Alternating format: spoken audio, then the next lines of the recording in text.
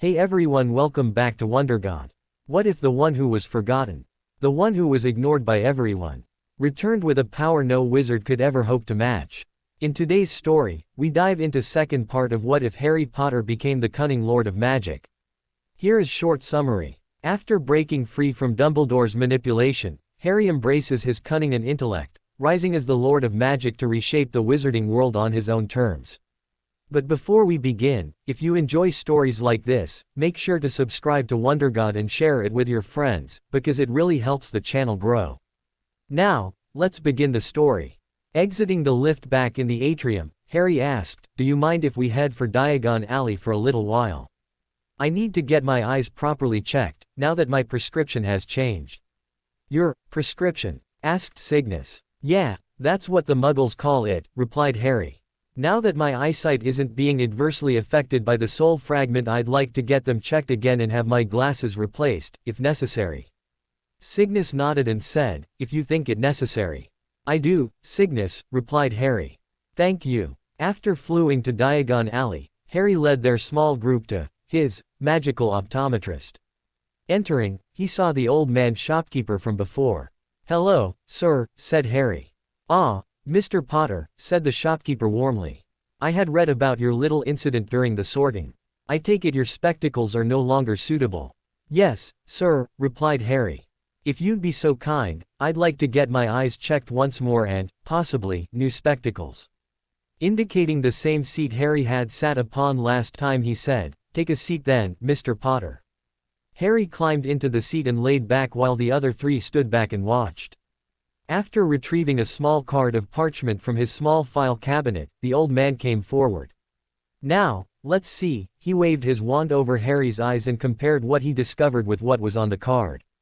"Ah," he said. "Completely normal eyesight with a very minor affliction of hypermetropia, far-sightedness, which will not become a problem until you are older. That means, you will eventually need glasses for reading. Other than that, I can see you have a familial history of myopia, short-sightedness, but you show no signs of it now. I dare say you will not suffer from it in the future. In a nutshell, Mr. Potter, you do not require spectacles at this time. And, from my experience, you will not need spectacles for reading until your years are quite advanced." "Thank you, sir," said Harry. "However, I'd still like to be fitted for a pair of sunglasses with the same 4 charms I had on my prescripted pair you supplied previously. Plus, I'd like a pair of plain glass ones with the same 4 charms." "You're worried about someone attempting to enter your mind, Mr. Potter?" asked the shopkeeper. "I am," replied Harry. "The headmaster is a master legilimens. I've felt both him and another member of staff attempting to read my surface thoughts over the past couple of weeks. I feel the attempts and they tend to give me a slight headache. I'd rather block them completely." "Harry, legilimency upon a minor, especially one of a noble and ancient house, is illegal," said Cygnus, concerned. "I know," replied Harry. "However, passive legilimency is wandless and there's no way to prove it. A master legilimens merely needs to look you in the eye to carry it out." Angrily, Cygnus said, "In that case, I want Daphne protected, as well." The shopkeeper said, "I can fit you all with plain lenses in a very stylish frame, if you'd like. The charms I can place on the glass of the lenses will block everything up to a very forceful wanded cast." Turning to Harry, Cygnus asked, "Harry, who is the other staff member you suspect?" "Severus Snape," replied Harry. "I figured out the only way he could act as a spy for Dumbledore within the Death Eaters is if he's a master occlumens. And, if he's a master occlumens, it's no great stretch to also be a master legilimens." "Snape," growled Cygnus. Turning to his daughter, he asked, "Daphne, do you have a problem with wearing glasses while you speak with either the headmaster or Professor Snape?" "If either are attempting to read my mind?" asked Daphne, affronted. "Definitely not." "In that case," said the shopkeeper, "how about we peruse the shelves for something that suits?" After an hour, Harry's 2 new pairs of glasses were ready. Daphne, and even Neville, had selected the pairs of glasses they wanted. Neville also went for a second pair, the same style mirror-surfaced sunglasses Harry had selected, but with a different base color on the frame. Because he'd done Harry's already, the shopkeeper was able to quickly cast the required charms on the next 3 pairs, those for Daphne and Neville. Though Cygnus tried to get in first, Harry told the shopkeeper to take the payment for all 5 pairs from his personal accounts. When Cygnus tried to argue, Harry told him Daphne would soon enough be his responsibility, alone. He had no problem with purchasing for her an item of eyewear that would add to her protections. And Cygnus relented. As they left the store, Harry said, "There's just one more place to stop before we go." "Oh?" asked Cygnus. With a nod, Harry said, "It was Hermione's birthday last Thursday. None of us knew of it as she hadn't said anything to any of us. However, Padma Patil heard it from her sister, Parvati, and told me in confidence last night in the common room. So, I want to buy her a birthday present before we leave, even if it will be somewhat belated." "I didn't know about Hermione's birthday," said Neville. "Me, neither," said Daphne. "I know," said Harry. "I was thinking of getting her something from all of us, and people can chip in what they can afford." "And what were you thinking of getting her?" asked Daphne. "A post owl for her parents," replied Harry. "Dead useful, and it'll allow her parents to be able to send her letters and packages without having to come into here to send them via the post owl office." "That's actually a very smart gift, Harry," said Daphne. "Indeed, it is," said Cygnus. "And this time, you'll let us help pay for it." After visiting the Owl Emporium, Daphne selected the owl, a long-eared owl that had brown and tawny coloring with black streaks. The shopkeeper said it was a male and rather large for the breed, standing at about 14 inches in height. When asked about its range, he said it was built for long-distance traveling, so could easily fly from one end of the aisles to the other. "It's perfect," said Harry. "As it's considered a native and not a threatened species, no one will go running off to British wildlife to tattle if they see the Grangers have one roosting in their yard." Turning to the shopkeeper, he said, "We'll take it. Plus, we also need an indoor portable roost, a bag of owl treats, a small book on taking care of them, and package the whole lot up into a shrunk parcel." "Easy enough to do," said the shopkeeper. "And, can I also borrow a sheet of parchment, a quill and some ink?" asked Harry. "I need to let the receiver know the owl is a gift to them." With a nod, the shopkeeper disappeared for a few moments to bring back the required writing implements. Harry, Daphne and Neville then set about writing the letter to the Grangers. Harry remembered their address as he saw it written on the inside cover of one of Hermione's books she brought from home. Within 20 minutes, Harry carried the owl outside with the parcel and letter attached before launching it into the air above the alley. When Harry, Daphne and Neville returned to the castle later that afternoon, they each wore their new spectacles. Cygnus saw them flute away from Diagon Alley before leaving directly for Greengrass Estate. When Daphne was concerned they detracted from her looks, Harry gently leaned forward and, for the first time, at her. "Not to me, they don't," he softly said. Daphne, at first shocked, blushed and leaned forward before saying, "If I was any older, Mr. Potter, that comment would have earned you a decent snogging." "Oh?" asked Harry. "And did you have anyone in mind to award me that decent snogging?" Daphne grinned back and smacked him on the arm. "Prat!" she exclaimed. Neville, sporting his new shades, chuckled. "You're a brave man, Mr. Potter." "Ah," replied Harry. "But, thanks to our fathers, I already have the delectable Miss Greengrass firmly in my clutches." "MWA ha ha." Neville laughed while Harry earned another smack to his arm from Daphne. As they entered the main doors of the castle they were greeted by Dumbledore himself. "I take it you have successfully concluded your business?" he asked with his twinkle running full bore. "Yes, thank you, Headmaster," replied Harry.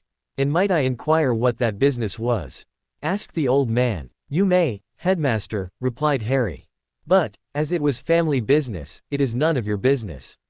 "I am the headmaster of this school, Mr. Potter," said the headmaster sternly. His twinkle now absent. "It is my responsibility to know what my students are up to when they leave the grounds." "And, I told you, Headmaster," replied Harry, coolly, leading the other two past and onto the stairs. "It was family business. You need not know anything else." A clearly upset Dumbledore frowned mightily in response before storming off towards his office.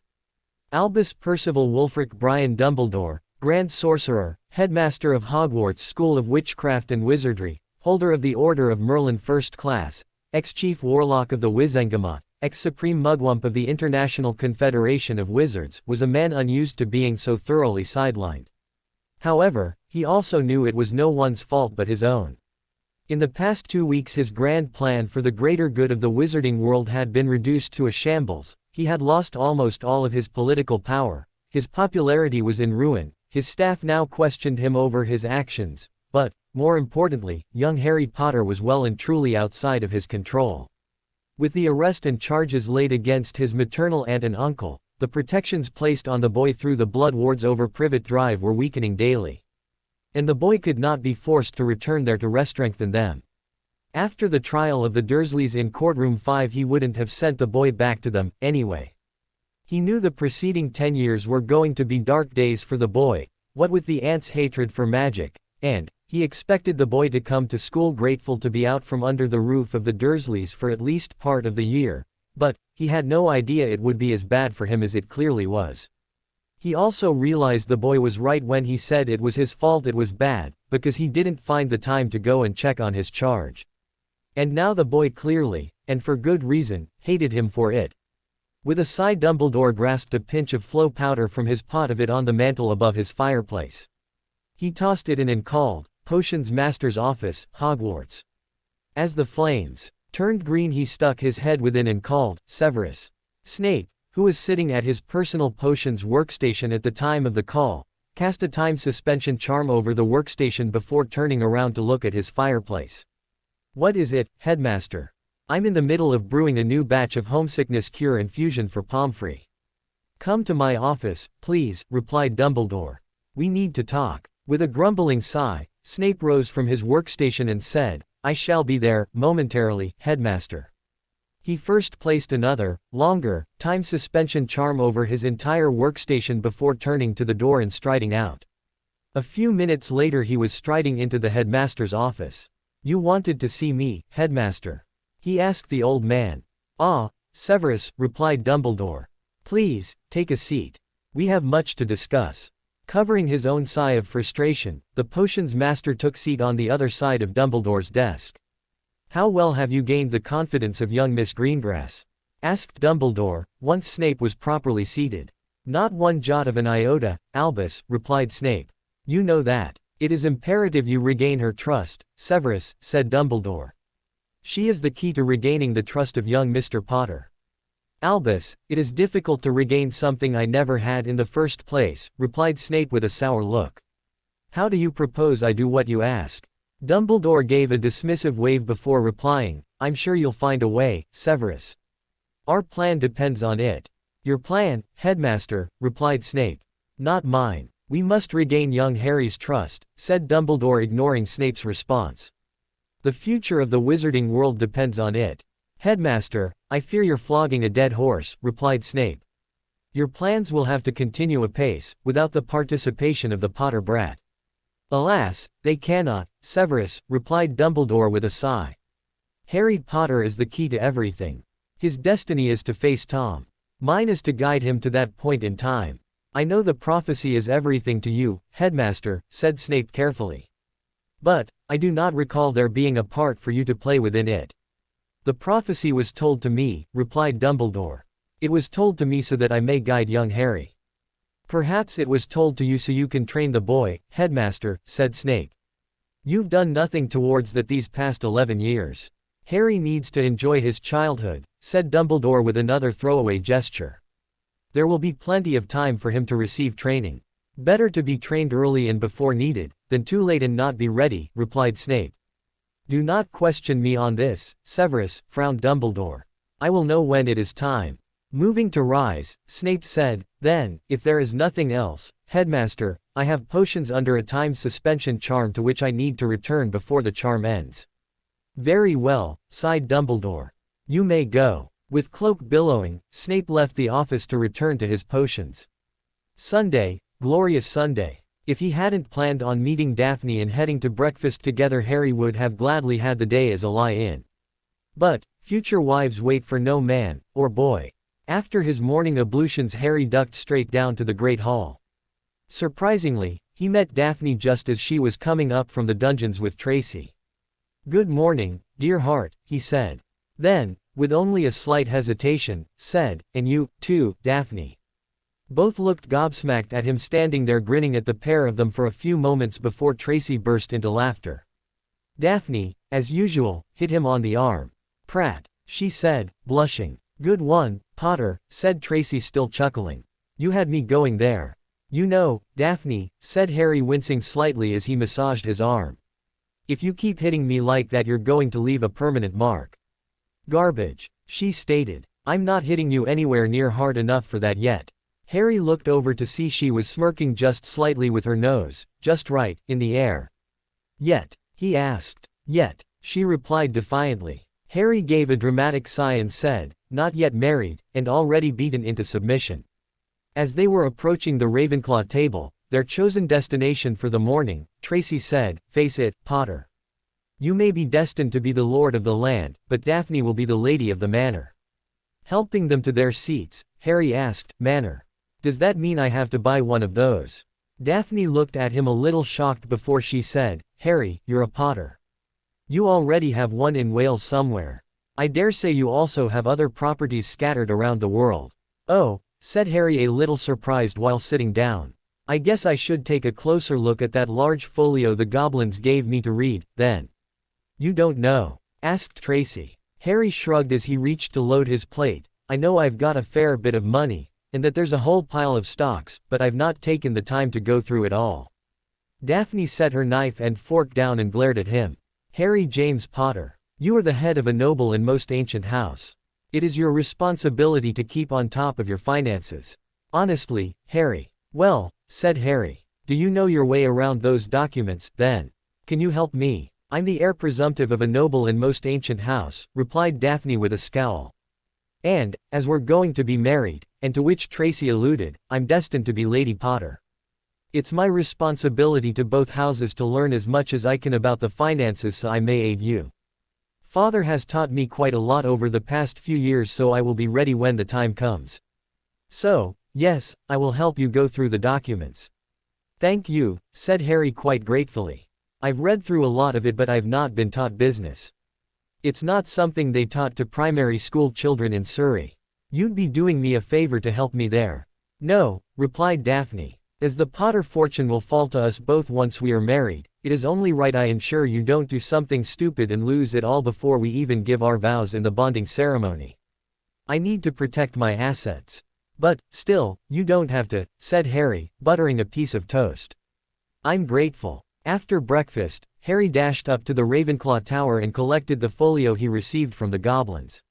He loaded it, and a sheaf of parchment, some ink and a couple of quills, into his book bag before returning to the Great Hall. The others were all waiting for him. "Oh, hi," he said. "You're all helping." "We volunteered," said Neville. "Like Daphne, we all, except for Hermione, have received instruction in managing the house finances. And my dad's taught me about the London Stock Exchange and the FTSE," said Hermione. "The what?" asked Harry, before anyone could jump in. He had his book bag on the table, had drawn out the large folio, and handed it to Daphne. "The FTSE, the FTSE Financial Times Stock Exchange," explained Hermione. "The FTSE is a selection of indexes that measure how the London Stock Exchange is performing overall. As such, it is a quick guide to whether the stock exchange is losing or gaining money." "Okay," said Harry. "I thought it was a new dance move, or something." "Honestly, Harry," huffed Hermione. "Why on earth would I be talking about a new dance move when I was talking about the London Stock Exchange?" "I have no idea," laughed Harry. "That's why I was confused." Daphne had remained quiet and was going through the folio, slowly separating what was contained within into smaller piles. "All right," she said. "From what I can see, so far, your father was really busy managing investments in the year leading up to October 1981. She suddenly stopped talking and looked at Harry. "Sorry," she said. "No, it's all right," said Harry soothingly. "I've come to grips with their deaths now." Nodding, Daphne looked back down to what she was reading. "Your father was busy managing investments until that time. Clearly, he was making good use of the time they were in hiding. According to this," she said, tapping the sheet in front of her, "he made quite a few significant movements of funds from out of the wizarding world into the Muggle world stock exchanges. From this, it is clear he believed the wizarding economy was either in the process of collapsing, or would soon collapse. However, he made the movements over a period of about a year. Never too much at one time. Reaching across to one of the piles, she handed it to Hermione. These are the stocks he purchased in the Muggle world during that time and just before, as well as the existing stocks he owned at the time. Hermione eagerly accepted the pile and started going through it. But, before she went too far, she reached into Harry's bag and snagged for herself a couple sheets of parchment, ink and a quill. Soon, she was writing down columns of information. However, said Daphne, he didn't only choose stocks in the Muggle world. He didn't abandon the wizarding economy completely. He also purchased and sold stocks and business interests in the wizarding world. These are what he purchased here and abroad. She passed that large stack off to Neville. He split it between himself, Hannah and Susan. Together, they also snagged some parchment and a quill. They shared ink with Hermione. He also divested himself of a lot of monetary bonds and bought overseas currency, she said, passing a pile to Tracy. And, finally, he purchased a great deal of overseas and local commercial property, moving the pile closer to herself. These last few pages are a financial summary of your total holdings, she said, passing the remainder to Harry. You need to acquaint yourself with that. Curious, Harry picked up the sheets of parchment Daphne had passed to him. He didn't see them when he was going through the folio. That's when he realized they were on the bottom. That surprised him as the Muggles liked to keep that sort of information on top, so it was both easy to find and explain the rest. From what Harry read, the Potter fortune was staggering in its size. His view of the vaults the first day he visited Gringotts, and the gold within, represented only a tiny fraction of the Potter wealth. Nearly all of it was invested in either stocks, property or businesses both home and abroad. All right, said Harry eventually, feeling a little woozy. All right. This is incredible. Nodding, Daphne said, all right. Let's hear it. Hermione, you want to go first. After the group had sifted through all the information before them, Hermione was almost jumping in her seat in excitement. Harry's right. This is incredible. Looking to Harry, she said, your father was clearly being advised by your mother and others who knew the Muggle world really well. He made a few really good stock purchases, and a couple of absolutely brilliant ones. Firstly, whoever advised him to invest in both Microsoft and Apple computers did really well for the Potter family. I won't know how well until I can get my dad to send me a copy of the Financial Times, but the returns are constant and profitable from Apple computers and are surging really well from Microsoft. You want to keep both of those, so don't let the goblins sell them on your behalf. There's also stock here for a couple of other telecommunications companies that are returning decent profits. One, however, you may want the goblins to divest you of. I've circled that one for you. Other than that, there's a few here that are what are called blue ribbon companies. That means they will maintain steady and healthy returns unless something drastic happens, such as another global war. There's also a few startups he invested in that, I suspect, have since collapsed. But a few seem to be sustaining themselves for the moment. All in, she concluded, this is a very good and diverse portfolio of Muggle stocks that only requires a minor amount of tweaking. I'll be able to give you a better report once I get a copy of the Financial Times. Thank you, Hermione, said Daphne, before she turned to Neville and company. Neville. With a nod in recognition, Neville explained, James Potter was thinking long-term here. He purchased a number of businesses that owned their own properties. So, if the business collapsed due to the war, he would still own the land on which the business sat. In some cases, the land and building was worth more than the business itself. Here in magical Britain, Harry now holds the deed to the land for a significant portion of Diagon Alley, Nocturne Alley, Hogsmeade, and MacDonald Street in Inverness. He also holds the deed to the land for a few businesses in Rue de Magique in Paris, Assistentenstebe in Berlin, and Brujas Minera in Madrid. A few others are scattered around in Magical Salem in the US, Magical Australia, and Magical Japan. All of them are returning a healthy and steady return. Susan took over. As for magical businesses Harry owns a moderate share in, the significant ones in Britain are, the Daily Prophet, 25%, Flourish and Blots, 25%, The Leaky Cauldron, 12.5%, Quality Quidditch Supplies, 10%, and Magical Menagerie, 10%. They're all in Diagon Alley. In Nocturne Alley, you own a pub called the Warlock's Curse. And there's a note here we shouldn't have probably read that states the proprietor there, back in 1980 and 81, was providing intelligence to the Order via the goblins through a drop box. In Hogsmeade, you actually own the Shrieking Shack outright, Honeydukes, 20%, Gladrags, 10%, Scrivenshafts, 10%, and Dervish and Banges, 5%. There are others, but I'll let you go through this to decide for yourself what is and isn't important. However, none of the businesses are currently running at a loss. In all of the businesses you're currently acting as a silent partner. However, with the percentages you hold, you can become more active in a lot of them should you desire to do so. Daphne gave a few nods before turning to Tracy. Trace, she asked. Harry owns quite a few bonds that can now be cashed out in a lot of the Wizarding World's currency, replied Tracy.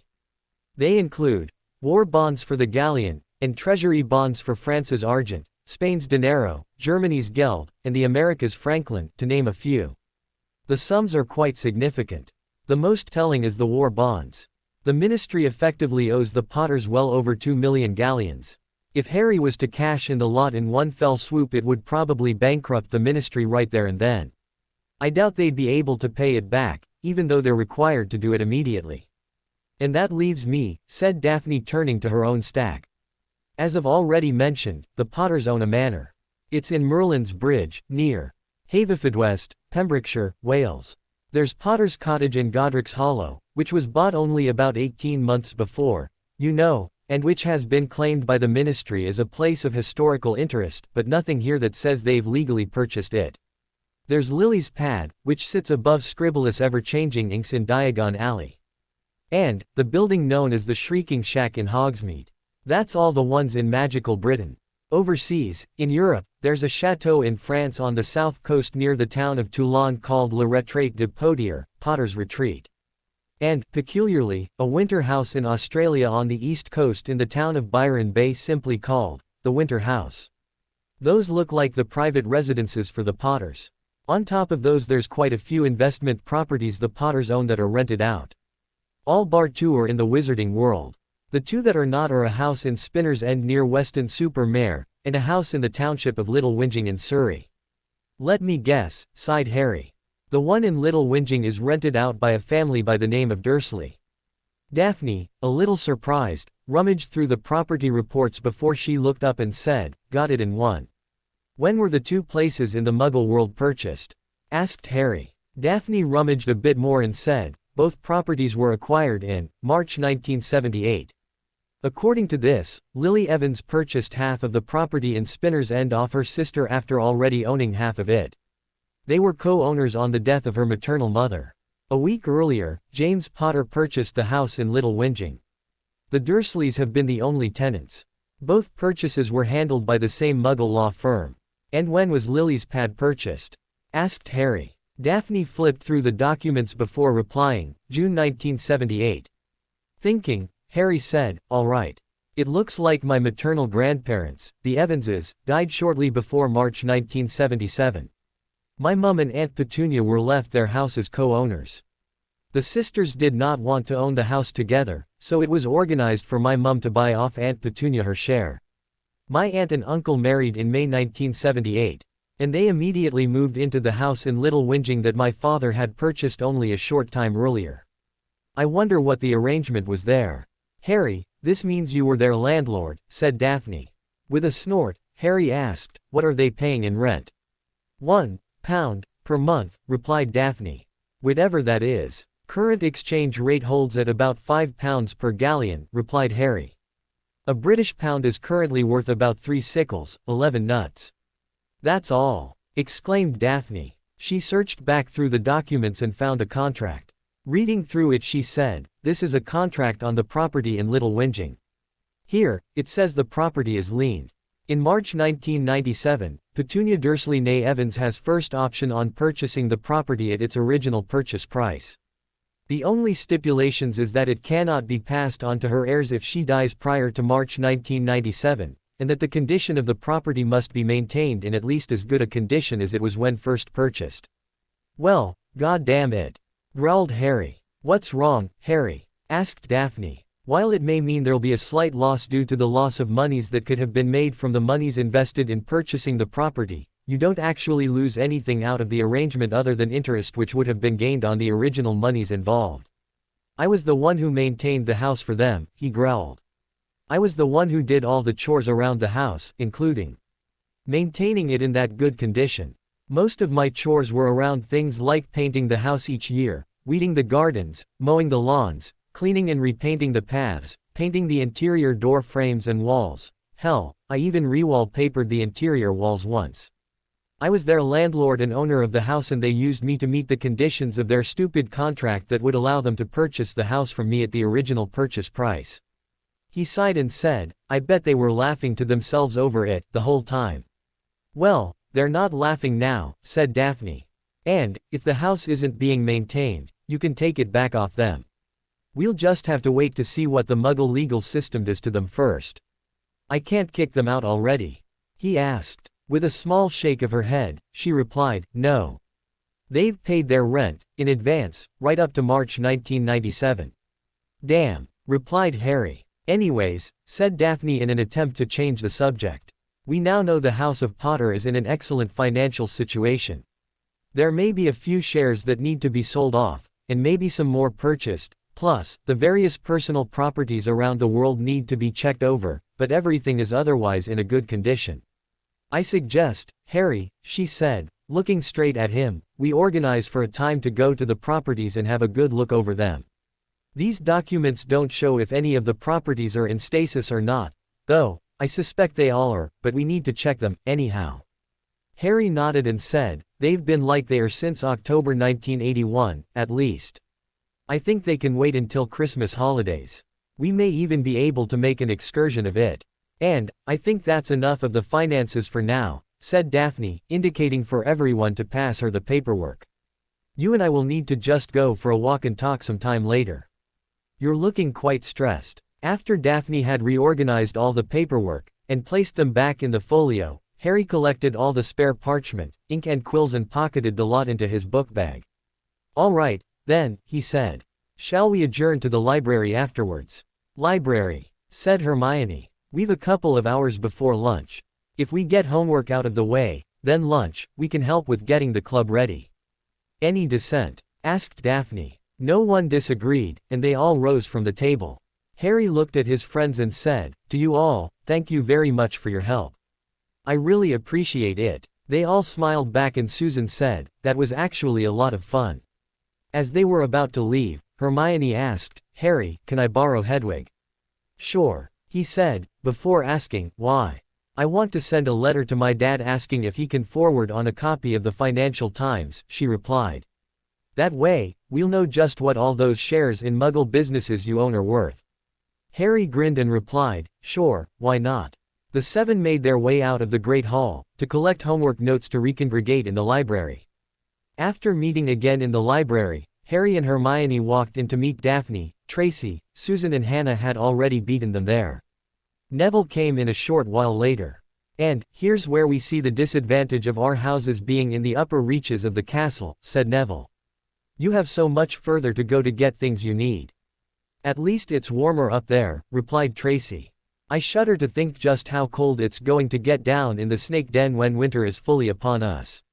So, what's first? Asked Hermione eagerly. Settle, Hermione, said Susan. It's homework. But I like homework, replied Hermione. After a bit of good-natured ribbing, the seven were soon working on various assignments. A couple of hours later, Neville sat back and said, that's me done, I think. Susan and Hannah said, us, too. Harry? Asked Daphne. Replied Harry, his nose in a book. You're often the first of us finished, she said. What are you reading? Oh, he replied, setting the book down. Just something on something called Blood Wards. I wanted to see if there was a specific reason Dumbledore insisted on me being placed at the Dursleys. Find anything? Asked Hermione. With a shake of his head, Harry replied, not yet. At least, nothing that would specifically mean I'd be placed at the Dursleys. I think it might have a lot to do with how my aunt is my closest living blood relative. Otherwise, there would be far stronger wards that could be placed on a wizarding home over a Muggle home. You did say Dumbledore also placed you there so you wouldn't grow up knowing you were famous, said Susan. True, replied Harry. But, that doesn't mean I couldn't have grown up outside of Wizarding Britain. I'm sure, as he was Supreme Mugwump, he could have found a home for me in another country where being the boy who lived wasn't that much of a big deal. Shaking his head, he said, no. There was something about Aunt Petunia that made him do it, I'm sure of it. I'm sure you'll find it, Harry, said Daphne soothingly. But, I think it's time for lunch. With agreement around the table, the 7 packed up. As Harry had already packed away his things, he carried the texts that had been brought to the table over the past couple of hours and returned them to their shelves. After lunch the 7 separated. Harry led Daphne to the entrance hall.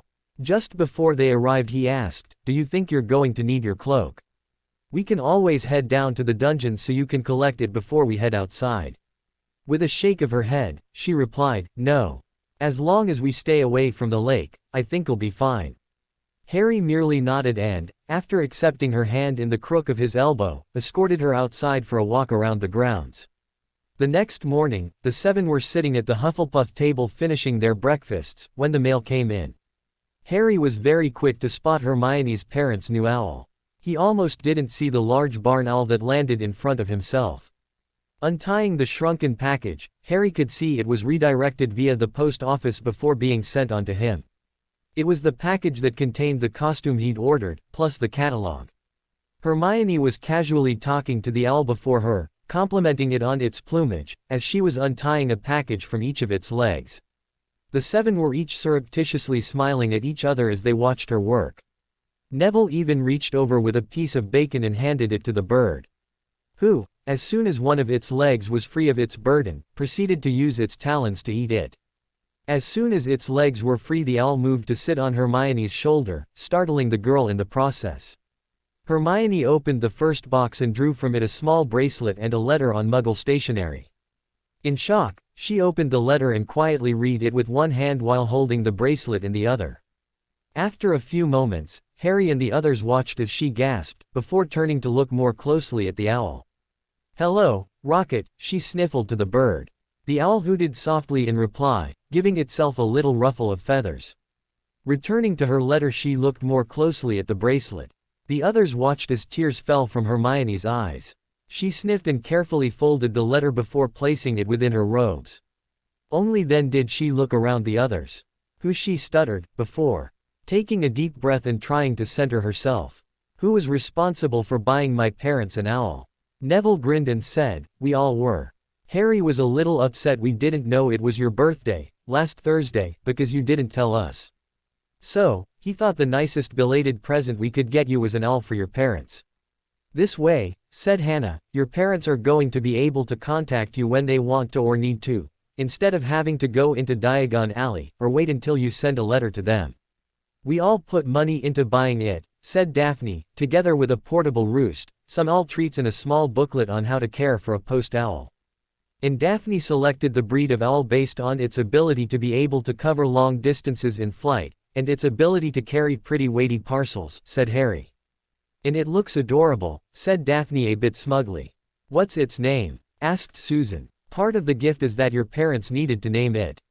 They named him Rocket, replied Hermione, still sniffling a little.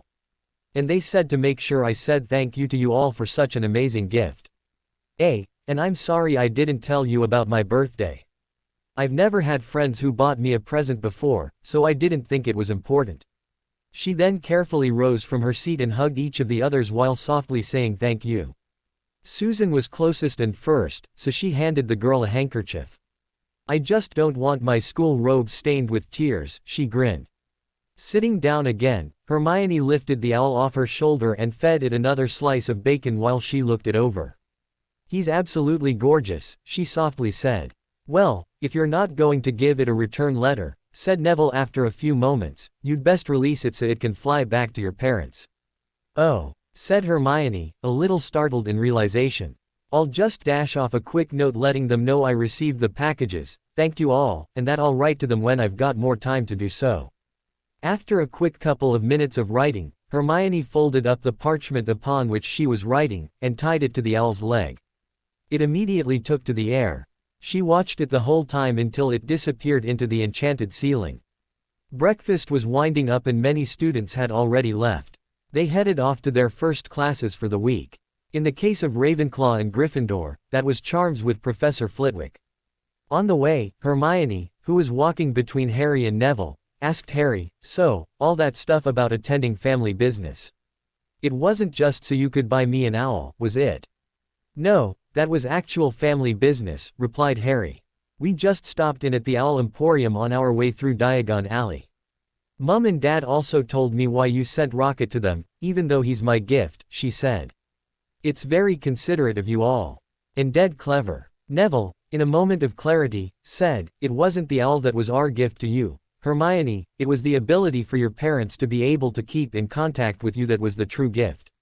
Since they can now keep in contact with you, they'll be less worried about you, and you'll be less worried about them not being able to get in contact with you if an emergency or some such crops up back home. And that makes you happier." That earned Neville another hug. This time it came with a key on the cheek. "However," said Harry, "at Christmas your present from me, at least, will be all you." "Thank you," she softly said. "Now all each of us has to figure out," said Harry, pretending to be thinking really hard, "is what sort of gift to buy you that doesn't have pages within." That earned him a grin and a smack on the arm before she gave him a big hug. Then she turned on Neville and gave him another. When she released him she said to them, "You people are the best friends." "Dashing, too," said Harry, smirking at Neville. "And handsome," said Neville. "Don't forget handsome." "Oh, you too," stamped Hermione, trying to frown and stop from laughing. Honestly, she couldn't hold her laughter back anymore and laughed aloud. After class, Harry asked Neville to find him the Weasley twins for him. Frowning a little in confusion, he asked, "Why do you want to see them?" "I'm setting up a prank and managed to get them to agree to help me," replied Harry. "I figured, if we can work with them on pranks, we're less likely to be the target of theirs." "That's brilliant," said Neville, not with a little wonder in his voice. "What's the prank? Who's it aimed at? Can I help?" Harry laughed and replied, "Whoa, Nev. Slow down a little. The prank is, I'm going to dress as a character out of a Muggle movie. Dumbledore would not recognize the character, but I think every Muggleborn will. The prank will, in effect, make Dumbledore think I'm going completely dark while the Muggleborns will know for a fact I'm just pranking Dumbledore. I'm going to pull it in the Great Hall just as dinner starts, so there will be lots of witnesses. The Muggleborns will recognize the character immediately, so I'm hoping they'll let the magically raised at their tables know it's a big prank." At lunch, Harry was sitting with the others at the Slytherin table when one of the twins' dorm mates walked over and handed him a note. Moving it down to his lap he opened it and read, "Harrikins. Meet us in the antechamber you were in immediately prior to the sorting, straight after lunch. G and F." Folding the note back up, Harry shoved it into one of his pockets. "What's going on?" asked Daphne, having noticed the note. In a near whisper, he replied, "The twins are working with me on a prank aimed at Dumbledore. I need to meet them right after lunch and before next class." "What's your next class, again?" she asked. "Afternoon nap time, otherwise known as History of Magic," he replied. "Well, I would say, don't be late for the class, but I don't think that's possible," she sighed. "I think the entire class could be unattended and Binns wouldn't notice."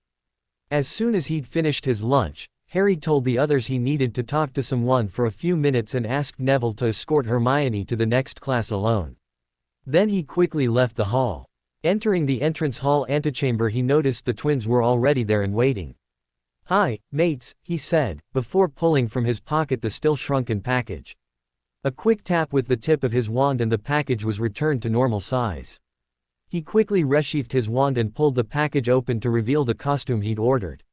Surprising, even to him, the costume came with the boots and gloves. He pulled it out of the box and let the box fall to the floor before asking the twins, "Recognize this?" "No, wait," said one of them. "That's what one of those people on that poster Lee has on his bedroom wall is wearing." "Oh, yes," replied the other, "now I recognize it." "I take it Lee is a Muggleborn?" asked Harry. "No, he's a half-blood," said one. "But, Muggle-raised," said the other. "And his home is a Muggle home?" asked Harry. "Oh, yes," replied one. "Did you watch television while you were there?" asked Harry. "The box with the moving pictures?" asked one. "That was fun," said the other. "Yes," replied Harry. This costume is a copy of the one worn by a character that appeared in a movie. I was wondering if you'd seen that movie on the television while you were there. Nope, replied one. Don't remember it, replied the other. But I bet Lee will, said Harry. Are you guys heading back to your common room, soon? Yep, replied one. We have yet to collect our books. For our next class. All right, said Harry. Can I hand this costume off to the two of you, to take back to your dorm, show it to Lee, and ask him to charm it to play a piece of orchestral music whenever the person wearing it is walking? We can do that, said one. What's the piece of music? Asked the other. He'll know, replied Harry. I'm also going to need it fitted with an auto-sizing charm to make it fit me, if you can do that. Easily done, replied one. When do you plan on pulling the prank? Asked one. As soon as you've managed to charm the costume and can get it back to me, I'll probably pull it that night at dinner, replied Harry. All right, Harrikins, said one. Leave it to us, said the other. Harry left the package with them and quickly made his way to the History of Magic classroom. He managed to walk in just behind the last person to enter. He took seat next to Hermione. Why are you late? She asked. I told you, he replied. I needed to talk to someone. About what? She asked. Harry sighed and said, I'm pulling a prank on Dumbledore and the Weasley twins are helping me do it. Harry, you'll get in trouble, she quietly exclaimed. Yes, he shrugged. But, trust me, it'll be worth it. The seven sat the Gryffindor table for dinner. Not long after they did, Harry was passed a note from the twins. H. Showed the costume to Lee and told him what you want done. He told us he knew the required piece of music, once he stopped laughing hysterically. Now we're really curious. He won't tell us what's so funny either. We should have the costume ready for you within a couple of days. F and G. As he was refolding the note and sticking it in his pocket, Harry looked down the table. He caught the eye of a dark-skinned kid with dreadlocks who was grinning back. The boy threw him a thumbs-up gesture. Hello Lee, thought Harry, smiling back. Seeing the expression on Harry's face, Neville frowned, leaned forward from the other side of the table and asked, What's going on between you and Lee Jordan? Harry also leaned forward and softly said, Lee is best mates with the twins. He's helping me with a couple of charms I need for my prank on Dumbledore. You know you're going to get detention, right?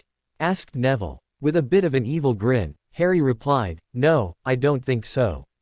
I think Dumbledore will come out of this willing to give me anything I want so long as I promise not to go dark. You're going to pull a massive and very public prank on the headmaster, and you don't expect to get detention for it? Asked Neville. This, I have to see. Harry laughed and said, I'm just playing to Dumbledore's greatest fear. He's going to freak. As promised, a couple of days later, just as Harry was about to meet the seven in the entrance hall on their way to dinner, Lee approached him. The costume is ready and in the antechamber off the entrance hall. Do you know the one? He asked. Yeah, it's the same one I met with the twins to get the costume to you, replied Harry. Nodding, Lee grinned and said, If I may suggest, wait until the Great Hall is full and the meal is served, then make your big dramatic entrance. That's the plan, replied Harry. However, I'm not going to know when that is. I've got that covered, said Lee. I can see the door to the antechamber from where I sit at the Gryffindor table. I've been practicing a knock jinx that will allow me to knock on the door from where I sit. That'll be your cue. Grinning, Harry said, and the final piece of the puzzle falls into place. Excellent, Mr. Jordan. And thank you, very much. Harry joined the others and said, You folks go on in. I need to get ready for my prank on Dumbledore. You're still going ahead with it, then? Asked Daphne. With an emphatic nod, he replied, Yes. This should prove very interesting. Daphne gave him a quick peck on the cheek as the others started heading off. She quickly joined them. Harry paused for a moment before he gave a quick grin and ducked down to the antechamber. Once inside, he quickly closed and latched the door before turning to see the opened package sitting on the floor. He quickly stripped down to his underwear and hoped no one decided to be adventurous and have a look inside. Quickly dressing into the costume, he waited until he felt it resized to fit him like a glove. He cast the cantrip that would make his cloak billow, the one to make his hair lay better, the one that gave him the twinkle in his eyes, and finally the one to make his teeth sparkle when he smiled. He knew it was overkill, but he was going for overkill. Lastly, he stood with the helmet tucked under his left arm, waiting and hoping the knock would come soon. It did. Right then. A little surprised at his anticipation, Harry waited a few moments before donning the helmet with the mirrored eye openings, opening the door and marching out. As soon as he started to move, the Imperial March broke in. In the Great Hall, all eyes turned to the double doors as soon as the music started. Harry entered and, without breaking stride, marched with his head held high up between the tables towards the head table. Out of the corner of his eyes, he noticed quite a few wide grins on some faces. Faces that also turned to those sitting either side of them and whispering. The Muggle-raised were telling their table mates just who Harry was dressed as. Almost perfectly on a break in the music, Harry came to a halt on the open space in front of the head table. He paused a moment to take in the looks of shock on the faces of some professors, and dropped to one knee with his head bowed. Lifting his head to look in Dumbledore's stunned face, he said through the voice-altering charm the twins had placed on it, "I, Darth Vader, Dark Lord of the Sith, present myself to you, Emperor Dumbledore." "What?" spluttered Dumbledore, visibly flinching. "Dark Lord, Emperor, I said," began Harry Vader, before he rose and said, "I was informed, Emperor, you would be conducive to an audience." "Wah!" spluttered Dumbledore. "I'm not an emperor." "Ha! You jest, my lord," retorted Harry Vader, before he pointed a finger at Dumbledore. "Who else but an emperor would seat themselves upon a throne made of gold?" "No!" exclaimed Dumbledore. "This is the seat of the headmaster. I'm not an emperor." "Well," snarled Harry Vader imperiously, playing it right up with as much flourishing as possible, he said, "I came here hoping to forge an alliance between my forces and your own. I believed that, together, we would become masters of the universe. Clearly, I was mistaken. I am left with no choice but to crush you under the heel of my boot. Good day, sir." Quickly, Harry Vader spun about, threw his nose, breathing apparatus, into the air, and stormed back out. The Imperial March echoed through the hall. As he passed the doors, one of the twins banished the doors closed for him. "No!" Harry heard the headmaster call out as the doors closed. Quickly, he dashed across the entrance hall and back into the antechamber. Hurrying, he changed back out of the costume and into his Hogwarts robes before ducking back out of the room. Harry left the Great Hall amidst riotous laughter and merriment. The head table was all a fluster, still. Quietly, he ducked back into the hall and, staying crouched, made his way between the Gryffindor and Ravenclaw tables to take seat next to Daphne. No one at the head table appeared to have spotted him come in or find his seat. Hermione, trying to stifle her laughter, had tears in her eyes and was red in the face. She couldn't even look at Harry. Daphne looked at him with her eyes twinkling and said, "I think you broke the headmaster." "Why, what happened?" asked Harry, trying to act innocent. Neville replied, "Madame Pomfrey had to escort him from the hall out the teacher's door. I think she was taking him back to his office. He looked pretty shaken up." Harry looked up at the head table and noticed Professor Flitwick was looking at him and grinning like a loon. Professor Snape was sitting with his head down and a slight smirk was on his face he was trying to hide. Professor McGonagall was sitting with her elbows on the table and her hands covering her face. The slight jiggling of her shoulders informed anyone paying attention she was trying hard not to laugh aloud. As the hall calmed back down and returned to their meals, a couple of Gryffindors whispered to Harry and the others, "Great prank, Harry." At the end of the meal, Professor Flitwick came over and, still grinning, said, "That was very well done, Mr. Potter. Maybe now the headmaster will get rid of that infernal chair he favors so much. Oh, and 5 points to Ravenclaw for a prank really well done that caused no actual harm and could not be called bullying." "Thank you, Professor," Harry warmly replied. Chuckling, the diminutive professor turned away and said, "Darth Vader, Dark Lord of the Sith," and burst into full laughter again. Said Harry, turning back to his friends. "I think Professor Flitwick is a closet sci-fi fan." "Sci-fi?" asked Tracy, grinning but clearly puzzled. "Short for science fiction," replied Hermione. "It's a Muggle thing." "Oh," replied Tracy, clearly still not understanding. "If you say so." The twins and Lee approached next. "Bloody marvelous, old chap," said one. "Yes, indeed," said the other. "That was even better than I thought it would be," said Lee, grinning away. When Harry was finally able to get away from all his new well-wishers and those who wanted to congratulate him, he finally managed to return to the Ravenclaw common room with the package tucked safely under his arm. He underwent another round of congratulatory remarks before he was finally able to head to his dorm and put the package away. The next evening Harry found himself summoned to the headmaster's office. Professor Flitwick once more accompanied him, along with Daphne. As they approached the gargoyle, Professor Flitwick gave the password and the gargoyle leapt out of their path. The stairs were already revolving upwards. Both Daphne and Harry donned their plain glasses as the stairs ascended. The three entered the office to find Dumbledore behind his desk with Snape standing brooding in the corner. "Ah, Harry," said Dumbledore jovially, "so good of you to come." "What is this about, Headmaster?" asked Harry in a no-nonsense tone. "I wanted to talk to you about that little prank you pulled at dinner last night," replied Dumbledore.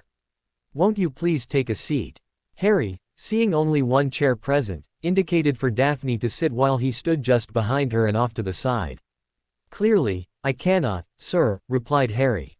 "As with the last time we attended, there is a distinct lack of seating available." Snape started to say something but apparently thought better of it.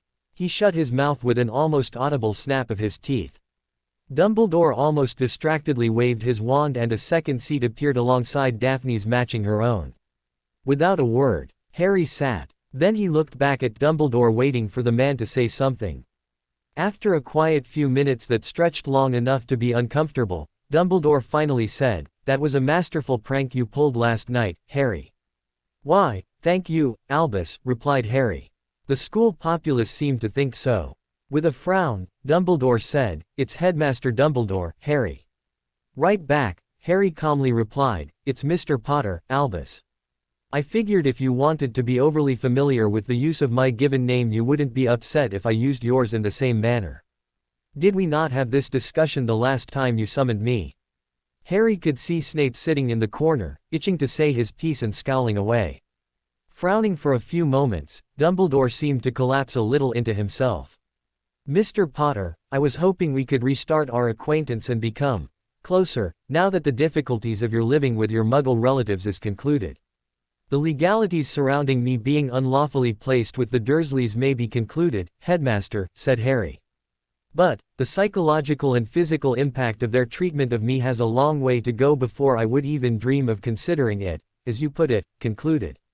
The physical damage to my body may be almost repaired, and I may consider that done and dusted before too much longer, but the psychological damage." He sighed. "I suspect that is going to take many, many years, if ever, for me to come to full terms with." "Can't you see beyond that, Harry?" begged Dumbledore. "Everyone should be given a second chance." "A second chance to kill me, you mean, Albus?" asked Harry. "The Dursleys had 10 years to show remorse and change their ways. They failed every opportunity given to them. And only a naive fool would think them capable of changing their ways after so long." "I meant me, Harry," said Dumbledore. "I admit it was a grave mistake, on my part, to place you with the Dursleys. But you were safe from the magical world there. My intentions were good and just." Thinking a moment, Harry said, "Aldous Huxley, a novelist from earlier this century, once said, 'Hell isn't merely paved with good intentions, it's walled and roofed with them.' Yes, and furnished too."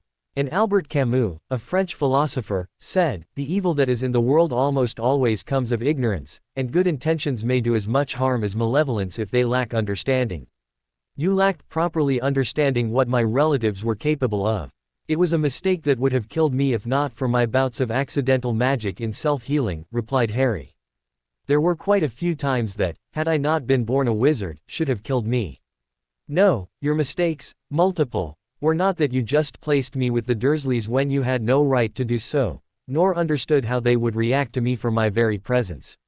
No, your other mistakes were, not regularly coming and checking up on me, not having my placement properly registered as you were legally bound to do, and not teaching me my proper place in the wizarding world. Then there's the ones I know you did but have not been pursued through the courts over, and only because I see no benefit from it for myself. There clearly must be an L redirection or blockage ward placed on either me or on Privet Drive, and it can only be you who put it there, that's illegal. Included in that, you blocked my mail from Gringotts, that's a breach of the treaty. You never took me in for my mandatory inoculations against wizarding diseases, such as dragon pox, scrofungulus, and vanishing sickness, that's recognized as child abuse in wizarding Britain, each case. And, finally, you currently have in your possession property that rightfully belongs to House Potter you were obliged to return to me on the passing of my father, and have not, that's theft. Leaning forward, Harry said, you need to atone and show true remorse for all those matters, Albus, plus others I didn't mention and of which I know you're fully aware. And you can make a good start by returning my property to me without further prompting. Until you recognize and publicly accept your crimes against me, and atone for them, you have no right to ask for forgiveness for them. You will not have deserved it. And, as I mentioned in our previous meeting, I'll also need a full accounting from you as to why you did the things you did. And none of that sidestepping of the question you employed in the courts, either. You cannot expect me to consider forgiveness if you're not willing to come clean. You can start with why you took a personal, some might say unhealthy, interest in me in particular, when there were a great many orphans created by Voldemort and his Death Eaters you otherwise ignored. You want my forgiveness, Albus. Earn it. Harry then sat back and waited. After a few moments, Dumbledore sighed and with a note of sadness said, you are, of course, correct, Harry. You have given me a lot to think about, and I shall be up at nights doing just that. You have sacrificed a lot for the wizarding world. I have sacrificed nothing, Albus. Everything was stolen from me. With a second sigh, the old man said, thank you for your time, Harry. Recognizing the dismissal, Harry rose and assisted Daphne to her feet. Take down that mail redirection ward immediately, Albus, tonight. Otherwise, have a good evening, Headmaster, he said, as he led Daphne and Professor Flitwick from the room. After the door closed behind them, Snape said, the brat might be arrogant, but he's right, you know. I know, said Dumbledore sadly. However, there are a great many things he is not yet ready to hear. And, if you leave out even one thing and he knows of it, he'll never trust you again, said Snape. Nodding, Dumbledore said, thank you, Severus. Effectively dismissing the potion's master. Out in the hallway beyond the gargoyle Professor Flitwick walked with the two back towards the main part of the castle. Daphne had her hand firmly in Harry's elbow and was almost hard up alongside him. The professor said to Harry, you've also given me a lot to think about, Mr. Potter. Yes, Professor, I suspected as much, replied Harry. May I discuss with other members of staff what you discussed with the headmaster tonight?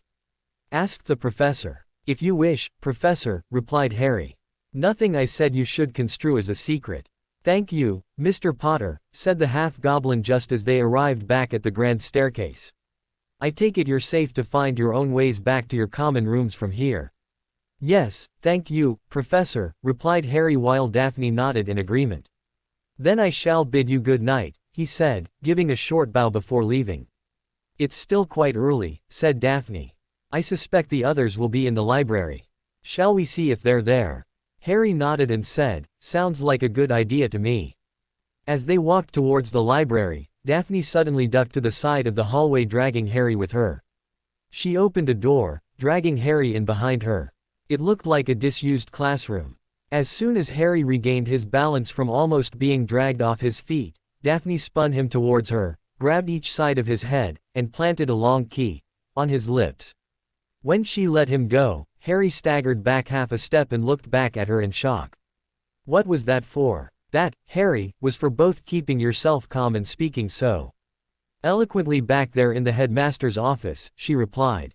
You make me so proud to be your betrothed. Quite befuddled, it took Harry a few moments to respond. I guess I need to do that more often, then, he stammered. Definitely, she replied with a smile. Professor McGonagall had just finished marking the assignments of her 7th-year Newt students when her wards alerted her to someone at her office door. She set the marked assignments aside and went to the door. Opening it, she saw Professor Flitwick standing on the other side holding his pensieve tucked under his arm. Minerva, he said. Do you have a few minutes? Standing aside, she let the diminutive professor in and, as she closed the door, asked, I take it this has to do with Mr. Potter's interview with the headmaster. Indeed, said Professor Flitwick.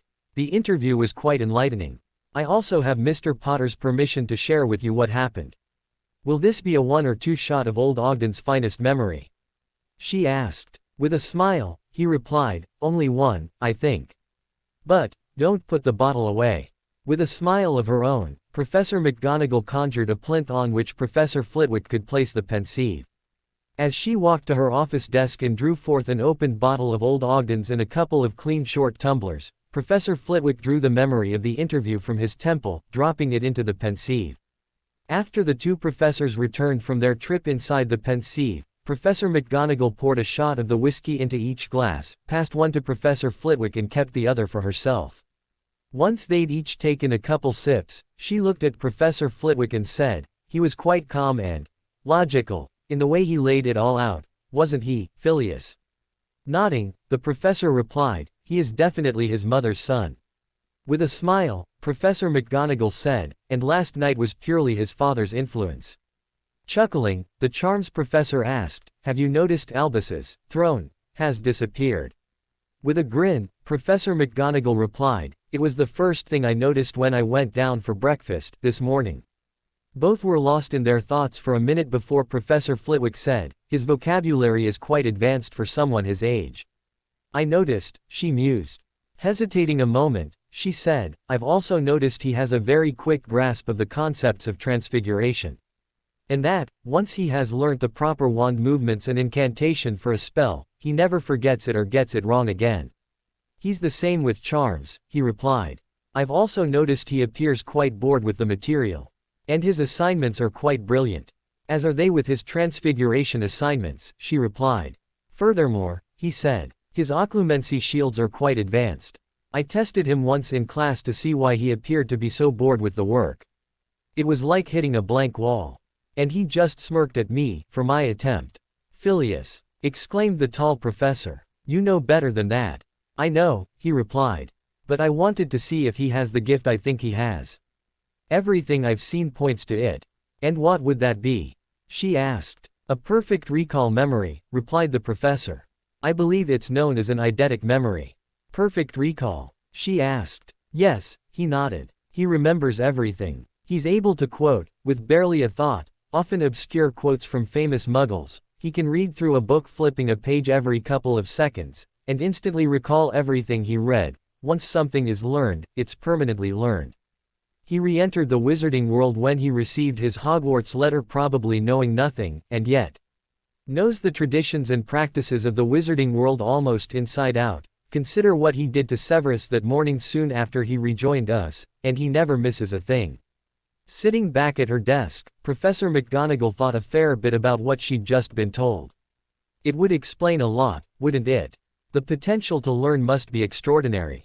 "The structured learning environment of Hogwarts is holding him back, Minerva," he quietly said.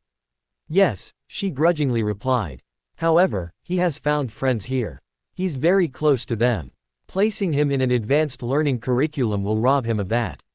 "Ah, yes," replied Professor Flitwick. "The group the other students have begun to call the Seven. Did you also notice that his friends could all be considered within the highest percentiles, academically, for their year group?" Thinking, Professor McGonagall said, "Daphne Greengrass, his betrothed, Tracy Davis, Neville Longbottom, Hermione Granger, Susan Bones and Hannah Abbott. Yes, all 7 of them would be the top students in their year group. The only ones who may challenge them are Padma Patil, Sue Lee, Blaise Zabini and Justin Finch-Fletchley." "Exactly," said Professor Flitwick. "Mr. Potter achieves without trying, but Miss Granger pushes to achieve. I think she's the one who pushes the others in trying to keep up with Mr. Potter. Miss Greengrass is also brilliant, but isn't one to push others. The other 4 just want to keep up. However, Pomona tells me Mr. Longbottom is a prodigy when it comes to herbology. She has plans for that boy. And though Mr. Potter appears to do well in that subject, you can see he is not fond of it. Mr. Potter and Miss Greengrass also have that extracurricular etiquette club of theirs, do they not?" she asked. "Oh, yes," exclaimed Professor Flitwick. "I attended the session they held on Sunday under an invisibility charm. The 2 of them were brilliant. They calmly and in detail explained the role of the houses in our society, together with some of the traditions and special etiquette involved. They never once talked down to them and explained it all in terms the Muggleborns would understand.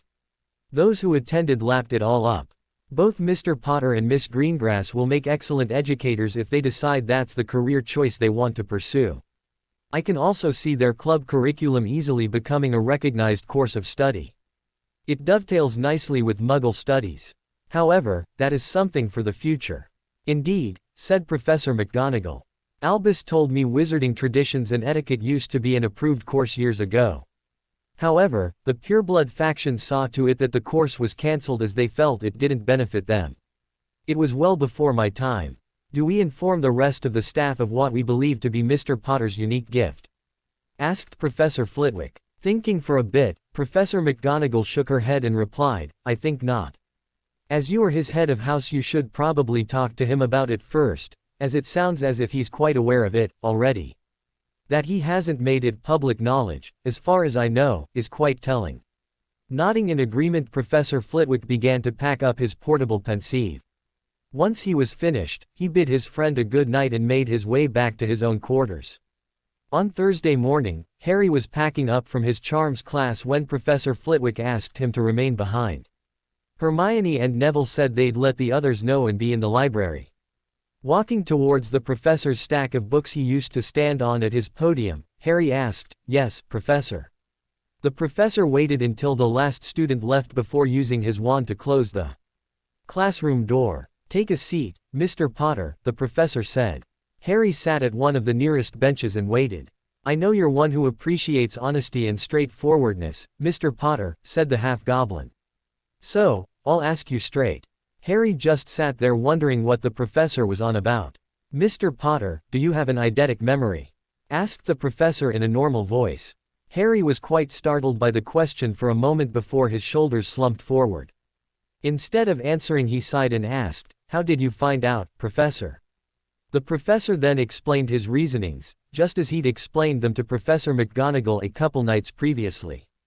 And the only thing that makes a lick of sense of those impossible actions is that you've an eidetic memory, replied the professor, winding up. With a sigh, Harry nodded. Yeah, it does, doesn't it?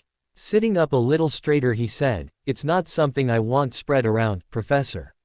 When I was in Muggle primary school, the teachers used to give me crap marks because my homework or test results weren't perfect when they thought, considering my memory, they should be. Only Professor McGonagall and myself know of this, Mr. Potter, replied the professor. We've agreed to keep it between us unless you stated otherwise. Then, please keep it between the two of you, said Harry. With a slight bow, Professor Flitwick replied, As you wish, Mr. Potter. However, I'd be honored if you allowed me to recommend to you some very worthwhile books on various charms I believe you may find useful. Seeing the confused look on Harry's face, the professor grinned and said, Come now, Mr. Potter. I'm very much aware that the current course load is nothing more than a boring dawdle for you. I believe you will benefit from reading and assimilating a very wide range of various charms. I also believe you'll find Professor McGonagall may feel the same way and have some books on advanced transfiguration and conjuration for you to read. A mind like yours needs to properly fed and nurtured. And, finally, that bout of accidental magic you suffered from the night of the sorting shows us that you are quite the powerful young wizard. I believe you can handle what we throw at you. Besides, reading all these extra books, mused Harry. You're not going to test me on them, are you? Test your knowledge, you mean? Asked the professor. Harry nodded. I believe that would be a waste of time, Mr. Potter, said the professor. No, the testing I'll be doing will be more along practical lines. It will also have the added benefit of gauging just how powerful a young wizard you actually are. And that's something that incredible memory of yours will have no impact upon. Magic is like a muscle, it needs to be constantly exercised, said Harry. Precisely, Mr. Potter, precisely. Walking into the library, Harry headed directly to the normal table around which the group normally sat. The others were waiting for him. What did Professor Flitwick want, Harry? Asked Hermione. With a shrug, he replied, He's noticed how I'm able to grasp the concept of charms pretty quickly and wanted to know if I'd be interested in reading more books on the subject. He's going to get me some to read for a while, and then he's going to give me practical tests that cover them. By the sounds of it, he's also been speaking with Professor McGonagall and she's going to be doing the same with transfiguration and conjuration. Conjuration? She asked. I didn't think we made a start on that until 4th year. Apparently, they remember that burst of accidental magic I had on the night of the sorting and want to see just how powerful I actually am. High-level charms, transfiguration and conjuration will help. It has a lot to do with the sort of memory I have. They know? Asked Daphne quietly. Either Professor Flitwick or Professor McGonagall figured it out individually or together, replied Harry. Professor Flitwick said they're not going to share the secret with anyone else since I don't want it bandied about.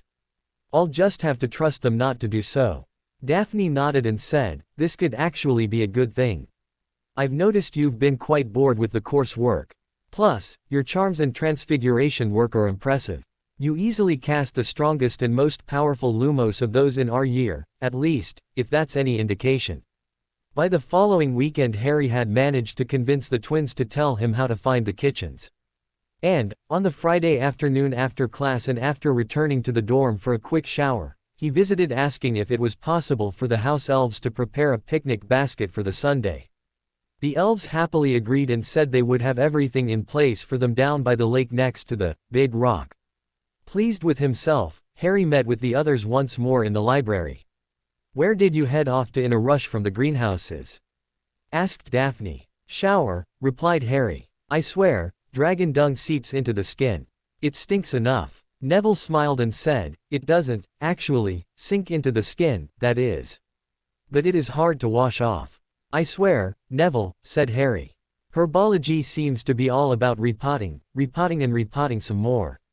Neville chuckled and said, repotting is, of course, an important part in the growing of magical plants under controlled conditions. However, we'll soon be moving on to caring for the plants in other ways. I find it fascinating how potions and herbology are so closely linked, said Hermione. I think there should be more on how the ingredients we're growing in the greenhouses will become potions ingredients in the potions lab. We'll be covering that soon in herbology, replied Neville. I doubt Professor Snape will pay it any heed. He's just too fixated on making the potions rather than explaining about the potions and their ingredients, how they were developed, that sort of thing. Susan piped in with a pretty bad impression of Snape. Instructions are on the board. You have 1 hour. Begin. That elicited chuckles around the table. On the Sunday, Harry invited Daphne down to the lake for a walk. A walk, Potter? She asked, one eyebrow lifted slightly. I love how you can do that with your eyebrow, smiled Harry, before answering her question. Yes, I thought we could spend some time together outside before the first frosts turn to permanent ice. I thought we could take a walk along the bank of the lake, just the two of us, and just talk of inconsequential things. I think that would be a fine idea, she replied. However, it is still a little chilly out. What say we meet in the entrance hall in 15 minutes with our cloaks? Harry nodded, gave her a quick peck on the cheek and said, see you in 15, then. He quickly dashed up to the Ravenclaw Tower. 15 minutes later, on the dot, he was back down in the entrance hall and waiting. A few minutes later, Daphne and Tracy walked up the stairs from the dungeons. Tracy whispered something into Daphne's ear, to which the young witch replied, and then she walked off towards the library with a smirk. Harry offered his elbow to his betrothed and, together, they walked outside into the cool air of late morning. They had been walking in silence for a few minutes when Daphne said, I had begun to despair for you, of late. Surprised, Harry asked, why? Well, we've been here together for a few weeks now, and you've not shown me any romance, she replied with a small smirk. Daphne, I'm 11, exclaimed Harry. At my age boys generally tend to think of girls as icky. I know, she laughed. However, the magic of the betrothal contract changes things like that. Huh? He asked. Eloquent, Potter, she said. What I mean is that the magic of the betrothal contract will bring us closer together, it makes us feel an attraction towards one another, of the romantic kind. I know that it will bring us closer together, said Harry. But, romantically, what did you think, bringing us closer together, meant? Turning to look at him for a few moments, Daphne said, I keep forgetting you were raised by muggles and were ignorant of our ways. What makes it more confusing is that you worked very quickly to make yourself as knowledgeable as rapidly as you could, reading all those books. But, there's a great deal those books don't cover. Replied Harry with a verbal nod. A lot of what you know about the wizarding world and customs is actually not something a lot of wizards and witches know, she explained. However, there are things you apparently don't know that every witch and wizard learns as they grow up, well before they reach Hogwarts. Like? He asked, genuinely curious. Such as, do you know who Rabbity-Babbity is? She asked. No, sorry, he replied. A character out of a children's bedtime story, she said. Another, is that you don't carry yourself, purport yourself, as the head of a noble and most ancient house should. I don't want to put on airs and graces, Daphne, he gently replied. Especially, around our friends. It's just not who I am. Plus, Malfoy does it, and it irritates me. I know, she softly replied. But, getting back to my point, wizarding children grow up knowing there are very strong magics around contracts, just as there are around magical vows and oaths. We're raised knowing not be involved in one until our majorities. All right, I can understand that, mused Harry. So, you're saying there are pretty powerful magics relating to our betrothal contract? Yes, she replied, and that it was signed in blood makes it even more magically powerful. It invokes blood magic. Blood magic? Asked Harry. I'm sorry, but I've not heard of such other than blood wards. I don't think we study it here, at Hogwarts. We don't, she said. Blood magics, these days, are only legally allowed to be used in contracts. There's even a special quill used, called a blood quill, that's used to sign such contracts. They're heavily regulated. All right, that makes sense. Of course, I know of blood quills already, said Harry. I take it that, since our betrothal contract was signed in blood, it's making use of these blood magics. And that makes the magic relating to the contract that much more powerful. Yes, she said. Part of that is what makes the contract unbreakable. However, the reason I've raised this with you, is that we can find no history where a betrothal contract has ever been signed in blood before. At least, since the Ministry has kept record of these things. Cygnus has been looking into this. He asked. He has, she replied. What I'm trying to tell you is that the magic of betrothal contracts will bring us closer together. It'll make us more compatible with one another. That the betrothal contract is signed in blood. You don't know what effect that is going to have on us, finished Harry. Other than it will probably make the magic stronger and, therefore, bring us closer together. Exactly, she sighed, leaning her head on his shoulder as they walked, glad to see he had grasped what she was trying to say. You're worried it will change who we are, he said. Yes. Why? Because I fear I may become someone that will be unwanted, unloved, by my family and friends in the process of becoming a better match for you. Thinking a bit, Harry asked, can I let you in on a little not-so-secret secret? Yes, she replied, curious. It's already changed us quite a bit. Frowning, she asked, what do you mean? Look at how we are now. Look at how we interact with each other, he replied. Do you realize it's only been a month since we first met? She stuttered in surprise. Think back to the afternoon, only a day later after meeting me for the first time, when I presented you with that ring that adorns your finger, he said. Think about how it made you feel. Daphne walked in a bit of wonder. Can you perceive your life without me? He asked. A little shocked, she replied, no. And that is what I mean, he said. After a few moments, she sighed in recognition and said, I hadn't noticed. Neither had I until you started talking about the magic of normal betrothal contracts, he replied. But, do you feel as if you're drifting apart from your family and friends? No, she sighed. Good, he stated firmly.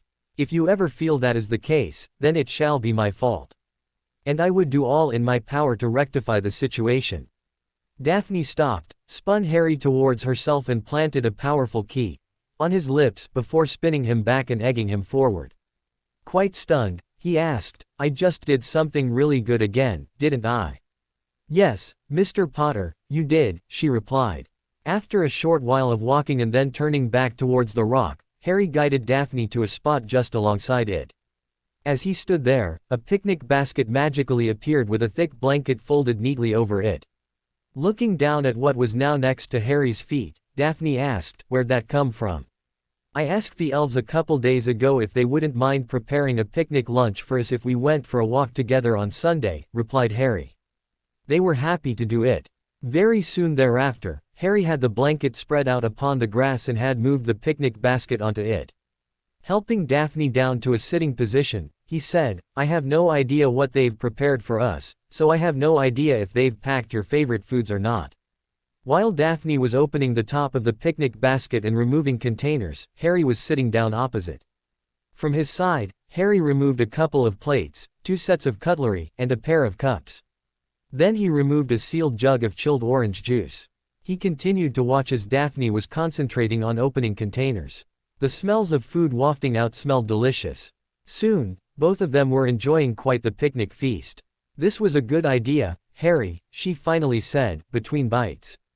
"Thank you," he simply replied. "I thought it would be nice for us to share a private meal together, away from the other 5. This was the idea I came up with." After they spent some time eating in companionable silence, Harry said, "From what I read about the betrothal contract, I take it your birthday was not long before mine. However, I have no idea when it actually is." "The 29th of June," she replied. "And, don't worry about the others. Hermione has now written up a calendar with all the important dates within. That includes everyone's birthday." "Good," said Harry, with a sigh in relief. "I'd hate to think we've missed anyone else's." They sat there for a while longer before Daphne sat up straighter and said, "Well, we need to pack this lot up and return it to the kitchens. We have a club meeting for which to prepare." With a nod and sigh, Harry helped pack things up. The last was folding the blanket. While he carried the basket, Daphne carried the rug. As had become their norm, she tucked her hand into his elbow as they walked. Entering the castle, she allowed him to lead her down the stairs into the first level of the dungeon. Harry?" she asked. He asked back. "You do know where we're going, right?" she asked. "Oh," he replied. "I forgot to tell you I know where the kitchens are, and how to get in." "And that's where we're going now?" she asked. "It is," he replied. Soon Harry led her into a hallway with a large painting of a bowl of fruit. With a grin, he reached up and tickled the pear at the forefront in the bowl. The pear gave a giggle and shivered before turning into a pear-shaped doorknob. Harry grasped the knob, gave it a turn, and pulled the painting away from the wall. With the hidden door now wide open, Harry led his betrothed into one of the areas of the castle very few students ever got to see, the massive kitchens. Not too far inside, was a cleared table. Harry reached it and carefully placed the basket on top of it. Almost immediately, he was seen by the elves and one of them popped into sight right in front. "Was your picnic satisfactory, young master?" the elf asked. "It was wonderful, thank you," replied Harry. "We enjoyed it very much." "Master is kind," said the elf. A quick snap of its fingers and the basket and blanket were gone. "Would young master likes anything else?" "No, thank you, though," replied Harry. "We have to get ready for a club meeting." "Please comes back and visits us, anytime," said the elf. "We will, thank you," said Daphne. Back out in the hallway, she said, "Thank you for showing me that, Harry." With a small shrug and his lopsided grin, he said, "Well, the twins, that is, the Weasley twins, showed me a few days ago." "I know which twins you meant, Harry," she mock-scoffed at him. "Of course you do," he said. "Anyway, they said it's not a secret that should be kept. Everyone with a penchant for a between meal or late-night snack should be given the secret of the kitchen." After finding the others finishing up their own lunch at the Hufflepuff table, Harry said he and Daphne were heading to the club meeting room to make sure things would be ready for later that afternoon. "Do you mind if I tag along?" asked Hermione. "Not at all," replied Harry. "And we don't consider it tagging along, either. You're one of us, our group, that is, we like having you a part of us." After a few moments she softly replied, "Thank you, Harry." "You're welcome," he simply replied. "By the way, I'm glad to see that charm for your hair is working well for you. It looks even better than when I cast it upon you." "Oh," she said a bit more chipper. "I taught it to the girls in my dorm. We do it for each other now. Plus, it's also because I'm now getting that special shampoo and conditioner that Tracy recommended. And, the girls in the dorm all told me to tell you, thank you, when it came up again. So, thank you." With a chuckle, he replied, "Then tell them from me that they're welcome." The walk up to the third floor was finished in companionable silence. Reaching the right room, after Harry gave the password, Muggletum, they entered. Harry had with him a couple of sheets of parchment with the list of known magical houses down to the recognized houses as they appeared on the large board at the back of the meeting room. He'd left the names of the heads and heirs from the lists. Daphne went into the office and returned with their new ledger on which they'd had the attendees from the first meeting enter their names. There was a lot of room for newer members below. Harry grabbed one of the desks at the rear of the U-shape and spun it around. Pulling a seat, Around he sat and placed his list upon it, before drawing out quill and ink. Looking at the list on the wall, he didn't notice anything different from the previous week. Taking care, he then wrote down the names on the vacant spaces for the heads and heirs for each house. It amused him when he wrote his own name as head of House Potter, and again as heir for House Black with a P after it for presumptive. Of course, also onto the list went the names for Daphne, Neville, Susan and Hannah. Others from their year cohort were Theodore Nott, Draco Malfoy, Millicent Bulstrode and Ernie Macmillan. Other years that Harry recognized included Cedric Diggory, Marcus Flint, Charles Warrington, Mungo Bowl and Oliver Wood. Once he was finished, Harry stood, spun the desk and chair back around, and took the list to the front.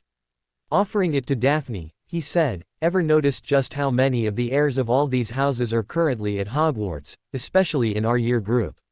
I think you'll find it's because a lot of people went into hiding the last couple of years of Voldemort's reign," said Hermione. "What would that have to do with it?"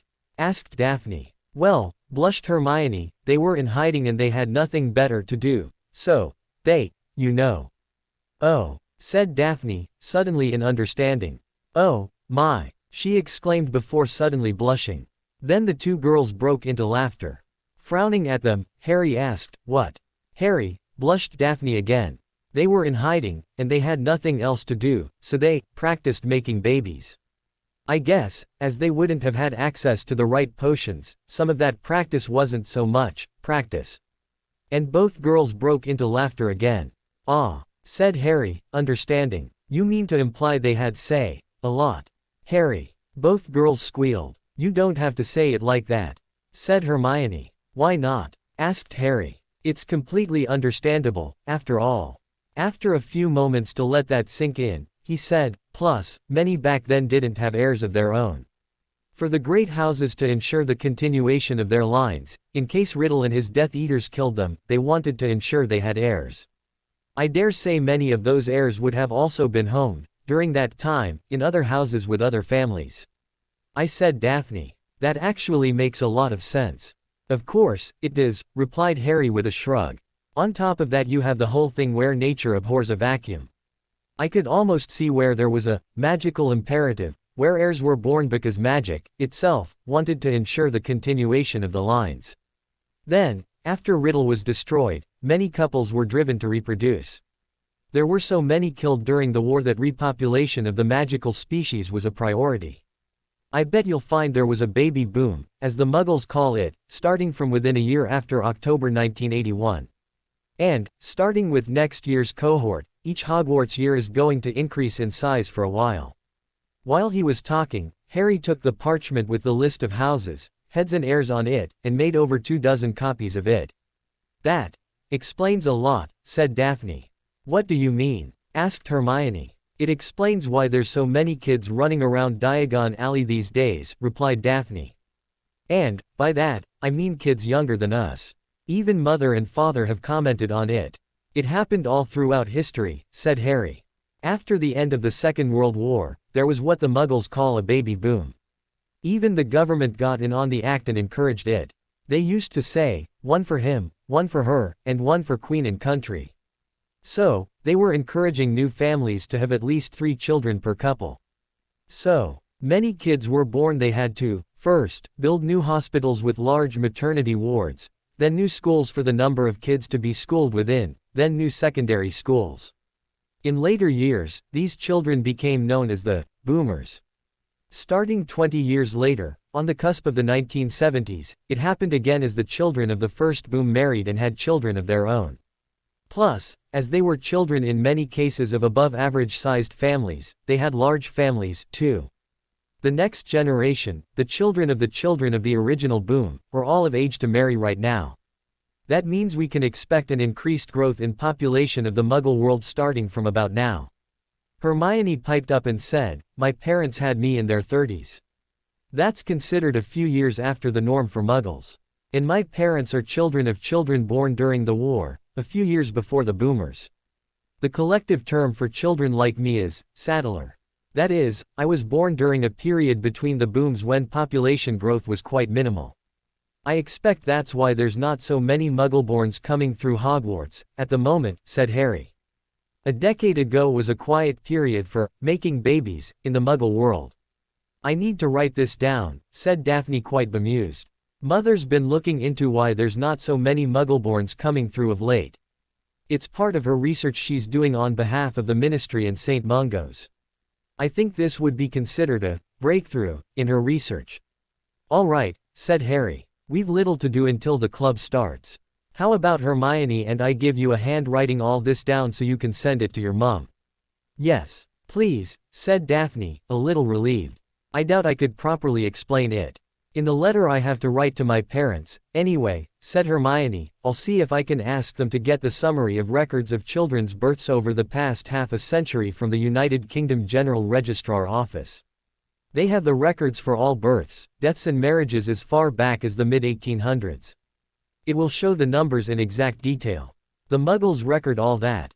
Asked Daphne. Yes, replied Hermione. From those, together with the numbers they record from emigration and immigration, they have the basis for planning government services into the future.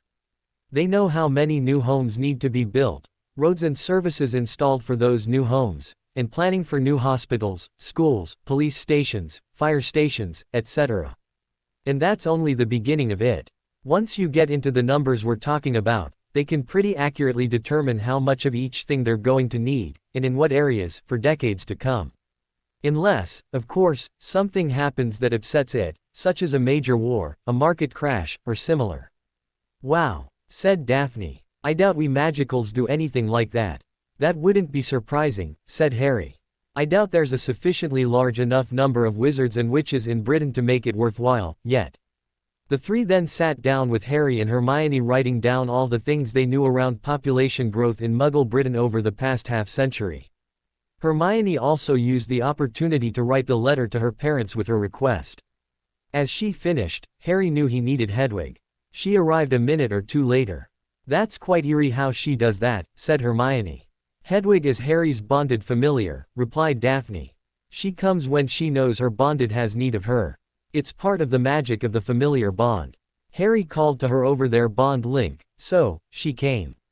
On top of that, I also used a rarely performed bonding ritual that allows Hedwig to draw on some of my magic, said Harry. A normal post owl has a form of magic that allows them to find whomever their package is addressed to, even if that person is hidden. Plus, certain magics can also be employed to make them deliver only at certain times, such as the magic here at Hogwarts which tells them to deliver as breakfast winds up for the day. Because I wanted Hedwig to be better than just that, her bond to me allows her to draw on my magic to perform certain additional feats. For example, she's a lot faster than a normal owl. I don't know how fast, but I'd put it up there with the speed of a falcon. The special harness she wears also protects her from someone wanting to intercept her, to steal mail. And the magic also supplies her with a greater than normal intelligence and a longer lifespan. She knows when someone or something is trying to intercept her, and her increased intelligence aids her in avoiding that sort of thing. For example, if someone tries to set another mail redirection ward against me, she can ignore it if she knows I want her to. You think someone would try that sort of thing? Asked Hermione. I know they already have, Hermione, he replied. I know there had to be a mail redirection or refusal ward against post owls on Privet Drive because I never received one item of mail from the wizarding world until I received my Hogwarts letter. The goblins are pretty snarky about it as they were trying to get mail through to me regarding the Potter accounts, and the owls couldn't get through. They were the ones who recommended to me to purchase my own owl and to fit it with a head of house harness. It was my idea to take it to the next step and perform the bonding ritual. I'm very happy with the result. Do you think I should get one? She asked. Thinking for a bit, Harry sat back, considered the various options. I'm thinking of a cat, said Daphne. My parents didn't push it, but I've been thinking of getting a cat for a while now. I don't know what advantages it will have if I perform the bonding ritual, though. Something to look into, said Harry. If you're not thinking of getting one for a while, you've got plenty of time to decide. I don't know if I can afford a familiar, said a suddenly sad Hermione. Harry and Daphne grinned at each other while Hermione had her head down. There's no affording of a familiar, in the general sense, Hermione, said Daphne. While a pet can be a familiar is not really a pet. A familiar, in the sense of the relationship between Harry and Hedwig, is more that they're, well, linked. But that doesn't explain it any better. You can't just go into a pet store and buy a familiar, said Harry. The familial bond occurs naturally, magically. However, you can find your familiar waiting for you in a pet store, just as I found Hedwig in the Owl Emporium waiting for me. I knew she was my familiar because I was drawn to her. And, as soon as our eyes locked together, I knew who she was. I felt it. And, said Daphne, a familiar does not necessarily have to be a toad, or a cat or an owl, which is what you're limited to as pets. It can be any creature, really. It's believed Merlin's familiar was a dragon, Gryffindor's was a griffin, Slytherin's was a serpent, Ravenclaw's was a raven, and Hufflepuff's was a badger. Hence, the emblems. And, of course, we know that Dumbledore's is a phoenix. Is there a spell I can cast to find my familiar? Asked Hermione. Not that I'm aware of, replied Daphne while Harry shook his head and shrugged. Everything I read in that book, said Harry, said that familiars come naturally. However, you can open yourself to accepting a familiar bond by walking through pet shops and allowing your magic to feel one out. See if you can get a chance to go to Diagon Alley, over Christmas, and take a wander through the pet shops, including the Owl Emporium. I'm sure things will work out if you have faith, Hermione, said Daphne. Sometimes, good things can happen when you least expect them to. And, if you feel your magic pulling you into a pet store or somewhere else, allow it to happen, within reason, of course. At just after 4 p.m. people began to filter in. Daphne had the ledger with ink and a quill ready for folks to sign in. And both noticed quite a few new people in the group, who had to write their own names, adding them to the bottom of the register. By the time 4:30 p.m. came around, they had filled almost every seat. At 4:30 p.m. Harry closed the door and said, "Welcome, everyone. It's good to see some new faces among us. For those who weren't here last fortnight, this weekend I promised to go over the houses within Wizarding Britain. What they represent, and who they are. Some of you have already heard me tell you about them, especially those of you in first and second year Ravenclaw. However, so you're all informed of them, we're covering that information again, plus more." For the next hour, Harry and Daphne discussed and identified the houses. They covered the basic history of each, how they interact in society and, from the lists handed out, who the most important people in each house were. They also covered a little about the betrothal and what it meant, and why betrothal contracts existed from a political standpoint. However, they also went into the normal magic that was related to betrothal contracts. With the help of volunteers from the club members, both also demonstrated a lot of the formal modes of greeting, how greetings were carried out formally and informally, whether the person or persons visited via flow, apparition or just walked up, if it was in someone's private home or out in public, and quite a few others. The club members loved it and laughed in the right places. Some even volunteered to make right fools of themselves to highlight errors. After getting everyone calmed down again and regaining some semblance of control, Harry and Daphne decided to wrap the meeting up. "So, there you have it," said Harry. "Any questions?" "So, the noble and most ancient houses?" asked one of the newbies. "They're like wizarding royalty, yeah. In a way," replied Harry. "You can think of them as equal in rank to marquesate. Noble and ancient houses are on a par with earldoms, and so forth."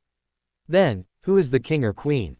"The minister." "Merlin." "No," replied Daphne. "There hasn't been a person recognized as ruler of magical Britain since Merlin. And, even he refused to be recognized as such." "What about Gryffindor and the other founders?" asked a second person. "Godric Gryffindor, Salazar Slytherin, Rowena Ravenclaw and Helga Hufflepuff were elevated to the rank of earls and countesses, respectively," replied Harry. "However, they lived before there was a recognized ruler of the non-magical realm.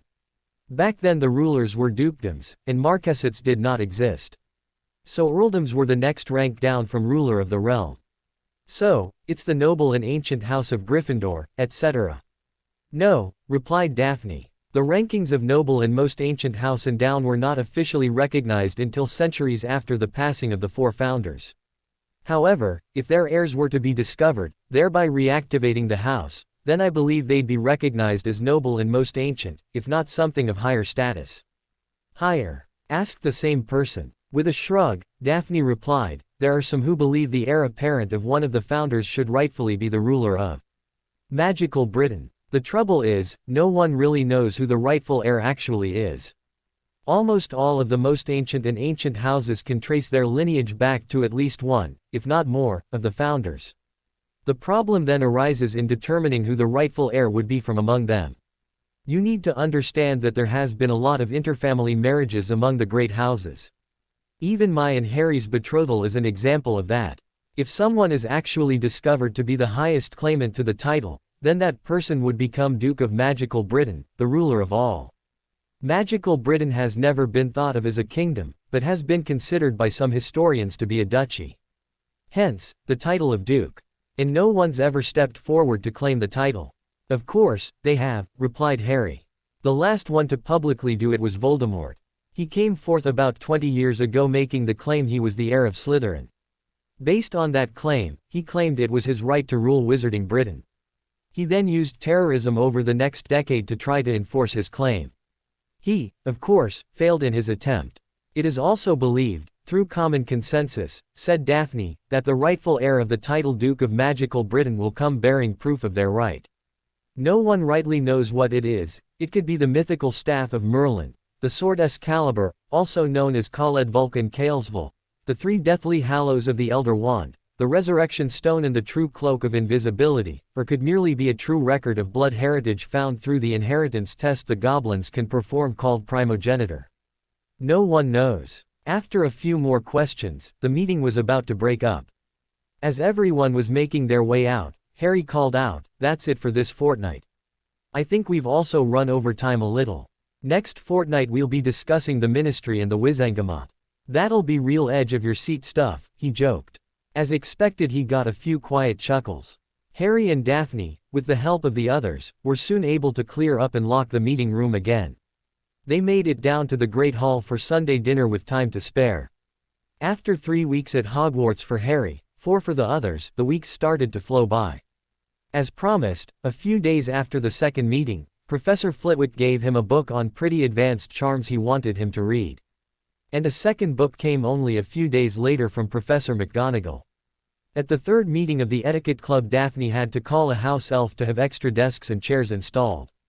The inner, U, was reduced in size with gaps between desks and a second, U, was installed outside of it with similar gaps.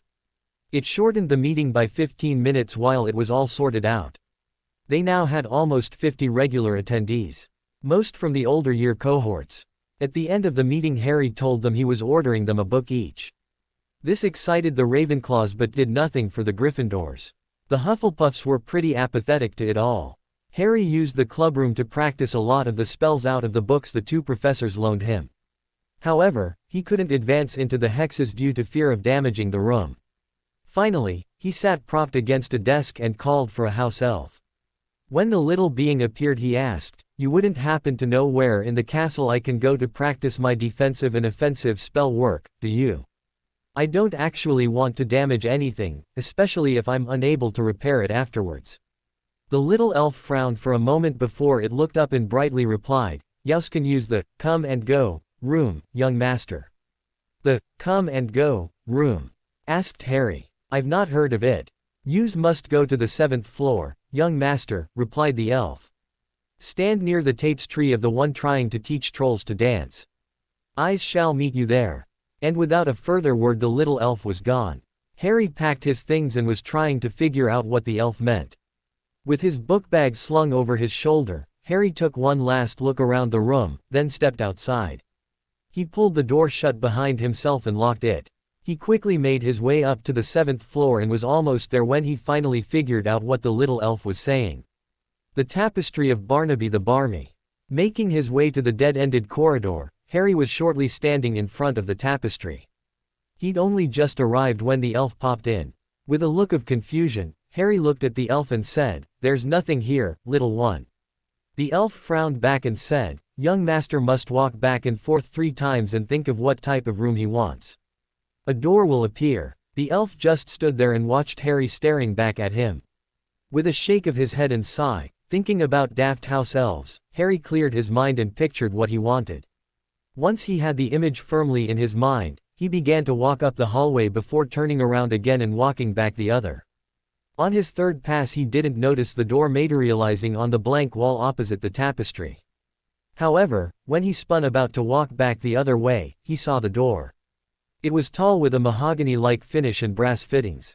He looked at the elf in surprise. The elf just gestured for him to enter. He walked over to the door and opened it. He stepped inside and the little elf followed him in.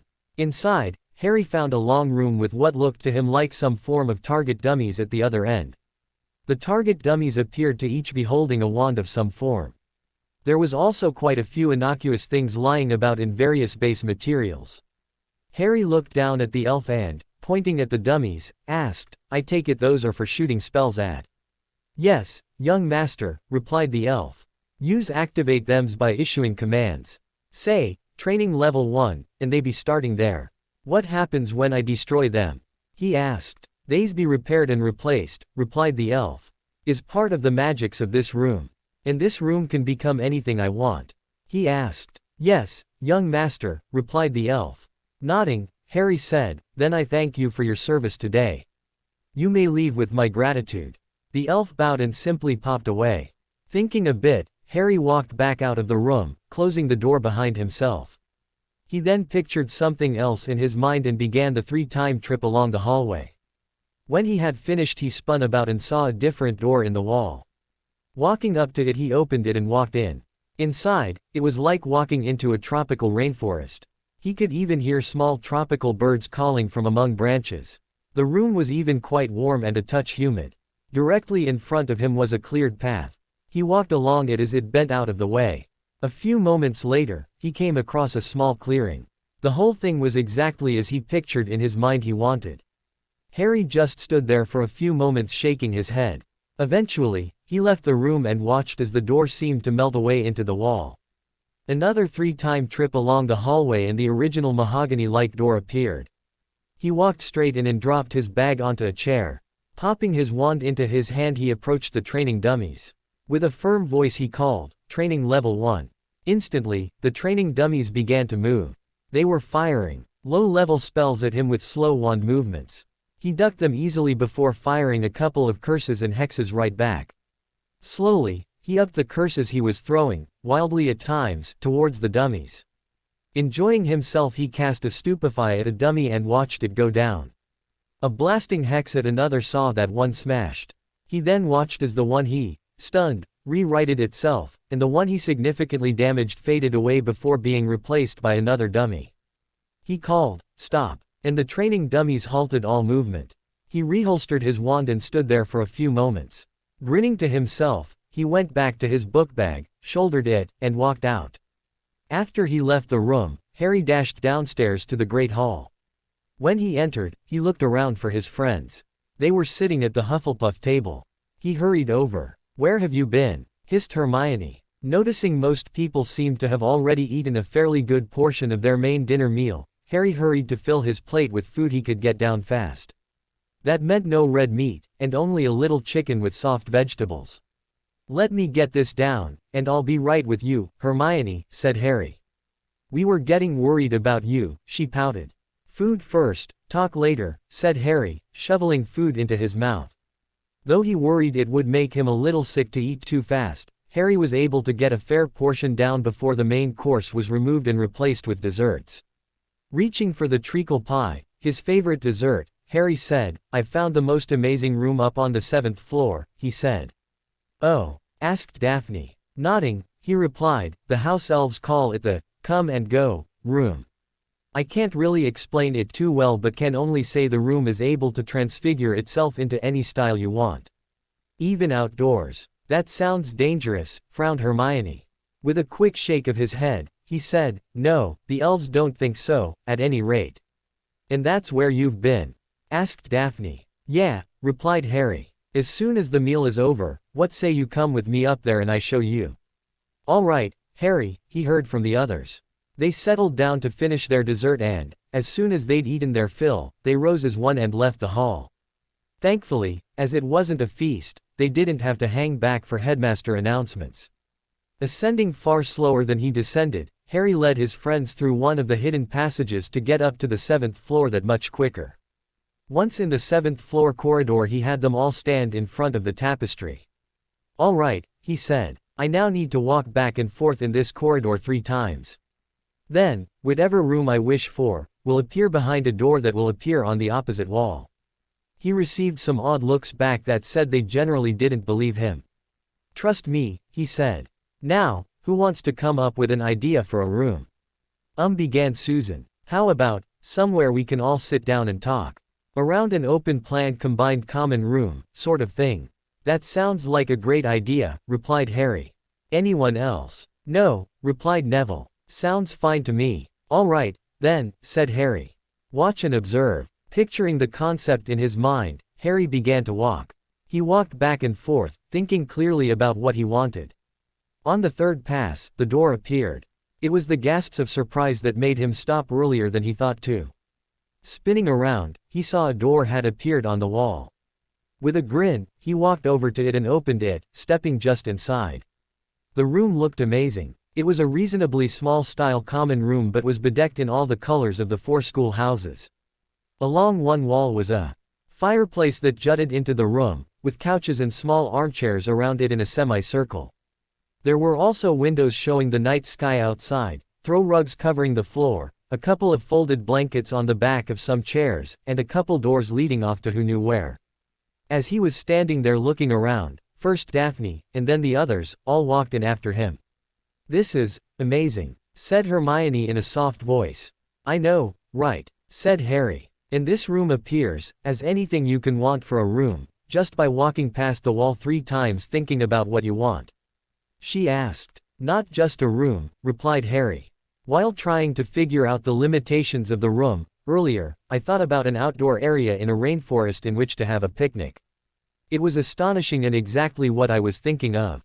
It had trees, the sound of birds in the tree tops, the weather was quite warm and humid, and everything was real.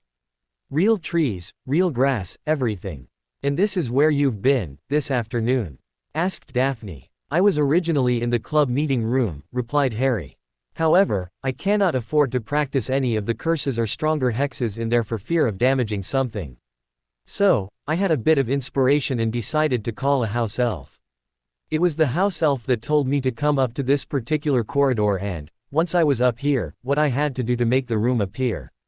The room I got had these magical target dummies I could throw spells at. If I damaged them, they were replaced. If I knocked them out, they would stay down for a while before getting up again. I was finally able to use some of those spells in those advanced books Professors Flitwick and McGonagall loaned me. What time it was completely slipped my mind. Can we try for something different?"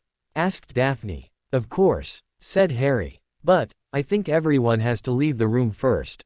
"Maybe," said Daphne. Suddenly, her demeanor changed and she asked, "Can everyone wish for me to have what I want to appear?" Surprised, Harry said, "You want to change it while we're in the room?" "Yes," replied Daphne. "I want to see what happens. If it's even possible." Susan said, "All right, then.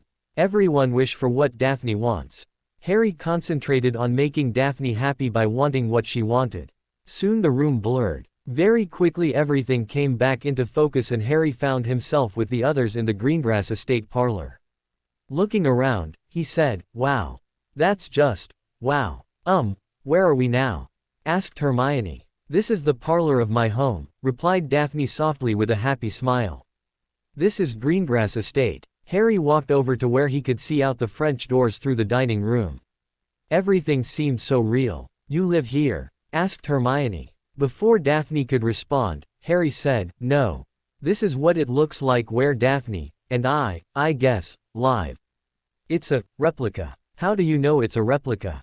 asked Hannah. "If this was the real Greengrass Estate, the house elves would have immediately sensed our presence and arrived."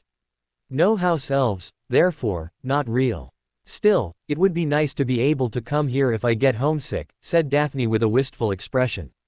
A few moments later, Daphne said, "All right, let's see this spell practice room you came up with."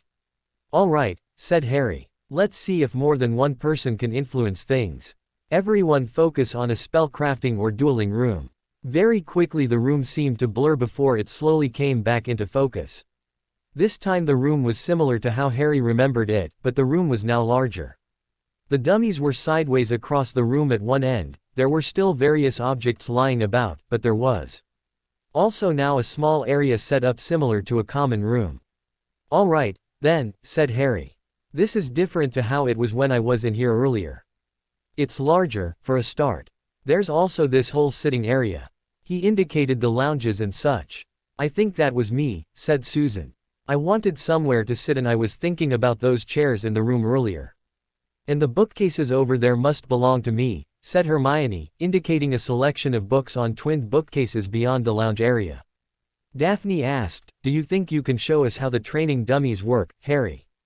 Harry nodded, walked over to one of the couches and dropped off his book bag. Then he walked to the end of the room across from the training dummies. "The elf said they work on command," he said before calling out, "Training level 1. Suddenly, the training dummies began to move and started firing low-level hexes and curses towards Harry. Harry dodged the first few before he started firing back. After about 30 seconds he cast a Depulsion curse at one, causing it to fly backwards and strike the wall, before casting a stunner at the other, causing it to collapse. He waited the few seconds for the first one to dematerialize and be replaced with another, and the second to re-erect itself, before he called, "Stop." Both dummies immediately froze in place. Harry turned and grinned at the others who were looking back a little gobsmacked. "Harry," said Hermione, first to find their voice. "Those last two were at least third-year spells." "Yes," replied Harry. "Remember how I told you Professors Flitwick and McGonagall want to give me advanced spellbooks to work with? To test how much knowledge I can assimilate in a short amount of time. Those two were in those books." "Well," said Daphne, stepping in before Hermione could ask any more questions. "You've clearly got power. Now you need to learn control and finesse. You need to learn how to aim better and not waste so much energy in your spell casting. We can work on that." "What about your transfiguration abilities?" asked Hannah. "Now that's a lot harder," said Harry. He walked over to one of the shapes made of wood. "Transfiguration, I've found, is far harder than charms, curses and the like," he said. "The latter is simply pushing with your magic while making the right gesture with the wand and saying the command. Transfiguration, however, is altering the molecular structure of the very material in which you're working, and changing the shape, size, etc., all in the one act of spell casting. I've not yet been able to do much with that. And it's something I'm going to have to talk with Professor McGonagall about." He then converted the block of wood into a pretty wonky-looking rocking horse. "As you can see," he said, indicating his so-called creation, "I'm pretty pants at it, at the moment." "Harry," shrilled Susan, "that's bloody impressive. We can't do that. What about the transfigurations we have to do across the rest of the year?" asked Daphne. "Oh, they're relatively easy," said Harry. "I'm not that good at turning a mouse into a snuff box yet. It still has fur and can sometimes have a tail, but the rest is not that difficult." "You are not pants at transfiguration," scowled Daphne. "You're just trying to transfigure things that are too large for you, just yet." Pointing at a poorly cut block of stone, she said, "Can you make that a perfect block shape? Just square it up and see if you can give it a polished surface, for now." Harry looked at it, thought about it for a few moments, and then cast. What he was left with was an almost perfectly cut stone with smooth sides. "Now that's impressive," said Neville. "And it's what I thought," said Daphne. "You were able to do so well doing that because you were able to create a better image in your mind of what it is you wanted to create. You knew how to picture the perfect shape, and you didn't need to change the material of the stone to get it done. So, you ended up very close with what you wanted." "So," said Harry, "the better the picture the better the result." "That's part of it," she replied. "But you also need to understand the properties of the material you want to transfigure it to. To make something of wood, you need to understand that particular type of wood. To make something of marble, you need to understand the properties of marble. And so on." "Huh," said Harry. "Thanks for that. Anyway," said Daphne, "we all need to get back to our own common rooms. And some of us have further to go than others." "Yeah," said Neville. "We'd best be off." After Harry collected his bag off the chair, the group exited the room. And they watched as the door disappeared. Harry then said, "Hermione, Neville, you guys head off. I'm going to show the others a shortcut down to the dungeons." "All right, Harry," said Hermione. Together they walked back to the grand staircase. Neville and Hermione headed down, but Harry led the other 4 witches across to the corridor on the other side of the staircase. "This is a shortcut?" asked Tracy. "You'll see," replied Harry. He led them over to the statue in the alcove the Weasley twins showed him a few weeks earlier. Walking into it, he found one of the wall sconces and gave it a twist. That opened the hidden passage. Turning back, he grinned at the girls before walking in and beckoning them to follow. Daphne was right behind him and hoped the others kept up. "Lumos," he called with his wand tip pointed up. When the others did the same, he then led them along the passage, down the single flight of stairs and along the remaining part of the passage. He found the wall where he knew the hidden door was, and gave it a push. It swiveled open. He stepped out and made sure the hallway was clear, and invoked Nox to turn his light charm off. Then beckoned the others out. When they were all out, he indicated the sconce that needed to be turned 90 degrees to open the passage again.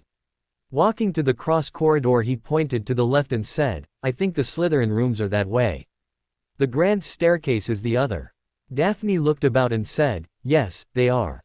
Then she turned to Harry, key, at him on the cheek and said, "Night," before walking off to the left with Tracy. "No key. From me, Harry," grinned Susan, before she and Hannah went the other way. Harry quickly returned to the hidden passage, returned to the 7th floor, and made his way from there to the Ravenclaw Tower. The only downside in Harry's days now was the rapidly approaching Halloween feast. Now that he knew it was the anniversary of the death of his parents, Halloween held no joy for him. And this year marked the 10th anniversary of their death. The others noticed his occasional despondent attitude, and it wasn't long before Daphne pulled him aside. It was the Tuesday afternoon before the feast. "All right, Mr. Potter," she said. "Spill. What keeps dumping you into this gloomy attitude you keep getting, of late?" With a sigh, Harry ran his fingers through his hair. "Halloween's coming up," he simply said. "Yes, the 10th anniversary of the defeat of it," suddenly dawned on Daphne. Harry, seeing the look pass across his betrothed's face, hung his head. "Oh, Merlin, Harry," she quietly exclaimed. "How could we have been so stupid?" Snapping his head up to look into Daphne's eyes, he raised his hand and lightly cupped her cheek. "No, it's okay," he fondly said. "I know it's a day of celebration for the wizarding world. For me," he shrugged, "it's the anniversary of your parents' murders," she softly finished. "It's just a little hard to see everyone so upbeat about it," he said. "I understand, of course. But it's not something I can feel upbeat about, you know." "Of course not," she replied, pulling him into a hug. "We've all been told it's mandatory to attend the feast, as it is a feast," said Harry. "I, however, will much prefer to be Abed. So, that's where I'm going to be." Nodding, she replied, "I understand. But, if you need me, I'll be there for you." Mandatory attendance, bedamned. Together they went for a walk along various hallways and corridors through the castle, until they returned to the Great Hall for dinner. Knowing that Daphne had gone to talk to Harry about his gloomy mood, the others didn't say anything about it at dinner. When Harry left afterwards saying he wanted to get in a couple hours of sleep before astronomy that night, the others just bid him a good night. As soon as he had left the hall, the others all looked expectantly at Daphne.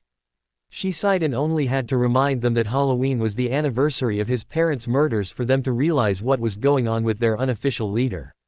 "Please, don't talk to him about it, all right?" she begged. "He just wants everyone to continue as normal," and pretty much said to enjoy the feast. "I'm sure he'll be fine not long afterwards." On the morning of Halloween, Harry was sitting with Neville in charms while Hermione was sitting with the red-headed idiot, Ronald Weasley. Harry was helping Neville with the incantation and the wand movement for the charm, as he'd already mastered it, and could see the boy seemed to be struggling. Harry knew he was doing everything right, but it wasn't working for him. "Here," said Harry, offering his own wand to Neville. "Try it with mine." "But, Harry, that's not right," said Neville. "It's your wand. And I'm offering it," said Harry. "Please, try." With a sigh, Neville put his own wand on the bench and accepted Harry's. As soon as it was in his hand, his eyes widened. "Whoa," he said. "I can feel that." While Neville was concentrating on the feel of Harry's wand in his own hand, Harry picked up Neville's. As an opposite effect, Harry could barely feel anything from the wand. It may as well have been a stick. Looking closely at the wand, Harry could see it was well worn. There were dings and nicks almost all along its length, especially near the tip. The wand was well polished and cared for, but was clearly an old one. Setting the wand back down, Harry said to Neville, "Settled into your hand yet? Now try the charm." With a flick and a swish Neville incanted, Wingardium Leviosa. The feather leapt off the desk straight up as if it was being shot out of a cannon. It hovered above 5 feet over their heads. "I think that was a bit too much power, Neville," said Harry, as both boys were staring up at the feather. Neville was gobsmacked. It had worked. Not only that, it had worked really well. Professor Flitwick came over and said, "Well done, Mr. Longbottom. Now, you need to back off on the amount of power you're using. Remember, it's only a feather, not a boulder." "Professor Flitwick, sir," said Harry. "This time, I loaned my wand to Neville and he's using that." Offering Neville's wand to the professor, he said, "And this is the wand Neville is using." Professor Flitwick took the offered wand while Neville was letting the feather sink back to the bench top. He moved it through his fingers, peering at it closely. As the feather finally dropped into Neville's reach, he reached out and took it, placing it back on the bench top. "Try it again, Neville," said Harry. "This time, only allow a trickle of your magic to flow through the wand. With another flick, swish and incantation, a lot quieter and gentler this time, the feather rose into the air and hovered about 2 feet off the bench top." "That was easy," gasped Neville. "I can't do that with my wand." "That's because this isn't your wand, Mr. Longbottom," said the professor, flicking Neville's wand in the air a little. "Why are you using it?" Looking abashed down at the bench top, Neville replied, "It's my father's." My grandmother said I would be honoring my father by using it." "Nonsense," snorted the professor. "A wand has to be in tune with you as you have to be in tune with it. This wand is a very poor match for you, Mr. Longbottom. You need to be fitted with one of your own." The professor offered the wand back. Harry reached out and took it. Looking at his own feather, he swished, flicked and incanted at it. The feather barely twitched. "No wonder you're struggling," muttered Harry. Looking up at the professor, he asked, "Permission to contact Madame Longbottom to right this wrong, Professor?" "No," replied the professor. "I shall discuss the matter with Professor McGonagall and have her contact Madame Longbottom. It would be best if it came from a professor. There's no need for you to be involved further." Thinking a moment, the professor said, "And that's 10 points to Ravenclaw for both care of a friend in difficulties, and for correctly identifying the problem, Mr. Potter.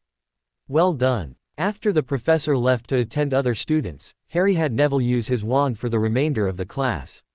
When Neville tried to refuse, Harry merely said he'd already mastered the charm and did not need to practice it. Hearing a noise from closer to the front of the class, Harry could see Hermione seemed to be becoming upset with her partner, Ronald Weasley. There was another student who could not seem to get it right. Professor Flitwick moved down to see what the matter was and, after a few moments, had the boy's wand in his own hands. The professor took a closer look at the wand and clearly was not happy. He was shaking his head and frowning. As soon as they were released from class, Neville switched wands back with Harry and they left together. They dawdled a little as they were waiting for Hermione to catch them up. From behind, they heard the Weasley boy say to someone in a clear voice, "Honestly. Mental, that one. Always such a know-it-all."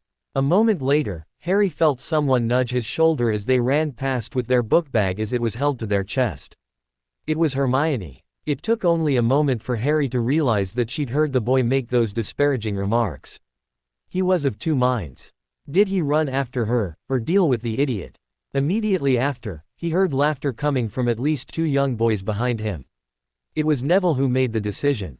"I'll go after her," he quietly said. "You deal with the loud mouth." And he took off running after her. Harry was furious. He spun on his heel and was just in the right place to grab the redhead by the front of his robes and drag him closer. At a distance of barely an inch he barked, "What the hell is your problem, Weasley?"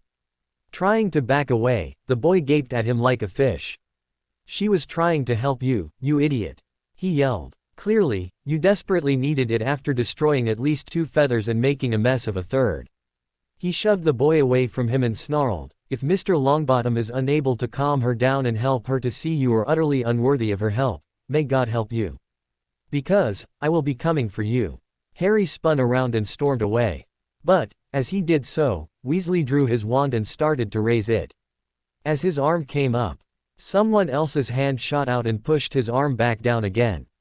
Stepping forward as he pushed Weasley's arm down, Michael Cornfoot, the kid who appeared to have Amerindian blood, quietly glared and said, "Don't be an even bigger idiot, Ron. If you did manage to get a spell off at him, I have no doubt he'll rip you apart. You'll be lucky to get out of the hospital before Christmas break." Then walked away. The crowd that had gathered when all the ruckus had started, moved away now that it was over. But, it was also clear there were no other students who would side with the redhead. Weasley was left with only his two friends, Seamus Finnegan and Dean Thomas, for company. And even they didn't look to be happy with him. Neville had managed to track Hermione down in the girls' toilet on the second floor. Though neither joined the others in the library, both made it for lunch. Harry had already told the others what had happened. So, when Neville and Hermione walked up to where they were all sitting at the Hufflepuff table, the girls were quick to embrace Hermione in hugs and words of caring. They sat her between Hannah and Tracy in a show of solidarity while they ate. During the course of the meal, she was approached by all four other Gryffindor first-year girls offering their own words of care and friendship. On quite a few times, she had to take a small handkerchief from her pocket and wipe her eyes of tears. It was clear she was quite moved by the overt show of support she was receiving. Harry had grabbed a book from the library and was avidly reading it while keeping a weather eye on what was going on. As the meal finished and they were getting ready to head to their next classes, Harry had potions with Susan and Hannah. He walked up to Hermione and said in a formal but carrying voice, "Miss Hermione Jean Granger, I, Harry James Potter, head of the noble and most ancient house of Potter, offer you the protection of my house. Do you accept?" The rest of the group gasped suddenly at what Harry had said and asked of their Muggle-born friend. Those who heard around them from outside the group suddenly ceased what they were doing and stared at the tableau in shock. Hermione, knowing it was something big, looked back at Harry in a bit of shock. She stuttered. "I don't know what that means." Though he hadn't asked Daphne if he could do it first, she was clearly quite pleased with what Harry was set on doing. Quickly, Tracy and Hannah began rapidly whispering to Hermione. As they did so, her eyes became as big as saucers staring at Harry, and she slightly paled. When the girls backed away, looking at Harry quite pleased, Hermione steadied herself and said a little tremulously, "I, Hermione Jean Granger, accept the protection of House Potter, my lord." Drawing his wand, Harry carefully held out the tip so it was next to the left shoulder of the girl, and said, "Then, so mote it be," and tapped her high on her upper arm as he did so. There was sudden but muted flash at Hermione's shoulder and there appeared a small House Potter crest outlined in white. Harry resheathed his wand and said with a smile, "Welcome to the protection of House Potter, Miss Granger." The others of the group crowded closer around. The girls clearly showing their excitement. Neville reached across and grasped Harry's shoulder for a moment before saying, "That's a bloody clever idea, Harry." "But, what does it all mean?" asked Hermione, softly. "It means, Hermione," said Tracy, "that anyone who attacks you, for any reason, also attacks House Potter. Harry is now able to bring the weight of House Potter and its allied houses down upon anyone who stupidly does so." "It also means," said Daphne, "that you're now considered to have all the rights associated with being a pureblood. You've just moved from being near the lowest scale of wizarding society to its upper reaches." It's actually a very cunning move on Harry's part. Thinking for a moment, Hermione was suddenly quite concerned. "This won't get you in trouble, will it?" she asked. "No," replied Harry. "I've done nothing wrong. However, the bigots are probably going to be upset about it. But, there's nothing they can do without trashing their own customs and traditions. And they're not going to do that anytime soon. Is there anything I have to do, while under your protection, I mean?" she worriedly asked. "You have to allow me to graze my sheep on your land if I want to do so," he said. "However, as you don't personally own any land, and I don't own any sheep, I don't see that being a problem." That elicited chuckles and giggles from the group. "And we'd all best be getting a move on," said Daphne. "We'll be late for class if we don't hurry." The seven quickly left the Great Hall with Hermione often checking the house crest was still there. After class, Harry was surprised to see Daphne waiting for him. "If you're having trouble sleeping tonight, Harry," she said, Make sure you visit Madame Pomfrey and ask her for something to help. Harry nodded and said, I will. Thank you, Daphne. Do you want to come to the library and get some homework out of the way? She asked. Or, would you prefer to head back to your dorm now? Dorm, I think, replied Harry. I'll see you in the morning. Daphne turned him towards herself and gently kissed him on the lips. Try and have a good night's sleep. And I'll see you at breakfast, all right? Nodding, he replied, all right, Daphne. And, thank you. While Harry was walking away, Daphne watched his back. It wasn't until he had turned the corner heading for the grand staircase that she sighed and headed for the library with Susan and Hannah. The headmaster looked across the 4 house tables from where he sat upon his new chair at the head table. With a slight frown of reminiscence he thought to himself, I miss my throne. That made him think of the Potter boy. Looking across at the Ravenclaw table he searched the collection of first years. Not seeing him there, he then searched further down each side of the table.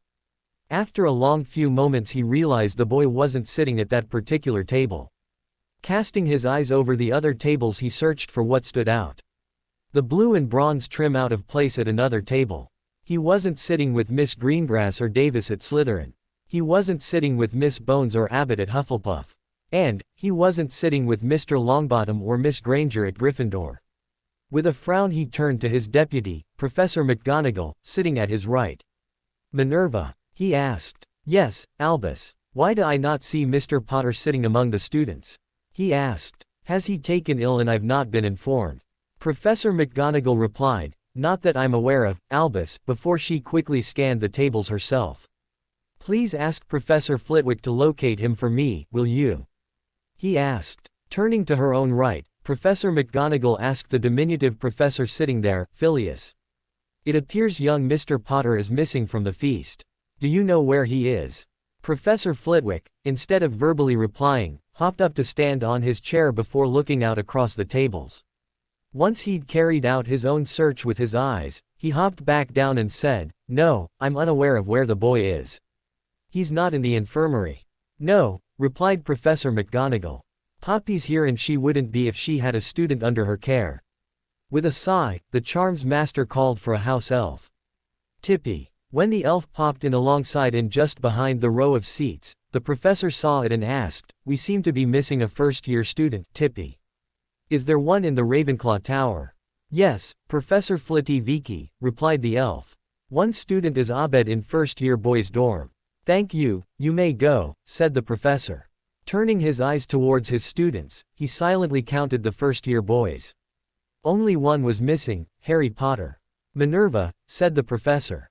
It appears young Mr. Potter is in bed, asleep. He watched as she passed the message to the headmaster. Carefully holding his beard out of his meal, the headmaster leaned forward in his seat and locked eyes with the much smaller professor. Get him and tell him attending the feast is mandatory, Phileas, the old man said, a little angrily. I expect to see him down here within the next 15 minutes. The little professor sighed and replied, Yes, headmaster. He was enjoying his soup. Now he'd miss the end of it. He only hoped he'd be able to return before the main meal was served. Hopping down off his seat he quickly made his way out of the great hall and into the entrance hall. 5 minutes later he was walking into the first-year boys' dorm. The curtains around one of the beds was closed. The bed he knew to be young Mr. Potter's. Walking to the side he pulled the curtains apart near the head of the bed. Mr. Potter, he called to the boy, clearly asleep in the bed. Harry barely twitched. Mr. Potter. The professor called louder. Harry opened his eyes and looked around in confusion for a few moments. He then recognized the professor standing alongside his bed. Professor Flitwick. He asked. What's wrong? Sitting up suddenly, staring hard at the professor, he asked, It's not Daphne, is it? No, Mr. Potter, it is not, replied the professor. You are not at the feast. It is mandatory for everyone to attend. The headmaster sent me to fetch you and tell you he expects you in the Great Hall in 5 minutes. He naffing what? Snarled Harry. Mr. Potter, exclaimed the professor. Watch your tone. Tone? Asked Harry near speechless. Tone. Mr. Potter, as I said, tried the professor, before he was cut off. Nah, snarled Harry, started to climb out of bed. The little professor backed off to allow him room. I suggest you hurry back to the Great Hall, Professor," said Harry, ripping his pajama shirt off over his head. "I will be there in 5 minutes." The professor gave a curt nod before leaving. Harry didn't see the expression on his own face. He was livid, furious. Quickly, he dressed and hurried out of the dorms. Wand in hand he hurried via the shortcuts he'd learned down to the entrance hall. As he approached, he noticed the small professor hurrying in through the doors, which closed behind him. Harry paused for a minute or two on the bottom of the stairs, thinking about what he was going to do. "Right," he muttered. With wand in hand he gathered magic unto himself and walked towards the double door. He raised his wand, pointed it at the doors, and called, "Depulso." The double doors slammed open as Harry stormed into the room. After a couple of shrieks of surprise the room went dead silent. He didn't notice it himself, but those with a trained eye could see the magic roiling off him in waves. Harry stormed up the aisle between the Ravenclaw and Hufflepuff tables. "Ah," Harry said the headmaster, rising to his feet. "Shut it, old man," barked Harry, still storming forward. Harry's voice had deepened and was somewhat amplified. Magic was working with him at an instinctive level. Dumbledore collapsed back into his seat in shock. When Harry came to a halt where the students gathered. For the sorting he glared with hate and malevolence at Dumbledore. "How dare you?" snarled Harry, his voice rising in anger and volume as he spoke. "How dare you make me be here for this? How dare you make me be here while the student body celebrates the tough murder of my parents at the wand of that psychopath?" "Oh, my," said Professor McGonagall quietly, raising a shaking hand to her mouth, clearly just realizing the implications of the moment. "You utter bastard," yelled Harry, his fury whipping his magic in swirls around him. He stared at the old man and watched him wilt under his glare, before he spun about and stared across the student body. "For the rest of you too stupid to recognize the impact of this feast upon me," he barked. "You are all in the process of eating and making merry about the murder of my parents, how my mum was slain right before my infant eyes, how a deranged psychotic killer with delusions of adequacy then turned his wand on me and tried to kill me. It is that you celebrate this night." With a slighter softer tone he said, "I trust you'll forgive me if I don't join in on your merriment." And spun back to the head table. Glaring back at the headmaster, he said, "As for you, old man, I am at a complete loss how you could be so cruel, so mean-spirited, as to force an 11-year-old boy to be tormented for hours like this. Then again, I really shouldn't be surprised, should I? After all, you dumped me into an abusive home for 10 years. Tormenting me for another few hours really shouldn't surprise anyone of the depths of horror to which you're willing to sink, should it? You're a sick, evil and twisted individual, Albus Dumbledore," he snarled. "And I have no intention of pandering to your unholy fetishes." Harry spun on his heel and stormed back out of the room. A room that, except for a few quiet sobs and the sound of quiet exclamations during his tirade, remained silent. His magic, though somewhat calmer, still swirled about him as he made his way out the doors. As soon as he'd left the room, Daphne was out of her seat like a shot and running after him. Tears streaked down her cheeks. As soon as Daphne cleared the doors the students started quietly talking to one another. Not a few glares of hate were directed at the headmaster as he just sat there, head bowed. Dumbledore knew he had just been royally and very publicly spanked. He also knew any inroads he had made to have Harry trust him again had been well and truly lost. He felt he just couldn't seem to do right by the boy, of late. Harry was able to ascend the first flight of the stairs in the entrance hall before he turned a corner and collapsed against a wall. Daphne almost ran right past him, as she didn't see him at first. His croaking cry of, "Daphne," made her practically skid to a halt before she spun about. A quick couple of steps and she was sinking to the floor alongside him. She quickly pulled him into her embrace making sure his head was resting on her shoulder. Together, they sat there for a few moments, neither speaking. Daphne only making cooing noises of comfort and gently rocking him as Harry sat there feeling physically, emotionally and magically drained, sobbing quietly. After a few minutes, the heat Daphne felt in Harry's skin dissipated as he calmed down. "Sorry, Daphne," he muttered. "I lost my temper again." "I think anyone would have lost their temper in your place, Harry," she replied. "I also didn't realize just how powerful you are, magically, until I saw you in full fury in there." Sitting up straighter, he asked, "What do you mean?" With a smile she said, "Your magic was coming off you in waves, Harry. It was palpable. It swirled around you like a wind. Even your eyes glowed a little. Shocked and surprised, he asked, "That's what it looks like?" "It was quite a feat, and not a little scary," she replied. "I think you're going to find a lot of students are going to start giving you a wide berth, again." "Oh, great," he groaned, dropping his head to his chest. "That's just what I need. I happen to approve, Mr. Potter," she said. "Oh?" he asked, confused, bringing his head back up again.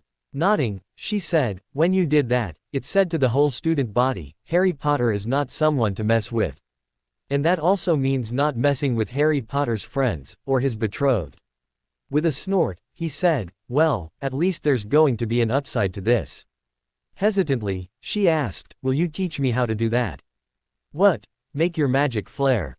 he asked. "Yes," she replied. "It makes you look mighty powerful. I'm hoping it'll do the same for me." With a shrug he said, "I guess. It was something I started doing while I was in hospital at the beginning of September. I started doing it because I was bored and it made me tired enough to sleep." "Well, I think I can go without dinner if you're willing to show me," she said. Thinking a bit, he replied, "How about we go down to the kitchens first? That way, we can beg the elves for something to eat in private, and we can see about making a start on teaching you how to flare your magic." "An excellent plan, Mr. Potter," she warmly replied. Harry smiled and climbed to his feet. Then he offered her a hand up. Together, they walked back downstairs and down into the first level of the dungeons on their way to the kitchens. They made sure they weren't seen by anyone in the Great Hall as they ducked around the corner in the entrance hall. While sitting in the kitchen at the small bench Harry had placed the picnic basket upon a few weeks previously, they enjoyed their repast of roast beef sandwiches washed down with pumpkin juice. Harry finished after Daphne, who had sat there patiently waiting after her single sandwich. When he finished, he pushed his plate away, wiped his hands against each other, turned to her and asked, "All right. Are you sure this is something you want to learn?" With a wide smile, she replied with a few quick nods of her head and a quiet but excited, "Yes." He said, "All right. I want you to drop into your first level of meditation. The start of when you go into your mind to work on your occlumency." He waited until she calmed right down with her eyes closed and he could see her whole being relax. "When you cast with your wand, you feel your magic inside you. You then push with your magic out your wand to cast," he said. "Can you feel your magic now?" "Yes," she replied. "Good," he said. "Now I want you to take a long slow deep breath and feel it filling you up." She did. "Now slowly let it back out." She did. "Good. That is how you draw air into your body," he explained. "Now I want you to feel with your magic, and breathe it in. Draw it into your body." He watched as she, at first, frowned a little, before she took a long deep breath. At the same time he could feel her magical energy also strengthen. "Excellent," he said. "You can do this now. You just did it. Do it again." Again, she took a deep breath, and again her magic built up. "You're doing really well," he said. "This time I want you to draw your magic in without also taking a deep breath." Again, she pulled that little frowning mo expression for a few moments before Harry felt her relax. Moments later, he could easily feel the magic emanating off her very being. It was making the hairs along his arms and down his back stand on end. "Now draw the magic into your innermost self and allow it to spill over, allow it to overflow. You." This time Harry felt her entire being becoming flushed with magic. "Keep that up, and open your eyes," he instructed. Her eyes slowly opened and his met the most electrifying blue eyes he'd ever seen. As she had said his were, her eyes were practically glowing in return. Her eyes widened, staring right back at him. She said, "Everything. All the colors are so vibrant." Nodding, he said, "Keep your eyes open and draw the magic in again. Let it overflow." Harry felt her aura flare back up. The plates and cutlery they'd just been using were lightly vibrating on the surface of the table at which they sat. "Very good," he said. "Now let it settle back down.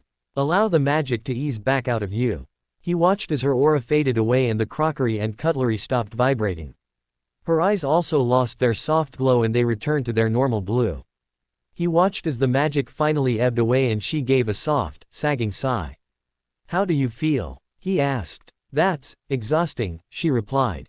"Yeah, you'll sleep well tonight, I assume," he said. I only did that for a few moments, she said. You did it for a lot longer than that, this evening. You must be much more exhausted.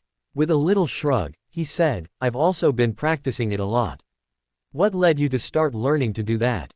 She asked. Reading that magical theory book by Adalbert Waffling, he replied. It speaks about how you expend magic when you cast. It also said you need to wait for your magic to refill, else you risk collapse from magical exhaustion. Nodding, she said, I remember that part. Continuing, he said, I then thought to myself, if you can expend magical energy by choice, why can't you also pull it into yourself using the same principles, instead of waiting for your magic to refill on its own? Thoughtfully, she said, that means you can draw magic from the ambient magic about us when you need it. You don't have to wait for it. Yes, he said. However, I've also found that, at the moment, it's quite exhausting to do. I'm hoping that, as we get older and with more practice, it's something we can do all the time, when we want to. Magic is like a muscle, it needs to be exercised, she mused. Precisely, he replied with a smile. If expelling magic is like a muscle, why can't drawing magic in be the same, just in reverse? She nodded back in understanding. Then I shall just have to practice, won't I? She said with a grin.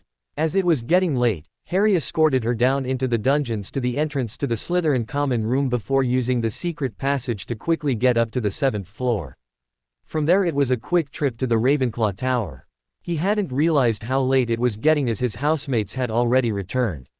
Most of them were already in bed and asleep, or quickly approaching that point. The few older years in the common room only glanced up at him as he entered. No one said a word that he was actually arriving back in the common room after curfew. A couple of days later, on the Saturday morning of the 2nd of November, he received an owl from Sirius. Sirius wanted to know about his tantrum in the Great Hall on the night of the Halloween feast. Sirius wasn't accusing him of anything. Nor did his letter say Harry had actually done anything wrong. He just wanted to hear from Harry what had happened. When Harry sighed after reading the letter at the breakfast table, Neville asked, "What's wrong?" "Sirius wants to know what happened on the night of the Halloween feast," he replied. "He and the Greengrasses now know what happened. He's not accusing you of anything, is he?" asked Susan. "No," he replied. "It's more like, he wants to know what happened and is going to the source. Namely me, to get the true details." "What are you going to tell him?" asked Neville. Shaking his head, Harry replied, "It's easier if I just show him." He reached into his robes and withdrew a small empty stoppered phial.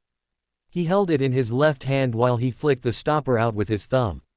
Drawing his wand, he then focused on his memories and brought the entire memory to the forepart of his mind. A press of the tip of his wand to his temple and he was shortly drawing the copy of the memory out. Holding the memory dangling over the now unstoppered phial, he let it slide in, before restoppering it. He then cast an unbreakable charm on it before setting it aside. "Anyone bring any parchment and ink?" he asked. "I have some," replied Hermione, bringing her ever-present book bag around and onto her lap. She quickly pulled forth the required material before dropping her book bag to once more sit snugly at her hip. And offered the stationery to Harry. Harry quickly wrote off a response before wrapping the phial within the parchment.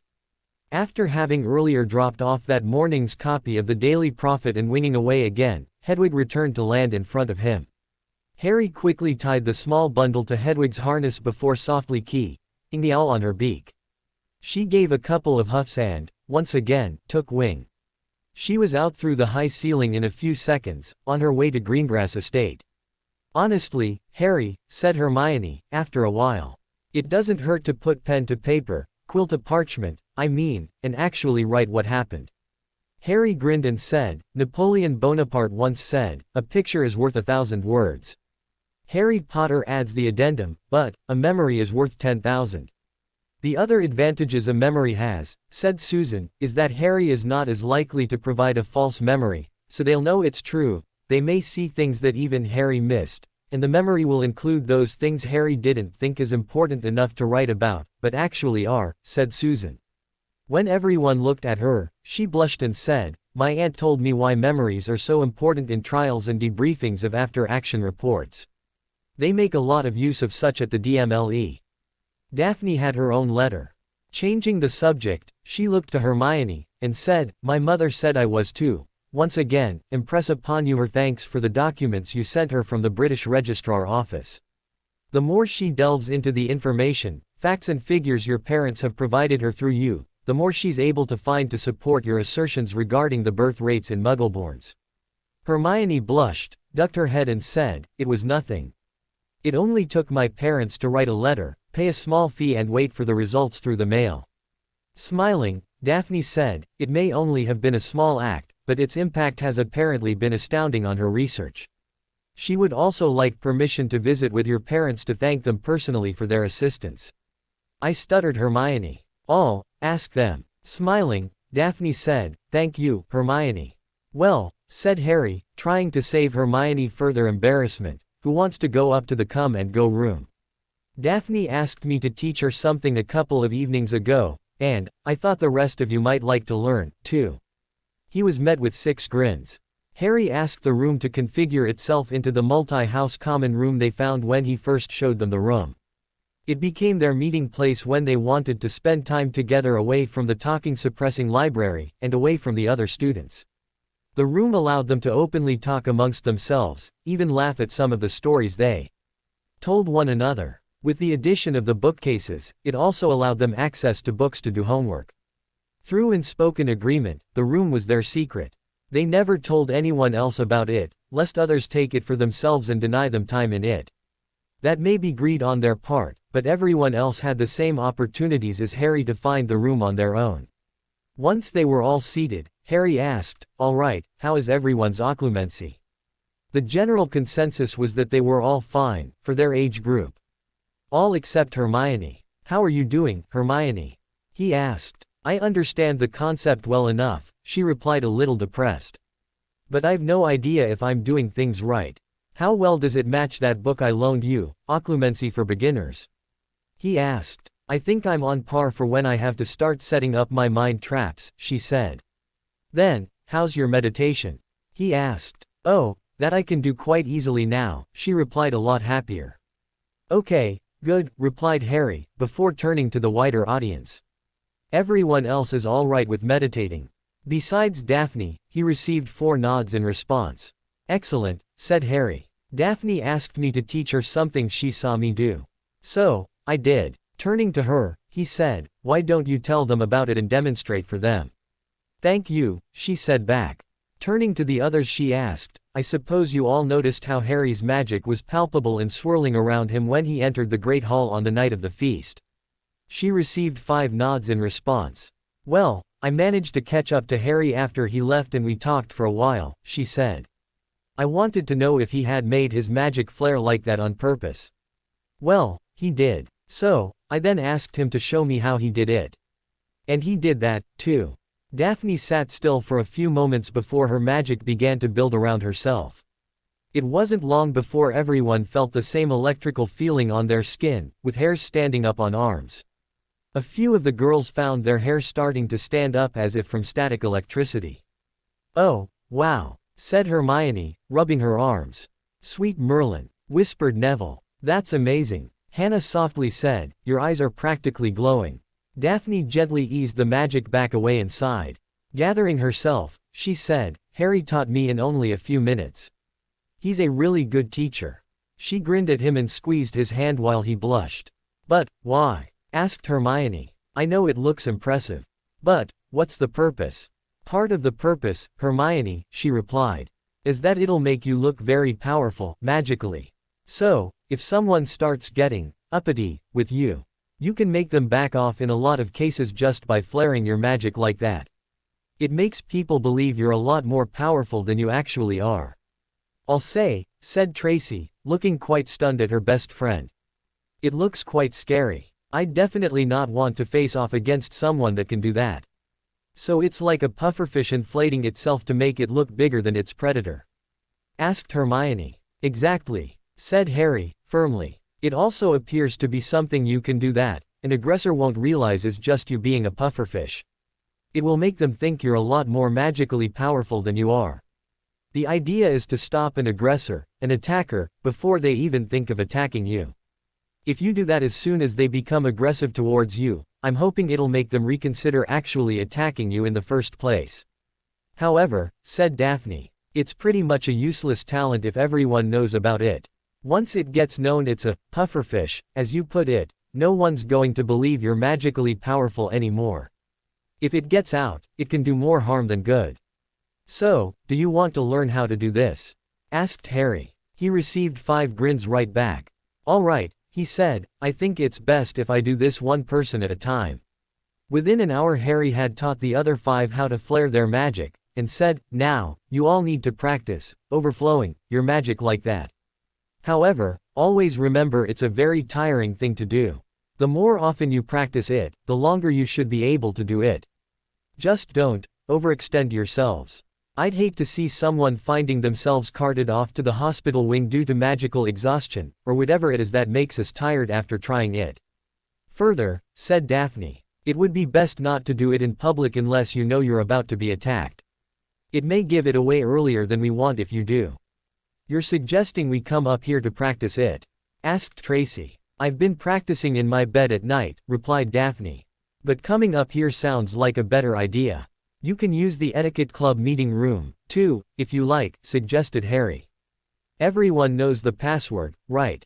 He received nods in response, even from those who were making another try at flaring their magic. But, this is nicer, replied Hannah. Even if it is a longer walk. Not if you use that secret passageway, smirked Harry. We could, replied Susan. But it's dangerous for us to be down there alone. Our housemates told us not to get too close to the Slytherin common room, lest we be attacked by Slytherins. Tracy shook her head and said, I don't think you two will find that problem. Only from the older years, if at all. Everyone else is afraid of Harry and they know of your close friendship with him. They won't dare attack either of you, else they feel his wrath. Surprised, Harry asked, really? Tracy laughed and said, after what you did and said at the feast. Merlin, yes. Daphne wasn't the only one to notice the magic rolling off you in waves and swirling about you, said Neville. It was damned scary how much power you seemed to be just barely controlling. Even the professors were a little fearful of you. You didn't notice no one verbally, physically or magically tried to stop you. No, sighed Harry. It did not occur to me. At least now we know the truth of it, said Susan. Yes, said Daphne. But you still need to remember, Harry was allowing his magic to overflow for quite some time that night. That, alone, means he's actually quite powerful. We just don't know how powerful yet. I hope it won't make you fear me, said Harry, not a little concerned. Never, said Daphne with a firm smile and a hug. That morning Harry had also convinced the others to take a look at the band, 3rd floor corridor, on the left. That seems quite the odd description of the corridor, said Harry. I would have thought he'd say the 3rd floor corridor in the East Wing, or something like that. How are we going to sneak in there to take a look? Asked Hermione. Sneak? Asked Harry. Why on earth would we need to sneak? But, it's forbidden, exclaimed Hermione. No, it's not, said Harry. The headmaster's remarks were that we were to stay out of it unless we wanted to die a horrible death, said Daphne. So, it's quite all right to go there if that's what sort of death we actually want, right? Frowning, Hermione was at a loss for words for a few moments. But, I doubt that's what he meant. Too bad, smiled Harry, to take the sting out of it. The man is a master politician, for Merlin's sake. He knows how to choose his words. He can't now say he misspoke. It just makes him look like an idiot. So, straight after lunch, the 7, bold as brass, simply walked up to the 3rd floor and into the corridor, on the left. They simply walked down the corridor checking each room as they passed.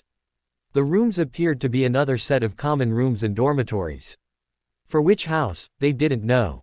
Walking into one room that was clearly full of dust and hadn't been cleaned in they didn't know how long, Harry indicated quite the number of different-sized footprints across the room and to another door. Harry went to open the door and found it wouldn't budge. It's locked, he said. Quick as a flash, Hermione had her wand out and, with a twirl and swish, cast Alohomora. Harry grinned and said, niece. He opened the door and, seeing it was dark within, drew his own wand and cast Lumos. Harry found himself staring at the middle head of a giant Cerberus. The Cerberus was staring right back with all 3 heads and started to growl in a weird form of harmony. Yikes! He exclaimed. The other 6 agreed with his expression. He pulled the door shut and cast, finite, to allow the door to relock itself. Well, at least we know what was going to deal us that painful death, said Susan, ever the pragmatist. Why would anyone want to put a Cerberus in a room inside the castle? Asked Tracy. Cerberuses are used as guard dogs in the wizarding world in other parts of the world, said Neville. I'd say it's guarding something. None of them heard the sound of 2 other students enter the room and quietly walk towards them.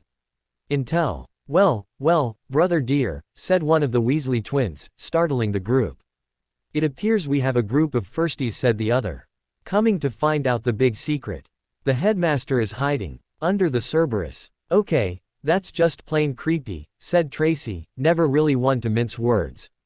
Both grinned and, in almost perfect sync, said, thank you, and bowed. Clearly you 2 have been here before, said Harry. Of course, said one. A few times, said the other. All right, spill, said Harry. The twins glanced at each other before one said, below the Cerberus is a trapdoor leading down to a giant devil's snare. Beyond that and through a door, you come to a room full of flying keys and a couple of brooms. We don't know what's beyond that yet, they said together. It's like watching a tennis match, said Hermione in awe. I know, exclaimed Harry. How do you do that? Asked Susan of the twins. It must be some kind of passive mind link between you. We don't know, said one. We just do, said the other. It's magic, they said together. And how do you get past the Cerberus? Asked Daphne, trying to get things back on track. Music soothes. The savage beast. And the devil's snare, she asked. You can burn it out. But that would destroy the trap. We just use the solar light charm. Lumos solum, to make it back away.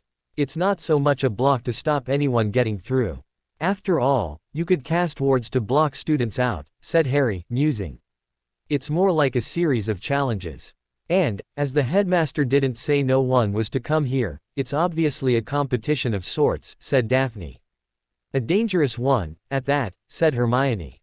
You can be killed by either the Cerberus or the devil's snare, if you didn't know what you were doing. And that takes no account of whatever is behind the keys. Probably more dangerous traps or puzzles. Well, said Harry with a bit of a sigh. We came, we saw, we were unimpressed. Homework, now? Asked Hermione. The others of the 7 grinned in response. Tracy said, sure, why not? Library in 10? Asked Susan. Tracy replied, again, why not?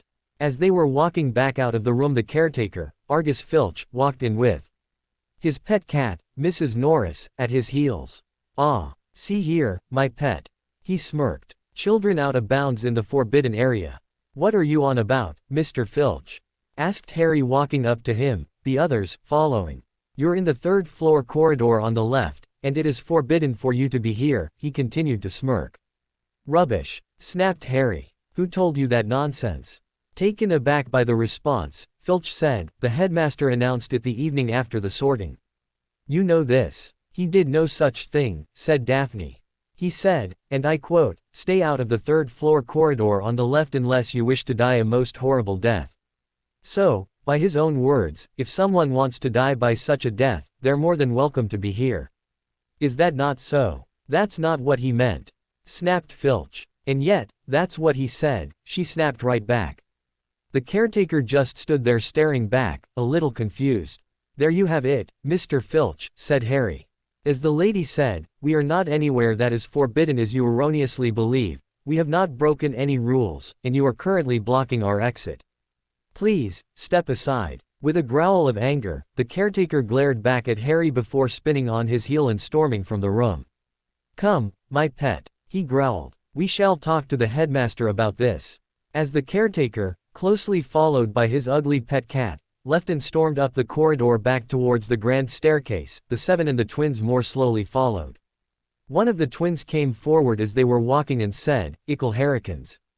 That was a brilliant piece of deductive reasoning. Just so, old chap, said the other. Harry just shook his head in response and kept walking.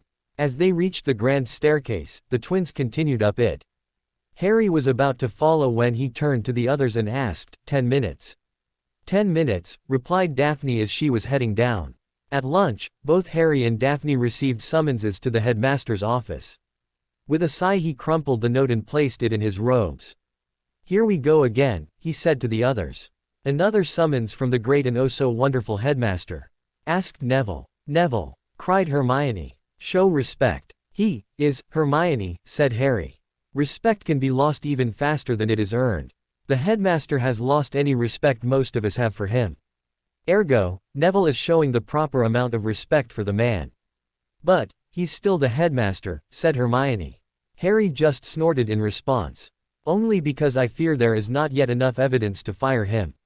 And only because he made sure he wasn't using his authority as headmaster when he decided to interfere with my life." "Oh," she replied meekly. "Hermione," said Harry, almost tenderly. "Power corrupts. And absolute power corrupts absolutely," she finished.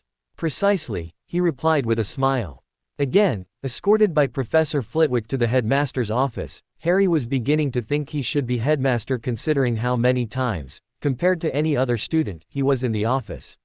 With a smirk towards Daphne, Harry pulled his spectacles from his pocket and donned them.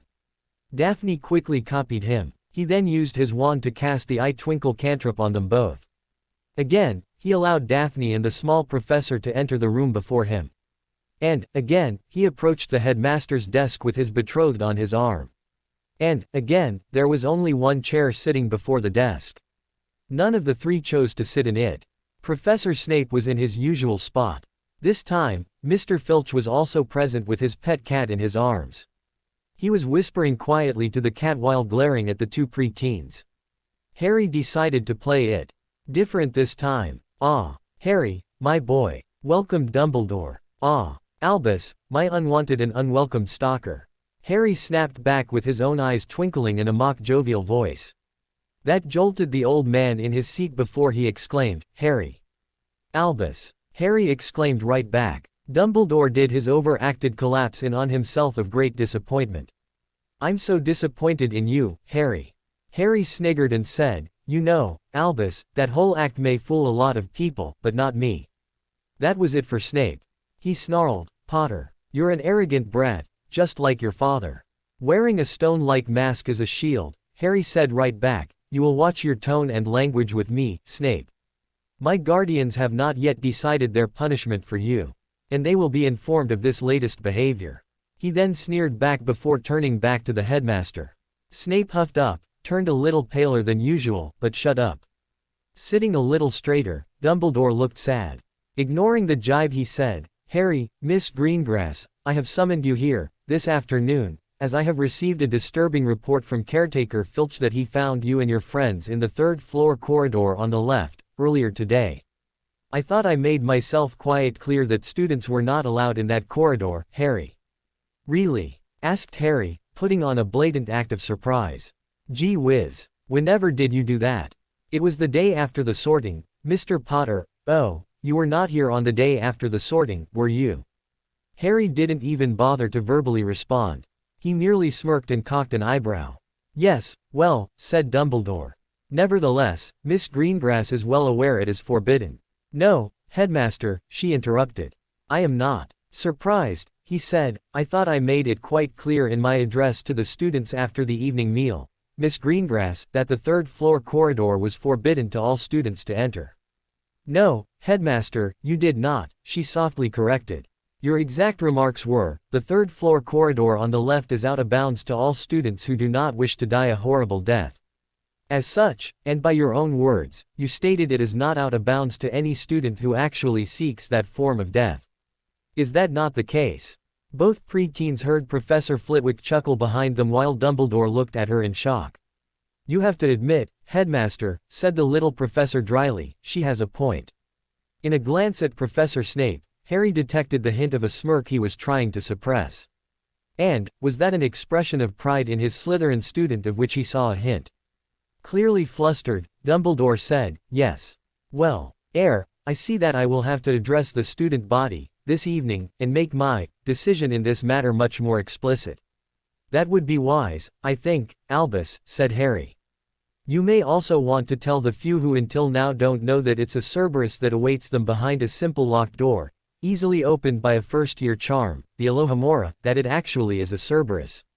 Or, that its name is, Fluffy. Or that, if they get past the Cerberus through simply starting a music box in its presence, and, thus, lulling it to sleep, they may be killed by the giant devil's snare that awaits them next. I cannot determine how the flying keys may harm them, but, still with a throwaway gesture, he said, "What am I saying? Of course, you know all the traps and puzzles that await those who enter. You don't need me reminding you of them. But the student body is going to be most disappointed they're not allowed to go there anymore. There are some who think it's all been set up for their amusement. I think there may even be a betting pool among some of them as to who can reach the end of the traps and puzzles first." Looking at Dumbledore with an expression of mild interest on his face, Harry could see the old man was shocked to his very core. "Others?" he quietly asked in an almost squeaky voice. With a mock frown, Daphne replied, "Surely you jest, headmaster. After all, it only requires you to look down at the floor in the room of the locked door to see just how many footprints of all different sizes there are in the dust upon said floor." Pushing the proverbial knife in even further, Harry mock mused and said, I'm actually surprised no one has thought it might be just a bit too dangerous to students to have those things in the castle and decided to contact Auntie Amelia, Madam Bones, or the Board of Governors, and made a formal complaint to either office." Dumbledore's face was ashen. Harry was beginning to wonder if they'd pushed him just that little bit too far and the old man was going to have a heart attack on the spot. He gestured a wave-off motion towards them, while his mind was obviously on other matters, and quietly said, "Very well. Thank you. You may go." Once they were out past the gargoyle and a little ways down the hallway, Professor Flitwick burst out laughing and they had to stop. Harry and Daphne were both amused to see the little professor bent at the waist with his hands on his knees uncontrollably laughing his head off. "Dear Professor," said Daphne, sweetly. "Has some miscreant hit you with a tickling jinx?" That tipped the professor right over then, almost literally. He collapsed onto his butt and fell over onto his back. He was laughing so hard he had tears in his eyes. After a few moments, he was able to regain control of himself and, with Harry's help, climb back to his feet. "You two," he gasped, still trying to regain his breath, "are the best thing that's happened to this school in a long time." Professor McGonagall had just set aside the last of her all-year students' submitted assignments and was thinking of moving on to the first-year assignments when her wards alerted her to her friend and colleague, Phileas Flitwick, standing at her door. She rose from her seat, walked over to the door and saw him standing there. He had his small, shrunken crate. She knew he carried his portable pensieve within under one arm, while he carried a bottle of Ogden's finest in the other. He was also sporting a large grin. "Phileas," she asked, "I thought, tonight, I'd supply both the entertainment and the libations, dear Minerva," he said. "This is about Mr. Potter and Miss Greengrass being summoned by Albus again." With his grin widening even further, the small professor simply nodded. With a grin of her own, something very few people ever see, she said, "Then, you'd best come in." About half an hour later, she snatched her face out of the pensieve with a burst of laughter. Though he had lived the experience, it still made Professor Flitwick laugh along with her. While Professor McGonagall was trying to calm herself down, the little professor was shakily trying to pour 2 glasses of old Ogden's finest into the glasses earlier provided by her. Neither cared that he'd managed to spill some onto the desk as he was pouring. The two then sat back just after Professor Flitwick vanished the spilled mess. A glass in each's hand. "Oh, Merlin," said Professor McGonagall, still trying to stifle her laughter. "I don't know why Albus keeps trying. That boy has him on the back foot as soon as he steps into the room. And Miss Greengrass is now also taking an active part in keeping him there," said Professor Flitwick. "But, what was with the spectacles?" she asked. "They're charmed," he replied. "I suspect. They both know the headmaster and Severus are legilimencies and they're charmed to repel that sort of intrusion. Did you see the expression on Severus's face when Miss Greengrass made that comment about Albus's announcement?" she asked. It looked like he couldn't have been prouder of her, one moment, and annoyed about it the next. The poor man was conflicted. Nodding, he replied, "But when they started into describing the various traps, I thought our beloved headmaster was going to either faint or soil himself, or both. And then to mention the possibility of a betting pool among the students." She asked, I believe I shall be speaking with a matching pair of my young lions tomorrow. If there's anyone who'll know of its existence or not, it's those two." "You think he may have lied?" he asked. "Certainly not," she said. "All he said was, I think there may be, nothing more than that." He let Albus jump to his own conclusions. "Still, it is concerning he was able to describe the traps in detail," he said. "That means the students know more than enough to be worrisome." "Agreed," she replied with a small sigh. "I believe it's time Albus returned that little trinket back to its rightful owner. It is clear it provides too great a risk to the students to be kept here any longer." "I agree," he said. "Those traps need to be dismantled, post-haste." Not too long later Professor Flitwick had just finished packing away his pensieve and chuckling a little to himself when Professor McGonagall asked in a sweet, girly voice, "Dear Professor, has some miscreant hit you with a tickling jinx?" That set both of them off again. A week later, Harry was again summoned to the headmaster's office. Again, he was accompanied by both Daphne and Professor Flitwick. Just as with the last time they ascended the spiral staircase beyond the gargoyle, both preteens donned their spectacles. Professor Flitwick watched them with amusement. Harry just grinned and winked at him. As they entered, Harry said, "Now, I'm not too fond of the decor, mind. After all, I'll have to put up with all the portraits of past headmasters hanging on the walls." "Ah, Harry, Miss Greengrass," interrupted Dumbledore. "Welcome." Turning to look at Dumbledore, as they were walking towards him, Harry Mock exclaimed, "Albus! Fancy meeting you here. This is a pleasant surprise." Turning to Snape, as always perched on a stool in the corner, and Potions Master Snape. "You're looking good, my man. Have you been exercising? It looks good on you." Harry watched as Snape's expression passed through shock to anger to annoyance while he heard Professor Flitwick lightly snicker behind them. Stepping up to the twin wooden chairs, Harry, who had been practicing quite a bit for these meetings, reconfigured them into a higher love seat, replete with the crest of House Potter centered high in the velvet upholstery of the backrest. He was actually quite pleased with how it turned out. "Now, Albus, I'm glad you're here," said Harry. "I've been looking forward to our little chat about the property of House Potter you've still not returned, you naughty man." While guiding Daphne to a seat upon the loveseat he carefully glanced at Dumbledore and saw the look of shock on his face at the advanced transfiguration he'd performed. Taking seat himself, he said, "I must say, Albus, I've charged the goblins at Gringotts with immediately contacting me as my property is returned so we can put this horrid business behind us. And, yet," Harry immediately gazed upon Dumbledore, and gave a big dramatic sigh with a slight slow shake of his head. "I'm quite disappointed in you, Albus, that not one item has yet been returned. Tisk, tisk, tisk, honestly. I thought better of you than this. I may not like you but I thought better of you than to find you resorting to common thievery." Stuttering, the old man replied, "Now, Harry, there were a few items loaned to me by your father. Clearly, he wanted me to have those items. And, after my father was killed," interrupted Harry, "it behooved you to immediately return those items. You have yet to do that. And my patience with you is wearing quite thin, on this matter. It would help me if you were to make clear to me just which items I'm supposed to have borrowed." The old man tried. "All of them, Albus," said Harry, again, cutting him off. "All property in your possession that rightfully belongs to House Potter, including all property you may have given to others for whatever reason in the meantime, is to be returned," Harry stated firmly. "I shall be generous and allow you until Christmas Day to carry out this small task. And if I am unable to determine what I hold that, as you put it, rightfully belongs to House Potter?" asked Dumbledore carefully. "As you're a master at Clumens, I suggest you review your memories. From them I have confidence you will recall what you have. I do not wish to take steps to see you forced to return them, or have them taken from you," replied Harry matter-of-factly. "I've been more than generous with you in the time I'm giving you to comply, Albus." With another attempt of his own disappointed grandfather look, Dumbledore said, "There are items your father gave to me for safekeeping, Harry. I believe your father would be disappointed with you if you continue with this behavior towards me."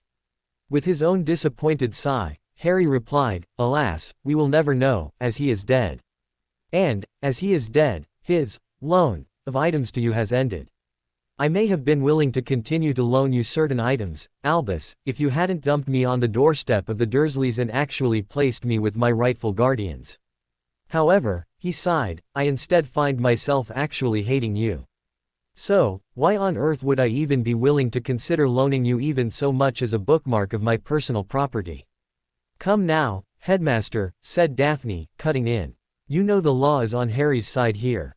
There's no need for you to be so recalcitrant. It avails you nothing and will only see you in further difficulties with the goblins and the DMLE.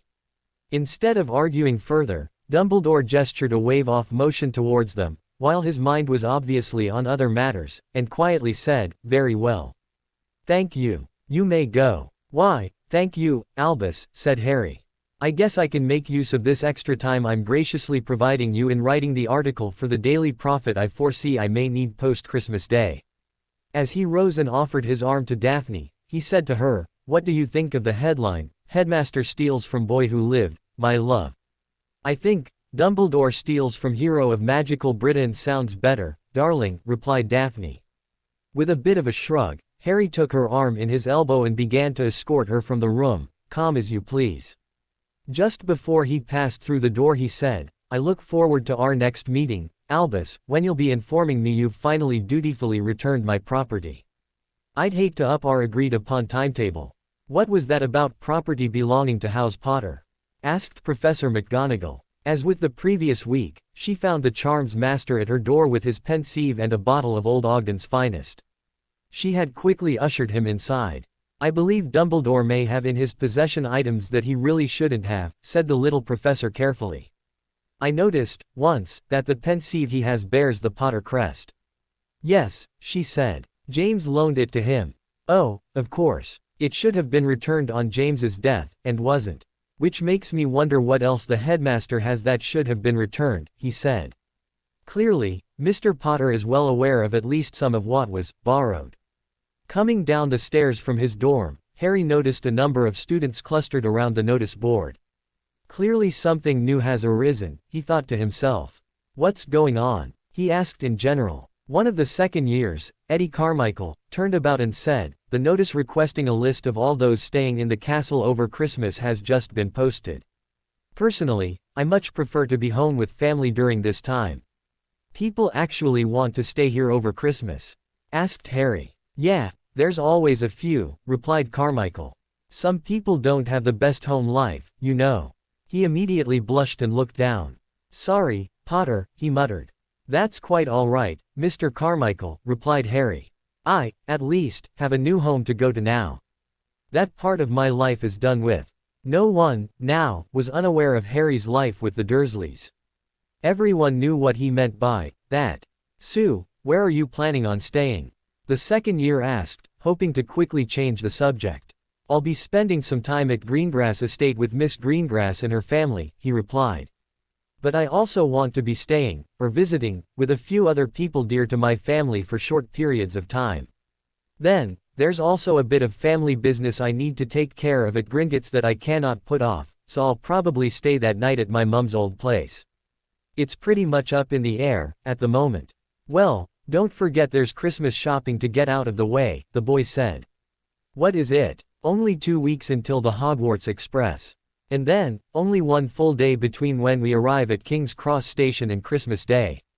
Groaned Harry. Don't remind me. Diagon Alley is going to be packed on that day. On the Wednesday afternoon before leaving the castle for Christmas, Dumbledore asked Harry to remain after Dada class. Daphne and Tracy also remained. Harry, I only needed to speak with you about this matter, said Dumbledore. Your 2 lady companions may leave. Thank you, Albus, Harry simply replied, doing nothing else. Neither Tracy nor Daphne so much as moved in their seats. Dumbledore appeared to be waiting for them to leave, looking a little pleased. However, when neither girl moved, his face dropped into a frown.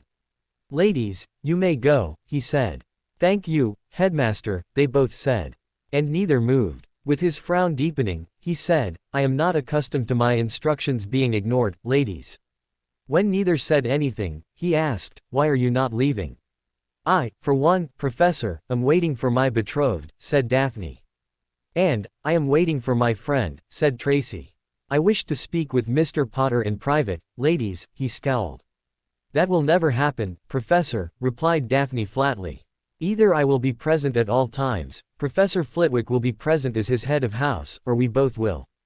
Still scowling, he turned to Harry and asked, "Do you wish others to be present when I am discussing with you private matters, Harry?" "Always, Albus," replied Harry. Scowling for a moment later, the old man tried his disappointed grandfather routine. "Very well," he said. Looking back up at Harry he said, "I was surprised to discover you will not be staying in the castle over Christmas, Harry." As it wasn't a question, just as with the girls before him, Harry didn't respond. He just adopted a mien of curiosity. When Harry clearly wasn't going to respond, Dumbledore said, "I take it, then, you will be returning to stay with your family over the Christmas break." "Yes, Professor," he replied.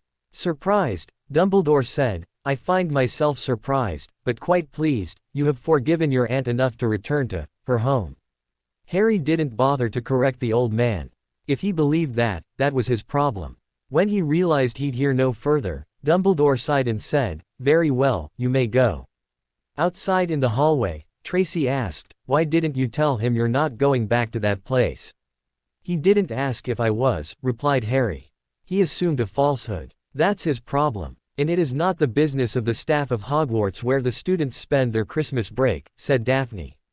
"They only need to be aware that a student has left on the express at the beginning of it, and returned on it when the break has concluded." Harry stood waiting in the entrance hall with Hermione and Neville. They were waiting for Daphne, Tracy, Susan and Neville to join them from out of the dungeons. "I'm so looking forward to seeing my parents, again," said Hermione. Looking at Harry, she asked, "I told you my parents and I are visiting Greengrass Estate, right?" "Yes, Hermione, you did," replied Harry. "Boxing Day," she said, as if she didn't hear. "We're coming over for a little while before we head to my grandma's place." "I'm looking forward to meeting the rest of your family, Harry," she said.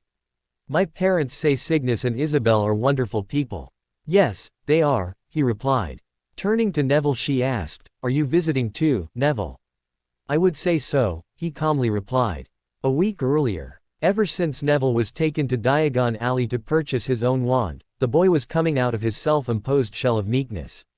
Having a wand that matched him, 12 inches of cherry wood with a unicorn hair core, had done wonders for his self-esteem. It also didn't hurt that the girls thought his new wand was gorgeous. Soon after returning, he met the others in the library where he showed it to them.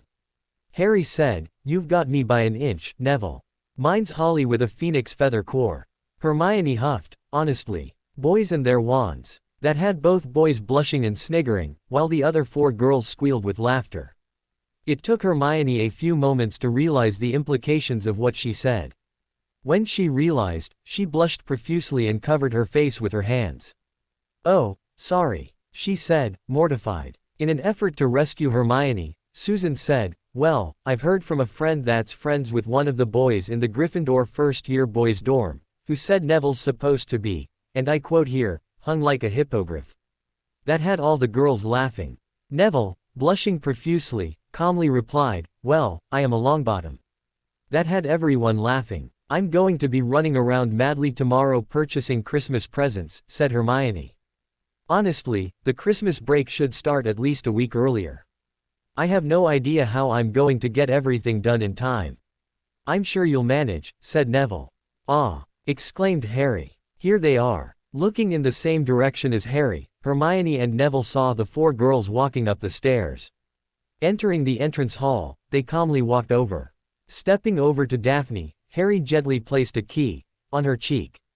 "I was getting worried you were going to be late," he said to her. "Never going to happen, Potter," she said with a smile. "Well, now that we're all here," said Neville, "how about we head out to find a carriage?" "Let's," said Tracy, taking him by the arm. A little surprised, Neville dutifully cocked his elbow for her and escorted her outside and down the steps to where students were lined up waiting for carriages. Harry offered his own elbow to Daphne, who naturally placed her hand in it and chased after Neville. The 3 other girls followed behind. Disembarking at the station, they only had to wait a few moments for their trunks and pet carriers to appear before they collected them and found a compartment on the train. Harry had sent Hedwig to Greengrass Estate earlier, so her cage was empty. Finding a suitable compartment, Harry and Neville manhandled, with the use of featherweight charms and levitation, the trunks into the overhead racks. The pet carriers went on the floor under the seats. With the compartment now considered full, Harry stepped outside and, using a sticking charm, stuck a large note to the outside of the door. Stepping back in, he closed the door, locked it and cast the colloportus charm on the compartment door. There. Now we shouldn't be bothered. What was that? Asked Daphne. A notice me not. No, the door sealing charm, colloportus, replied Harry. The squelching sound you heard was the wood of the door binding with the wood of the frame. No first-year unlock door charm is going to open that. That's quite an advanced charm, Harry, said Hermione. What if one of us needs to go to the toilet? Just let me know, he said. I want it there, for now, so we don't get any rude gits trying to get in here without knocking first. I doubt Malfoy will try anything, this trip, said Daphne, from where she was curled up on the seat snuggled into him. Or Weasley. And the note you stuck to the outside of the door? Asked Tracy. It says, try knocking, said Harry with a smirk. The ride back was uneventful. If you don't count someone trying to wrench the door open no less than 4 times. At least for 3 of them the person then knocked. Laughing each time, the 7 waited for the knocking. Each time they heard it, Harry removed the door sealing charm and Neville opened it. It was only during a period while Susan and Hannah disappeared together to go to the toilet did the door get wrenched open while the sealing charm was not in place. At that time it was a female Ravenclaw prefect looking in to make sure everyone was okay. All right, she began, who put that super strong locking charm on the door when I came by earlier to check in? I did, said Harry. And it was a door sealing charm, colloportus to be exact. Frowning at him she asked, and how, in Merlin's name, does a first year know how to cast the door sealing charm? Hey, said Harry, slightly offended. Ravenclaw here, remember. I read about it and practiced it. And just why would a first year, even if they are a Ravenclaw, want to practice the door sealing charm? She asked suspiciously. So we don't get bothered while riding the Hogwarts Express, is one reason, he calmly replied. She looked at him for a while more before she said, well, prefects need to be able to check on the students while they're doing their patrols. Daphne, getting a little miffed with the girl, snarkily asked, see the note on the door. The girl pulled her head out for a moment and read the note before turning to look back in again. Understanding writ upon her face. Try that, snapped Daphne. Watch your tongue, the girl, a little haughtily, said. I'm still a prefect. As Harry was enjoying watching Daphne cut the girl down, Susan and Hannah returned from the loo. Excuse us, said Susan, butting in. The prefect, only just then noticing the 2 girls trying to get in, backed off to let them pass. Just leave the door unlocked so we can check on you if we need to, said the girl, sticking her head back in. No one bothered to say anything back, just hoping she'd go away. She did a few moments later with an angry scowl. As soon as she was gone, Neville pulled the door shut and locked it. And Harry cast the door sealing charm on it. I thought she'd never leave, said Tracy. That caused the others, including herself, to laugh in response. As mid-afternoon approached and the countryside outside the window gave way to suburbs, the 7 began to get ready to disembark the train. By the time the announcement of 5 minutes to King's Cross was heard, they were all ready well beforehand. As Neville and Harry lifted the trunks down off the overheads, ladies first, the girls were dragging them outside. When both boys had theirs down, Neville led Harry out of the compartment. As he passed through the door, Harry let go of his trunk and cancelled the sticking charm on the note. As it fell away, he grabbed it and stuffed it into his pocket. Dragging his trunk off the train, he levitated it and was about to walk away when the same female prefect from earlier stopped him. I thought I told you to leave that compartment door open, she glared. You did, he replied. I remember it quite well. Then why didn't you? She scowled. Because we decided to ignore your request, he replied. I could deduct points off you, you know, she said. Of course, you can. He calmly replied. But, from which house? All 4 houses were represented in that compartment. If you decided to take points off all 4 houses, which you would have been obliged to do, then you really wouldn't have accomplished anything, would you? She continued to scowl at him while he watched her try to parse that one out. After a few moments he saw her scowl deepen before she spun about and stormed off. Harry just grinned after her. Trailing his trunk behind him, Harry walked apart from the train. His friends and family were waiting for him against the back wall of the platform. "What was that about?" asked Cygnus with a flick of his chin towards the Ravenclaw prefect, while Harry was getting a hug from Sirius and Isabel. "She's a prefect and wanted to have a go at me for sealing the door of the compartment after she told me not to," he replied. "However, she was overstepping her authority when she did it, so we chose to ignore her request. She threatened me with taking house points off us for having the door sealed after her telling us not to. When I told her we represented all 4 houses, and that taking points off us all would have been pointless, if you'll pardon the pun, she left a little upset." Cygnus grinned and said, "That must have been hard for her to take." "She's a Ravenclaw," said Harry with a shrug. "She's going to be trying to work that one out right through Christmas. Now why didn't we think of having mixed compartments when we rode the express?" asked Sirius, musing. "Because you would never have sat with a Slytherin," replied Isabel in a matter-of-fact voice. Sirius just grinned. "I have to go out and find my parents," said Hermione, butting in. "If I don't see you folks over the Christmas break, I look forward to seeing you back here on the 8th. "Hold your horses, Miss Granger," said Isabel. "We're coming out through the barrier, too." Meanwhile, Harry had managed to place his trunk on the top of one of the trolleys the adults had brought in. It was on top of someone else's trunk, but he felt he could maneuver it on his own. Hedwig's cage went on top. As Harry was finishing uploading things, Astoria came forward and softly said, "Hello Harry." "Tori!" exclaimed Harry happily. My, he softly said towards her before turning to Cygnus.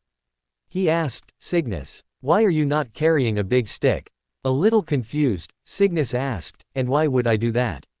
"Why, to beat off all the boys who would dare to come sniffing around this vision of loveliness, of course," replied Harry, as if stating the obvious and gesturing towards Astoria. He didn't see Daphne roll her eyes towards her mother, or Isabel trying to smother her giggles in response. "Ooh," squealed Astoria before grapple hugging him. Cygnus chuckled while Sirius said, "Damn, pup. I think I'm going to need to take notes." To which he received a smack on the arm from Isabel. "Hush, you," she tried to sternly say. Sirius just impudently grinned back. Susan and Hannah left with Hannah's mum while Tracy left with her father and Neville left with Gran. The first 2 via Portkey and Neville via side-along apparating. They'd see them in a few days at most, so parting was not that much of a big deal. "All right," said Cygnus. "I guess we're what's left and we're all here. How about we head out?" With physical and verbal nods, the group made their way out through the magical barrier. Not too far out the other side, Hermione almost immediately saw her parents and, with a squeal, she rapidly pushed her trolley towards them. Letting it go and ducking out from behind it, she dashed the last few steps to envelop both parents in one of her unpatented grapple hugs. That gave the others time to casually walk over. Introductions were left to Isabel to start. "Dear," she said, making sure her husband was paying attention. "This is Dr. Wendell and Dr. Monica Granger, Hermione's parents. Wendell. Monica. This is my husband, Lord Cygnus Greengrass." "Cygnus, will do," said Cygnus stepping forward to shake Wendell's hand, before leaning forward and lightly keying the back of Monica's hand. "And it's Wendell and Monica for us," said Wendell. "Thank you," said Cygnus, stepping back. He then said, indicating each in turn, "And I introduce my eldest, Daphne, her betrothed, Harry Potter, my youngest, Astoria, and Lord Sirius Black, Harry's godfather." Harry stepped forward and copied Cygnus's actions, shaking Wendell's hand and lightly keying the back of Monica's hand, followed by Sirius doing the same, also telling them to call him Sirius. "Betrothed?" asked Monica. "Yes, tried Cygnus, actually blushing a little, before Isabel lightly laughed and said, "Cygnus and his friend, James, Harry's father, managed to get themselves drunk soon after Harry's birth, and the next morning they found they had both signed a non-breakable betrothal contract between Daphne and Harry." "It can't be broken?" asked Monica, a little alarmed. "No," replied Cygnus. "It's a magical contract and was signed in blood." Monica looked a little horrified and Wendell showed concern. "It's okay, ma'am," said Harry, speaking up before things could get out of hand. "I think I speak for both Daphne and I when I say we're actually now quite happy with it." Daphne nodded and gave Harry a key on the cheek. "However," said Harry lowering his voice slightly, My dear godfather, now that he has recovered from his recent troubles, is in deep trouble about it. Ah, pup, whined Sirius. You're not really going to hold your dear godfather guilty about this, are you? And I believe that's a long discussion best left until Boxing Day, said Isabel, cutting in. It will take some explaining to fully understand. The Grangers nodded. And, I think it's night time we went back through the barrier to Portkey away from here, said Cygnus. Wendell. Monica. Nice to finally meet you. And I look forward to you visiting us at Greengrass Estate in 3 days. After words of parting, the Grangers left to exit the station out the Muggle entrance, while the Greengrasses returned through the barrier to the platform to Portkey away. They arrived in a clutter on the floor in the entry hall of Greengrass Estate. That is, Harry landed and immediately fell flat on his bum, while the Greengrasses and Sirius lightly touched down in a slight crouch. Cygnus looked at Harry with a grin, while Harry climbed to his feet muttering, I hate magical travel. Because of the spin, you need to touch down in the direction of the spin and as if you're running forward, said Cygnus. You landed backwards and almost stiff-legged. That's why you fell back onto your bum. Just like flow travel, Harry, said Isabel. You just need to practice. I'll take the trunks upstairs, he said.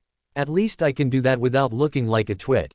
Using featherweight charms, Harry first placed one on top of the other before levitating both. While holding them both up, he grasped the handle of the bottom one and pulled it with him. He was so focused on what he was doing, he didn't see the looks of shock on either Cygnus's or Isabel's face. After Harry left up the stairs, pulling the trunks behind him, Cygnus motioned the rest toward to the parlor. Once in there, Cygnus turned to Daphne and asked, how long has he been able to do that? He asked. Knowing why her father was so surprised, she said, almost from the start. Professors Flitwick and McGonagall keep loaning him advanced charms and transfiguration texts and he practically devours them. Once he's read them, he practices each and every spell. And, once he has both wand movement and incantation correct, he never has to worry about it again, it's learned. But he shouldn't have the power, started Cygnus before he heard Harry coming back down the stairs. Harry entered and saw Daphne smiling at him while Cygnus, Isabel and Sirius were looking at him a little strangely. Harry didn't know what was going on. Daphne reached out and took his hand as he approached and sat beside her. Harry, I think we need to show my parents and your godfather that little trick you showed me on Halloween, she said. All right, said Harry. No secrets from family. Do you want to do it? Replying only with a grin in return, she turned to her parents and said, watch this. With barely a pause or even loss of eye focus, she began to draw magic into herself. It took only a few moments before Harry literally felt the palpable energy roiling about her. It was making those few small loose items about the room start dancing a little upon what and where they sat. And, of course, her eyes began to glow a little. Cygnus, Isabel, Sirius and even little Tori were looking back in awe and not a little fear. Oh, wow, said Tori, first to speak and not understanding what it looked like to her parents. That's amazing. Daphne let her magic ease back down before calmly saying to Tori, thank you, Tori. The three adults were still sitting there quite stunned. Said Cygnus, before he cleared his throat. I did not realize just how powerful you are, Daphne. Daphne grinned and said, wait until you see Harry. Turning to her betrothed, she said, all right, Harry, your turn. Harry grinned and stood up. Then he quickly started pulling ambient magic into himself. Very quickly the air about him began to swirl. His hair began to rustle a little with it. Everything became much brighter for him. He felt he could almost see magic moving through the room. He pulled even more in, letting it flow through him and overflow in great gushing waves of it. The area of affect was so wide he could see the hair of all three adults moving about where they sat apart from he and Daphne. Looking down at his betrothed, he watched as her hair moved about, even standing up a little with the charged particles of air. All the while, Daphne just sat there, quite calmly. But, she was also used to it. Harry then let it flow back out of him and he let his magic back down to its normal resting state, and calmly sat down again. Sweet Merlin! Exclaimed Sirius. You, Daamn. How in Merlin's name do you do that? Asked Cygnus. Harry calmly told them how he had guessed it could be done while he was in hospital after reading magical theory. He told them how he felt it was a reverse of pushing your magic, and was actually pulling magic into yourself. He told them of his belief of how drawing magic in allowed him to cast stronger spells for longer. And how it meant he didn't have to wait anywhere near as long for his magic to recharge, if he was approaching magical exhaustion. He also said it left him tired after he did it for quite some time. And he told them how it had to be kept secret so others did not know they were actually normal on the power scale. It was mainly all for show to make others think they were much more powerful than they really were. So, in the same way as you folks probably originally thought we must be the reincarnation of Merlin and Morgana Le Fay, it comes in handy when you want to scare the bejesus out of a person or people who think of attacking you, said Harry. It looks impressive as hell, and it's fun to watch people's reactions to it when we do it, like yours. But, I don't know how useful it will be, or if it's a hindrance, in an actual battle. And you can teach this? Asked Isabel, shocked. Nodding, Harry said, yeah. I taught Daphne within a few minutes. Then, a few days later, I taught Neville, Tracy, Susan, Hannah and Hermione. It didn't take me all that long. Daphne said, since then we've all practiced it in private and improved in leaps and bounds. With Harry's help we've all also been practicing doing it while spell casting. As he said, it appears to have improved our abilities to cast. It makes our spells stronger. And we don't tire as easily. Again, said Sirius. Damn, if you like, said Harry, with a grin. I'll teach you while we're here on break. It won't take long. He received 4 answering grins. Oh, Tori wants to learn, too, does she? He thought. I'll have to run that past her parents, first. All right, said Isabel, first to snap out of it. What do you want to do first? Christmas shopping, said Harry. If we can get it out of the way this afternoon then we're likely to miss the mad rush that will be tomorrow in that place. Fluing to the leaky cauldron and heading directly into the alley, Harry, Sirius and the Greengrasses realized Harry was right to beg to do their final Christmas shopping the day the express arrived. The alley was packed. It would be even worse the next day, Christmas Eve. The party weaved their way down to Gringotts first. They were only picking up some extra galleons, this time. There'd be more than enough time to carry out the rest of his business with the goblins after Christmas, when they weren't so rushed. Besides, his time limit with Dumbledore for the return of property belonging to House Potter expired on Christmas Day. He'd still have to go after Christmas to sick the goblins onto him. After quickly collecting some gold, the group left Gringotts. They immediately split up with Harry going with Sirius and Astoria while Daphne was with her parents. As soon as they separated, Harry turned to little Astoria and said, now, my fair maiden, I need to buy a gift or two for your sister. I'm placing a lot of trust in you that you will not use the opportunity to tease your sister about the gifts I purchase for her. Are we agreed? The youngest Greengrass, who had immediately latched onto Harry's hand when it was decided on the split of the group for shopping, pouted and mock-whined, ah, Harry. I was looking forward to that. Well, I want your promise you won't, he said. Otherwise, the gift I purchase for you will be less. All right, Harry, she mumbled. Thank you, he said. Besides, I was hoping you could help me pick out a gift for her and your parents. That earned him a big grin. I'll be good, I promise. She sweetly said. Looking at his godfather, Harry said, jewelers, first, then Ollivanders, I think. With a smile, Sirius said, then lead the way.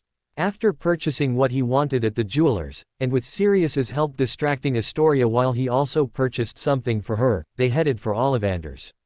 It took some sweet talking of the peculiar old man but Harry was able to purchase what he wanted. From there it was over to the Owl Emporium to pick up supplies for the owls, and visits to a couple of other places. They soon met with the others at Fortescue's before changing groups. Harry was with Cygnus and Isabel, while Daphne went with Sirius and Astoria. This time, the shopping was a lot quicker as he was only needing to purchase something for Sirius. However, he knew Daphne and her group were going to take a little longer. Harry led his two to Scribblus ever-changing inks in the other stationery store, and he had a quick walkthrough memorizing the bookshelves in Flourish and Blots. Just as many of the shops were closing, they returned to Fortescue's. This time, they were the first to arrive. Sirius brought the two girls a few minutes later. Ready to head home, are we? Asked Cygnus. Merlin, yes, sighed Sirius. I hate to see what it's going to be like here tomorrow. Harry just smiled. He said, we can always come and have a look, if you like. No, no, said Sirius, raising both hands in surrender. I'm good. As soon as they were back at Greengrass Estate, Harry took his purchases up to his room.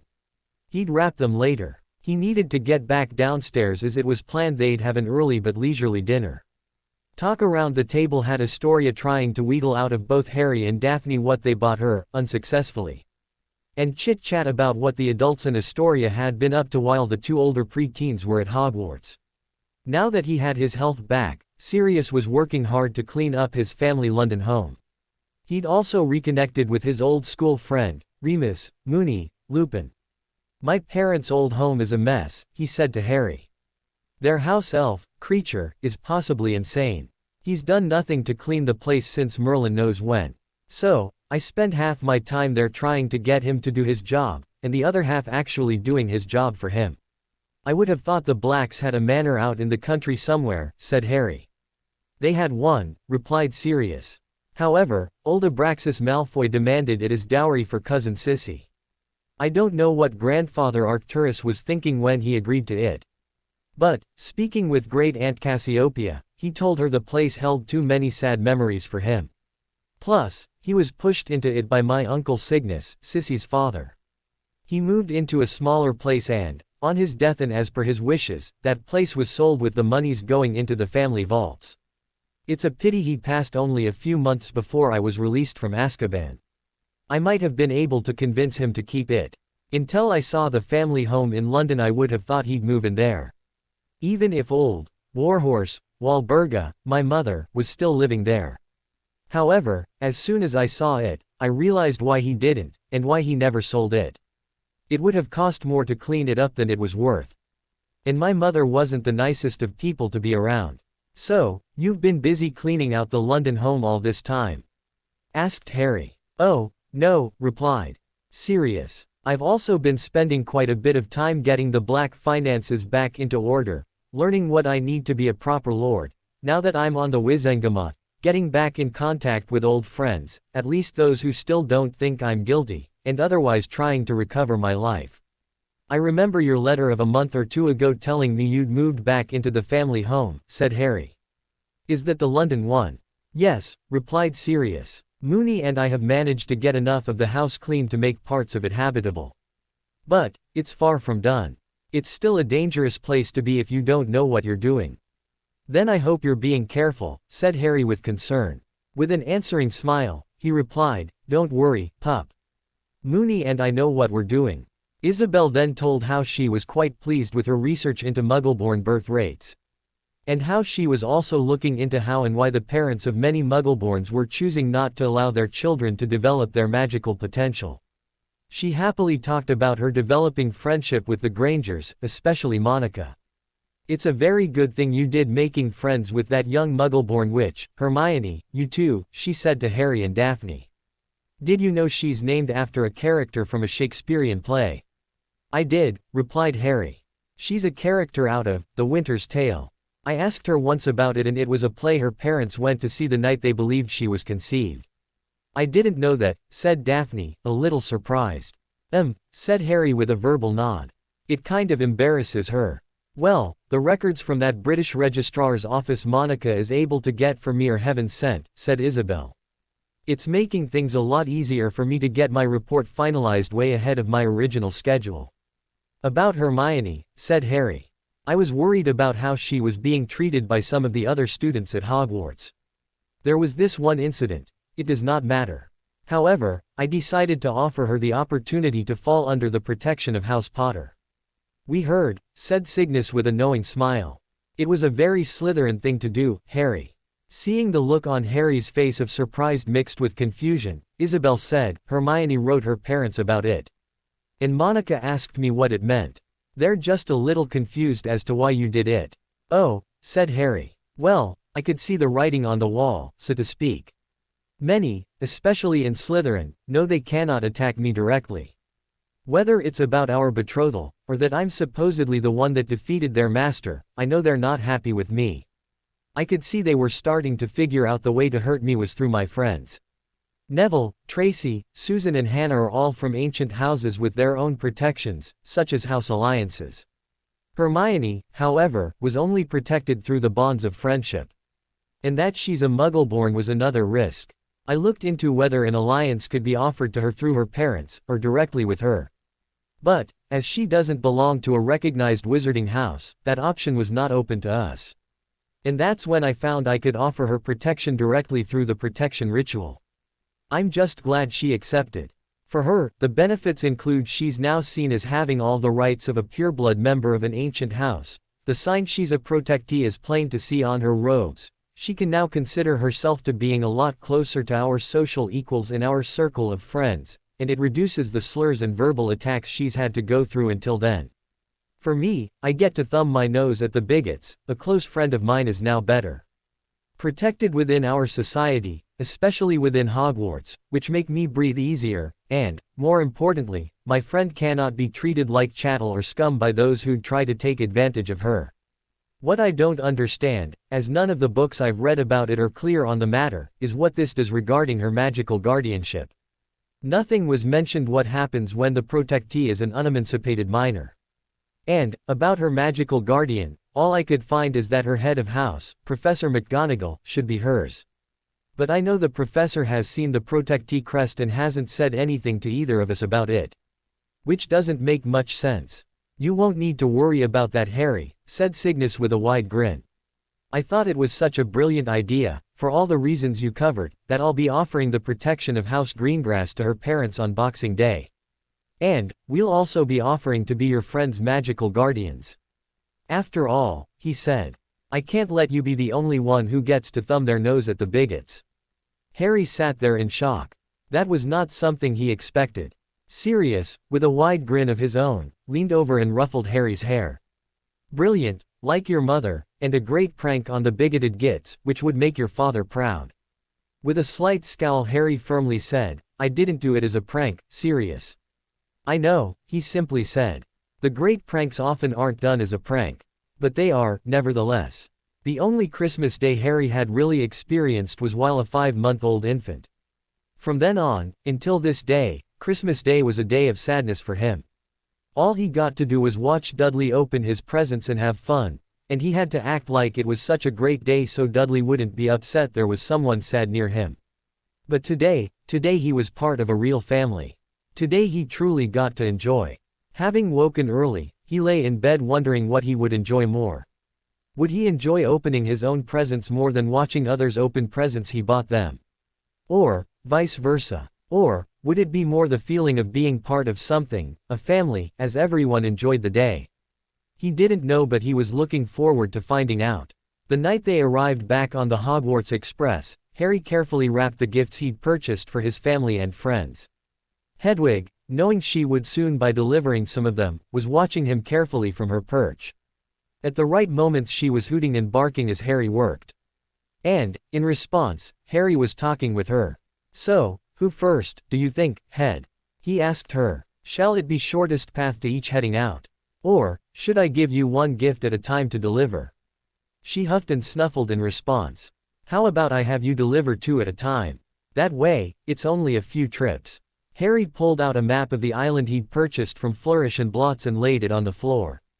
He carefully mapped the towns where he knew his friends lived, and looked at how Hedwig was likely to fly to each. He said. Tracy's coming over later in the day, so no need to deliver hers. I could hold off on sending Hermione's as she'll be here on Boxing Day. That leaves Neville, Susan and Hannah. How about a single trip with 3 stops, girl? He asked. Hedwig barked and bobbed her head. With a grin back, he said, excellent idea. We shall do that. Harry then pulled out the gifts for the 3 and took them over to his desk next to Hedwig's owl perch. Okay, Neville at Longbottom Hall under your left wing, Susan at the ossuary under the right wing, and Hannah at the refectory on your right ankle, he mused. He quickly wrapped each gift in a sheet of parchment, wrote the name of the recipient on it in large letters, and shrank it down. Hedwig hopped down onto the desk and Harry quickly and securely tied the packages to her harness and ankle. He walked over to the window and opened it right up for her. Operation Ho Ho Ho is a go, girl. He grinned. Hedwig gave 3 quick hoots and took off out the window. After watching her fly off for a few moments, Harry quickly closed the window with a grin. As he was about to turn around, from the direction of the door, he heard Daphne say, "Just how in tune with one another you and Hedwig are, still amazes me." When he turned to look at the door with the same grin on his face, he saw his betrothed leaning against the frame with her arms and legs both crossed. A small smile on her face. He crossed the room, took her in his arms and gave her a peck on her cheek. "You're lucky you didn't come in here an hour ago when I was still wrapping gifts," he said. "Oh?" she asked, sinking into his arms. "Yes. I would have spanked your bottom for you, for attempting to find out what your present is," he gleefully said. "You wouldn't," she gasped, pushing him away. "I would," he returned. Then he grinned mischievously. "Maybe I should give you a taste of what to expect." Daphne took one look at his expression, adopted one of mock horror and took off towards the stairs with a very un-Daphne squeal. Harry took off in pursuit, trying to laugh maniacally. But that was 2 days ago. Now lying in bed, Harry was wondering when he should get up. He didn't want to seem too eager by getting downstairs too soon, but he also didn't want to be the cause of everyone waiting for him to rise so they could get to the gift-giving part. He was just about to get up when the bedroom door flew open and a small, brunette-haired human missile came hurtling in and leapt up onto Harry's bed with a cry of, "Harry!" And onto him. "Oof!" he cried, when one of her knees landed in a tender spot. As Harry was lying on his back, the brunette missile, otherwise known as Astoria, decided to sit astraddle his stomach, grab him by the shoulders, and shake him. "Come on!" she cried. "Get up! Get up! Get up! Help!" he cried out, turning his head towards the open door. "I'm being attacked by a harpy." Tori grabbed his chin in her hand and spun his head to look back at her. "Get out of bed, Mr. Potter," she demanded, glaring at him before grabbing him by the shoulders and shaking him again. "I want to open pre-scenes." "All right," he cried back. With a final glare at him, Tori used his stomach as a springboard to climb back off him before then bouncing off the bed to land on her feet beside it. Harry groaned for a moment and tried to curl into a ball from the abuse to his stomach muscles before he suddenly found the blankets reefed off him. "Hey!" he cried. "Get up!" Tori stamped her foot. "All right, already," he yelled, swinging his feet off the side of the bed. Tori stood just a ways from the bed glaring impatiently at him. "As soon as I've had my morning shower," all he tried.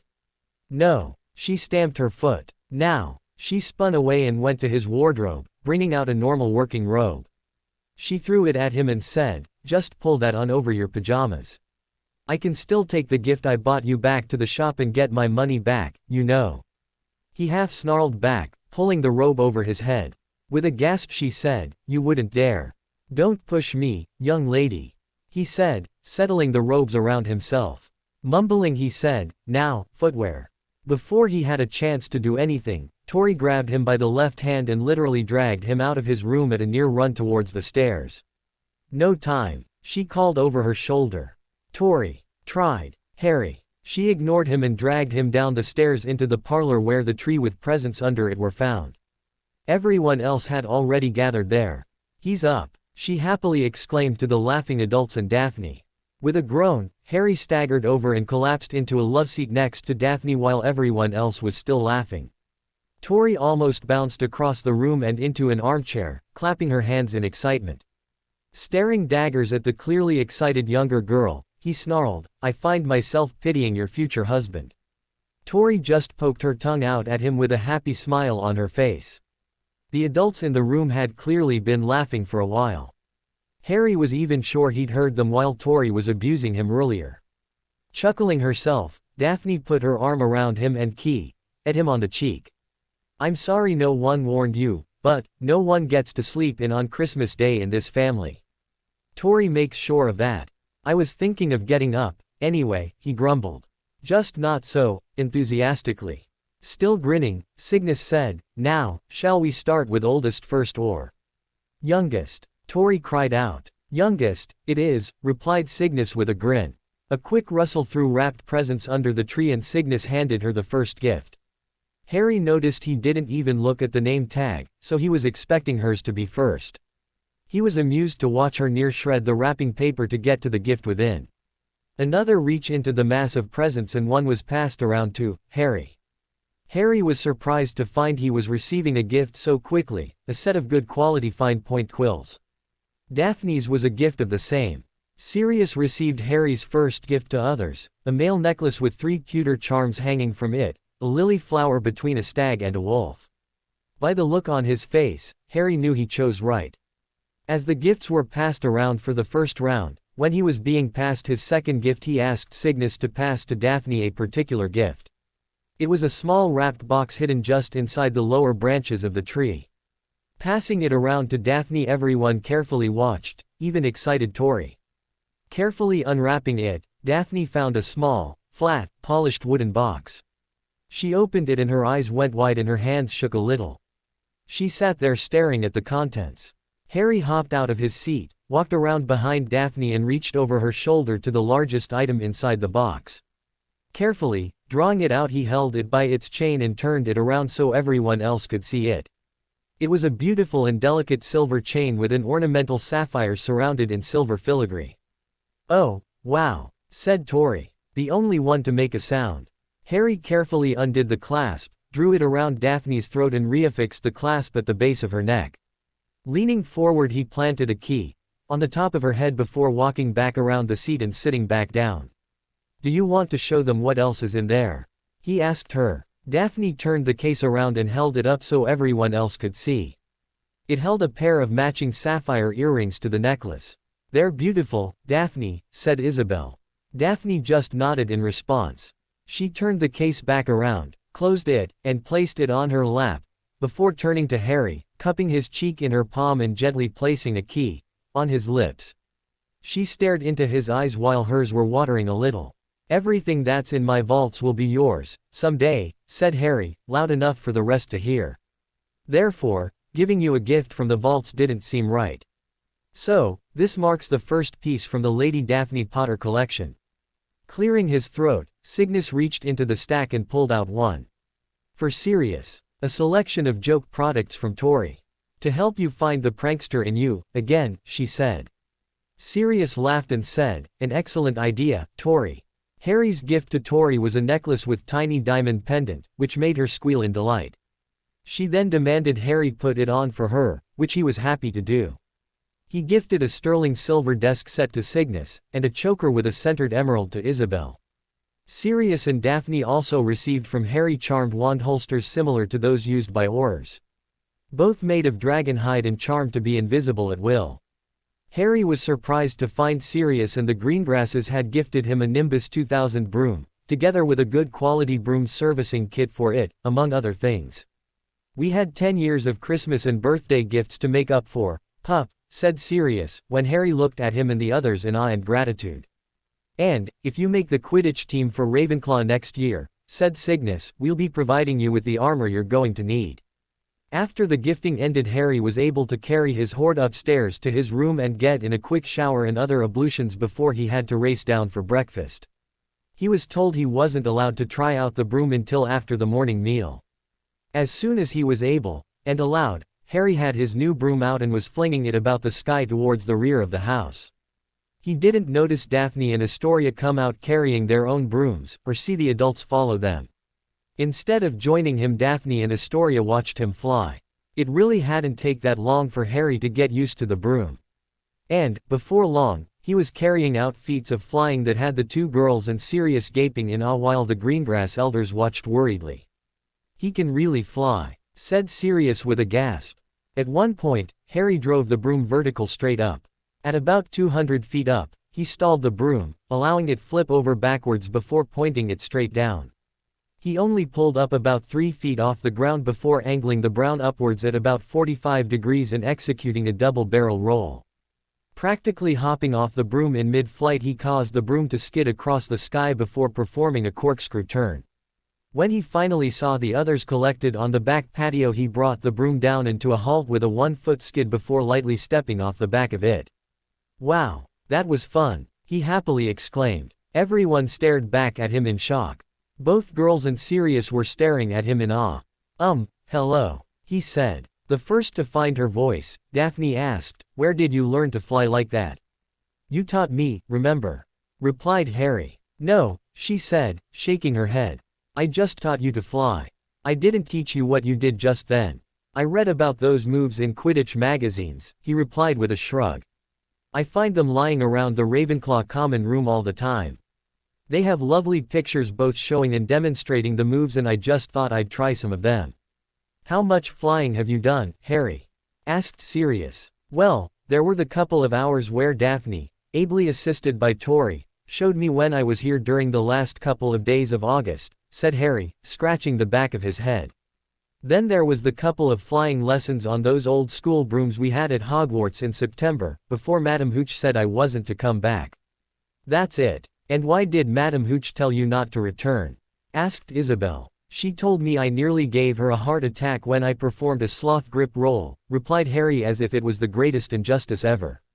"I think I need to send Professor Flitwick an owl," muttered Cygnus. Harry ignored the comment and turned to the two girls. "Coming up, ladies?" he asked. "With guests coming over after lunch, this'll probably be our last chance for a couple of days." With one hand, Harry pointed the tip of the handle away from himself at about 30 degrees and set the broom in motion.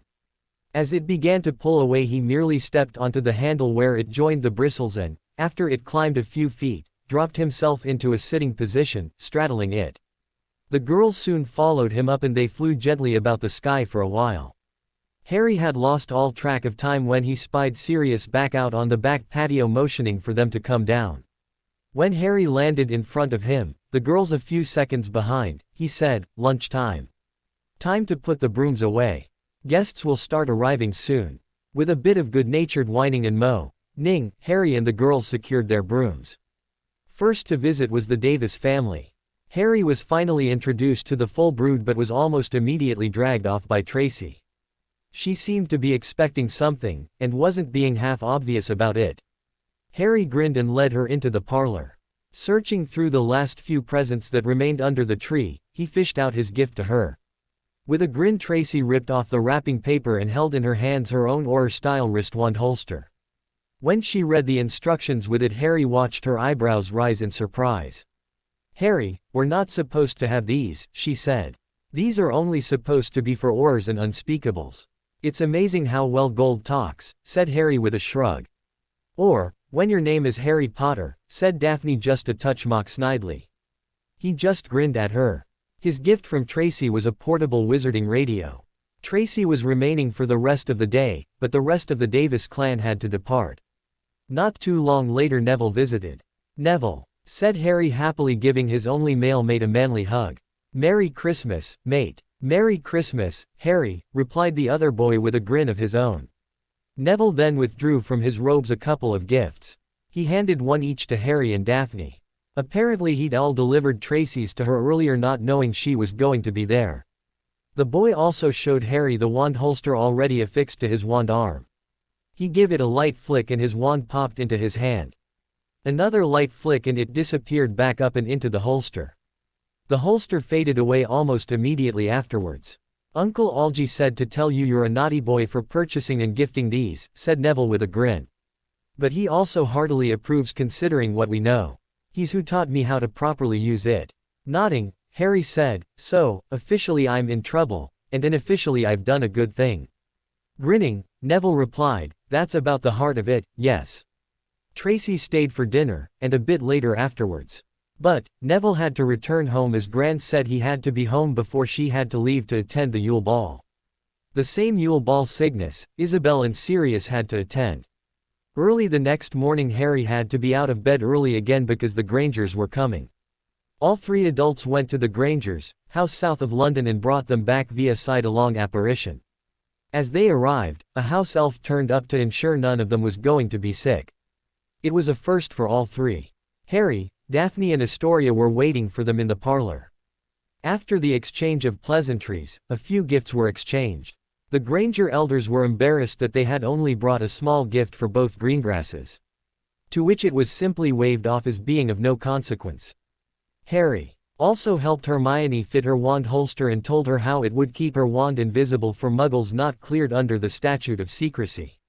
It pleased Hermione greatly as her grandmother wasn't cleared yet and allowed the young witch to carry her wand on her person at all times. Immediately after Harry sat down again, Cygnus turned to the Grangers and asked, "Wendell, Monica, what has Hermione told you about her protectee status from the noble and most ancient house of Potter?" She said Harry did it to protect her, and that it meant the chance of her being attacked in future was greatly diminished as a result, he said, before turning to Harry and saying, "And, thank you for doing that, by the way." Harry just nodded in response. "Good," said Cygnus. "That much is correct. But there's more to it than that." He then went into detail about Hermione's protectee status and what it meant for both her and Harry. And he covered what it meant for Hermione, social status-wise. He also covered what it meant for making purchases in Diagon Alley and Hogsmeade.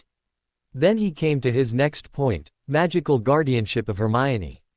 He spoke about how all Muggle-born unemancipated minors were assigned a magical guardian when they entered Hogwarts, and that the guardian was supposed to be their head of house.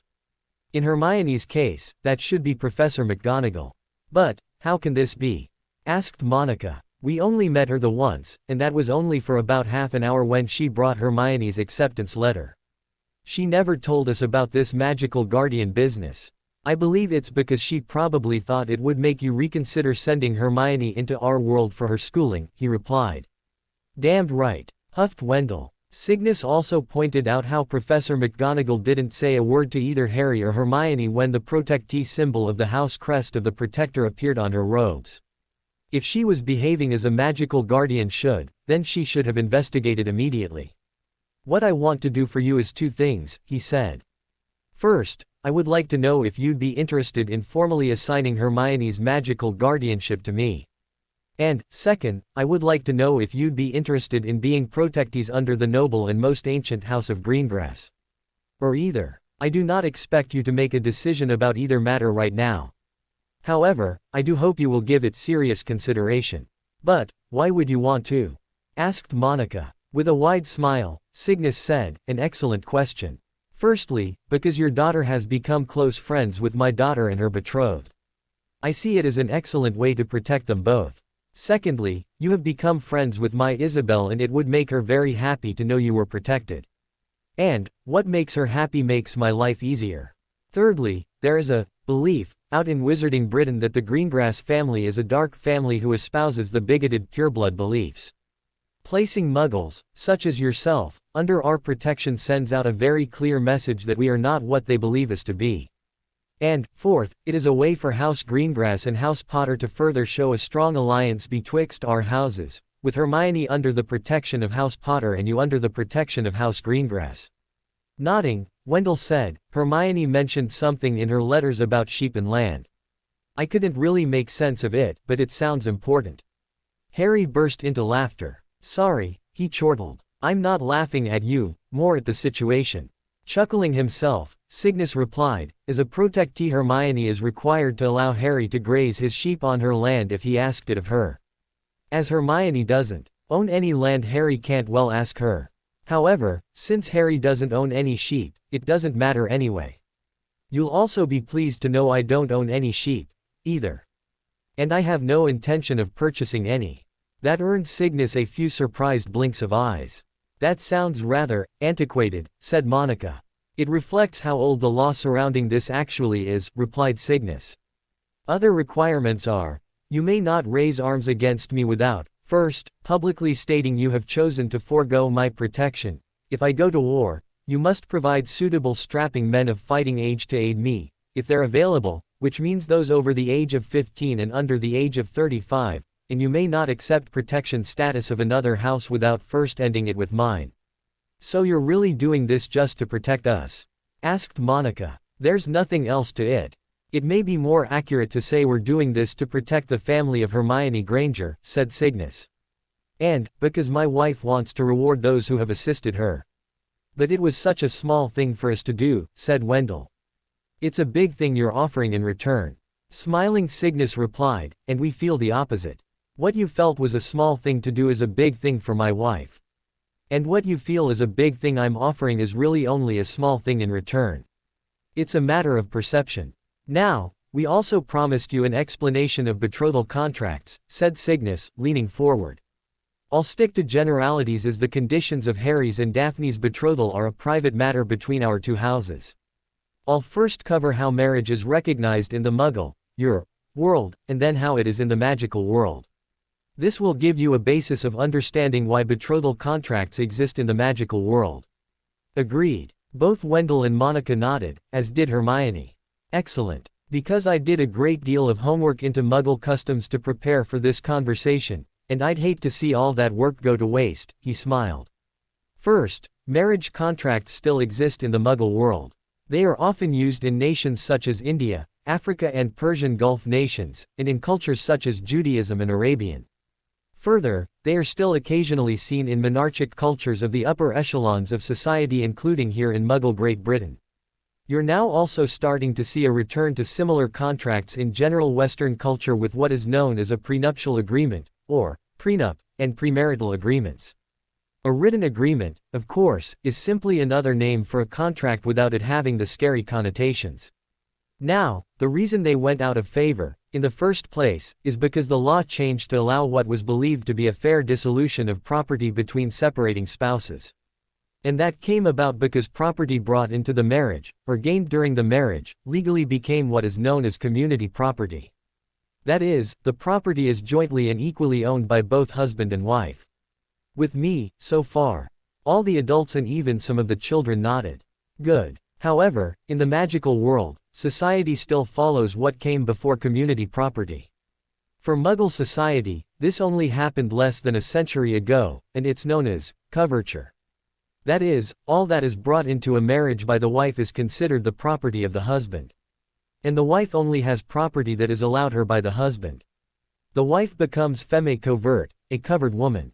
Now that might sound barbaric, but, I remind you, it was still the law in the Muggle world until very recently. And, is still the law in other parts of the world. Because of the law of coverture, in the magical world, the families of the females born into one of the important houses wanted to ensure that, if there became a problem that required the marriage to be magically and legally dissolved, the property brought into the marriage by the wife could be recovered. As parents of a daughter, I'm sure you see the wisdom of that. Both Grangers nodded. Further, there comes the issue for the ancient houses and what's called primogeniture, birthright, he continued. Something even the Muggle world needs to deal with in a monarchical society such as Great Britain. Succession in the magical world is incredibly important, probably more so than it is in the Muggle world outside of the royal family. Without a betrothal contract, if Daphne and Harry were to marry, then something happened to me, the lordship of House Greengrass would flow directly to Daphne through primogeniture, then instantly to Harry, as her husband, under coverture. He would become Lord Greengrass and head of House Greengrass. With that power he could legally wreak havoc on House Greengrass, including subsuming House Greengrass into House Potter, thereby effectively ending the Greengrass line. Some of the adults gasped in shock while the Grangers looked stunned. After the shocked mutterings ended, Cygnus continued, "This is where the wisdom of a betrothal contract comes into play, as they're used to put a stop to that sort of nonsense. For example, I may have foreseen such a situation and put clauses in the contract to stop that." Cygnus looked at Harry, who nodded. First, the contract may, and I'm not saying it does, mind you, include a stipulation where Daphne is required to bear for Harry at least 2 male children. That's normal in these situations. The first would become Lord Potter on Harry's death, or if he were to pass on the lordship earlier. Their second-born son would have the name Greengrass and would take up the head of House Greengrass on his 11th birthday, and the lordship on his 17th.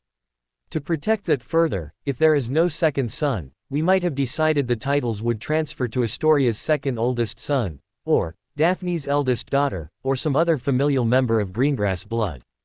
Plus, there may also be a stipulation Harry continue to keep the business interests of both houses as separate entities and run them side by side. That way Daphne's second-born son will have a fully established house to inherit, and the Greengrass line will continue.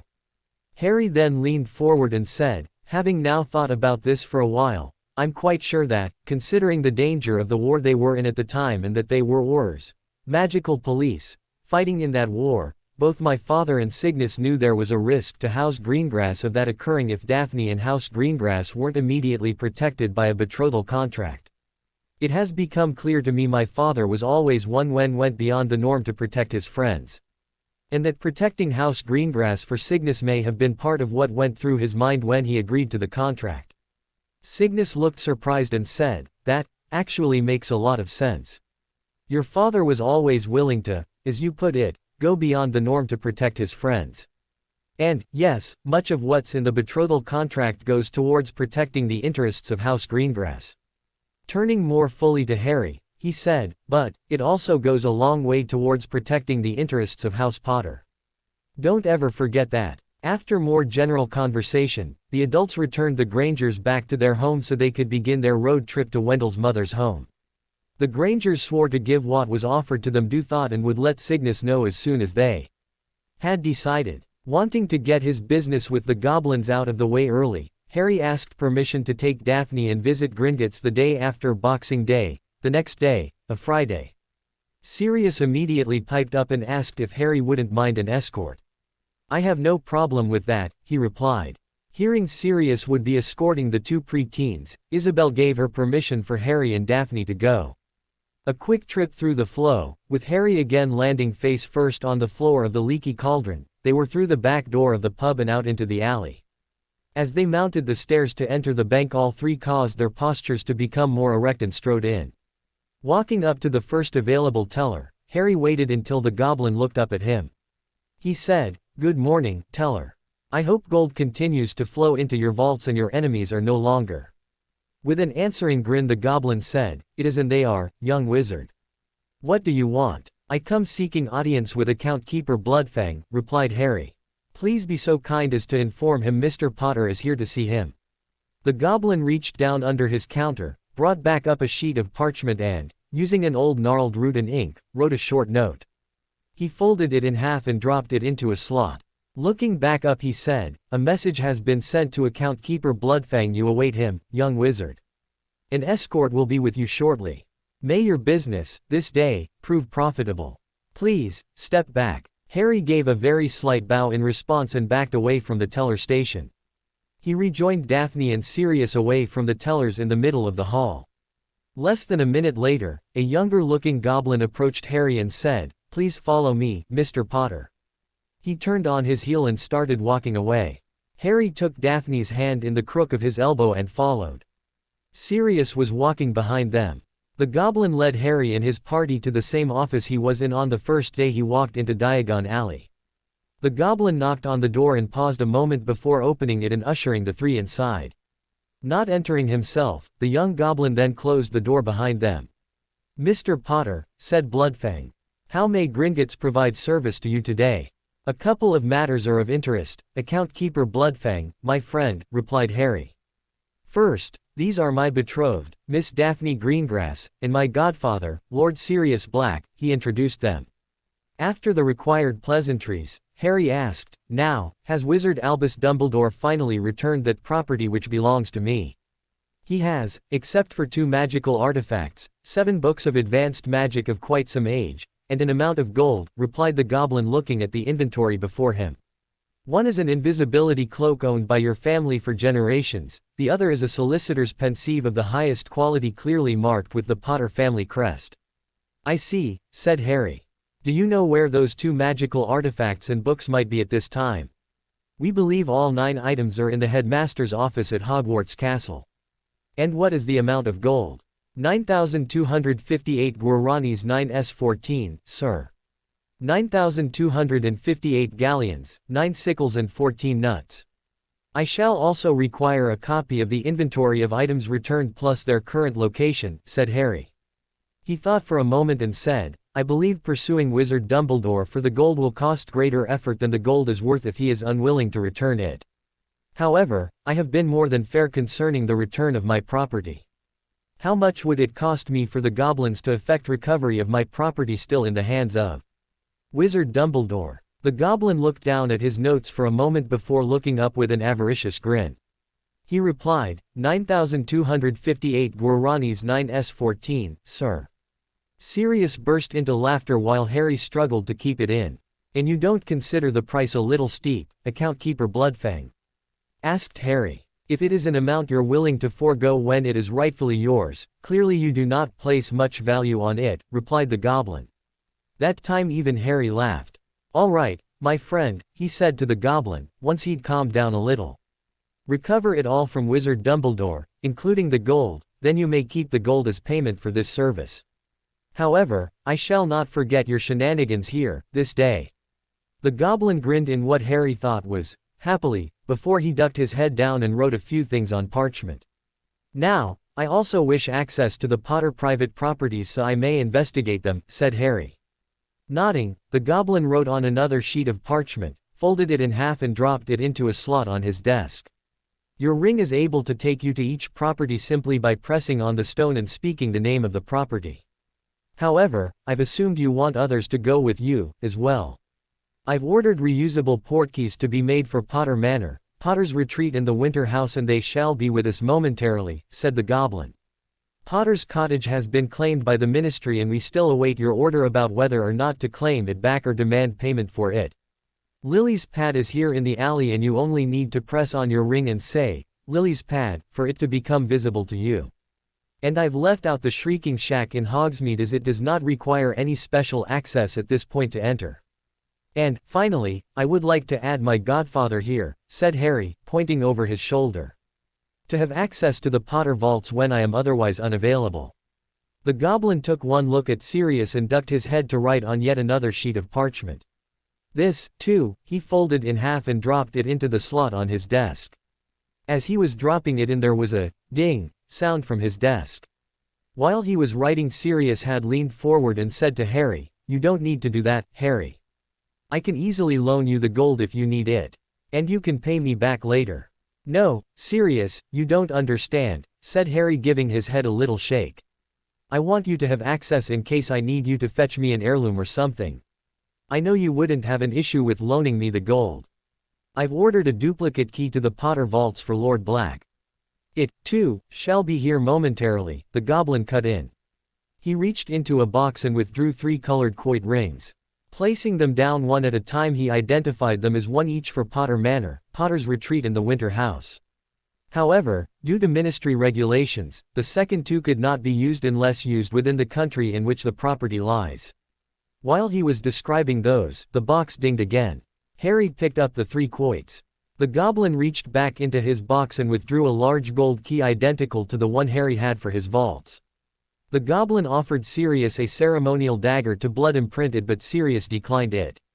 Instead, he picked the key up and dropped it into a vest pocket of his robes. Lastly, the goblin slid over a copy of the inventory Harry wanted. He picked it up, scanned down the list, then folded it and placed it in his pocket with a muttered, "Thank you. Does this conclude your business with Gringotts this day, Mr. Potter?" asked the goblin. "It does," said Harry, starting to rise.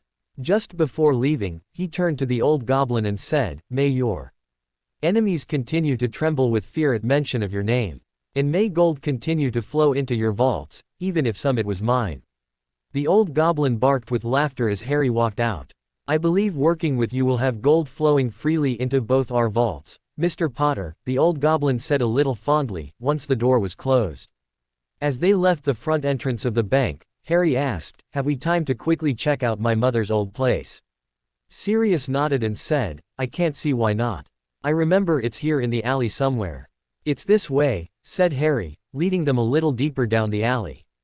When they came to Scribulus Ever-Changing Inks, Harry pressed the stone on his ring and whispered to it, "Lily's pad."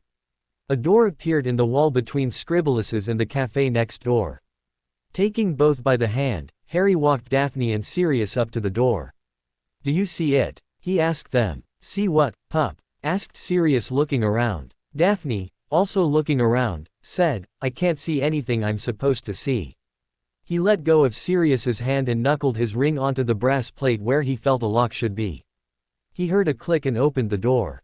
Still holding Daphne, he pushed her lightly through the door and heard her say, "Oh," as the ward effectively broke for her. Turning around, he saw Sirius about to walk off and had to grab him. He then dragged Sirius through the ward at the door to join Daphne, who was standing on the steps just inside. Sirius said, "Oh, we just passed through a notice me not ward." Harry nodded to Sirius and turned to look where they were. Other than the small area of flat floor in front of the external door, immediately in front was a set of stairs leading up a full flight. Harry started to climb the stairs and grabbed Daphne by the hand as he passed. At the top of the stairs was another door. Harry simply turned the door handle and the door opened away from him. "Let's have a look, shall we?" he said, turning to Daphne. Turning back, he walked through to the door. Inside, they saw a small apartment. They had entered into a small lounge area with a dining area off to one side, and a kitchen beyond that. However, before they could go any further, a house elf appeared and glared at them with its arms crossed. It said, "Who be you?" Suddenly, its eyes opened wide in surprise, staring at Harry. With a squeal of, "Master Harry!" it dashed forward and hugged Harry around the thighs. It quickly backed off, saw Sirius and said, "Master Siri." It ignored Daphne. Looking back at Harry, it said, "Welcome back, Master Harry. We've been waiting for you." "And just who would you be, little one?" asked Harry. "I be Ninny," replied the elf with a bow. "I was Mistress Lily's personal elf." And it stood up, proudly. "Now I be yours." The little house elf stood there wearing what looked like a set of abbreviated wizarding robes with the House Potter crest in one-tone embroidery on the right side of the B. East. Then, "Hello, Ninny," said Harry. Turning towards the others he said, "You clearly know my godfather, Lord Sirius Black, and this lovely young lady standing next to me is my betrothed, Miss Daphne Greengrass." The little elf came forward and used both hands to take the back of the fingers of Daphne's right hand and press her forehead to them. "Miss Daffy," it said. "You be next Lady Potter, yes?" Yes," said Daphne. Thinking for a bit, Harry asked, "You said, we, Ninny, are there any other Potter elves?" "There be 7 more, Master Harry," replied the elf. "There be 3 at Potter Manor, 2 at Potter's Retreat and 2 at Winter House." Thinking a bit, he asked, "Can you call the 3 from Potter Manor to come here so we may meet them?" "Oh, yes," the little elf replied gleefully. It seemed to hesitate for a few moments with a frown on its face before it suddenly snapped its fingers. 3 more elves suddenly turned up. "Master Harry," said the lead elf, or, at least, the one in front. And all 3 elves bowed. "I be Petty," said the elf in front. "I be Callie," said the next. "I be Rizzy," said the third. Then, "Hello, Petty, Callie and Rizzy," replied Harry. Turning to Sirius, Harry asked, "Do you recognize these elves, Sirius?" "I didn't until they turned up, Harry," he replied. "Now, I do. It must have something to do with where they're from being unplottable and under a hiding charm. I had completely forgotten they even existed." Turning back to the elves, Harry introduced them to Daphne as his betrothed. Each then came forward and did the same strange gesture of holding her right hand fingers, palm out, to their foreheads. "That's quite the peculiar thing to do," mused Harry. Daphne turned to him and said, "They're recognizing me as the next Lady Potter. It's an elf custom related to their magic." All 4 elves nodded when Harry turned back to them. "All right," he mused. Looking at the latest 3 he asked, "And what do you guys do at Potter Manor?"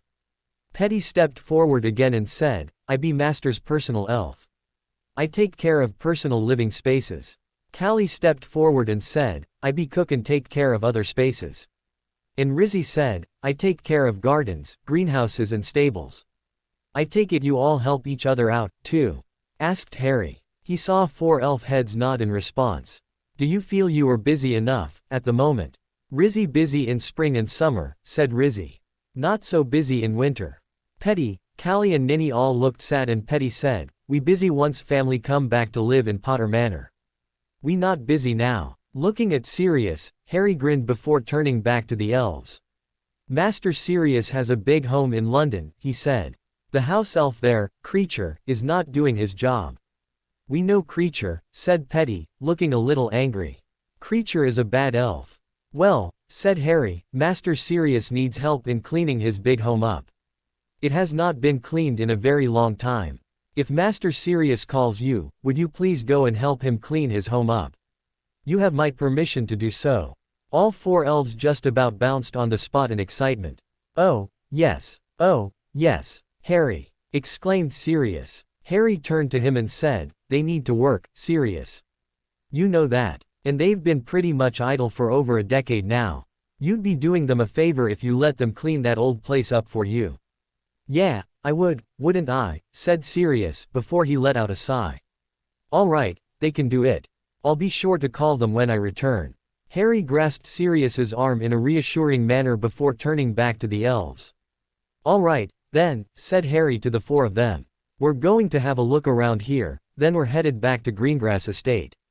We plan on visiting Potter Manor sometime over the next couple days, so I'll see you then." The other three all bowed before disappearing, leaving Ninny behind.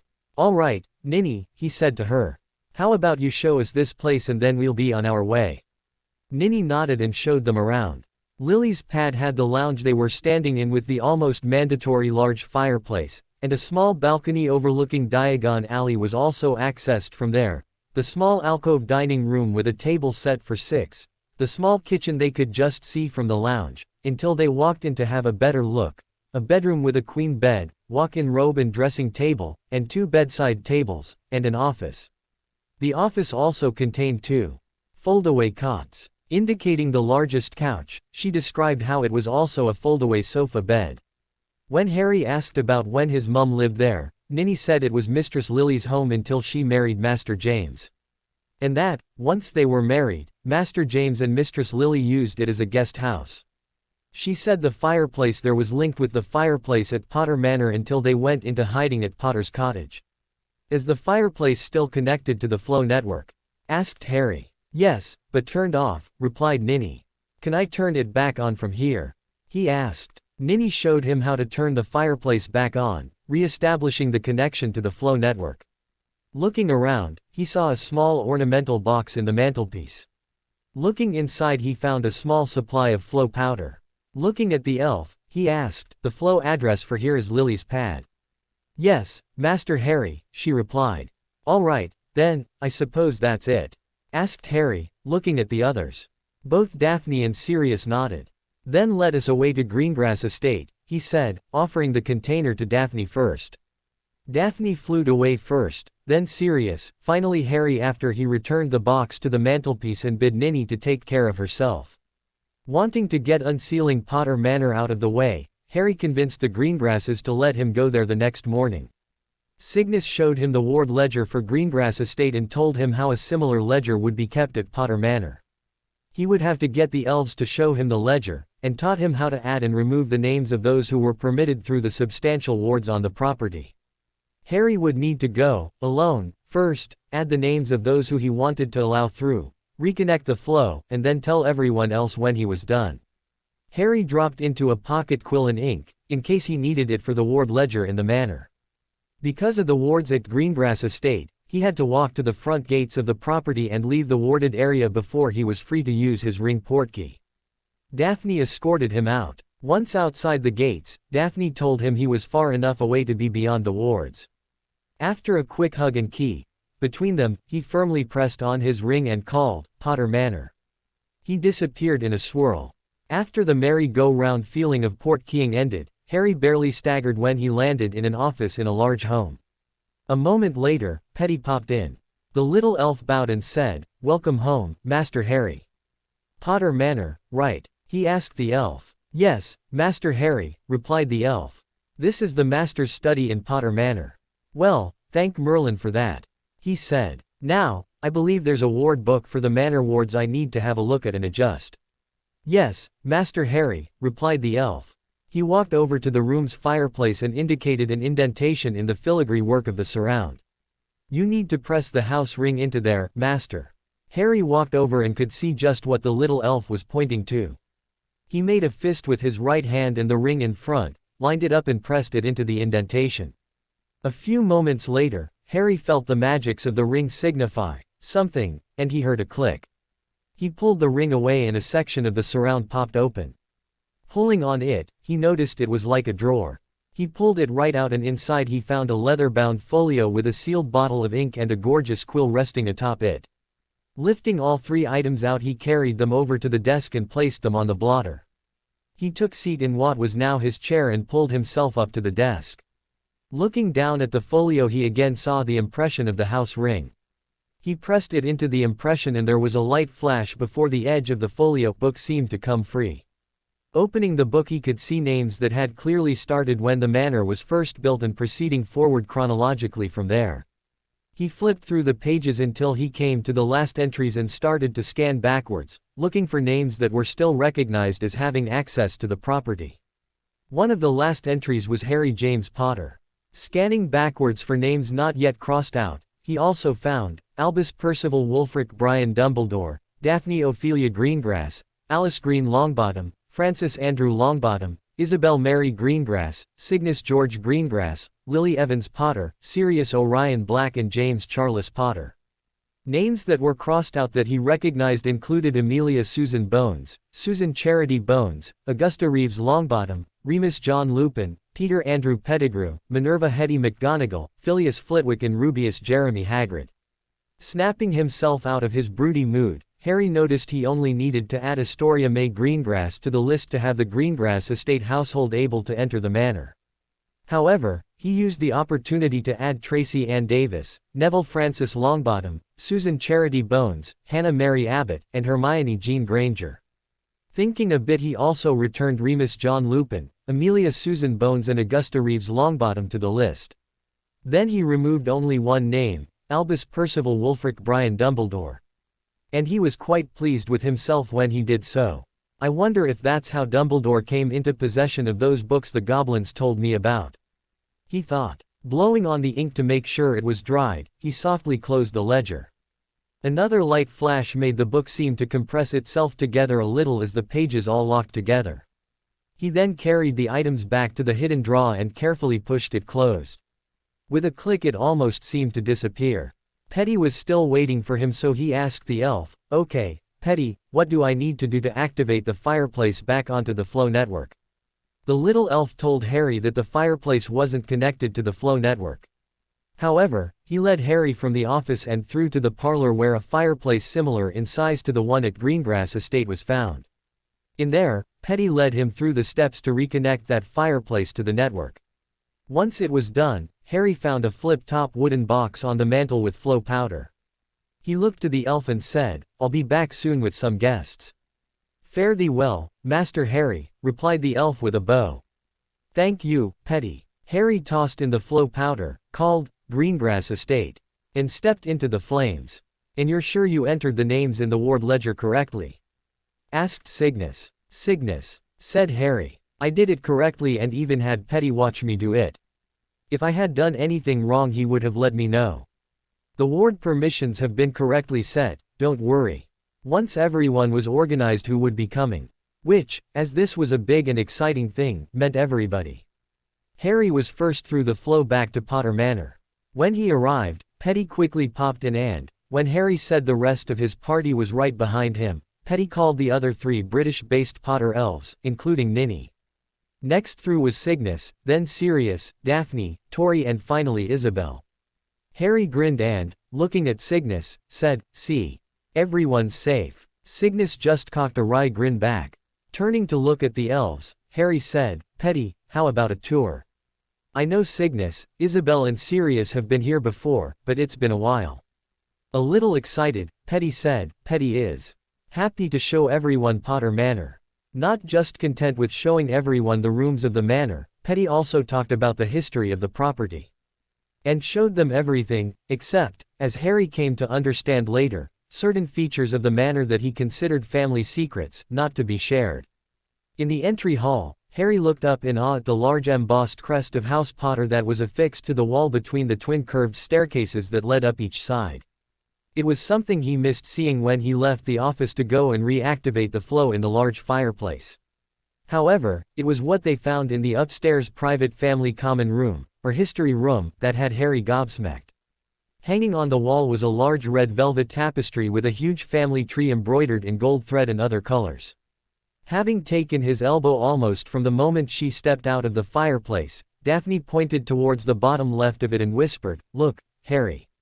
There's us." Looking towards where she indicated, Harry could, indeed, see his full name embossed in gold thread. And, right alongside it and joined with a dotted line, was Daphne Ophelia Greengrass. Sirius moved in closer and indicated Harry's paternal grandparents. "Here's how you're most directly related to me, Harry. Charles Emmett Potter married Doria Hestia Black. Doria's oldest brother was my maternal grandfather. It's how I'm able to name you as the heir presumptive of House Black, which I've formally done, by the way." Harry nodded, a little too choked up to talk. Cygnus stepped forward and indicated another name before indicating another joined by marriage alongside. "That's your great-great-aunt who married my great-grandfather. I'm happy to see Daphne's name already there," said Harry in a soft voice. "As am I, Harry," said Cygnus, giving him a one-armed hug. "It is yet another confirmation magic has accepted the status of the betrothal contract. And Daphne's future is the next Lady Potter." Looking up towards the top of the tapestry, Harry saw another name that surprised him. Pointing to it, he asked, "Dagworth Granger." Everyone else looked at it and knew what Harry was wondering about. "Could be," mused Cygnus. "It's a line believed to have died out generations ago," said Sirius, also wondering. "An inheritance test would let us know one way or the other," said Cygnus. "We could ask the Grangers if they're willing for Hermione to undergo the test," said Harry. "It wouldn't hurt," said Isabel. "There's no downside to such a test, except for the initial pain of the pricking to collect the blood. And that's soon past." Nodding, Cygnus said, "All right. It's something to consider." From the private rooms of the family of the head of house they looked through the 7 guest rooms with their private ensuites before heading back downstairs. Stepping outside, Harry saw just how big Potter Manor really was. The main building was 2 full stories tall, plus a large walk-through windowed attic. The walls were painted a brilliant white with the window frames and doors in gloss black. The roof was shingled black with the window frames in gloss white. While it was midwinter, and snow covered everything, it was easy to see how the gardens would be immaculately groomed in summer with clearly delineated beds. Out the back, they found a Quidditch pitch with a single set of tribunes, stands for spectators, sitting opposite of where they were standing. Rizzy met them and took them to see the small triplet of greenhouses set off to one side. Inside, the benches and hanging spaces were clean and clear. Only one greenhouse was operational, and that was being used to grow vegetables, fruits and herbs at one end. The stables were on the other side of the area to the rear of the manor house, and there was a set of corrals fenced in white railings. Like the manor proper, the stables were painted in brilliant white with black trimmed windows and doors. However, the stables were unoccupied as there were currently no pets kept on the property.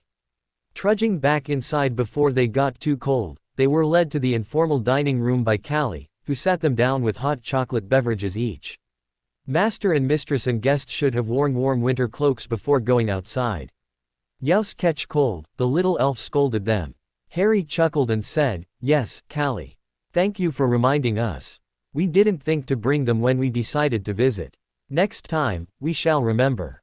As they were finishing their cocos, Isabel asked, "Have you seen everything you want to see, Harry?" Thinking, Harry replied, "I've just had a thought. I think I need to go into the library for a minute to have a look." "Well, shall we?" asked Cygnus. Nodding, Harry led the others back to the library. They'd only had a bit of a look earlier. Stepping into the library, Harry called Petty. "Yes, Master Harry?" the little elf asked. After Master James and Mistress Lily left, "Did Albus Dumbledore come back here?" asked Harry. "Yes, Master Harry," replied the elf. "He said Master James said he could borrow some books from the library, here." With a snort, Harry said to the others, "I thought so. His name was still in the permissions list to come through the wards.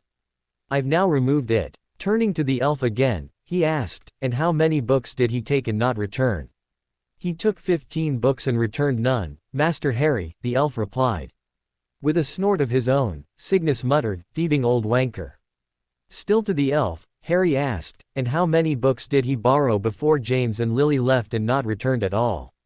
3, Master Harry." With a grim look, Harry said to the elf, "Then I want you to find those 18 books and bring them back to the library. I also want a list of just what books he took. Is there anything else he took from any Potter property and has not returned?" "He has taken nothing else, Master Potter," replied Petty.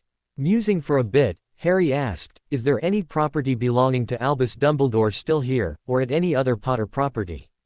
"No, Master Harry." "Then, thank you, Petty," said Harry. The elf popped away. "I think that's it then," said Harry. Sirius was grumbling as they headed back to the fireplace. "And to think I trusted that old man." After they all flew back to Greengrass Estate, Harry said, "It's not as if we can actually see him charged with taking the books. After all, he can always say he only borrowed them and that my father gave him permission to hold on to them for a while. I'm just annoyed he actually did it. After all, according to this list, some of those books were extremely rare, out of print and priceless.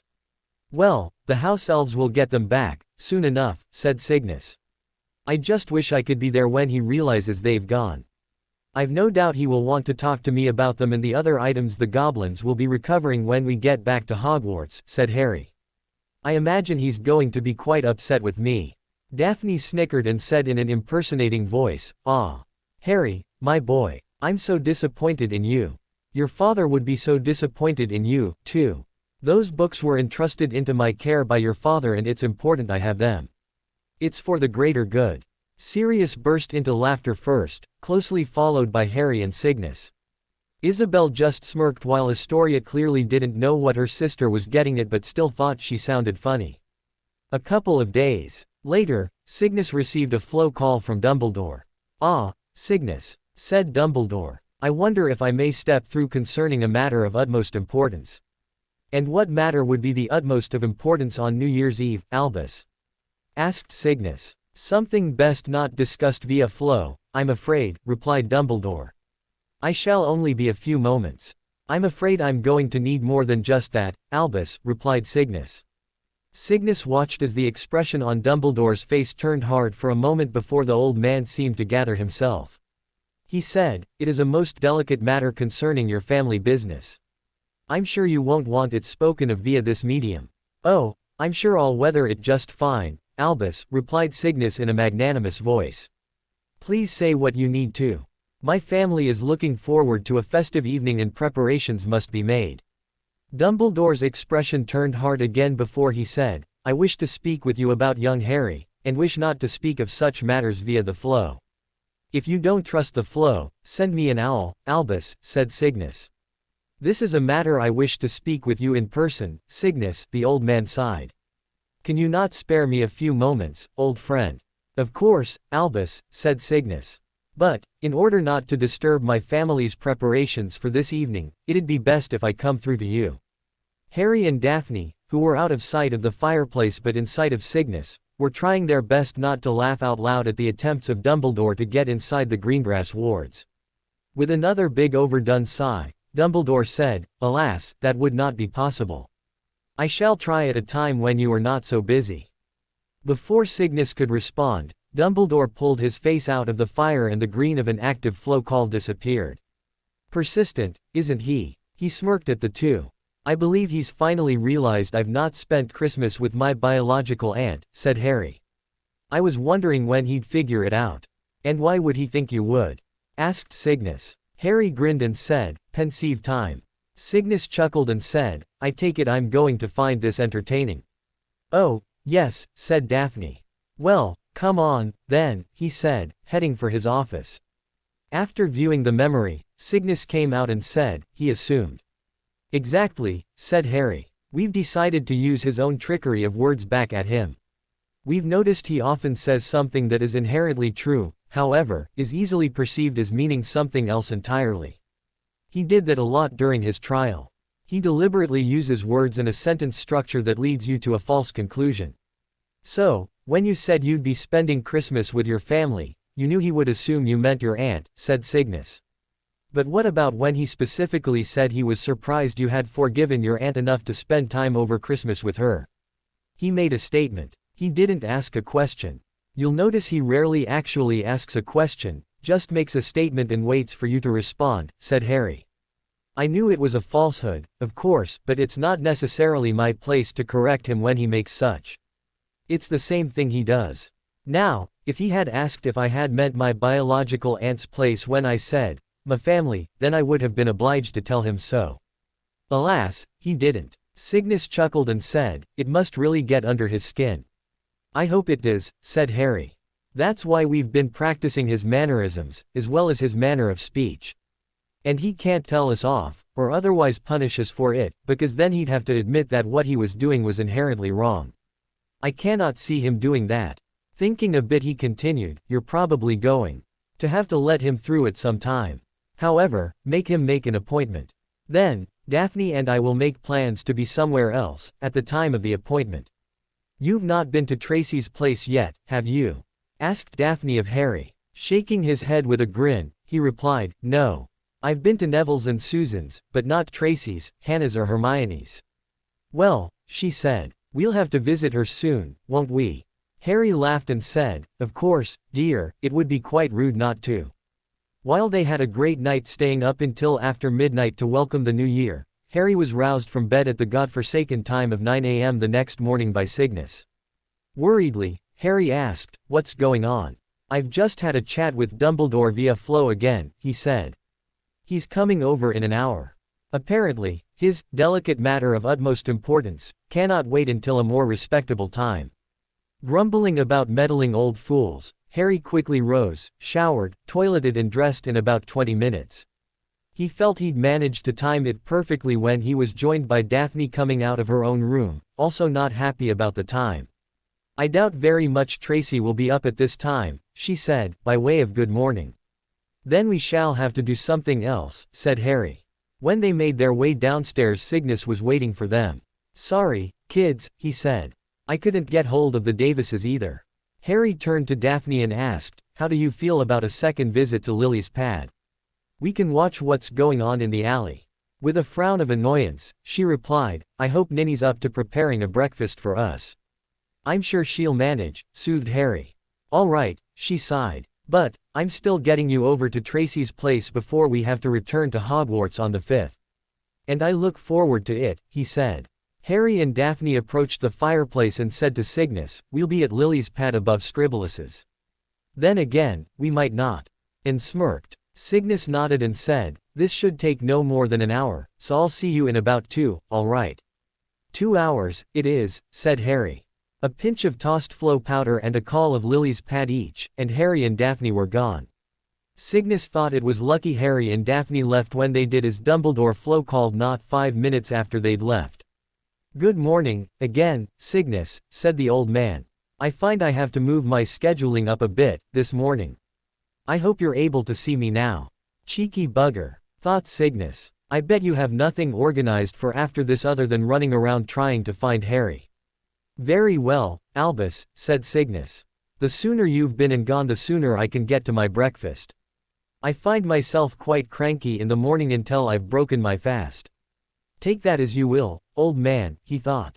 Not a few moments later, Dumbledore stepped through. Thank you for taking the time to see me, Cygnus, said Dumbledore.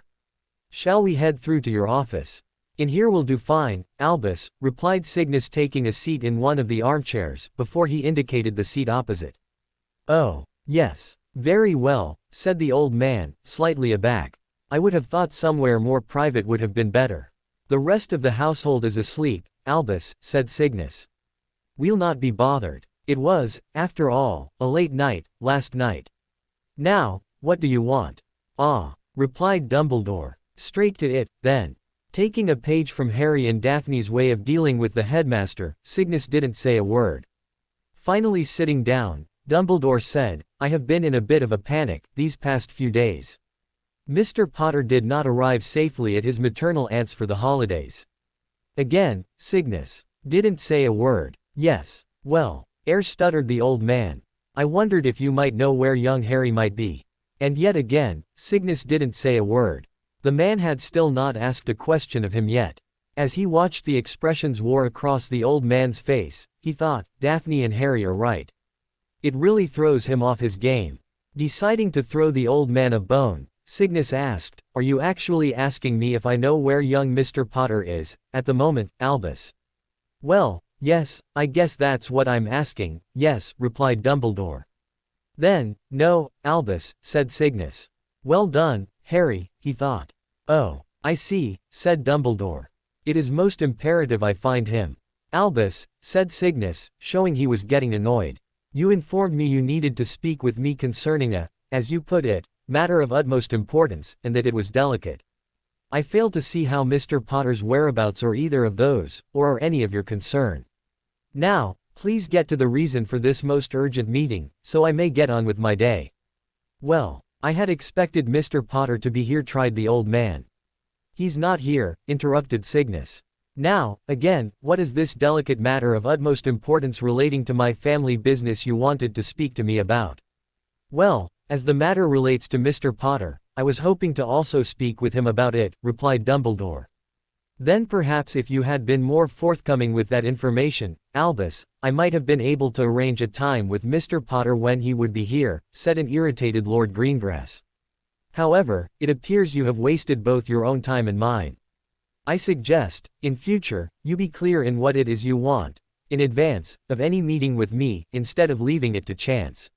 Now, since he isn't here and our houses are now in open alliance, I give you my word I will pass on anything and all of what it is you wish to speak with him about. Yes, it appears I have caught you at a bad time, said Dumbledore, quickly rising to his feet. I had best be on my way. Thank you for your time. With that, Dumbledore quickly strode the few steps to the fireplace, drawing a small container of flow powder out of his robes as he moved. With a dash of powder and a call of Headmaster's office, Hogwarts. He was on his way. While muttering, "Stupid old man," Cygnus reached behind the cushion of the chair on which he sat and drew out to sit on his lap the ward ledger. He quickly opened it to the right page and, drawing a self-inking quill from his robes, crossed out the name Albus Percival Wulfric Brian Dumbledore before blowing on it to dry the ink and closing it again. With the ledger tucked under his arm he stood and took a couple of steps before he frowned and turned back. Drawing his own wand he waved it about with a few muttered incantations. Getting no response to his casting, he mentally shrugged and muttered, "I wouldn't have put it past you, you old fool." Over at Lily's pad, Harry and Daphne were enjoying a wonderful English breakfast quickly prepared by Ninny. Both Harry and Daphne apologized to the lovely little elf for not giving her advance notice, and told her to take her time preparing breakfast. They had thought to have a small table moved out onto the balcony so they could sit at it while enjoying their breakfast, but quickly decided it was too cold outside. Instead, they were sitting at the dining table in the dining nook. Harry had managed to disappear down into the alley for a few minutes while they were waiting for breakfast and picked up a copy of the Daily Prophet and Teenwich Weekly. Both pre-teens now sat in companionable silence while reading their respective publications. Once he'd finished breaking his fast, Harry could see that Daphne was now sitting back drinking from a teacup with one hand while holding her magazine with the other. Picking up his own teacup, Harry mimicked her. "Anything interesting in yours, Daph?" he quietly asked. "A bit of information on the fashions at the Yule Ball," she said. "Who wore what and how it looked on them. Lord Mulciber made an ass of himself, but that's not so unusual. The spring line of fashion will be in the stores soon. Again, they always announce that right after Christmas. Ooh, there's a new designer coming to work at Twilfit and Tattings from Europe. I'll have to see if I can get Mum to make an appointment for me early this coming summer. And there's a new product range of beauty products at Madame Pimpernel's. They've managed to contract with a renowned potions mistress in Europe. Earth-shaking, I'm sure," said Harry. Daphne replied, "Don't be snarky, Harry James. These are important matters to us girls." "I apologize, my lady," said Harry. "You are, as always, correct." Daphne didn't even bother to respond. "On to the other matters within Wizarding Britain," said Harry. "The Daily Prophet have managed to steal a journalist from the Witch Weekly, a woman named Rita Skeeter. That was the name of the woman reporter Mr. Wordsworth mentioned at Sirius's trial. He made her seem like a gossip columnist who writes untruths. She is," said Daphne. "She wrote a horrid piece about our betrothal back in September." With a frown, Harry looked Daphne in the eye and asked, "Why am I only hearing of this now?" "Because you were in the hospital and no one wanted to see you get upset again," she calmly replied. "You would have, and you know it. So," he muttered, "we plan on staying away from her, and asking our friends to do the same." Daphne nodded and said, "Good idea." Turning back to the paper, Harry said, "There's an article that looks like it was written by the minister himself. It says he worked over Christmas demonstrating he's such a hard worker for the people of magical Britain, blah blah blah. Ooh, there's a new broom company just starting out called Bolt Brooms. They hope to have a prototype out by Christmas 1992. They're aiming for the broom that will be recognized as a true Quidditch player's broom. I wonder if I can get in on that and provide some startup capital." "You'd likely be throwing away gold," she replied. "There's already Nimbus, Clean Sweep and Comet in Britain alone. And they all released new broom models this year, the Nimbus 2000, the Cleansweep 7 and the Comet 260. They have only a very tiny chance of getting anything worthwhile to market. With a sigh, Harry said, "You're right. But, it would be just the best thing to be part of that." After breakfast both kids decided they had plenty of time to kill, so went down to the bank. Harry was quickly through to see Bloodfang, who confirmed for Harry that his property had been recovered from Dumbledore. He also informed Harry that a Potter elf had been by and collected the books to return them to the Potter library. "Yes, I should have thought to warn you of that," he said. "I apologize, I did not." Soon after his meeting he and Daphne went down to his vaults. Harry was shown the two magical artifacts that were recovered, the cloak and the pensieve. As the cloak was light enough, and able to be folded into a very small wad, Harry folded it up and pocketed it to take back with them. Looking at the pensieve he could see it still contained memories, so he decided he'd get Bloodfang to collect the memories out of the pensieve and send them to him. If Dumbledore was a good boy he'd return them early. But, if he became just as much a nuisance as the first term, he'd delay their return, and use Dumbledore's own excuses against him. Together, the kids left the bank. Harry asked if Daphne needed anything before they returned to Lily's pad. As she didn't, they just went straight back to the apartment. With a quick time charm, Harry realized it was time to return to Greengrass Estate. "I know it sounds trite but, told you so," said Harry with a grin. As soon as they returned to Greengrass Estate they found the others all in the informal dining room, except for Sirius. Harry assumed he was still Abed. Cygnus told them both about how Dumbledore arrived only 5 minutes after they'd left, how he was overtly hinting that he was really there to see Harry, and how Cygnus also didn't respond to his questions couched as passive statements. When he mentioned Dumbledore tried to push more overtly to speak to Harry, he mentioned how he pushed back flatly stating Harry wasn't there, and that he should have mentioned he wanted to speak to Harry in the first place. And then how Dumbledore left in a right huff. "All up the meeting only took about 5 minutes, said Cygnus. "I'm surprised he didn't try to invite himself for breakfast so he could remain here and wait for my return," said Harry.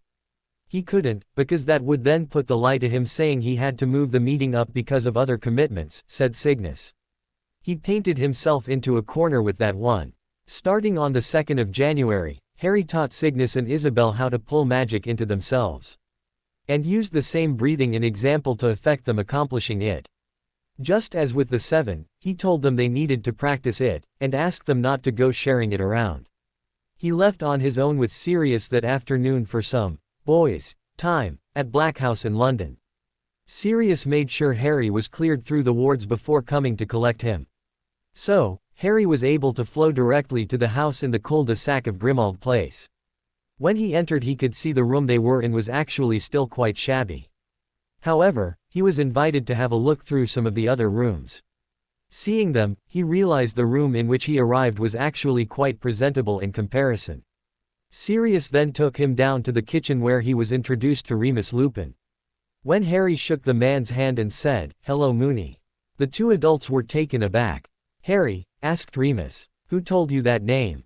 Harry glanced at Sirius and said, "Thank you for not telling even him." Harry then turned back to the other man and said, "I heard Dad call you that many years ago." Seeing the frown on Remus's face, Harry knew the man thought he was being pranked. With a sigh, he asked, "What do you understand about an eidetic memory, Moony?" "Perfect recall, right," replied Moony. "Yes," replied Harry with a nod. "Perfect recall, of everything, sight, sound, smell, taste and touch. I have an eidetic memory enhanced by a full mindscape." Remus sat back in the kitchen chair he was first sitting in. His face held an expression of surprise and awe, looking back at Harry. "Everything?" he asked. "Everything," replied Harry. "So, you know I'm a werewolf," said Remus. "Yep. And it doesn't bother you?" "Nope," replied Harry. "I remember it was Dad who kept saying it was a furry little problem. I know it is a disease that afflicts you most overtly around the full moon. I also know there was a full moon on the 21st of last month and that it was going to take you quite a few days to get over the forced transformation. And that's why I didn't see you. However, you have no reason to fear I would reject you. Because I won't. I know you were one of my parents' closest friends and an honorary uncle to me.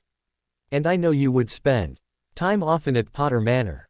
Told you, said Sirius from behind Harry.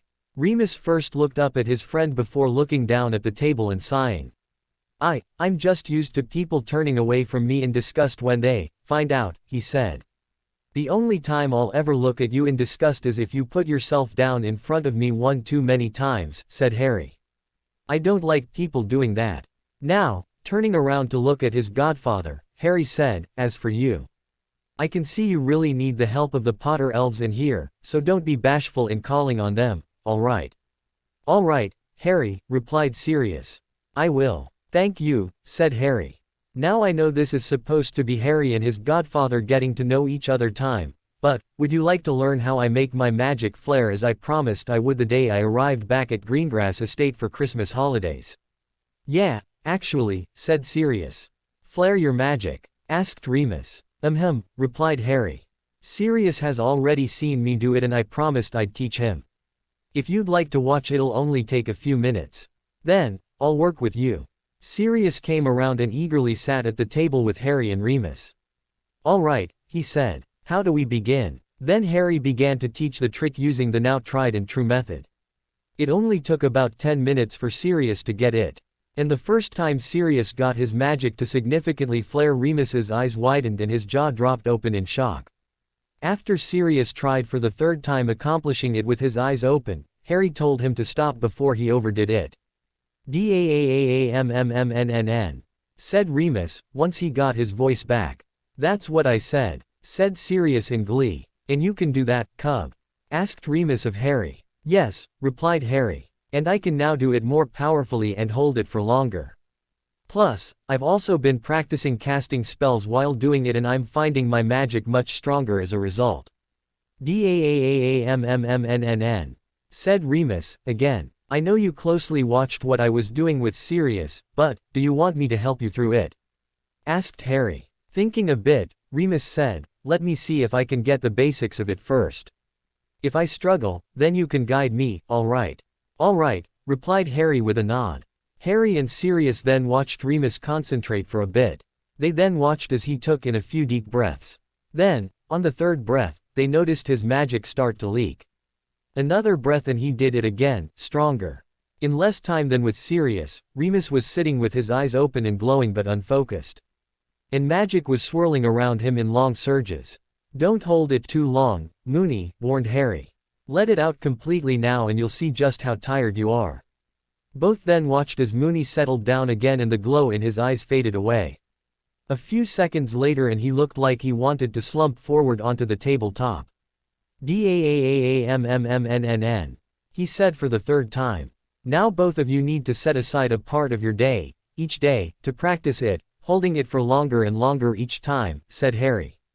Then, once you can hold it for at least 3 minutes, you might want to try spell casting while doing it. But, be careful, you'll find your casts to be somewhat overpowered when you do. Sirius said, alright. I feel rested a bit now and nowhere near as tired as I did before you started teaching Moony. I want to see how fast I can start doing it without having to go through that whole breathing training first. With a nod, Harry said, go for it. Sirius's mien took on a look of concentration for a few moments before he rapidly began effusing magic and had glowing eyes. He held it for about 15 seconds and then let it relax out of him. He, too, almost slumped forward onto the table. Merlin, that takes it out of you, he said. Magic is like a muscle, said Harry. It needs to be exercised. So, you're going to need to practice it every day. You'll soon get up to speed with it. Looking around a little, Harry asked, is there anything to drink here? Oh, said Sirius. Not the very good host, am I? Creature. An elderly and ugly house elf appeared and started muttering, what does the filthy blood traitor? Enough, said Sirius. Creature, 3 butterbeers, please. The elf popped away and returned a few moments later with the required 3 beverages. Harry first had a butterbeer when he was living in the alley. He was disappointed to learn they didn't have it at Hogwarts. However, he was assured it could be purchased in Hogsmeade and brought back to the castle if he could find a 3rd year or up who would be willing to purchase it for him. Sirius quickly banished the caps off the bottles and the 3 wizards spent the time drinking them, reminiscing about Harry's parents. On the day of return to Hogwarts, Sunday the 5th of January, the Greengrass household was up early and ready in plenty of time. Daphne and Harry had packed ready the previous night, with Daphne bringing in a set of Hogwarts robes to put in Harry's trunk on top of his things. Harry sent Hedwig back to Hogwarts as soon as she rested after delivering him his morning's daily profit. He had her things packed away soon afterwards. Going to Daphne's room, he knocked and was bid enter. Inside, Daphne was clearly doing a final check before closing and locking her trunk. Glancing over at it and seeing how overfull it was, he asked, "How on earth do you intend to close that?" "It'll close," she half snarked. "Oh, I'm sure it will," he calmly replied. "But, if you have anything fragile in there, I'm worried you're going to break it." "It'll be fine," she said. She packed one last item of civilian garb on top and muttered, "That'll do it," and closed the lid. Though it didn't quite close all the way down, she sat down heavily on the lid and managed to get the catch to lock. "See," she said, indicating the trunk. "I told you it'd close." Harry just laughed in response. "Do you want me to levitate it down to the parlor for you?" "Of course," she said. "That's one of the reasons I keep you around for, is it not?" Releasing his wand from the holster, Harry didn't bother to reply. He just levitated the trunk and led it down to sit on top of his own next to the fireplace. Daphne followed to make sure he didn't drop it. "Well," she said, "now that's done, I want to make sure we arrive at the station in plenty of time to meet up with the others." Arriving at the Muggle side of platform 9 3/4 at just after 10:30 a.m., Harry was happy to see the Grangers had only just arrived before them. "Wendell, Monica, Hermione," he called in greeting. The Grangers immediately spun about and Monica enveloped him in a quick hug. He shook hands with Wendell and immediately gave Hermione a hug before she could launch herself at him for one of her grapple hugs. Harry and Daphne were escorted to the station by Isabel and Tori. Cygnus and Sirius were in last-minute preparations for a closely approaching Wizengamot session and were unable to attend. Remus begged off, saying he still wasn't comfortable being around too many witches and wizards in one place, such as the platform. The Grangers sent their owl to Cygnus on the 2nd of January stating they would be honored to become protectees of House Greengrass. And only yesterday evening, while they were wearing brand new everyday wizarding robes, did Cygnus perform the ritual. Both were amazed how the crest of House Greengrass suddenly appeared on their left shoulders. Today, they were all wearing normal Muggle attire, as were many wizarding families, such as the Greengrasses. "I was just about to go through to the platform," said Hermione. "Then we shall go through together," said Harry. After spending a few minutes with the Granger parents, the Greengrass party headed through the barrier onto the platform. Carefully moving through the crowds, Harry and Daphne with Hermione in tow meandered down the length of the platform looking for their friends. Finding none of them, he offered to get the trunks on board into a spare compartment. The girls glanced at each other and smiled before turning back. Daphne said, "That would be nice, Harry." Picking up his own with a levitation charm, Harry led it onto the train and started searching for a free cabin. He found one in the last carriage. Levitating his trunk up, he stored it in the overhead racks and exited the train to grab the other two. Quickly, he had Hermione's trunk on top of Daphne's and levitated both onto the train. So concentrating was he didn't notice the looks of surprise he was getting from those nearby. Less than a minute later, he had both Daphne's and Hermione's trunks alongside his own in the racks in their compartment. For safety, he pulled the door shut behind him and locked it. Within the next 10 minutes, he greeted and assisted with their trunks Susan, Hannah, and Tracy. Neville insisted on getting his own trunk on board but accepted Harry's help in getting it into the overheads. He was only able to spend a few minutes greeting Aunt Amelia and Gran before the seven had to board. The 5-minute whistle had sounded a little while ago. When they arrived at Hogsmeade Station about 7 hours later, Harry was pleased they wouldn't be riding the little boats to the castle this time. When he asked about it, he was told it only occurred for the first trip to give the new first years a unique view of the castle. As soon as they disembarked the carriages in front of the front door of the castle, they were stopped by Professor Snape. The potions master looked at Harry and said, "The headmaster wants to see you," immediately before the feast. With a sigh, Harry said, "Very well, I shall collect Professor Flitwick and we shall be there momentarily." The professor stared at him and almost snarled, When the headmaster says, immediately, he means precisely that, Mr. Potter. And when the school charter states no student shall be summoned to such a meeting without being accompanied, when requested, by their head of house, it means precisely that, Professor Snape, replied Harry. The professor glared back for a moment before he spun about with a swirl of his robes and stalked back inside. Harry turned to Daphne and asked, "Have your glasses with you?" "Always," she replied with a knowing smile. With Daphne on his arm, Harry walked into the castle and into the Great Hall. As he expected, Professor Flitwick was already there. Walking up to the head table, he looked at the small professor and said, "I've just been given a message by Professor Snape. The headmaster wishes to see me before the feast." The professor frowned and said, "Such messages should come through me, Mr. Potter, as your head of house." "Nevertheless, Professor," said Harry. "That is what happened." With a sigh, the professor hopped down off his chair and indicated for the two to follow him. They left through the teacher's entrance as it was the quickest path to the headmaster's office. Walking up the hallway towards the gargoyle, Harry said, "I'm beginning to believe I need to request quarters in this part of the castle, what with the number of times I keep being summoned here. And I would seek quarters right alongside," said Daphne. "I don't think I can trust you not to get into trouble without my calming influence near you." As they entered the office, Dumbledore said, "I believe I told Professor Snape I wanted to speak with you immediately upon your arrival, Mr. Potter. And I gathered that Professor Snape was in error by telling me precisely that, Headmaster," replied Harry. "After all, it would be a breach of the school charter for you to do something so foolish. And I doubt you'd risk your tenure here to do such a thing." With a long last look, Dumbledore looked away and down to the chair before his desk. With a swish of his wand he reconfigured it into a wide low couch and bade them to sit. "Now, Mr. Potter, the reason I wanted to speak with you so urgently is because I was worried about you," he said with his concerned grandfatherly visage firmly in place. "You informed me you were going to spend Christmas with your Aunt Petunia and I was disappointed." "Sorry, Headmaster," interrupted Harry. "But, I did no such thing." Almost glaring at him, Dumbledore said, "I distinctly remember a conversation I had with you before the holidays where you told me you were going to do precisely that." "No, Headmaster," said Harry. "I informed you I would be spending the holidays with my family. And I did, precisely, that. I do not consider my Aunt Petunia, or her brood, as family." The headmaster was doing a poor job of not showing his anger. "It is important you spend time in the home of your aunt, Mr. Potter," he said. "The blood wards there need recharging, and that can only happen with your presence within the house." "Why?" asked Harry in not a little anger, himself.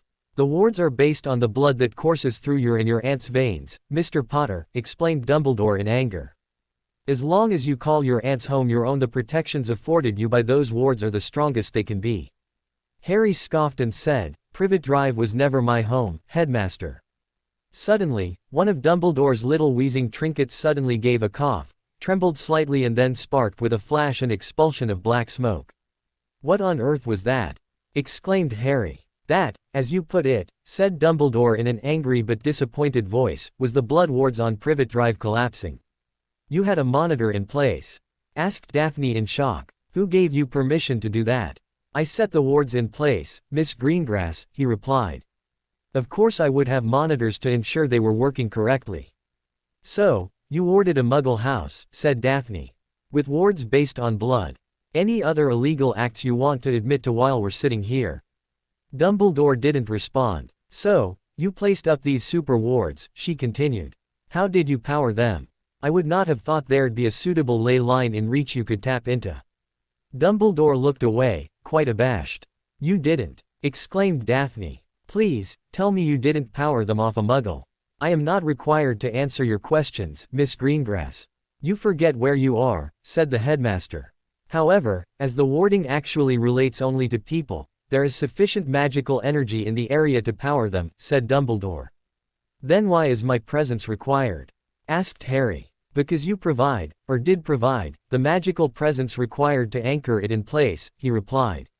"You gave magic the intent. And the intent required you to call Privet Drive your home." "Well," said Harry, quite angrily. "You realize, of course, that if you had been more forthcoming with this information, then it is probable this little issue would not have arisen at all." Mind you, since the Muggle legal authorities have deemed fit that Aunt Petunia and I are not to come anywhere near each other in future, the wards would have fallen sooner or later, anyway. Pardon, stuttered Dumbledore. The Muggle authorities have made it a condition of Aunt Petunia's punishment that she, nor my cousin Dudley, is to come within 100 feet of me. So, there's no legal way I could have returned to Privet Drive without forcing Petunia and Dudley out of the house in the process. And, since I cannot legally force her out of her home, it is recognized as her sanctuary, then it is I who is legally required not to be within 100 feet of 4 Privet Drive, Little Whinging, Surrey. So you see, Albus, said Harry, leaning forward and staring back at the old man. I am not allowed, by legal fiat, to return to Privet Drive until such time as my aunt and her family vacate the property for another. Even if I wanted to call Privet Drive my home, I can no longer do that. The old man sighed and sat back. I did not know that, he quietly said. That's because it's none of your business, snapped Harry, quite angry. You are the headmaster of this school. What happens beyond its wards regarding any of your students is none of your concern. Stay out of my business. Sitting in silence for a while, the old man finally spoke up and said, There are other matters I wish to speak with you about, Harry, but considering the mood at the moment it would be best if we spoke about it at another time. Now, I do believe we are missing the feast and I find myself rather looking forward to a delicious slice of custard tart for desserts. You may go. Not a little frustrated with the old man, Harry rose, assisted Daphne in rising, and escorted her from the office. Once outside, Harry growled out, Stupid, meddling, old fool. On the first Wednesday evening after they'd returned to the castle, Harry and the others were approached in the Great Hall by Draco Malfoy and his 2 bully boys. The day had been a good one, Harry felt, as Dumbledore had finally managed to find them a Dada teacher. That meant he would have even less interactions with the headmaster.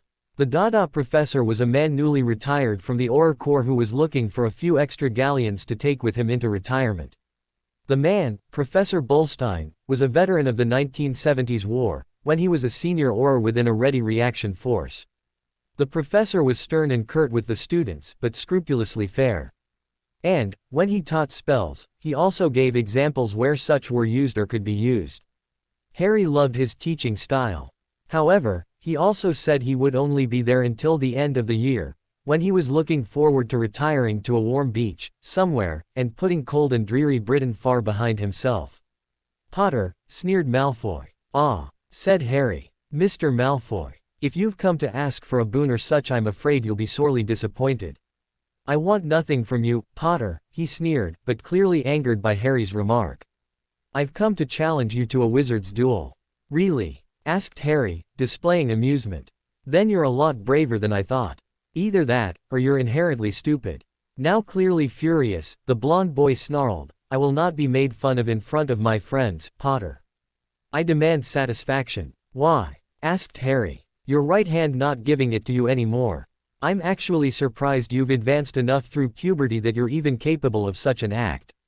That elicited a number of sniggers and laughter from those who heard. Even bully boy number 1 cracked a bit of a small smile at that one. I challenge you to a duel, Potter, he snarled. In a quieter voice he ominously said, Trophy room, at midnight. Well, I accept the challenge of a wizard's duel, Mr. Malfoy, said Harry a bit louder. However, I'm afraid holding one in the trophy room after curfew would break the rules. Therefore, we shall hold it right now. Harry rose from the table and, looking towards the head table, said, Mr. Malfoy has just challenged me, in public, to a wizard's duel. I have accepted. Professor Flitwick, as a dueling master, I ask that you officiate and we get it out of the way right now. What? Said Malfoy, clearly startled by the development. Professor Flitwick clapped his hands a couple of times in glee and hurried around the head table to stand in front of it. I challenged you to a wizard's duel in the trophy room, Potter, tried Malfoy. No, you did not, Mr. Malfoy, replied Harry with a smirk. As you did not attempt to provide conditions first, you challenged me to an open wizard's duel. Only then did you attempt to name the time and place. I, as the challenged, and as per the rules of wizard duels, name the time and place. And I name right here and right now. Dumbledore stood and said, This wizard's duel will not be open, Mr. Potter and Mr. Malfoy. You are limited to non-lethal spells, no unforgivables, and the duel will end on international competition rules of one participant or the other being rendered unable to continue, or bowing out. There shall be no seconds. Harry bowed to the old man and said, "As you wish, headmaster." Meantime, Professor Flitwick had configured a dueling platform across the hall just in front of the head table, and was in the process of configuring wards to protect everyone else. "Harry," whispered Daphne, standing up and stepping close to him, showing a little fear. "Are you sure about this?" Harry nodded and said, "Yeah, I've kind of been expecting something like this. If not from Malfoy, it would have been someone else, especially from Slytherin, sooner or later." Looking over at Malfoy, Harry could see the boy had turned quite white with fear. "Gentlemen," said Professor Flitwick, "the dueling platform is ready for you. Please take your places." Harry quickly mounted the platform and stood waiting at the Gryffindor end. Malfoy, clearly quite reluctantly, moved up and mounted the platform at the Slytherin end. He knew he had gotten himself into the situation.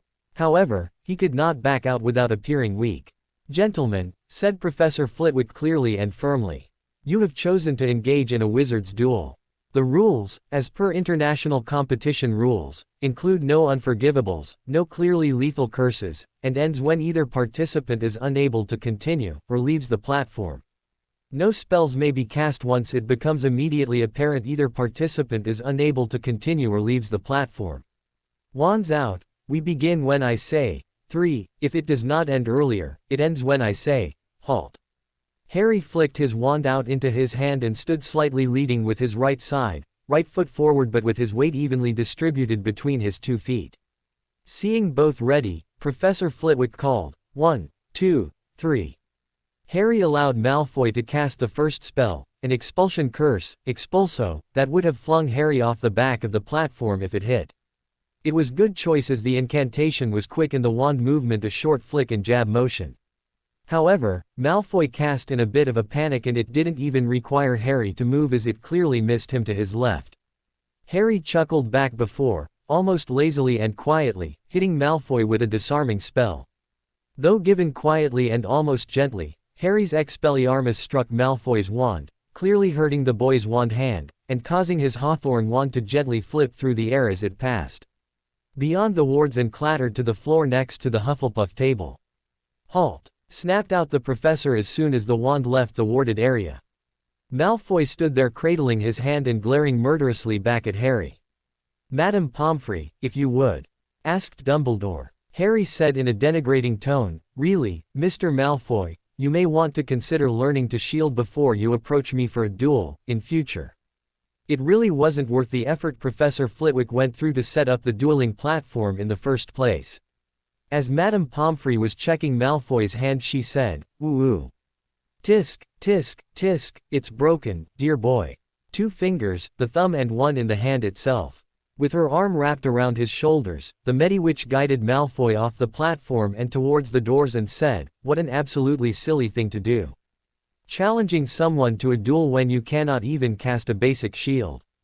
Honestly." Harry returned to his friends with a hug from Daphne and congratulatory praises from those nearby. It wasn't until mid the next week before Dumbledore, once more, summoned Harry to his office.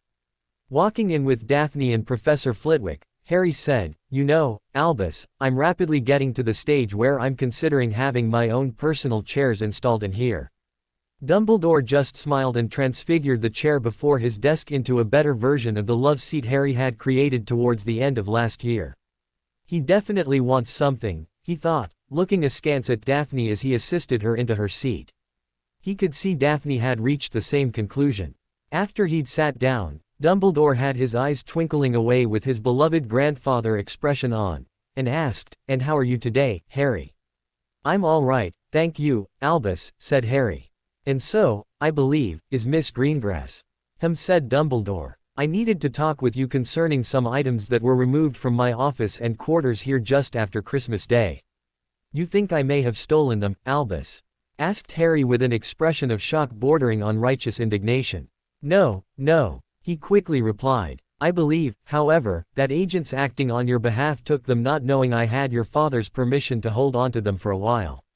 "Ah," said Harry. That would be the same permission I clearly and conclusively revoked soon after the beginning of the school year. You'll also recall that at the beginning of November I clearly informed you that you had until Christmas Day to return that which still remained in your possession or control, or I would make arrangements for them to be taken from you. I believe that recovery did, indeed, take place soon after Christmas Day. Would those be the items to which you refer? Instead of answering, Dumbledore ignored the question and said, I had a number of my very private memories taken when the goblins came and took my pensieve that. My pensieve, Albus, interrupted Harry. It was, after all, clearly marked with the Potter crest. There was a slight hesitation from the old man before he said, quite. Now, there were a number of my personal and very private memories within the pensieve when it was taken. I would like to have them back. I see, said Harry. Now I would like to accompany you to where the pensieve is currently stored, so I may recover my memories as soon as possible, said the old man. I've rearranged part of my schedule so we may depart here on Saturday morning to journey to the current location of the pensieve so I may effect recovery. Well, you see, Albus, said Harry adopting his own grandfatherly mien.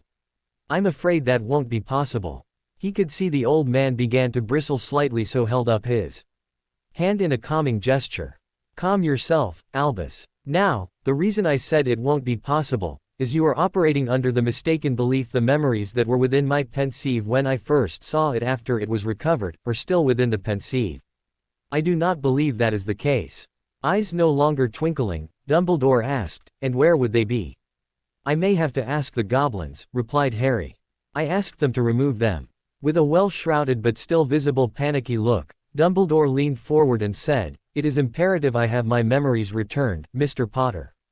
I cannot impress upon you enough that my memories are returned to my person with all haste.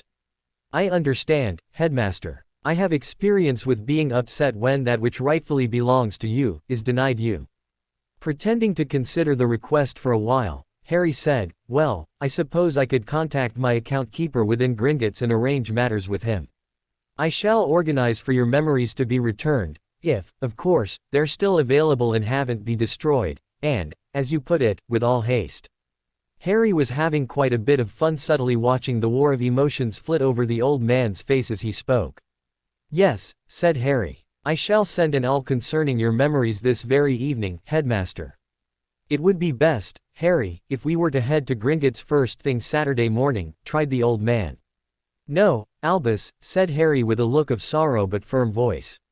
The goblins were quite upset with me that I did not respond to the many communications they sent to me during my sojourn in Durskobbin, my little name for the Dursley residence, you understand.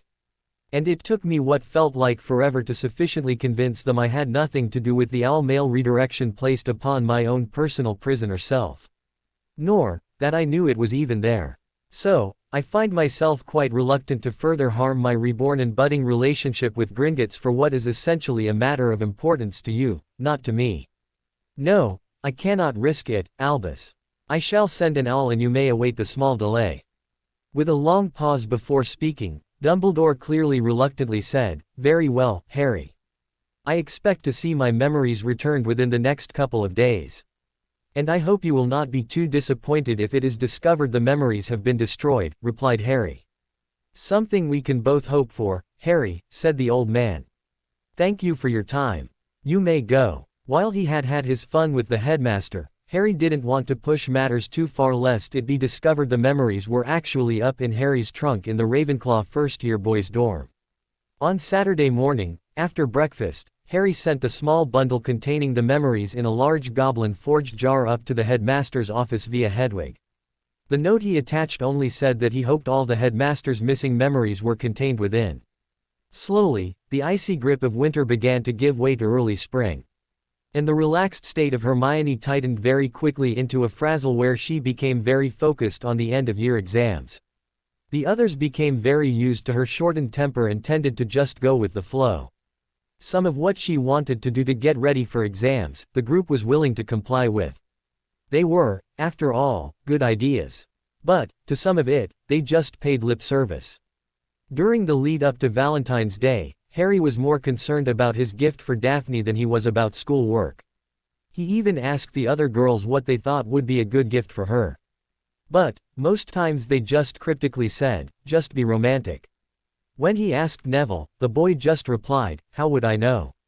And when he asked his dorm mates they just snickered and gave him unhelpful, and sometimes ribald, worthless suggestions. With only a week to go he finally decided to pull out the communications mirror Sirius had given him and taught him how to use when he stayed a couple of days at Grimmauld Place. Opening it, he whispered, Padfoot, onto the surface of the glass and waited. A few minutes later his reflection blurred out to be replaced with his godfather's face. Hello, pup, said Sirius by way of greeting. It's nice to see you've remembered the mirrors. What can I do for you?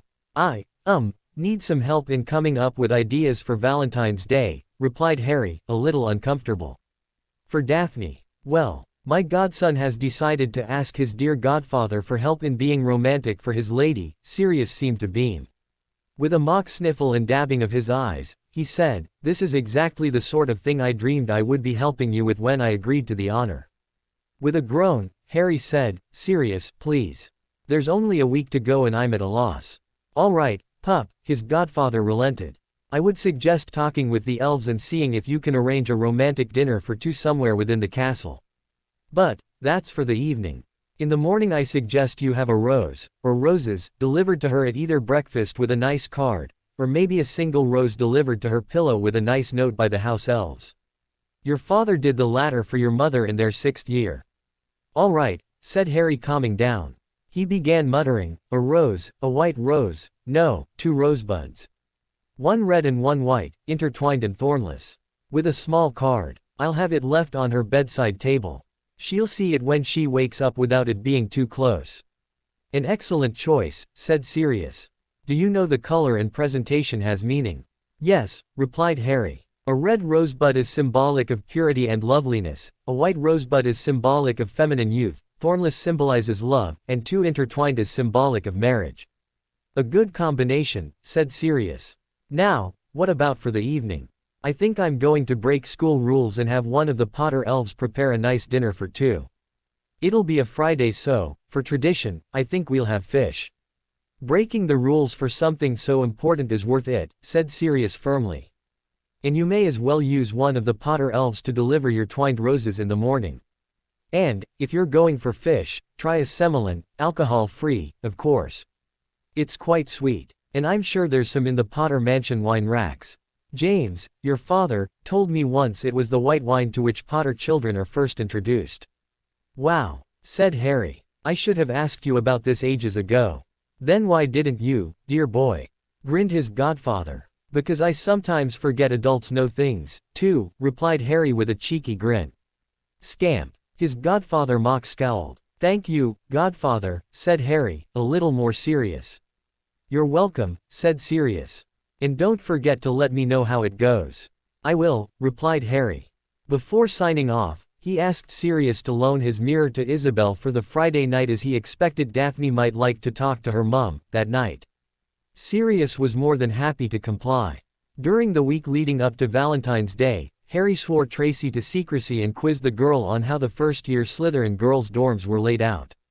From her, he learned that Daphne's bed was in the back left corner, that she didn't have a bedside table, but did have a shelf built into the headboard. That she left on there a hair tie to tie back her hair when showering in the mornings, as well as a few other knickknacks. And that Daphne always rose just before 7 a.m. on a school day, so the 2 of them would get to the showers first. With that information he was ready to instruct a Potter house elf with what to do on the morning. As for Friday evening, he'd already talked to Cookie about the meal he wanted prepared, and when it was to be served. And he'd talked to Petty about setting up the come-and-go room for him and being ready to serve. During the week while in his dorm after curfew, he organized for and magically twined the thornless stems of a white rosebud and red rosebud together, and tied them with a sapphire-colored ribbon. He managed to get a beautiful small card, wrote within it, and tied with the ribbon to the roses. Then placed the lot under a stasis charm until Petty collected it during the early morning of Friday morning. The only clue he gave to Daphne he was planning something, was during one of the group's times in the library when he said, I think, after herbology on Friday, I'm going to have a really hot shower and dress really nicely. No school robes for Friday night. Turning to look directly at Daphne he asked, do you think you might consider dressing up on Friday night, Daphne?" The girls, except for Daphne, all tittered while Neville looked a little confused. Blushing a bit, Daphne just looked at him and nodded before she finally said, "I think that sounds like a good idea. Then how about I meet with you at the bottom of the secret passage from the dungeons to the 7th floor and escort you to dinner that night?" he asked. "Say, 5:30. I'd like that," she softly replied. Neville was sitting alongside Hannah, so he carefully leaned over to her and quietly asked, "What's so special about Friday?" Hannah hesitated a moment before turning her head to him and lightly dotting his cheek. Then she reached up with her off hand and lightly cupped his opposite cheek before she whispered into his ear. When Hannah suddenly at him, he blushed bright red. But, when she whispered into his ear, his eyes widened in surprise. He quickly looked at both Harry and Daphne before looking at the other three girls. He then sat up a little straighter, firmed his shoulders and seemed to come to a decision. On the Thursday after classes, Harry slipped a note to each of the others informing them he was taking Daphne to the come and go room the next night for dinner, so they wouldn't be missed. And begged them to keep it to themselves. Harry had a restless night's sleep that night, and was one of the first down for breakfast.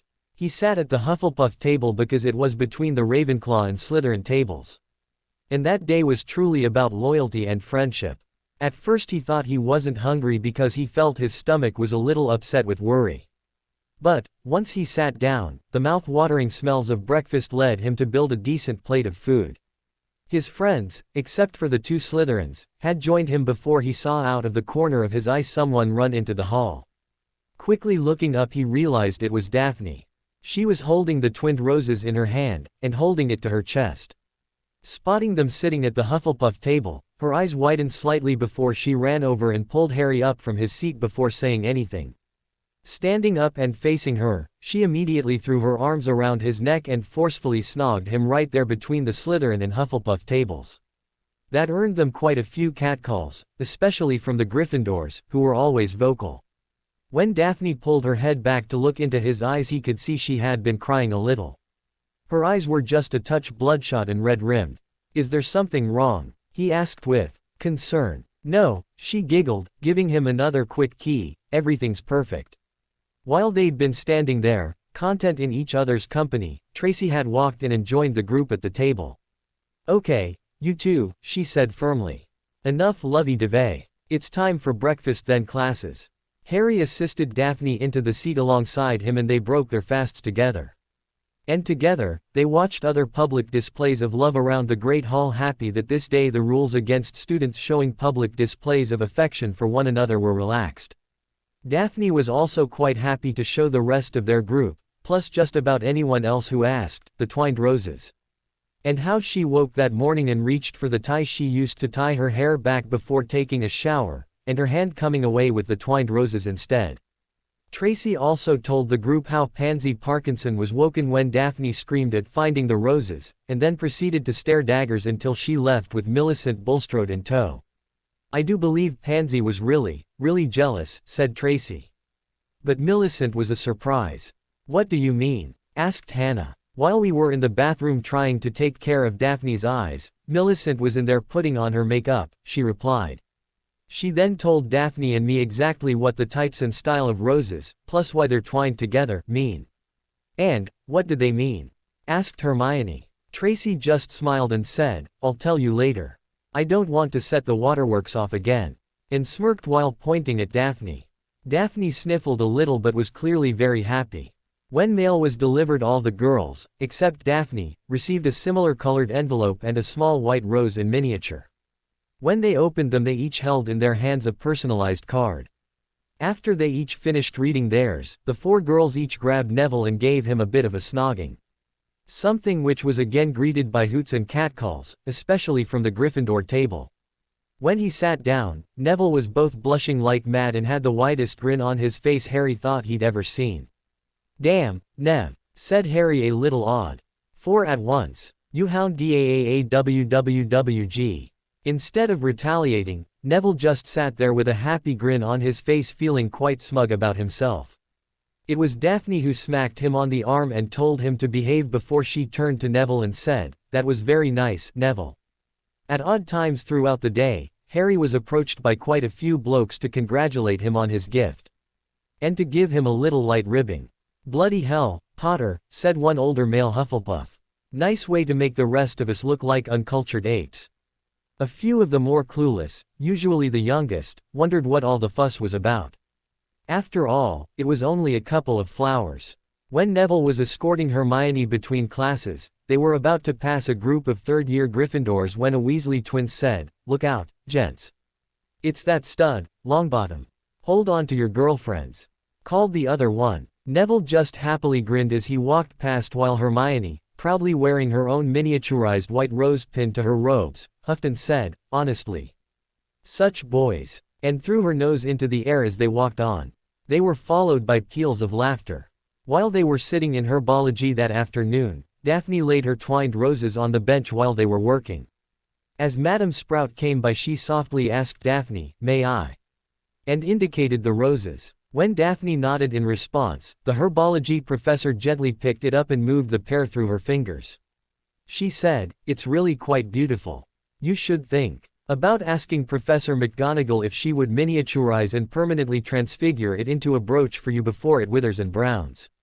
"That's a wonderful idea," said Daphne, excited. "Thank you." Madame Sprout nodded and handed the pair back to Daphne before patting her on the shoulder.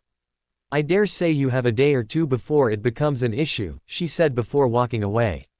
"Longer, if you like," said Harry softly. "I put a bit of a stasis charm on them."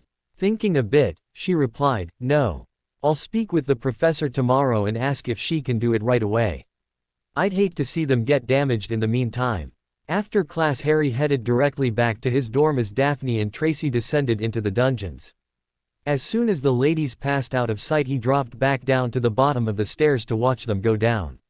He only heard a snatch of conversation between them, and that was Daphne saying, "Well, I hope he wears the iridescent green and white shirt combination the evening I first met him. That would be romantic." With a nod of his head, Harry dashed up the stairs. "Iridescent green and white shirt, it is," he thought. "Lucky I packed it." At 5:28, Harry was standing in front of the blank section of wall in the dungeons that hid the entrance to the passage that led directly to the 7th floor. He was dressed in his iridescent robes with the white under-robe shirt, as he knew Daphne wanted. He had on his matching dragon hide boots, wand holster ready on his wand wrist, and had done his best with the hair tidying cantrip out of the cantrip book he'd all ordered earlier in the school year. Before he left Ravenclaw Tower, he caught quite a few wolf whistles and catcalls as he made his way out into the castle proper. However, he knew he looked every inch the proper wizard in his formal attire, and was quite proud of it. At 5:35, Daphne rounded the corner. Hearing her coming, Harry had already turned to the sound of a pair of ladies' heels coming towards him. What he saw when she turned the corner took his breath away. He thanked his lucky stars puberty had only begun to show a hint of beginning its torment upon his body. Else, he'd probably be a gibbering wreck. Daphne was wearing an iridescent blue gown with light spaghetti-style straps and a shawl of darker blue similar material. But, it was the jewelry she wore which set it all off. She was wearing the necklace and earrings he'd gifted her at Christmas. Her hair was also done up in what he thought of as a bun. It made her neck look longer and showed off her earrings to good effect. And she wore only the lightest of makeup. Which Harry was glad about, because he didn't think makeup could improve on her natural beauty.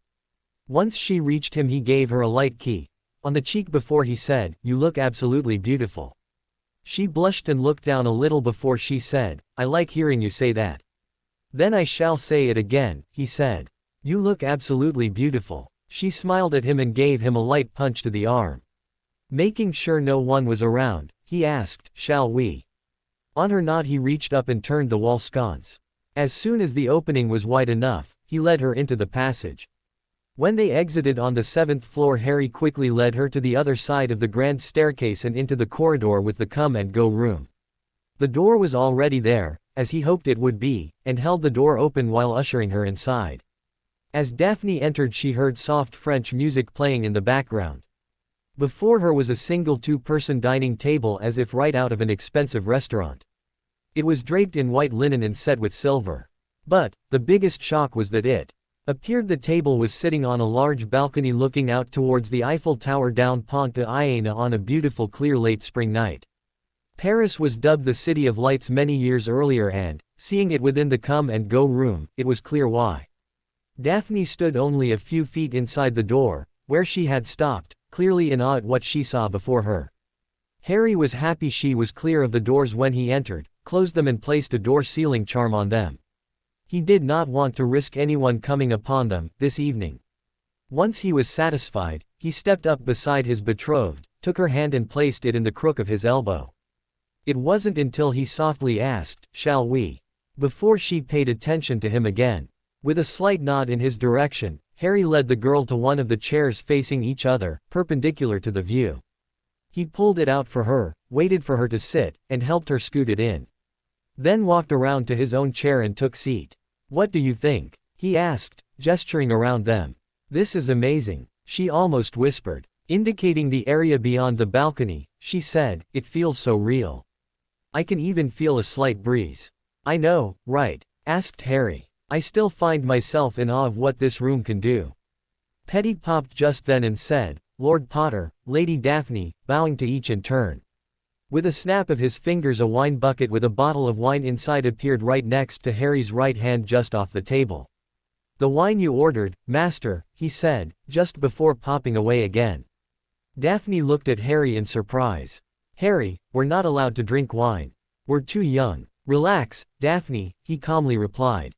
Reaching over and pulling the bottle from the bucket, he said, "This is from the Potter wine cellar.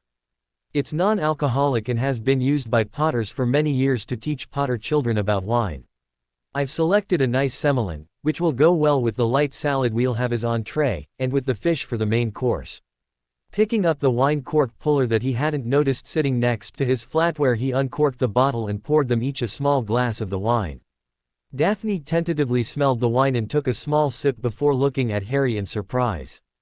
"This is actually quite nice. A little sweet, even." Nodding after taking his own first sip, he said, "I thought it best to start with something like this. I've never had wine before and wanted to have something a little sweet for my first time." The two talked about their budding relationship, their friends and quite a few subjects as they sipped and waited. Petty suddenly popped back in again and said, "Your first course, Master and Miss." Before each a plate of a light salad appeared, lightly coated in a sweet vinaigrette. The two happily tucked in and enjoyed it quite a lot. "That was good," said Daphne as she finished up.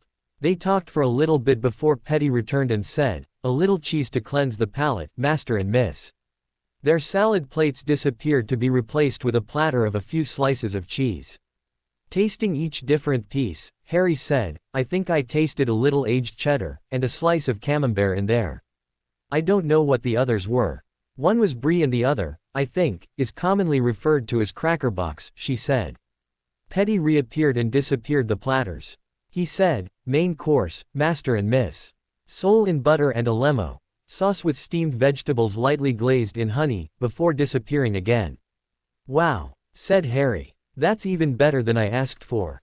He watched as Daphne tried a small forkful of fish and saw her look of happy surprise before he tried his own. Matching Daphne's look, he found the fish to be light and flaky, with the sauce giving it only a touch of zing. It was delicious. The vegetables were not overly cooked, retaining a slight crispness, but they were enhanced with the honey glazing.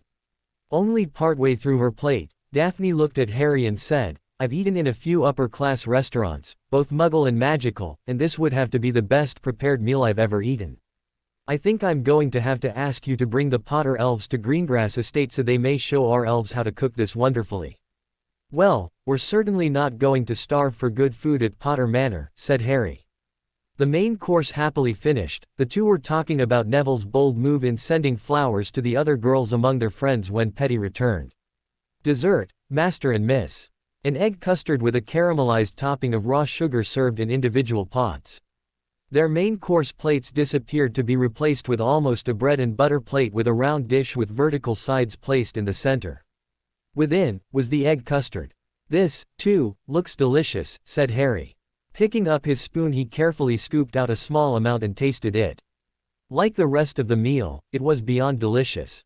When he'd finished, Harry sat back and said, I think I've just found a dessert I like more than treacle tart.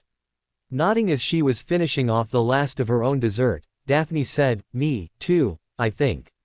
While they were waiting for what was next, Harry said, I didn't realize Neville had it in him to buy 4 ladies a Valentine's card and gift, knowing they'd each receive it while in the company of the others, and not be worried he'd be hexed into oblivion, and be keyed by each in turn. It's clear to me now why he's in Gryffindor. 'Twas a bold move, he said. Well, I think it was sweet, said Daphne. And so did Tracy and Hermione when I spoke with them in class this morning. I've no doubt Susan and Hannah feel the same. I've heard he was strutting around quite proud of himself between classes, said Harry. And that some of the older guys bowed to him in recognition of his act. After talking a little while longer, Petty returned with a small platter of cheese and light crackers to enjoy and clean the palate again. They were even enjoying themselves in each other's company so much that Petty had to return for a final time to inform them curfew was only 15 minutes away. Thanking the little elf who had done so much for them that night, they headed out after one last long look at the panorama of the French skyline. Harry quickly removed the door sealing charm and then escorted Daphne all the way to the Slytherin common rooms. Or, more properly, where Daphne told him it was. Before he left he reached into his robes and offered her his mirror. He said, this is a communications mirror. They belong to Sirius. I asked Sirius to loan its twin to your mother for tonight so, if you'd like, you can give her a call back in your dorm to let her know how the night went. To activate it, just whisper, Padfoot, close to its surface and it'll let your mum know you're ready to connect. Daphne looked at it in a little awe before giving Harry a key. She said, thank you. You're, as always, very welcome, he replied. After a last good night but sweet key, he bid her sweet dreams and headed back to the Ravenclaw Tower, making it with a few minutes to spare. Tracy was sitting on her bed in her pajamas trying to read a novel but failing. She thought she must have read the page she was on at least half a dozen times and still couldn't remember what it said. No, her focus was on the door to their dorm from the outside hallway. At a few minutes before curfew the door opened. And Tracy was both happy and relieved to see her own friend walk in. She could see the girl had a grin from ear to ear, so obviously the date had gone well. Let me quickly get changed and I've got something to show you, said Daphne before Tracy could even ask her a single question. Tracy was just about bouncing in excitement waiting for her friend to ready herself for bed. After she'd quickly removed her jewelry, unraveled her hair from its bun, cleaned away the little makeup she wore and changed into pajamas, which Tracy swore she took longer to do than normal, Daphne closed the curtains around her bed and gestured for her friend to join her. Both girls then cast the silencing and do not disturb charms on the canopy and curtains about them Harry had taught them the previous year, when they'd complained about Millicent's snoring keeping them awake. Sitting on the bed the girls sat opposite, Indian style. And Daphne showed her friend the mirror Harry had loaned to her. Opening it, Daphne gently whispered, Padfoot, onto the mirrored surface and waited. A few moments later the image changed to one of her mother, Isabel. Hi Mum, squealed the girl, happy.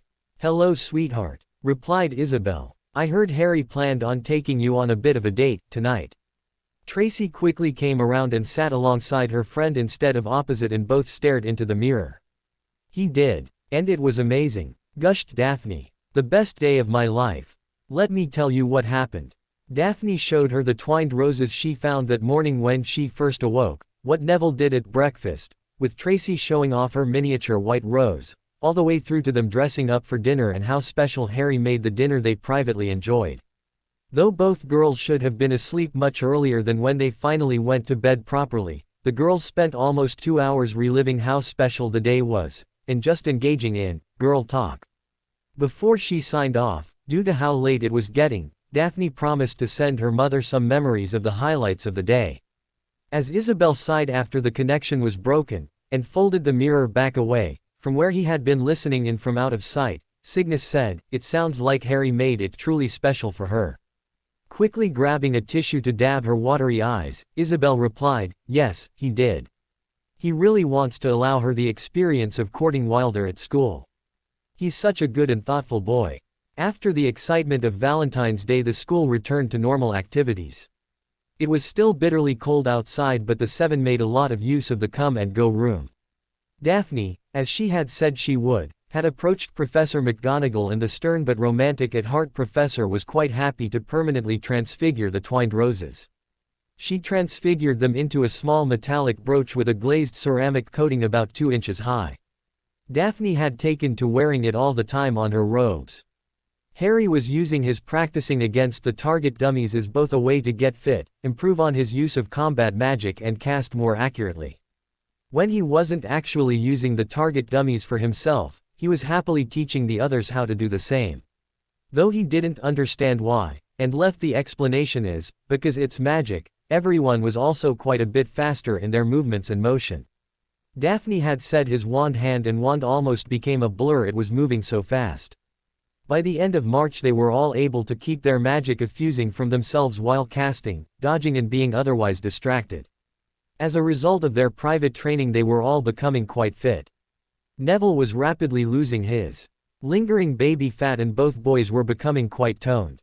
The girls loved how it was making their own bodies look and were looking forward to when they would finally start to develop, as Hermione called it, shape. However, Susan had already begun since before Christmas. On hearing some of this talk, Neville leaned over to Harry and whispered, "Beaties." That had both boys blushing and sniggering. The girls were not happy when they worked out what had the boys snickering to themselves. Over the next half hour, both boys found themselves happy they'd spent a lot of time dodging and avoiding curses the target dummies had been throwing at them, as that training helped them to avoid a lot of the stinging hexes and similar the girls threw at them in retaliation, while shrieking imprecations about them being such boys, as they ran about the room ducking, weaving and dodging. Harry's logical argument that, as they were boys, being such boys wasn't actually a bad thing, apparently fell on deaf ears. As spring bloomed outside, Daphne had gone looking for Harry one weekend for lunch and found him in earnest conversation with the Weasley twins and a couple of the Gryffindor chasers. As she joined them, Alicia Spinnet was singing the praises of the Clean Sweep 7 over the Nimbus 2000 as a Quidditch player's broom. "It's better at maneuvering, it's sturdier, it's better at taking hits, it's just better," she said. "Now, that might be a good thing for a beater or a chaser," replied Harry. "But speed is essential for a seeker. The Nimbus 2000 is a much faster broom and still excellent at maneuvering when you need it to. And I think the Comet 260 should be the broom of choice for a keeper. Our Clean Sweep 5S may not be as fast as the newest model," said one twin, cutting in. "However, they're more than adequate for the job as beaters' brooms," said the other. "Not if you wanted to press the seeker," disagreed Harry. "A seeker on a Nimbus 2000 will render that strategy useless. He or she will just outfly you if you try." "Yes, but they'd do that against any other broom bar the Clean Sweep 7, said Alicia. "Hence, why it's the better broom. It allows the press yet retains the sturdiness needed for a beater." "Why a 260 for the keeper?"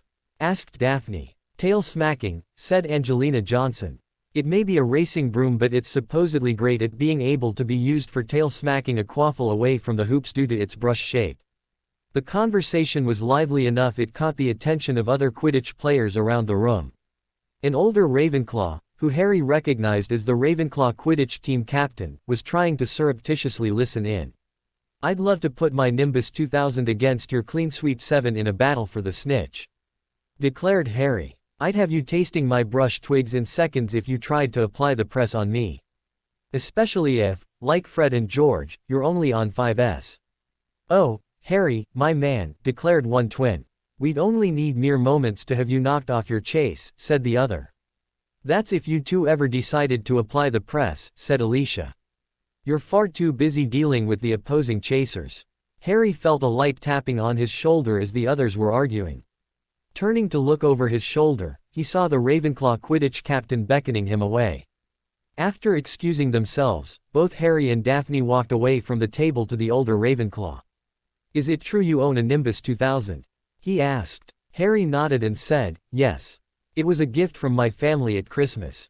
"And you play Seeker?" he asked. "I'd prefer Seeker, but I'd probably play anywhere except Keeper if given the opportunity," said Harry. "He can really fly, mister," said Daphne, leaving it hanging. "Martin," said the older boy, offhandedly. "Simon Martin." "Well, he can really fly, Mr. Martin," said Daphne. Looking amusedly at his betrothed, Harry asked. You're not worried I'll beat your Slytherins? No, she said with a frown. Flint will only accept boys onto the Slytherin team, and only older years at that. He doesn't deserve my support.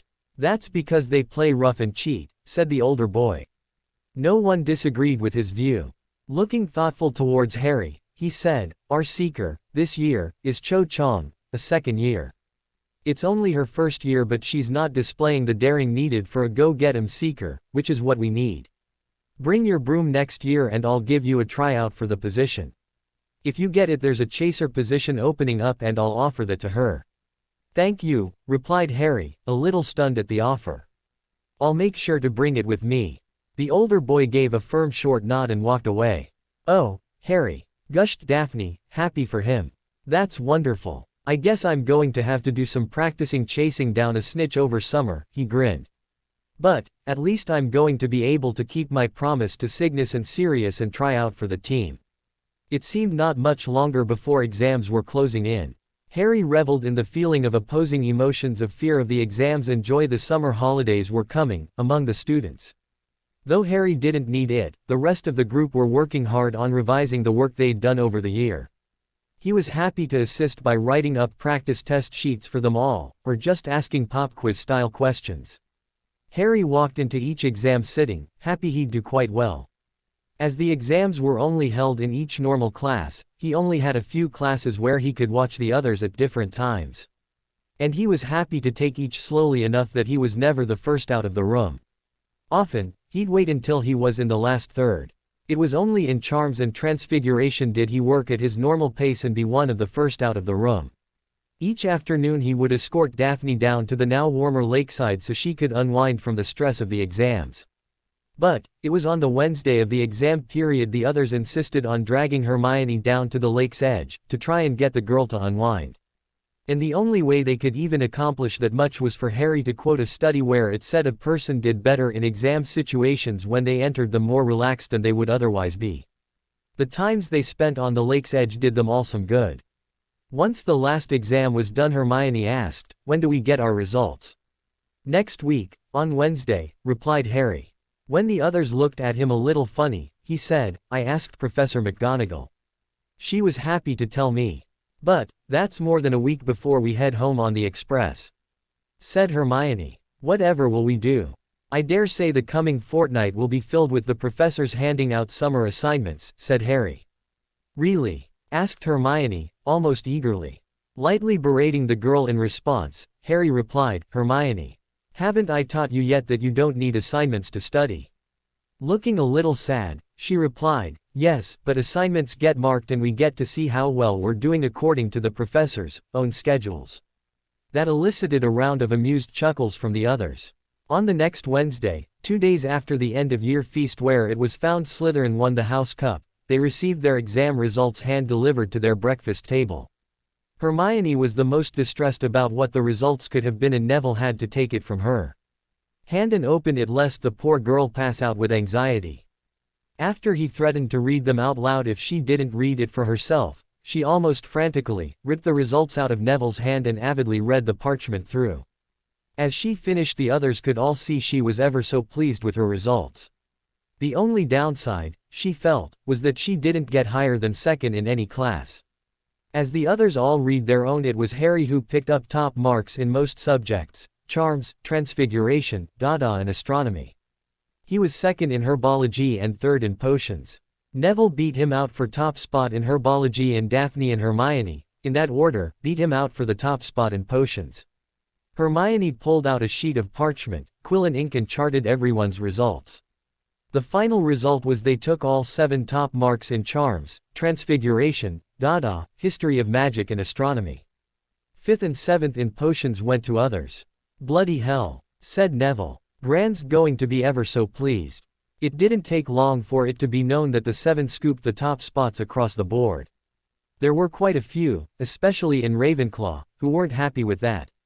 Harry's response, when his year mates in the House of the Eagle confronted him about it, was, it is not my responsibility to ensure you people do your work to the best standard you can. You're supposed to be in the House of Intelligence and Wit, demonstrate it. The older Ravenclaws backed him and scowled down anyone who thought they had a right to complain to him. One older Ravenclaw said to Morag McDougal, who wanted to berate Harry for not helping them instead of his friends, "You seem to think this is Hufflepuff House, where friends stick together and work hard together. It's not. Push it, and I'll inform Professor Flitwick you need to be resorted." That Sunday afternoon, Harry and Daphne held a party for the members of the Etiquette Club, whose membership swelled to 40 members before they closed off membership for the year. The elves happily supplied some snacks and Professor Flitwick supplied a keg of butterbeer. Though some Ravenclaws were just a little disappointed there wouldn't be an exam, Harry had to point out it was a club, not a class, they attended. Standing at the front after everyone became settled, Daphne said, "Harry and I first conceived of this idea when we learned a good friend of ours was completely unaware of the traditions and customs of our world. And that Hogwarts did not provide any lessons for those unaware to learn. We felt we would be lucky if we had 24 people interested in our little club. We were very happy that, within a few weeks of starting, the numbers swelled to 40. The numbers would have swelled even further, if we did not make the difficult decision to close off membership and advise those who didn't get in on time to apply next year. We too feel you have all gained so much over this year we are comfortable you can now go into Wizarding Society and purport yourselves with dignity. You will not disappoint us. Very well done to you all." It was a second-year Gryffindor who then stepped forward and, offering a proper courtly bow to Daphne, then Harry, said as he did so, "Lady Daphne, Lord Potter, on behalf of the members, I pass to you our sincere thanks for you setting aside some of your personal time to assist us in this matter. I am at your service." With a small but pleased smile Daphne dropped a little into a formal curtsy while Harry, as head of a noble and most ancient house, gave a small nod in return. As it was his place to do so, Harry said, "The honor was ours, Mr. Chambers, we accept your thanks in the spirit it was given. And your service is unnecessary, and that was very well done." Chambers gave an acknowledging bow in response while wearing a pleased smile. The last 2 lazy weeks had passed slowly enough that Harry was about ready to go and get the Hogwarts Express, drive and have it at Hogsmeade Station himself. He felt the last week at the castle was a complete waste of time. When Hermione pointed out they wouldn't have received their summer assignments if they didn't remain for the extra week, Harry argued back the assignments could have been handed out the week earlier. It was Tracy who said the last week was occupied with the 5th years doing their owls. And that was why the Great Hall wasn't available when classes were normally on. And the train couldn't really do the run back to King's Cross until the 5th years were finished. Finally, on the morning of the 20th of June, it was time to head home for summer. The 7 gathered in the entrance hall, said goodbye to the few professors who came to see them all off, and walked out of the castle for the carriages. The last week, as Harry suspected, they had received their summer assignments from each of the professors. It made Hermione happy, at least. It took them a little effort to convince her they didn't need to complete them before they headed for home. Finally boarding the express, the 7 found themselves an unoccupied compartment. Harry had his note for the outside of the door ready and quickly stuck it to the door with a sticking charm. This time, the note said, "Try knocking," on one line with, the 7, directly underneath. As soon as the trunks were all stored overhead, Harry closed and locked the door before using the door sealing charm on it. He had thought about using a Notice Me Not charm, one of the latest spells he had taught himself, but thought it was for the best if he didn't, just in case someone really did need to come and see them. Just after the train departed from the platform, they had their first victim. They were still settling down and pulling out books and magazines to read. For Harry, it was the Daily Prophet as he deliberately saved reading it until now, when there was an attempt to open the door with the latch rattling. They all waited for a few moments to see if the non-reader would knock, but when it was apparent they wouldn't, they ignored it. It happened again about half an hour later. "That'll be one of the prefects coming to check on us," said Hermione. "We should let them in."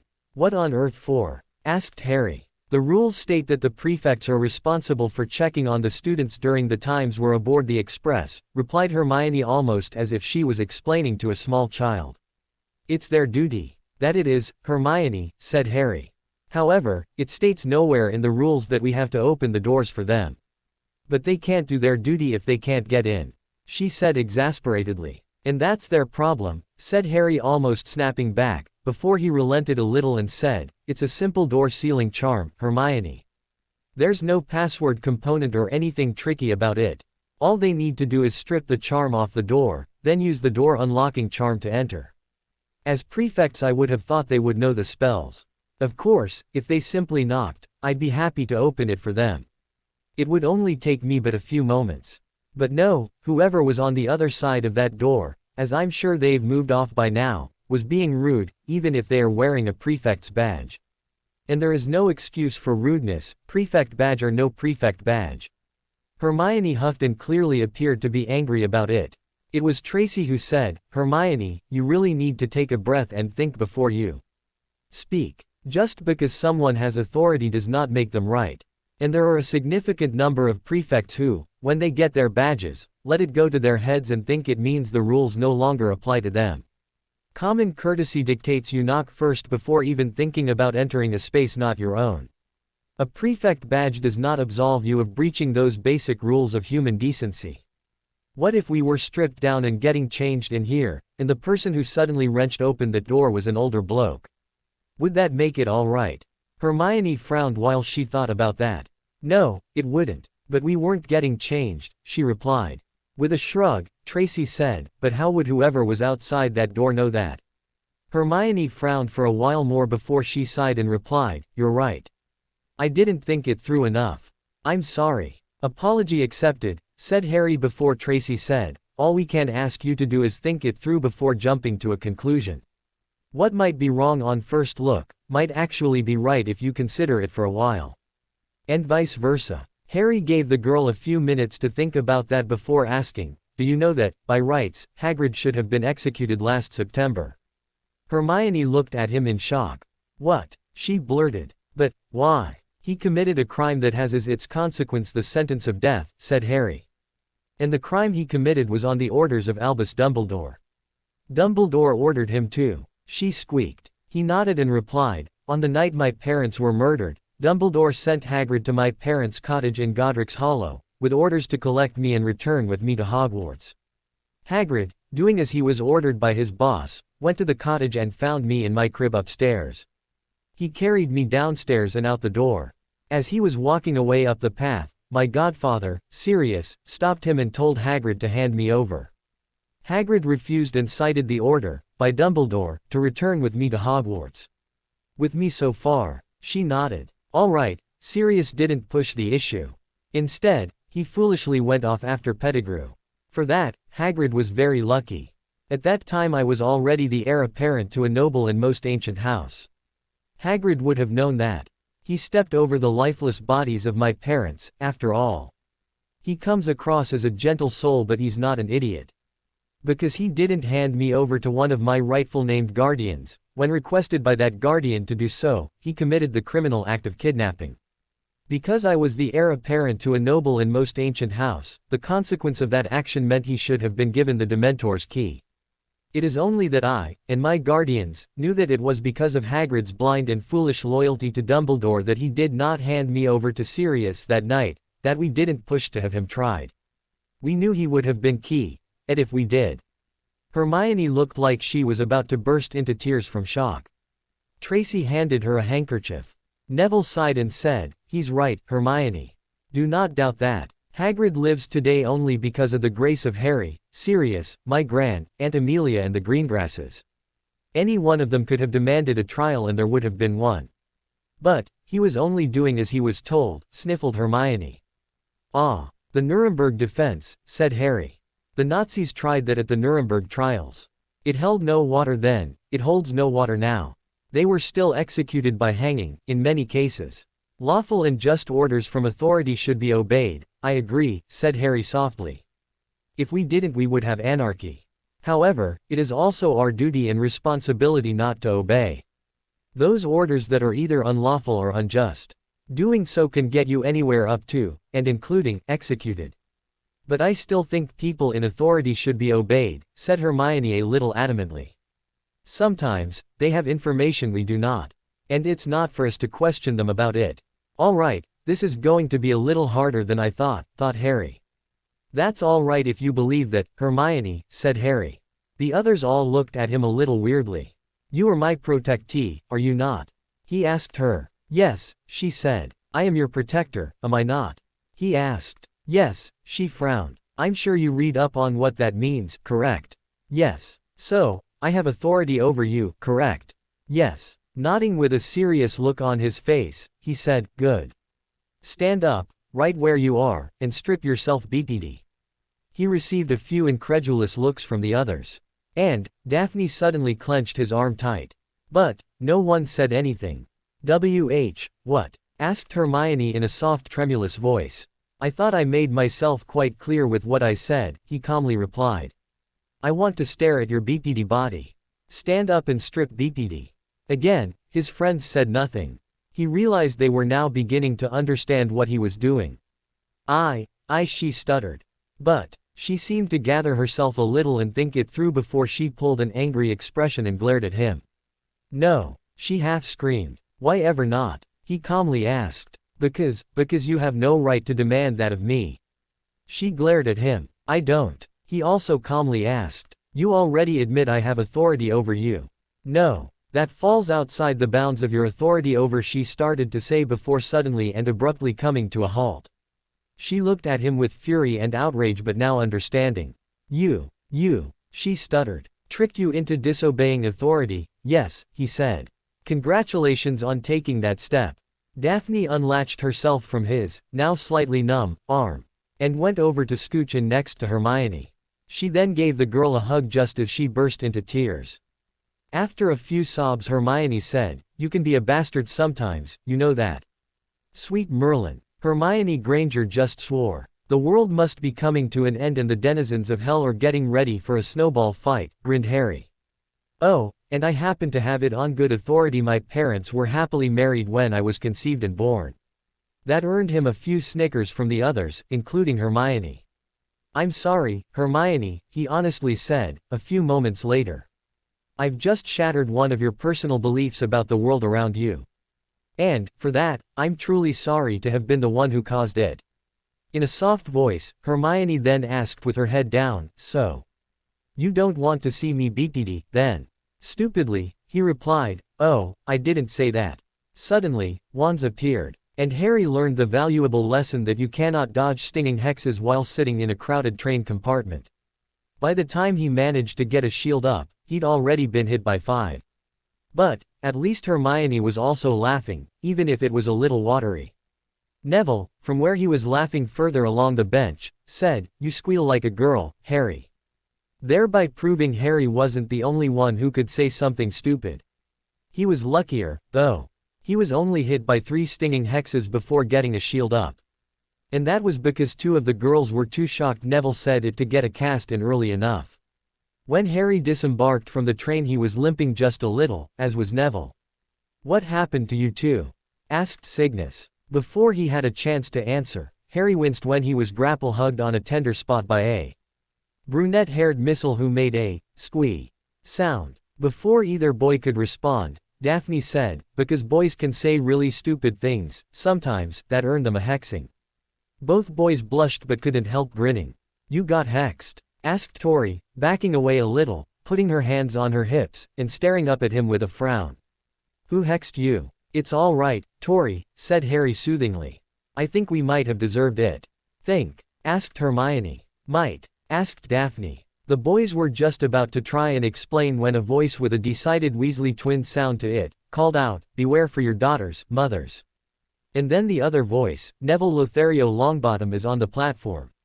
Both roared with laughter while their mother, Molly Weasley, admonished them both for their behavior. Harry sniggered while Neville blushed even further but stood up, proudly. Lothario? Asked Sirius, perking up. Neville sent 4 valentines on Valentine's Day, said Daphne with a little glee. 1 each to Tracy, Susan, Hannah and Hermione. When they all arrived at the same time in the Great Hall at breakfast, each of the 4 key at him in front of everyone. Neville, said Gran, a little shocked. DAAAWWWGGG, said Sirius, quite pleased. Here, you wouldn't happen to be in need of a godfather, would you? No. What about a wingman? Sirius Black. You will not encourage him like that, huffed Gran. Actually, it was a very nice thing Neville did, Madame Longbottom, said Daphne. The girls knew it was meant in friendship. Tracy told us about it the night it happened and Daphne sent us a memory of it, said Isabel. Would you like to come over to Greengrass Estate to watch it? Frowning, Gran said with a bit of an irritated timbre, yes. I think I must. Neville tried to act like he'd been told off, but couldn't help grinning from ear to ear. After the Davises and the Boneses left with Hannah in tow, the others all portkeyed back to Greengrass Estate, including Hermione. Now that the Grangers were protectees of the Greengrasses, they had permission to connect their fireplace to the Flow network. Cygnus organized it for them. The Grangers sent an owl a few weeks earlier letting Hermione know to go back to Greengrass Estate with Cygnus and Isabel, and they'd expect her through the Flow network before dinner. Again, Harry landed in a heap on the floor. Hermione said, honestly, Harry, it's not that hard to master. Harry just grumbled in response before he said, Portkeys hate me, the Flow network hates me, and I hate sight-along apparition. I can't win unless I travel on a broom. Brooms love me. Well, kids, said Cygnus, trunks up in your rooms. Hermione, Neville, you can leave yours next to the fireplace in the parlor. The four adults went into the study to watch Memories. Daphne looked at Harry with a coy smile and said, Harry. Harry rolled his eyes and said, yes, dear. And, putting her trunk on top of his, floated them both up the stairs. When the adults came out about half an hour later, the 5 kids were all in the kitchen. Astoria was asking question after question about Hogwarts while the 4 students were eating sandwiches the house elves prepared for them. Gran walked up to Neville, who didn't know what to expect, and planted a key on the top of his head. They're right, she said. It was a very nice thing to do. He blushed and muttered, thanks, Gran. She then looked up at Harry and walked around to him. And you, she said before also key, dotting him on the head, also did a very nice thing for Daphne. However, she said stepping back a little and glaring at all 4 students, I do not agree with such overt public displays of affection, no matter how innocent, in the Great Hall of Hogwarts in the middle of breakfast. Yes, Gran, said the 2 boys while the 2 girls said, yes, Madame Longbottom. Having gotten her message across, it was clear Gran was happy to leave it at that. If you'd like to stay here with your friends for a little while, Neville, said Gran. You can head home in a bit. Just be home in time for dinner, all right. Looking up at his grandmother in surprise, Neville said, thank you Gran, I will. She gave him a nod and said, be good. A look at Harry and she said, you too, Harry. Harry just nodded in response. When Gran left via the Flow, Neville just had to check she'd gone. He came back a little surprised and said, I didn't expect that.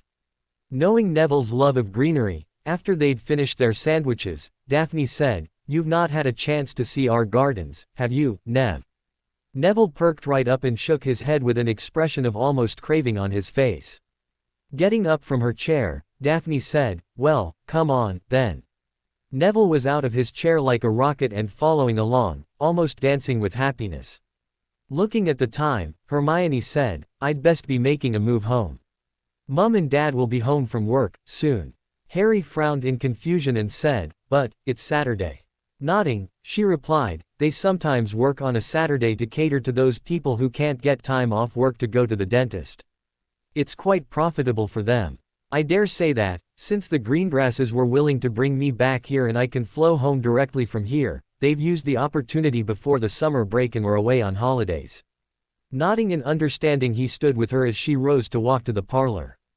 Just before she reached for her trunk, he put his hand on her arm to halt her and said in a soft voice, I'm truly sorry I upset you on the train, Hermione. She smiled at him and gave him a hug. I'm all right, now, Harry. It was just confronting, at the time. Hexing you and Neville helped.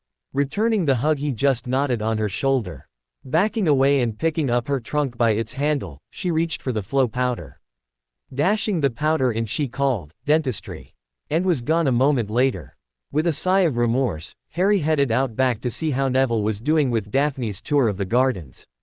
For Harry, summer was proving to be, in a word, brilliant. However, on the evening of his birthday, where he received a small cache of very nice gifts, Harry was lying in bed ready to go to sleep when a house elf popped in standing on the foot of his bed. It appeared to be trying not to tremble in fear, and its fingers were bandaged. Harry Potter must not return to Hogwarts, it said. What? Asked Harry. Harry Potter must not return to Hogwarts, it said more firmly. What on earth are you on about? Asked Harry with a frown. Great danger will be at Hogwarts, this year, Harry Potter sir, the elf said. Oh, great, he said, sarcastically. There was a possessed defense against the dark arts professor when I turned up at the sorting. What's it going to be this year? Dobby cannot say, Harry Potter, said the elf. The great Harry Potter must stay away. Whose elf are you? He asked. I is a Malfoy elf, Harry Potter, it said. So, Malfoy has something in motion to cause danger to me, right? Asked Harry. Dobby cannot say, Harry Potter, replied the elf. Well, that's just naffing great, isn't it? He half snarled in a mutter. Looking at the elf, Harry firmed his voice and said, Thank you for the warning, Dobby. I'll take it on board. The elf popped away without another word. Harry laid back down and was wondering what the year would bring when he finally dropped off to sleep. The next morning, he approached Cygnus about the weird visit he received from the Malfoy house elf. I just cannot fathom why he would come here to warn me, muttered Harry with a frown. And the warning, too, wasn't mentioning me in particular. It was, great danger would be at Hogwarts, this year. Which leads me to believe he implies everyone at Hogwarts will be at risk. So, why would he come and warn me, in particular? It sounds like you have a fan in a house elf, smiled Cygnus.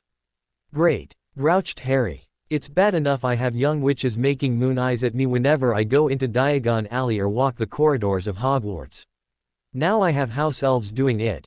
Is the great Harry Potter getting annoyed with his fame? Asked Cygnus in a Mickey-taking voice. Harry just stuck his tongue out in reply. Which, of course, made Cygnus laugh. But, what can we do about it? Asked Harry. I don't like the idea of complaining to the Malfoys about it as the poor thing looked like it was being abused. I'd hate to learn they killed it for warning me. We do nothing, for now, replied a more serious Cygnus.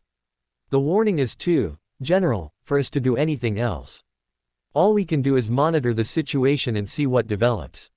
So, it'll be a case of, once more unto the breach, dear friends, once more. 3 days later, the Daily Prophet carried a story of 9 simultaneous raids on various properties of witches and wizards. Harry noticed one was on Malfoy Manor, or, more properly called, Black Manor. Tapping on the article while he was sitting at the breakfast table, Harry asked Cygnus, Cygnus. Have you heard of these raids carried out overnight by the Aurors? Frowning, Cygnus picked up his own copy and read the article.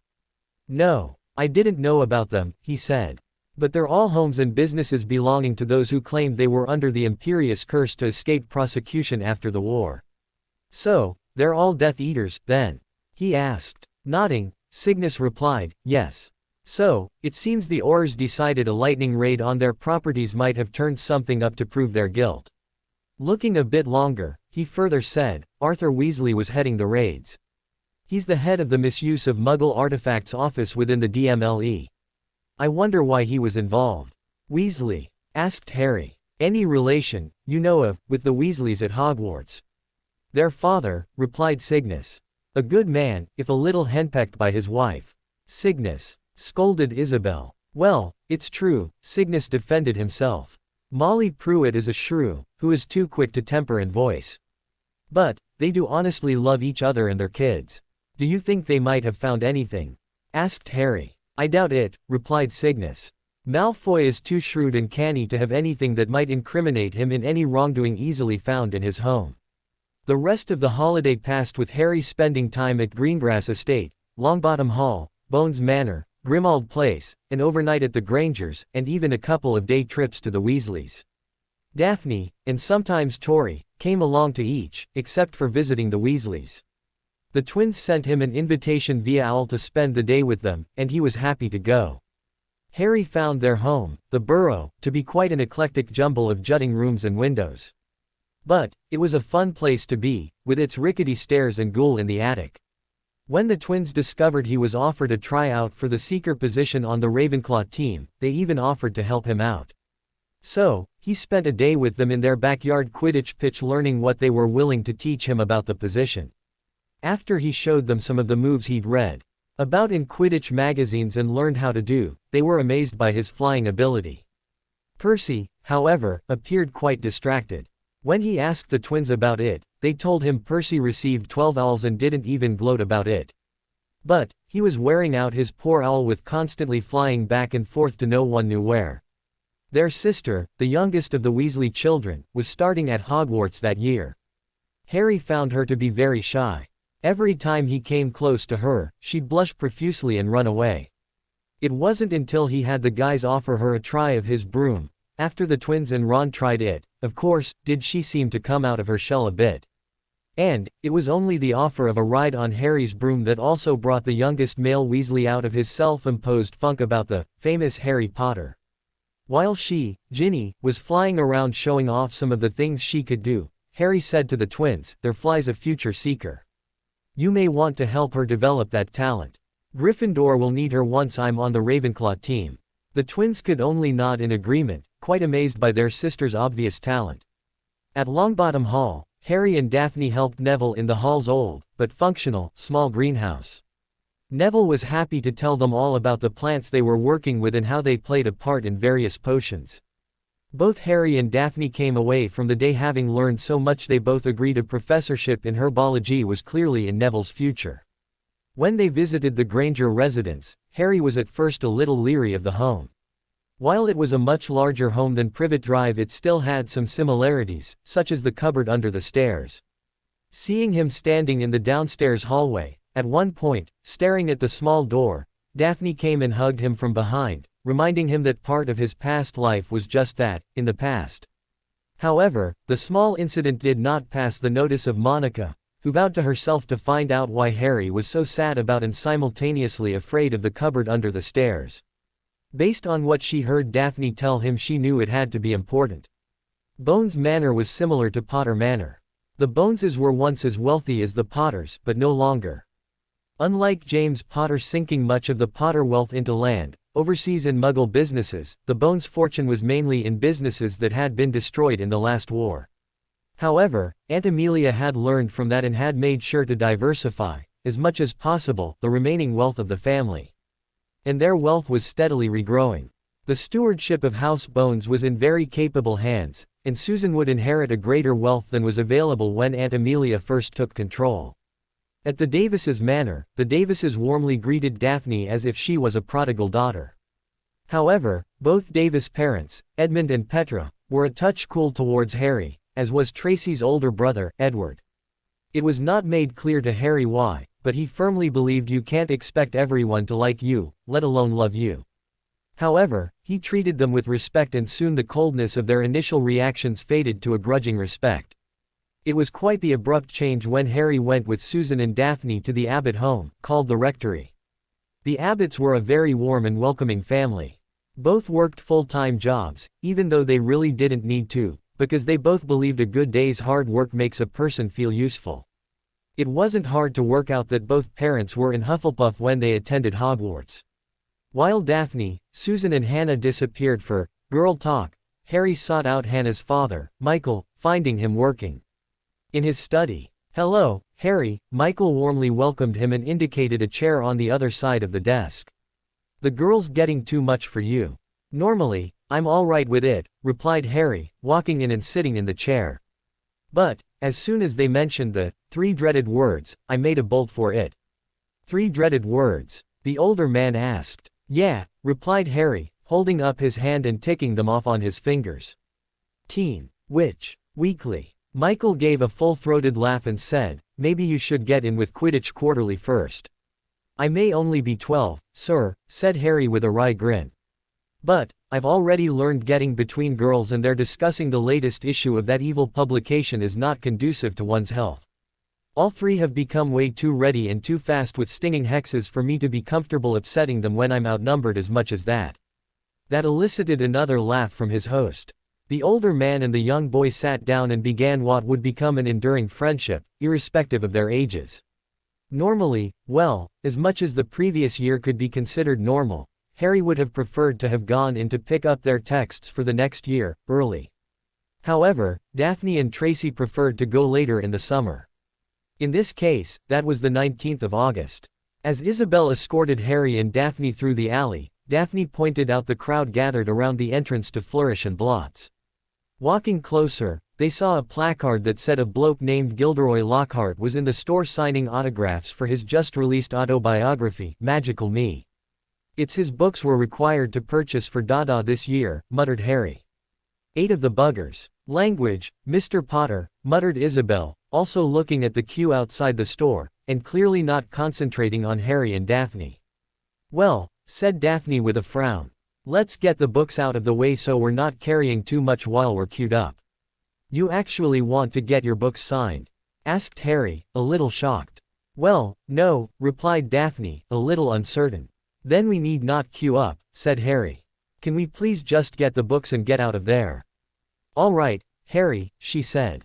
Entering the store, Harry didn't realize they'd walked past the Weasleys who were in the queue and only a couple of people back from the front. The only other text Harry and Daphne needed was the Standard Book of Spells Grade 2 Feet by Miranda Goshawk. He already had a copy of it in his hands the previous year.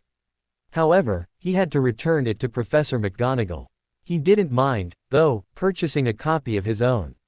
He moved beyond the crowd and discovered Lockhart's books were only available from the stacks just behind and alongside the Forget-Me-Not blue-wearing woodpecker, where he sat at a table surrounded by photographs of himself. Sweet Merlin, the man so vain he could be a windcock, thought Harry. He was thinking of sending Daphne into the crowd to collect the books, but realized that wouldn't have been gentlemanly of him. With a sigh, he threaded through to collect the books. There was a man taking photographs and moving around near the front. His camera kept emitting puffs of purple smoke with each photo taken. Out of the way there, snarled the photographer at some unfortunate soul. This is for the Daily Prophet. And Harry heard a voice he recognized, Ron Weasley, snarl back, big deal. As he was about to pass Lockhart, he heard him call out, it can't be Harry Potter. The woodpecker surged to his feet, suddenly grabbed Harry and spun around. He felt himself then yanked in closer under the fop's arm. Nice big smile, Harry, said the fop. Together, you and I are worth the front page. Harry immediately ducked his head and dropped straight down and away. As he came up with his back to the camera and outside of the arm, he snapped out with his foot in a push kick right at Lockhart's closest ankle. As soon as he connected, Lockhart squealed like a pig and tried to lift his foot at the same time as bending to the side to grab his ankle. There was another flash and puff of purple smoke. Never grab me like that, again, snarled Harry in a near shout right into the face of Lockhart where it was now level his own. That drew quite a few gasps of outrage from those close by, whether they were there to get books signed, or were just drawn in by the crowd. Harry didn't know if they were outraged with him or Lockhart, and didn't care. Trying to rescue the situation, Lockhart slammed his foot back down and stood up straight, with his smile firmly fixed to his face. Ladies and gentlemen, he said loudly, waving for quiet. What an extraordinary moment this is. The perfect moment for me to make a little announcement I've been sitting on for some time. When young Harry here stepped into Flourish and Blots today, he only wanted to buy my autobiography, which I shall be happy to present him now, free of charge. The crowd, going with the flow, applauded. He had no idea, Lockhart continued, that he would shortly be getting much more than my book, Magical Me. He and his schoolmates will, in fact, be getting the real Magical Me. Yes, ladies and gentlemen, I have great pleasure and pride in announcing that this September, I will be taking up the post of Defense Against the Dark Arts professor at Hogwarts School of Witchcraft and Wizardry. The crowd cheered and clapped and Harry found himself being presented, by way of them being shoved into his chest, with the entire works of Gilderoy Lockhart. Harry just glared back. He then collected the same set, but for Daphne, and took them away back to Daphne and Isabel. Are you all right, Harry? Asked Isabel. Yeah, thanks, said Harry. He startled me. I wasn't expecting to be grabbed like that. So, he's the new Dada professor, said Daphne, clearly not excited by the prospect of the woodpecker teaching them. Don't worry, Daphne, said Harry, quietly. We'll make good use of the come-and-go room and do our own studies. But, what will we actually use to study with? She quietly asked. I mean, it's not as if it's an OWL year, so the test isn't set by the examination board. Then how about we track down some copies of previous L tests and work backwards from those? Asked Harry. We have the text from last year, after all. And I'm sure we can track down previous second-year texts from better teachers of the subject. That would work, she mused. Yes, that's a good idea. While queuing up to purchase the books, there was a commotion back in the queue of those waiting to get books signed. There was the sound of raised voices before someone crashed into a bookshelf, and the sound of heavy spell books crashing down. Harry heard Fred, or maybe George, yell, "Get him, Dad!" Followed by Mrs. Weasley shrieking, "No, Arthur, no!" There was a sound of more shelves being knocked over. Then one of the shop assistants cried, "Gentlemen, please, please." And then, louder than all, the voice of Hagrid, "Break it up, there, gents, break it up." Looking through, Harry saw Hagrid wading toward the fracas through the sea of books. In an instant he had pulled the combatants, Misters Weasley and some older gent who looked like an older version of Draco Malfoy, apart. Mr. Weasley had a cut lip and Malfoy had been hit in the eye. Malfoy thrust an old Transfiguration book at Ginny. His eyes glittering with malice, he snarled, "Here. Girl, take your book, it's the best your father can give you." Pulling himself out of Hagrid's grip, Malfoy Sr. beckoned to Draco, who was standing nearby, and swept from the shop. "Ye should have ignored him, Arthur," said Hagrid, almost lifting Mr. Weasley off his feet as he straightened his robes. "Rotten tear the core, the whole family, everyone knows that. No Malfoy's worth listen tear, bad blood, that's what it is. Come on now, let's get out of here."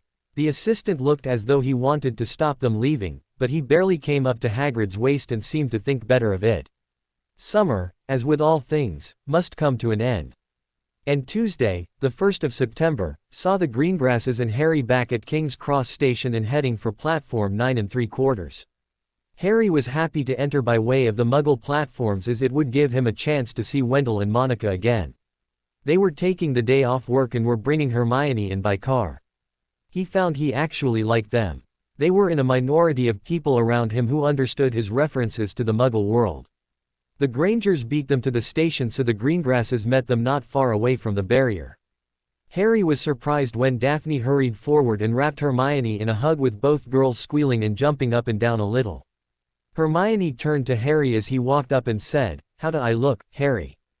"Gah!" cried Harry, feigning terror. Turning to Cygnus he said, "Cygnus, help. She asked me one of those questions."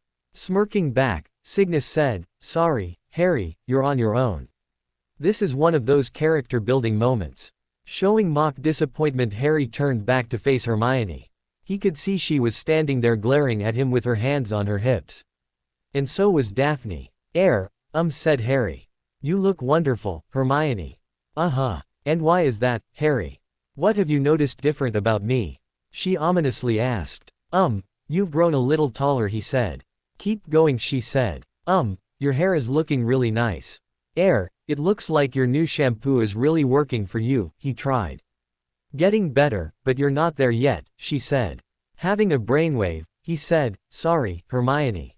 But, you see that lovely young lady standing next to you?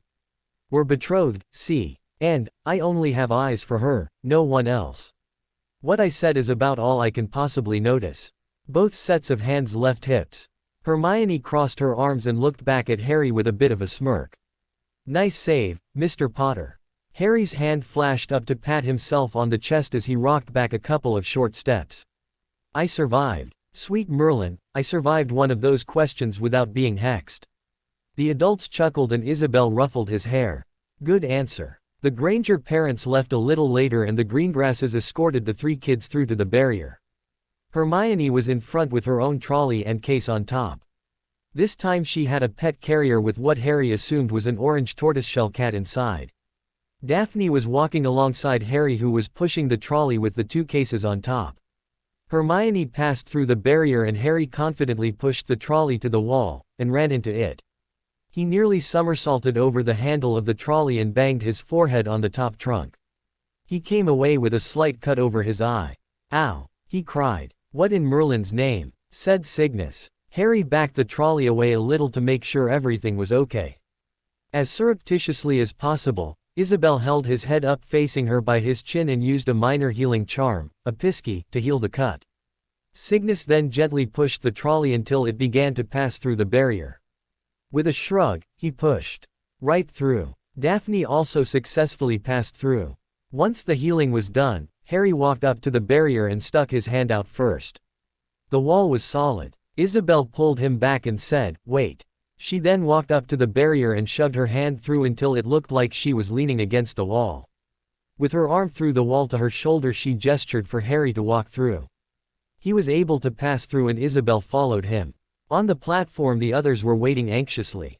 "What was that?" asked Harry. "It must be malfunctioning," said Cygnus. "No," said Harry, shaking his head.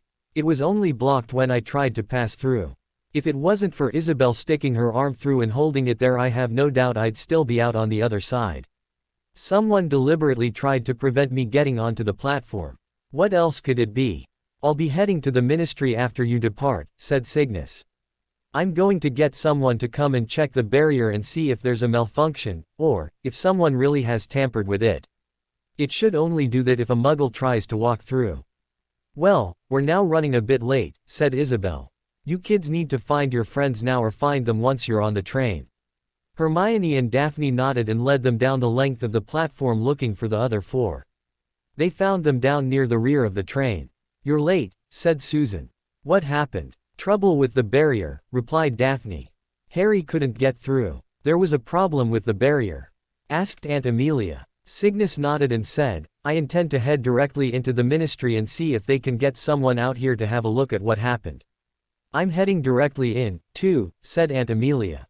"I'll join you. I think someone might have keyed it to reject me from entering," said Harry. "Maybe, have me seem as if I was a muggle and was refused." "Possible," said Cygnus. "I'll find out." The seven quickly boarded the train and found a compartment near the rear again. Harry had his note out and stuck to the outside of the door while Neville and the girls were sorting themselves out inside. Once done, he entered, closed and locked the door. Sitting in the spot waiting for him next to Daphne, he took seat. Turning to the now locked door, he placed the door sealing charm on it and sat back.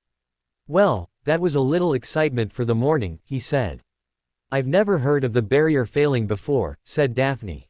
"It's a little worrying. There's always the slim possibility of it happening or failing altogether," said Susan. "That's why there's an emergency exit a little further along the platform. It's just a normal door that leads into a janitor's workroom, which then exits onto the outside platform 9. "Good to know," said Harry. They were about an hour into the journey when Harry excused himself to go to the toilet. As he was returning, he ran across a young blonde-haired girl with almost silver eyes who was dragging her trunk behind her. He noticed she was wearing small radishes as earrings. Her wand was tucked behind her right ear. "Hello," he said. "Didn't like the people you were sitting with." "No. They demanded I leave," she said in a soft, dreamy voice. "I have no idea why." Said Harry. "Well, we have one spare seat in our compartment. You can come and sit with us, I guess." "Thank you. That would be nice," she said. Harry got her turned around and led her back to their compartment. Sticking his head in the door, he asked, "Do we have room for what looks like a lost firstee for the rest of the trip?" The others all looked at each other and Daphne said, "Sure. Why not?" Harry had Luna step in and take the spare seat, while he levitated her trunk up into the racks. Once he had it secured, he closed the door properly and locked it, then took his seat back next to Daphne and recast the door sealing charm on the door. Daphne handled the introductions while Harry was getting himself comfortable again. When she reached Hermione, the girl asked in that same dreamy voice, "Hermione, that's a character out of a Shakespearean play, isn't it?" A little surprised, Hermione said, "Yes. Yes it is. From The Winter's Tale. Very few people ever know that." The introductions continued around to Harry. He was expecting a bit of a shock from the girl. Instead he got nothing. That surprised him. He thought her to be magical raised based on her odd muggle clothing choices. "I like to dress this way, Harry. I like to be different," she suddenly said, as if knowing what he was thinking. "And where are my manners? I'm Luna. Luna Lovegood." There were a few hellos from the group while Luna smiled. She then reached around to her back pocket and drew out a magazine. At least, it looked like a magazine until she opened it out and they could see it was a small newspaper. Harry could see she was holding it upside down and was reading it.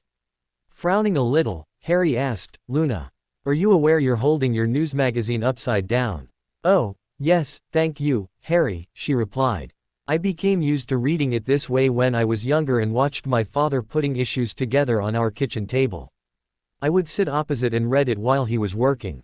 That kinda makes sense, he said, a little confused. It wasn't too long before the rest of the group acted as if she wasn't there and began talking about anything and everything, as they were doing before she arrived. However, by unspoken agreement, they did not specifically discuss the come-and-go room in front of her. Hermione complained about how she had to leave her favorite book, Hogwarts, a history, behind because the Lockhart books took up too much room. Harry said, "It's okay, Hermione, you can borrow mine once we get to Hogwarts. I'll bring it with me to breakfast." "Thank you, Harry," she said, gratefully. "I'll return it when I can." Harry shrugged and said, "Nah. Hold on to it." She nodded. After a couple of hours, Harry decided to try to get the new girl involved. He asked her, "What house are you hoping to get sorted into, Luna?" "I will be in Ravenclaw, Harry," she calmly replied. "Don't you mean you hope to be in Ravenclaw?" he gently asked. "No," she replied with a shaking of her head. "I will be in Ravenclaw. The hat will not disappoint me on this." "Why do you want to be in Ravenclaw?" asked Daphne. "Because I have the traits of the Lady Ravenclaw." Those traits she most sought for her house, the girl said. "Well, I suppose even the hat cannot argue with that logic," said Harry. "Are you sure you have them, though?" "Very sure, Harry," she calmly replied with a smile. "Then apparently I'll be welcoming you into Ravenclaw at the sorting feast," said Harry with a smile. "I'll sit on the end of the second years and save a place for you." "I look forward to it," she replied. "Though, I am surprised." "Why is that?" he asked. "Because you should have been sorted into Slytherin," she said. "I'm surprised you managed to trick the hat. He must be very cross with you." "I'm sure he'll survive," laughed Harry. "Very few people know that." "May I ask why you didn't want to be sorted into Slytherin?" she asked. "I didn't want to be part of the poisoned relationship between Slytherin and Gryffindor," replied Harry with a shrug. "I understand," she simply said. "Harry, you're not supposed to trick the hat," said Hermione. "Its job is to sort you, fairly." "Hermione, think what traits are supposed to be present in a Slytherin? Do you think Crabbe and Goyle should be there, knowing that, instead of in Hufflepuff?" asked Harry. "Now, Malfoy, he goes charging in. Look at his foolishness in challenging me to a duel in front of everyone in the Great Hall. The boy's a Gryffindor. And what about Ron Weasley in Gryffindor, where they pride themselves on bravery and daring-do? Doesn't he behave more like a Slytherin?" "I guess so," she said. "If you want it bad enough, the hat will place you in the house you want," said Harry. And, clearly, Luna wants and is determined to be in Ravenclaw. Talk turned to other matters and their door had been attempted to be opened only twice, and no one knocked. When they were about an hour out of Hogsmeade, the guys got down the trunks for the girls and stepped outside, closing the door behind them. When the girls were finished, the boys allowed them out before sending the trunks back up, except for Harry's, which again had Daphne's school robes in it. Then they got Neville's down. The boys quickly changed and sent the trunks back up before letting the girls back in. As soon as they were comfortable again, talk returned to what they were discussing immediately before Hermione, who was wearing a wind-up wristwatch, suggested they change. On arrival at Hogsmeade, Harry told Luna to leave her trunk on board and why. Then he escorted her off the train and sent her on her way to Hagrid, who was doing his first years call. The seven turned towards the carriages and boarded them as soon as they managed to snag one for themselves. The ride was almost in silence except for Hermione saying, "I wonder if Professor Snape will be waiting for Harry, again, this time." Harry shook his head and said, "Dumbledore won't miss the sorting. I believe he genuinely enjoys it." As it was the sorting feast, the seven split and went to their own house tables. This time Harry was quick to be as close as he could to the end on the side facing where the hat would be placed. He made sure he left the 5 spaces for a possible 10 new housemates to be sorted into their house.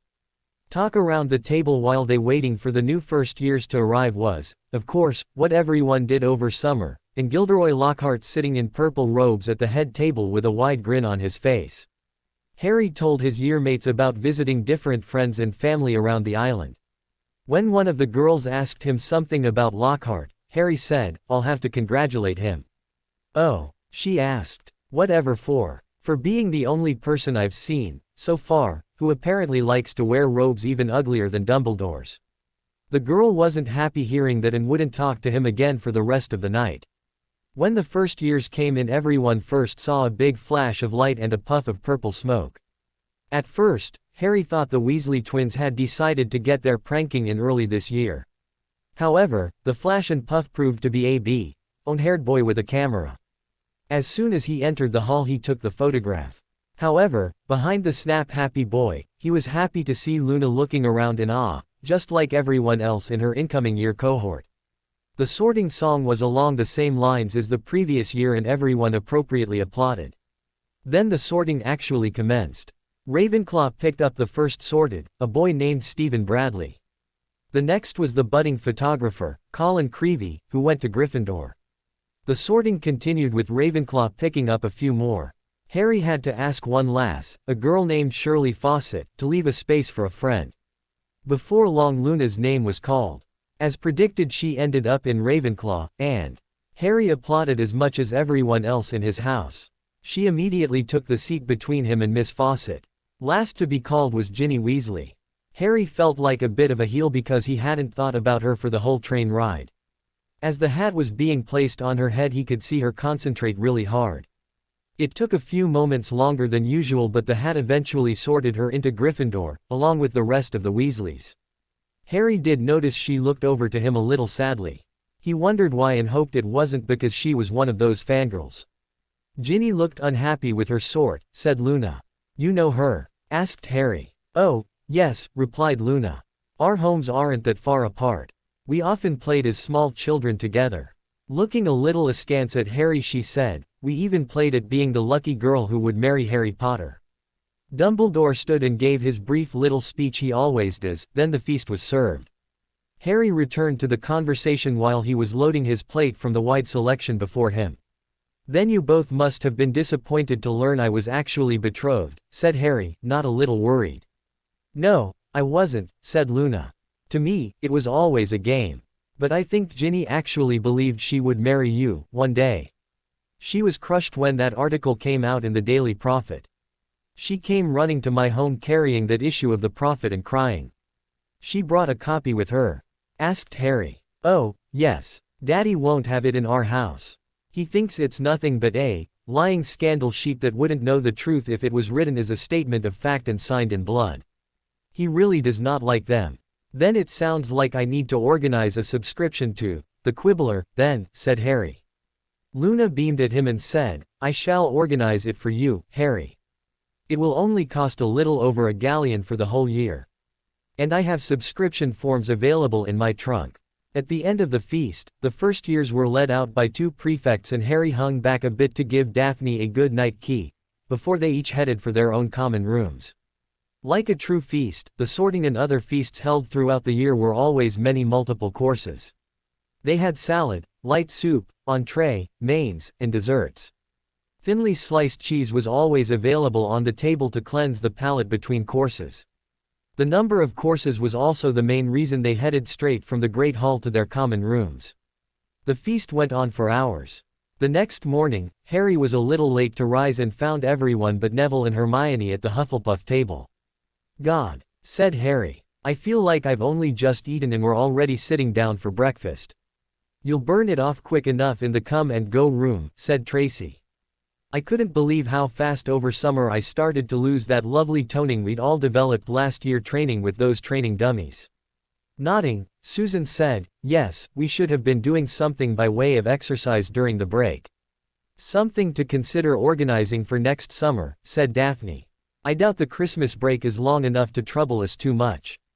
How about we head for the room straight after class and before lunch? Asked Tracy. I have this irrational fear it's no longer there. The group agreed, and each would head directly to the room straight from class. As they were talking, their class schedules were handed out. Harry took one look at it and said, it's the same as last year. Nothing's different. As they were discussing classes, they were approached by young Malfoy and both goons. He was carrying an old copy of the Daily Prophet and dumped it on the table in front of Harry with the front page uppermost. On it was a picture of Harry just after he'd kicked Lockhart in the ankle. Bet you love that, didn't you, Potter?" said Malfoy, wearing his usual sneer. "Famous Harry Potter. Can't even go into a bookshop without making the front page. Actually, I more love the expression on the face of the woodpecker, Lockhart," he laughed, before showing the others. "The silly git grabbed me inappropriately." Looking up at Malfoy, he said, "Thanks for bringing that all the way from home on the express for me, Malfoy. It gives me a chance to show the others the true side of Gilderoy Lockhart, idiot extraordinaire." "I wonder if he still has the bruise," said Daphne. Malfoy had clearly hoped to embarrass Harry in front of his friends. Instead, he had unwantedly earned the thanks of the boy and aided him in providing humor for his friends. Malfoy stormed off, upset his plan didn't work out as he expected, just as Harry heard someone in a boyish excited voice call his name in greeting. Harry looked up just in time to get half blinded by a camera flash with the poof sound of a camera flash going off close by. He was about to yell at the particular idiot when Susan, thinking quickly, snatched the camera out of the boy's fingers and dropped it onto the table between them. Harry glared at the boy and, in a quiet snarl, said, "Don't ever do that again." The boy paled and, stammering, replied, Sorry, Harry. I just wanted a picture. You know, to send my parents. And you, in any way, did not think before you acted, did you?" asked Harry. The boy just shook his head, still quite afraid. "Then I shall tell you what you did wrong, Mr. Creevy," said Harry. "Your first mistake was not asking for my permission, and receiving it, before you took my photo. Your second, was that you acted overly familiar with me by calling me by my first name, instead of calling me Mr. Potter. That was an insult." Harry reached out and lifted the camera off the table, turning it in his hands. Turning to look at the boy again, he said, "You lack common etiquette, Mr. Creevy. My betrothed, Miss Greengrass," indicating Daphne beside him, "and I, run an etiquette club every other Sunday, here in the castle. Next Sunday, not this one, you are to report yourself to the clubroom on the 3rd floor by 4:30 p.m. There, you will be taught what you need to know to make your way in Wizarding Society. Am I clear?" The boy nodded. "Good lad," said Harry, handing him back his camera. "Do not take photos of people without their permission, in advance, again. Run along," and made a shooing motion. The boy shot away as if he had a dragon looking to take a bite out of his behind. "Was that completely necessary, Harry?" asked Hermione. "Better a verbal slap down now, than someone making it a physical one later," replied Harry. "And, I believe Neville, Hermione, Susan and Hannah need to make a move if they do not wish to be late to their first class of the new year," said Daphne, diffusing the situation. "And we're free until after lunch," said Harry. Just as the Snakes and Puffs were about to leave, Luna walked over and handed Harry a small parchment. "The subscription form you requested, Harry," she airily said, before starting to walk away again. "Thank you, Luna," he said. While bidding the others a good morning of study, even if it was history of magic, he pulled out ink and a quill and began to fill the subscription form out. "What have you got there, Harry?" asked Hermione. "A subscription form for the Quibbler," he said. "The news magazine Luna's dad produces." She asked. "That's the one," replied Harry. Harry?" asked Neville a little hesitantly. "Are you aware Luna's dad, Xenophilius, is considered a little odd? The Quibbler tends to report a lot of fanciful stuff and makes it seem like it's real." "In other words," said Harry, looking up. "Not that much different from the Daily Prophet, then. At least with the Quibbler it appears people have learned not to take what it reports too seriously, as they do with the Prophet." Neville thought about that for a couple moments and then snorted in amusement. "You've got a point, there. So, what shall we do until lunch, then?" asked Harry. "We could study," said Hermione. "We could go up to the room early," said Neville. "We can train and Hermione can study there. 2 birds with 1 stone," said Harry. "Does that suit you, Hermione?"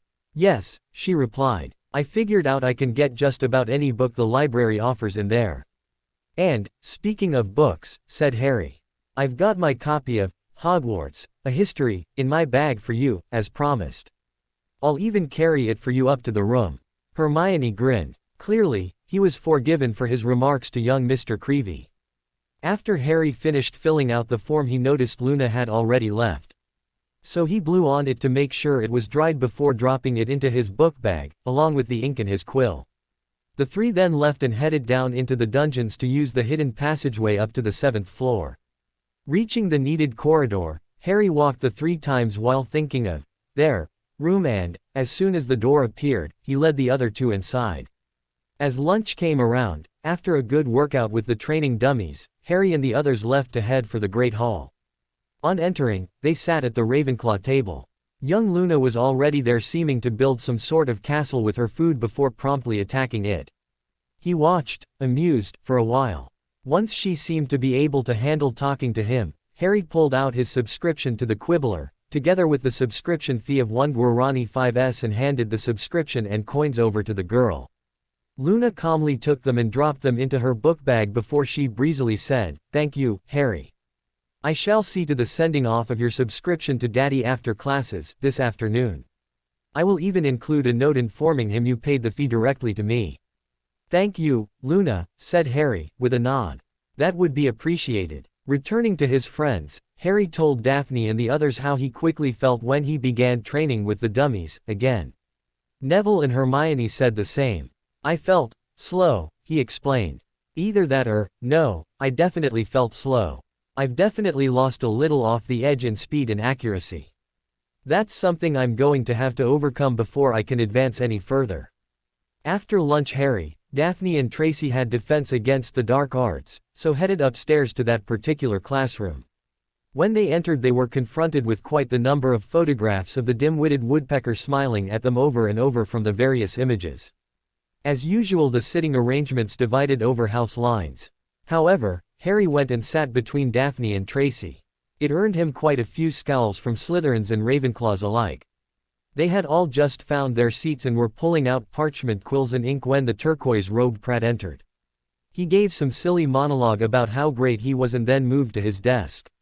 Harry hadn't noticed it before, but, sitting on the desk, appeared to be a box shape with a black cloth covering it. "We shall first be taking a little test.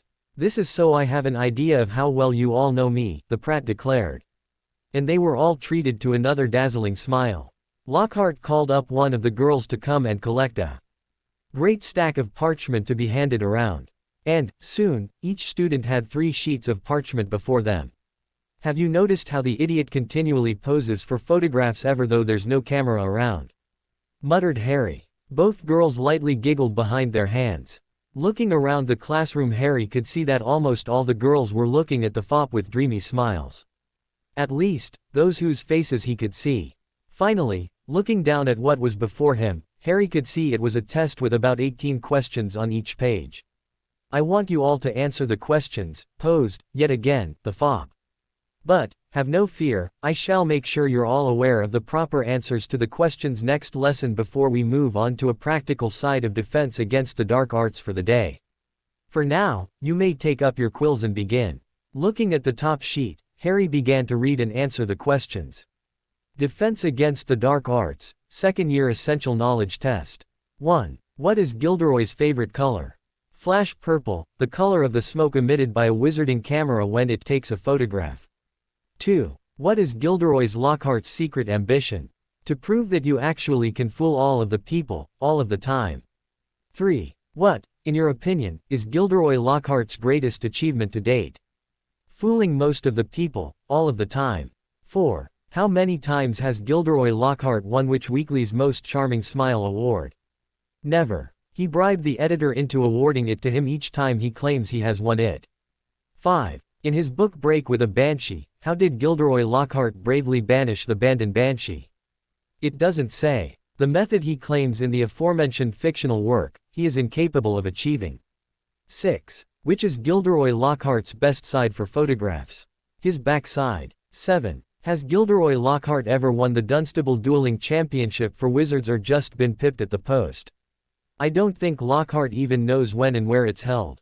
8. Which product does Gilderoy Lockhart use to clean his teeth with to achieve his famous dazzling white smile?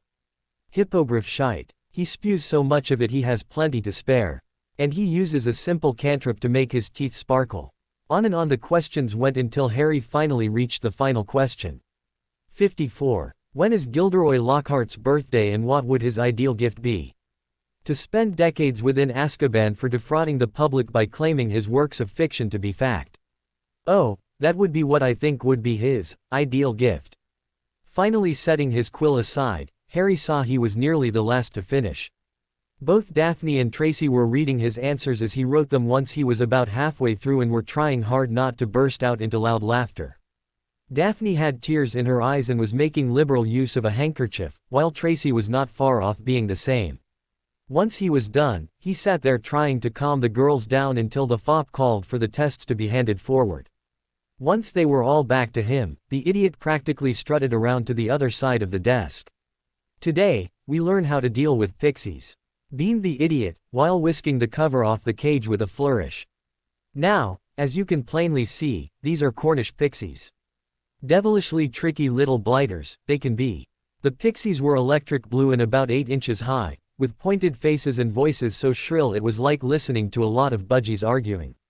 The moment the cover had been removed, they had started jabbering and rocketing around, rattling the bars and making bizarre faces at the people nearest them.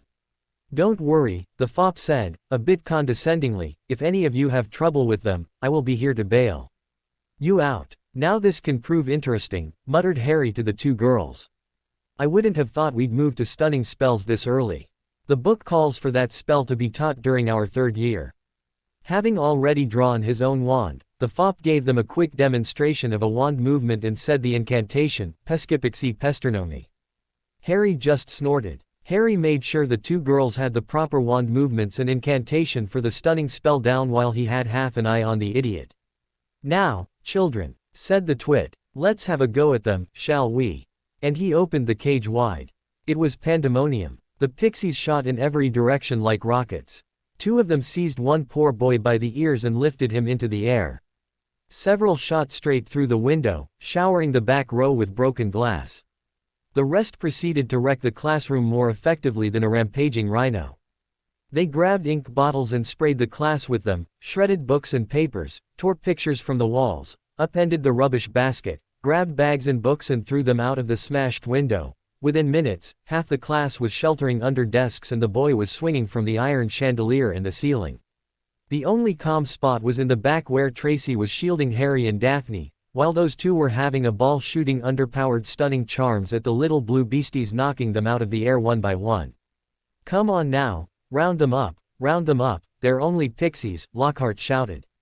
He rolled up his sleeves, brandished his wand, and bellowed, Pescipixie Pesternomi. It had absolutely no effect. One of the pixies seized his wand and threw it out of the window, too. Lockhart gulped and dived under his own desk, narrowly avoiding being squashed by the boy, who fell a second later as the chandelier gave way. The bell rang and there was a mad rush toward the exit. In the relative calm that followed, Lockhart straightened up, caught sight of Harry, Daphne and Tracy, who were having loads of fun, and said, "Well, I'll ask you three to just nip the rest of them back into their cage." He swept past them and shut the door quickly behind him. "Can you believe him?" said Tracy as one of the remaining pixies attempted to get around her shield. "He just wants to give us some hands-on experience," said Daphne, between casts while trying to take aim on a pixie that was attempting to hide behind one of the photographs. "Hands-on?" asked Harry, who was trying to take out a particularly annoying pixie that was trying to carry the now empty rubbish bin over and dump it on them. Daphne, he didn't have a clue what he was doing. Daphne was giggling between shots. "You've read his books. Look at all those amazing things he's done." "Huh," replied Harry. "If he's this dangerous in other classes, especially with the firsties, and I find out about it, I'm going to get him kicked out of this school one way or the other," said Harry firmly. Kids could get hurt. Once they were sure they'd managed to stun all the little buggers, the three of them went around and collected up all their little bodies and stuffed them back inside the cage. "Any more?" asked Daphne. Harry and Tracy both shook their heads while checking underneath things, just in case they were wrong. Daphne closed and locked the cage and then hit it with the enervate charm, renervate, waking them all up again. Then the three used wide area repair charms, reparo, to set most of the classroom back to rights. Once done, they left, with Harry muttering something about useless peacocks. "Come on," said Tracy. "The others are expecting us in our room. They want to know how our first class with Lockhart went as they have him tomorrow afternoon." Once in the room, they saw Susan and Hannah talking with Neville and Hermione. Hermione had her class schedule on the table in front of her. Walking up, Harry looked down at Hermione's schedule and saw that the Dada lessons all had little hearts and sparkles around them. "Oh, dear," said Harry. Hermione, finally noticing Harry was leaning over the back of her chair, gave a little eep sound before scooping up her schedule and stuffing it between the pages of a textbook. Harry sighed and walked around her chair to occupy another. "How did Dada go?" asked Neville. "As expected," said Daphne. "Lockhart is a fraud." "What?" gasped Hermione. "But he can't be. He's written all these books." "Hermione," said Daphne, cutting the poor girl off before she had an anxiety attack or something. "What?" gasped the girl. "He's a fraud, Hermione," said Daphne as gently as she could. "Harry's right. He couldn't even control a bunch of Cornish pixies. He fled the room and left it to us three to clean them up and dump them into a cage." "But his books, he wrote," tried Hermione again. "They're fiction, Hermione," said Harry. "Just like those books written about me. They're all—" "Wait a minute. What is it, Harry?" asked Tracy. "Roy Guild," replied Harry, smacking himself in the forehead. "The one who supposedly wrote most of those books about me. The author's name was supposedly Roy Guild, but no one had even heard of him. And the publisher was keeping his yap shut." "Hang on," he said, reaching for and into his book bag. He drew out one of Lockhart's books and turned to the inside cover where the details of the book are always written. "Yeah, I thought so. It's the same publisher, Obscurus Books in Diagon Alley. There's not that many Wizarding World publishers in Britain, Harry." "What's the big deal with this one?" asked Daphne. "The name of the author of those fantasy works we've been trying to track down to sue." "Roy Guild. What's the first name of our new Dada professor, who also happens to have his books published through the same publisher, and has experience writing fiction to make it look like fact?" "Gilderoy," said Hermione, before she gasped. "Exactly," said Harry. "Roy Guild is Gilderoy. Lockhart's the mongrel we've been trying to find. But there are witnesses to much of what Professor Lockhart wrote about," tried Hermione. "There's evidence. That may be, Hermione," said Harry. "But there are also inconsistencies in the very books themselves that show them to be fiction." "What? But where?" she stuttered. Harry sighed and pulled the books out of his book bag. He then laid them out and started flicking through them. He stopped in one book and said to Hermione, "Here, read this about the dates, and where it supposedly occurred." While Hermione was reading that, he picked up another and flicked through it until he landed on the right page. He held it open while Hermione read. When she'd finished, Harry placed the next book on top of the one still in her hands and said, "Now read this one. Take note of the dates and where it was supposed to have occurred." Harry then reached for a third book and started flipping through it before he found the page he wanted. She read through the section Harry had indicated in the second book and looked up at him in confusion. "But that's not possible," she said. "There's more," he calmly said, offering her the third book before taking the first two off her. "Read from the second paragraph on the left." Then he pulled out a fourth book and flipped through it quickly, finding the right page. When Hermione looked up in further confusion, Harry offered her the fourth book and said, "Right-hand page, third paragraph." Bending her head to, once again, read, Hermione took note of what Harry had pointed out. Finally, Harry pulled out his copy of Magical Me and started flipping through it. He found the first of what he wanted and, as Hermione looked up, almost in tears, handed her the book and said, "Left-hand page, first paragraph." Hermione read through it. When she looked up, he said, "Page 48, second paragraph." Hermione quickly flipped through the book until she found the right paragraph, and read that in the next few. When she finished, she didn't look up, only lowering the book to her lap, and quietly said, "He lied." Over and over again, "He lied." Harry then reached out and took the book from her loose fingers, closing it and placing the lot back on the table. "Yes, he lied. There are also others, but those are the main points. I dare say those feats in his books were accomplished. But not by him." "No," said a quite sad Hermione. "He couldn't have been in two places at once. Once may have been a publishing error, but not more than once, and over again. Unless they're clearly identified as fiction, books should be about educating the reader with facts. You're supposed to be able to trust they're the truth. I'm supposed to be able to trust they're the truth. Well, here we have an author who doesn't believe that. Plus, he's clearly being abetted by the publisher, replied Harry. Now that we know the true identity of Mr. Guild, I'll be letting Cygnus know so we can go after him. I doubt, once this all comes out, our dear Professor Lockhart will be professor for much longer, said Susan. Part of the requirements for the job, any job at Hogwarts, is a sterling reputation. Neville snorted and said, our dear headmaster and Professor Snape, aside. Daphne drafted the letter to her father while Harry wrote down all the conflicting facts across the books. It took him a while and Daphne had long since finished while Harry was still writing. He had only just managed to have everything written down when they had to leave hurriedly to get down to the Great Hall for dinner. If they hadn't used the shortcuts through the castle they would have been late. Daphne carried both the letter and a copy of Harry's notes after he'd used the copy charm on them. His own copy was in his book bag. Down at the Great Hall they decided to take seat at the Slytherin table for dinner. The new firsties all looked at them rather oddly but didn't say a word, merely gave them room. Harry turned to the firsties as a whole and said, you don't have to sit at your own house table for all meals, only the sorting and leaving feasts. At all other meals you can sit where you like. So, if you have friends in other houses, you can go and sit with them for meals, if you like. Don't ever allow anyone to tell you any different, all right? He received just under a dozen nods back from the wide-eyed firsties. Thank you, said one young girl. As he was talking, Hedwig entered through the owl entry ports at the peak of the roof and flew down to land in front of him. As a snowy owl, she flies silently. His only indication she'd arrived was the sound of her landing just in front of his plate. Hello, girl, he said to her, pulling an owl treat out of his robes and offering it to her. Daphne has a letter for you to take to Cygnus. All right. Hedwig bobbed her head once and turned to Daphne. She then tilted slightly to her side and lifted her, now higher, wing to allow the harness on that side to be accessed. Quite amused, Daphne attached the letter, combined with Harry's notes, to Hedwig's harness. And said to the owl, thank you for doing this, Hedwig. Standing back up straight, Hedwig hopped up onto Daphne's shoulder. And gave her cheek a bit of a rub before taking wing and flying back into the rafters.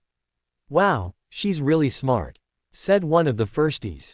Harry smiled back and said, Hedwig is my bonded familiar, as well as being the owl of a head of house. She's very intelligent. From behind, Harry heard Snape say, you're not attempting to corrupt my little snakes, are you, Potter? Harry smiled and turned to look at the man standing behind him. Certainly not, Professor. I am, in fact, providing them with information concerning the relationship between myself and my bonded familiar, my owl, Hedwig. Snape just huffed before moving away again. Speaking along similar thoughts to his own, Tracy said, you've got to admit, he might be a cranky mongrel at times, however, he sure takes looking after the members of his house quite seriously. A few days later, on the Saturday, Harry was walking with the others from the Great Hall after enjoying dinner, down to the secret passage from the dungeons to the 7th floor when he heard a loudly whispering voice. It was a voice to chill the bone marrow, a voice of breathtaking, ice-cold venom. Section come to me, let me rip you, let me tear you, let me kill you section. Harry came to a sudden halt in the middle of the corridor in shock. Susan walked into his back, not expecting him to suddenly stop. Merlin, Harry, she said a bit cross. Why'd you stop like that? What? He asked, trying to concentrate on what he heard. I asked you why you stopped like that, said Susan. No, said Harry frantically. That voice. Sorry, said Susan, looking puzzled. What voice? That voice that said, didn't you hear it? What are you talking about, Harry? Asked Daphne. Harry didn't answer. He was straining his ears to hear the voice again, but there was no sound now except for the others all asking what he was talking about. Shaking his head, he replied, it must have been nothing. I just thought I heard a voice. Shaking his head again he said, forget it. I must be hearing things, and started walking again. 2 weeks later, Harry kept his promise to Hermione of the previous year. On her birthday he gifted her with a necklace. What he didn't tell her, but Daphne knew, it was from the Potter vaults and had certain charms placed upon it. Along with the normal anti-theft charms, it had a certain amount of protection from hexes and curses. It would also alert Harry, through his head of house ring, if she was attacked by such anywhere within the castle or the close surrounding grounds. The necklace had a large pyrope garnet shaped in a teardrop. It was a very dark red that worked well with her brown eyes and hair. It was encased in a 9-carat gold basket frame and suspended on a 12-carat gold chain. On seeing it, Hermione nearly burst into tears. Daphne hung it around her neck as the girl was unable to concentrate enough to operate the tiny clasp. Holding the stone in the palm of her hand, Hermione said, "It's beautiful." "It is," said Hannah. "And perfect for you." Turning to Harry, she said, "You have excellent taste, Harry." With a shrug, he replied, "Well, one of my ancestors did. I just saw it and thought how it suited Hermione. That's why I've gifted it to her. Besides, as her protector, I have to go just that bit beyond the normal with gifts for her." Hermione reached out and grabbed Harry on his forearm. "No, you don't," she said. No, accepting me as your protectee is more than enough." Harry just chuckled and said, "No, I'm sorry, it doesn't work that way. I have to show everyone else I'm still fully committed to my role as your protector. The little bauble I've given you is a mark of that." When Hermione looked to the others for confirmation as she withdrew her hand, they nodded back. Daphne said, "It's a beautiful gift that sends just the right message, Hermione. It's a very astute move on Harry's part, which is why I also agreed with it. Though he didn't need my permission, anyway." "I'm glad you agreed with it," said Hermione softly. "I wouldn't want to accept such an expensive gift if it made you feel uncomfortable." Daphne giggled and said, "I do not doubt Harry's love for and dedication to me, Hermione. Have no fear of that." That earned Daphne a key from Harry. It was the first time he'd ever initiated a mouth-to-mouth key and Daphne realized it. Straight after the giving of gifts for Hermione's birthday, Harry had to grab his broom and head down to the Quidditch pitch for tryouts for the Ravenclaw team. Simone Martin, now a 7th year, had kept his promise and offered Harry the chance to try out for the seeker spot. When he arrived he received death glares from no less than 3 third-year girls. One was Cho Chang, and the other 2 were clearly her friends as well as dorm mates. Martin, in order to gauge the skills of the 2 seekers, sent them both aloft at the same time. He told them the snitch would become visible exactly 30 seconds after he released it, which would be as soon as they rose into the normal seeker overwatch position. As Martin was giving them their instruction, the rest of the group came down to watch. "Hey," he yelled at them. "No spying." "We're not," called back Daphne. "We hope you kick Slytherin butt." Martin, not knowing how to respond to that, thought better of whatever he was going to say and ignored them. The group headed into one of the tribunes to watch. Harry asked for a chance to warm up a bit before taking to the overwatch position and was given the okay. Cho joined him. Harry shot into the air at a great rate of knots. As soon as he reached the middle of the pitch he immediately pointed his broom straight up. At about 200 feet up he cancelled all forward momentum and allowed the broom to fall backwards out of the sky before flipping it over backwards and pointing straight down. Accelerating down he corkscrewed the broom before pulling up a bare 3 feet off the grass and heading straight up again, corkscrewing all the way. At about 50 feet up he looped the broom up and over before pulling out and completing a second one. As he pulled out of the second, at speed, he heel pushed the back of the broom out and skidded it across the sky. At the time, he was completely out of the saddle of the broom and it was only his back foot and one hand on the handle that showed he hadn't simply lost control and was about to fall off. Just as the broom was about to come to a complete stop he pulled the broom back under him and let it fall out of the sky before swooping towards the 3 goals at the nearer end of the field. He flew through the middle ring before looping up and over and ducking through the second, then the third. Heading into his third loop instead, Immelman turned and headed back to the middle of the field, pulling a sloth grip roll for the fun of it. Diving steeply he hopped up out of the saddle and planted his left foot on top of the knot above the brush twigs, pushing down with his foot while pulling back with his right hand causing the broom to flare out. Just as he was about to hit the ground at barely walking pace he dropped back into the saddle, and said to the now mouth-gaping Martin, "Thanks. That should do it," before hurtling back into the sky to the overwatch position. When he reached height he was met with a scowling Chong who then turned her nose up at him and flew away to the other end of the field. As soon as he knew the snitch was released, he began a countdown in his head and hoped his timing wasn't too far off. Just in case, he began searching the sky for the elusive little golden winged ball at 25 in his count. A few seconds later, he saw it over near one of the tribunes and took off after it. Hard on its winged heels, he brushed against the walls of one of the tribunes and followed it as it ducked down almost a foot off the grass. Taking a moment, he glanced to see Chong diving towards him from on high but nowhere near him yet. When the snitch suddenly changed direction by shooting straight up, he caught it by just about leaping out of his broom and snatching it overhead with one hand, pulling up on the handle and pushing down with his feet. Returning to Martin, he handed off his prize with a big grin on his face. Now stationary, he could hear the group cheering wildly up in the tribunes. "Merlin, Potter," said Martin. "When your Slytherin girl said you could fly," he shook his head in wonder. When Chong joined them, Martin said, "All right. You may be able to fly and focus on finding the snitch. But, how well will you do when there are a couple of beaters and a bludger to deal with?" He then pointed to two guys dressed as Ravenclaw beaters and said, "You two. I want you up in the air with a bludger. Your job is to make life hard for both seekers." The two looked each other before grinning and taking to the air with their bats. They carried the bludger aloft with them. Martin then said, "All right. Same as last time. In the air and I'll release the snitch. It will be visible after 30 seconds. Go." Harry and Chong immediately took off, with Harry easily outstripping Chong in getting into the overwatch position. "Go," called Martin with a voice amplifying charm, as he released the snitch.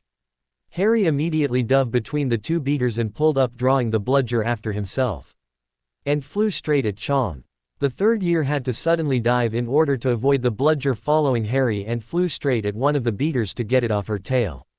Harry used the opportunity to start scanning the sky. When he saw the bludger heading his way again, he allowed it to pass over him as he performed a stationary sloth grip roll and pointed the broom straight down, knowing the iron ball would perform a sharp loop and come back at him again.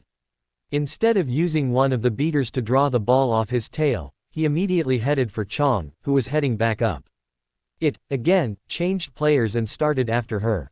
As soon as he managed to get the bludger off his tail, he sped towards the other end of the field. Whereupon he caught sight of the snitch down low next to the goal posts. And he was after it. As he raced to the other end, he saw the snitch suddenly dart back towards him. However, he was unable to get his hand down fast enough as it passed directly under his broom. Turning the broom, he quickly had it around and heading back the other way when he saw the bludger heading almost directly straight at him, and he accelerated straight back at it. At a height of about 4 feet off the ground, he performed another sloth grip roll at high speed, allowing the bludger to pass over the broom, and allowed his eyes to scan the area ahead for the elusive little golden ball. Knowing the bludger would have turned around by now, he angled his broom upwards towards the beaters and saw Chong diving down on the other side of them.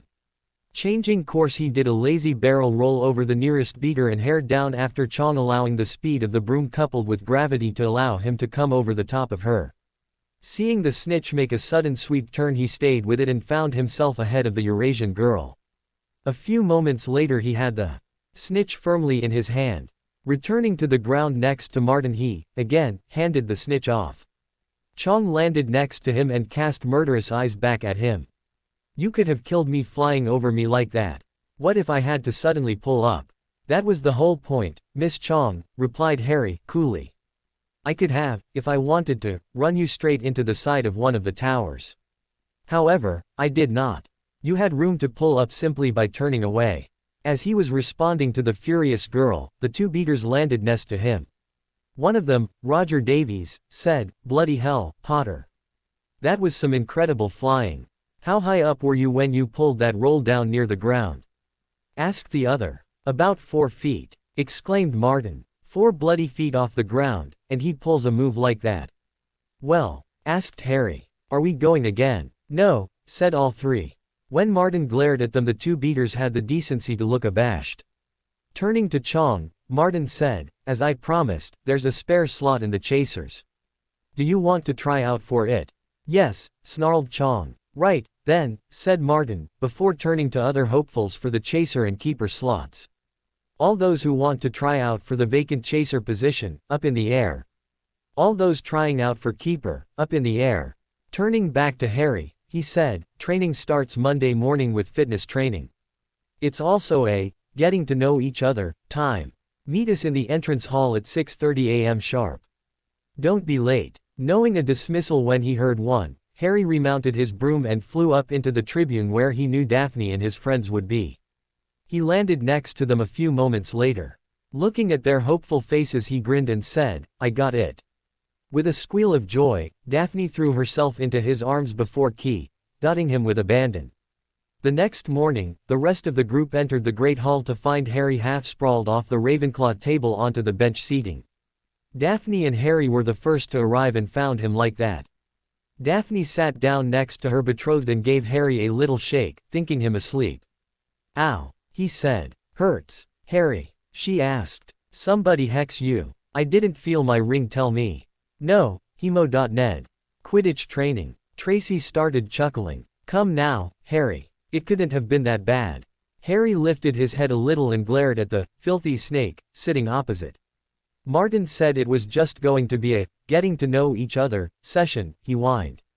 "He told me it was just going to be a little bit of a workout to knock the rust off our lazy summers. He told me it was only to gauge our inherent fitness levels. He's a filthy liar." Harry saw that other members of the Ravenclaw Quidditch team were taking seat at the table down its length. Except for Martin, they all glanced back with shared pain and sympathy. By the time Martin himself turned up, the rest of their group had assembled. Daphne and Tracy told them why Harry appeared half dead. When he finally felt he could lift his head without too much pain, Harry cried out, "Simon Martin is a Dark Lord in disguise," and promptly dropped his head back onto the tabletop. His words were greeted with laughter from the others on the table. Even Martin grinned in response. "Come now, Potter," he said. "A little light workout is good for the soul." Harry flipped him the two-fingered salute, which earned him more laughter. On the Sunday afternoon, a week later, Harry and Daphne were early to their second club meeting of the year. Unsurprisingly, many of the first-year Muggle-born and raised had attended. When asked what led them to attend, they all said it was older students who had attended the previous year said they should. That sort of recommendation made both their hearts soar with pride. It's one thing for the professors to recommend the club, but when the previous, or ongoing, members are the ones doing the recommending, that's high praise, indeed. And this time they also welcomed those from the previous year who had wanted to attend but either didn't get started early enough, or their numbers would have exceeded their self-imposed limit to membership numbers. Harry made sure that those who had wanted to join the previous year, and couldn't, were each sent personal invitations to attend this year. When they saw one of the earliest to attend on the first day was a Ravenclaw in the year above Harry, and had judiciously attended each and every club meeting, Harry looked at him askance with a small smile. "And just what brings you here, Mr. Bradley?" Refresher course, Harry," the boy said brightly, while trying to look innocent. Harry burst out laughing and said, "A refresher course, Less than 4 months since you attended the last meeting of the first intake, and you call yourself a Ravenclaw." The boy had the decency to look abashed. "Take a seat, Bradley," said Harry, still laughing. "However, if we need to watch our numbers, you're gone. But, don't worry, we'll also by then be looking at the alternate Sunday idea of having an advanced club for those who've already been with us for a year." October faded to the end of the month when the annual Halloween feast was to be held. Thankfully, it was on a Saturday, this year. Harry spent the day walking with Daphne along the edge of the lake for a while, then with the others in the come-and-go room. Hi was quite maudlin for a while, but the others did their best to lift his spirits. This year, Harry was not summoned by the headmaster to attend the feast. Clearly, the man could actually learn his lesson. However, he couldn't sleep either. So, he went for a walk down to look in on the feast. And then Harry heard it. Section rip, tear, kill section. It was the same voice, the same cold, murderous voice he had heard in dungeons. He stumbled to a halt, clutching at the stone wall, listening with all his might, looking around, squinting up and down the dimly lit passageway. Section Sue hungry, for so long section. What is that? He thought. Section kill, time to kill section. The voice was growing fainter. Harry was sure it was moving closer, moving upward. A mixture of fear and excitement gripped him as he stared at the floor. Was it a phantom, to whom stone floors didn't matter? He began to run, down the stairs. It was no good hoping to hear anything here, the babble of talk from the Halloween feast was echoing out of the Great Hall. Harry sprinted downstairs to the first floor. Stopping suddenly, he strained his ears. Distantly, from the floor below, and growing fainter still, he heard the voice. Section, I smell blood, I smell blood. Section. His stomach lurched. It's going to kill someone, he thought, taking the next flight of steps 3 at a time, trying to listen over his own pounding footsteps. Harry hurtled around the whole of the second floor, not stopping until he turned a corner into the last, deserted passage. Something was shining on the wall ahead. He approached slowly, squinting through the darkness. Foot-high words had been daubed on the wall between 2 windows, shimmering in the light cast by the flaming torches. The Chamber of Secrets has been opened. Enemies of the air beware. As he edged nearer, he almost slipped. There was a large puddle of water on the floor, eyes fixed on a dark shadow beneath the torches. He realized what it was at once, and leapt backward with a splash. Mrs. Norris, the caretaker's cat, was hanging by her tail from the torch. She was stiff as a board, her eyes wide and staring. For a few seconds, he didn't move. He knew he should run and get help, but it was already too late for that. A rumble told him that the feast had just ended. From either end of the corridor where he stood came the sound of hundreds of feet climbing the stairs, and the loud, happy talk of well-fed people. Next moment, students were entering the passage from both ends. The chatter, bustle and noise died suddenly as the people in front spotted the hanging cat. Harry stood alone, in the middle of the corridor, as silence fell among the mass of students pressing forward to see the grisly sight. Then someone shouted through the quiet. Enemies of the air, beware. You'll be next, mudbloods. It was Draco Malfoy. He had pushed to the front of the crowd, his cold eyes alive, his usually bloodless face flushed, as he grinned at the sight of the hanging, immobile cat. So, this was you, Malfoy, snarled Harry. What? Stammered the boy, the flush rapidly fading, again. No, what's going on here? What's going on? Attracted no doubt by Malfoy's shout, Argus Filch came shouldering his way through the crowd. Then he saw Mrs. Norris and fell back, clutching his face in horror. My cat, what's happened to Mrs. Norris? He shrieked, and his popping eyes fell on Harry. You, he screeched. You've murdered my cat, you've killed her, I'll kill you, Argus. Dumbledore had arrived on the scene, followed by a number of other professors. In seconds, he had swept past Harry and detached Mrs. Norris from the torch bracket. Come with me, Argus, he said to Filch. You, too, Mr. Potter. Lockhart stepped forward eagerly. My office is nearest, headmaster, just upstairs, please feel free. Thank you, Gilderoy, said Dumbledore. The silent crowd parted to let them pass. Lockhart, looking excited and important, hurried after Dumbledore, so did Professors McGonagall and Snape. Harry was joined by Daphne while his other friends hung back. As they entered Lockhart's darkened office there was a flurry of movement across the walls. Harry saw several of the Lockharts in the pictures dodging out of sight, their hair in rollers. The real Lockhart lit the candles on his desk and stood back. Dumbledore lay Mrs. Norris on the polished surface and began to examine her. Harry and Daphne exchanged tense looks and sank into chairs outside the pool of candlelight, watching. The tip of Dumbledore's long, crooked nose was barely an inch from Mrs. Norris's fur. He was looking at her closely through his half-moon spectacles, his long fingers gently prodding and poking.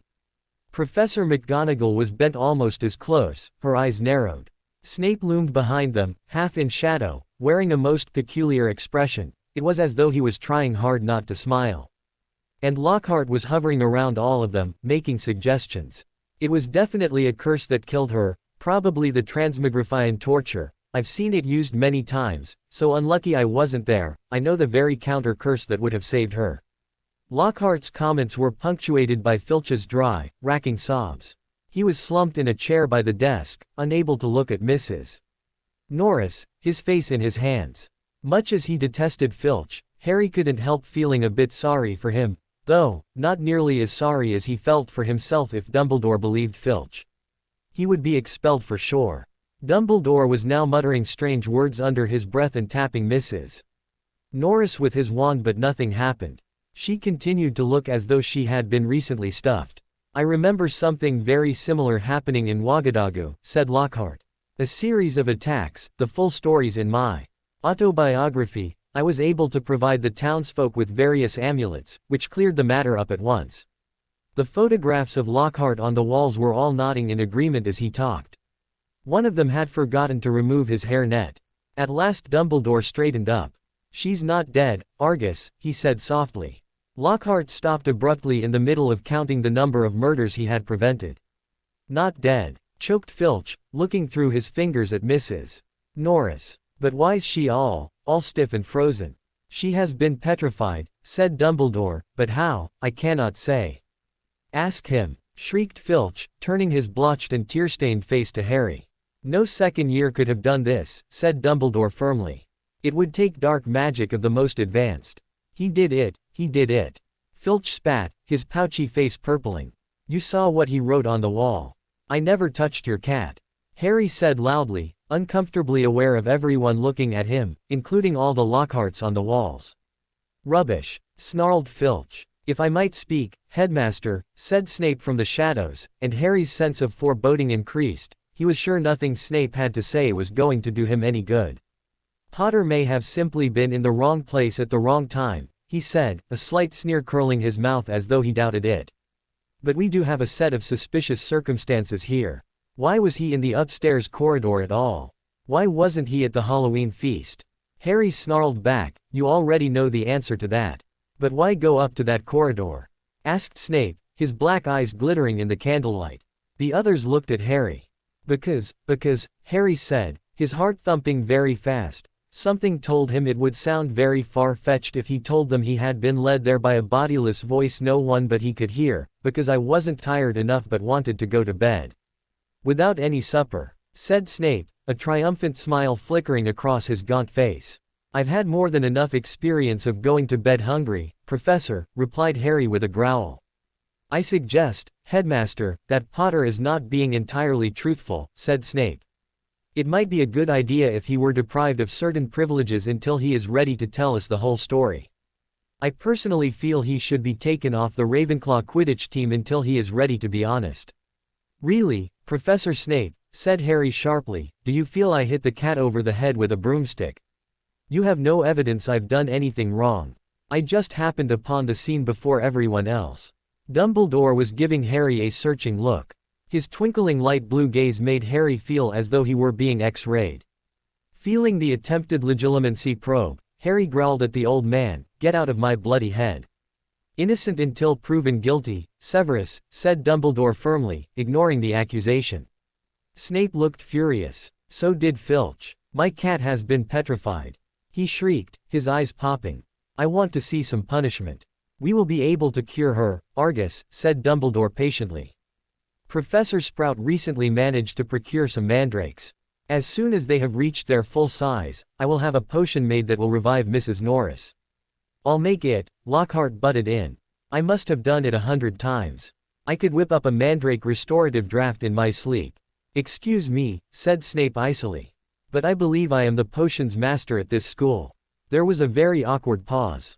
"You may go," Dumbledore said to Harry and Daphne. "Well, thank you ever so much, Headmaster," said Harry not a little sarcastically.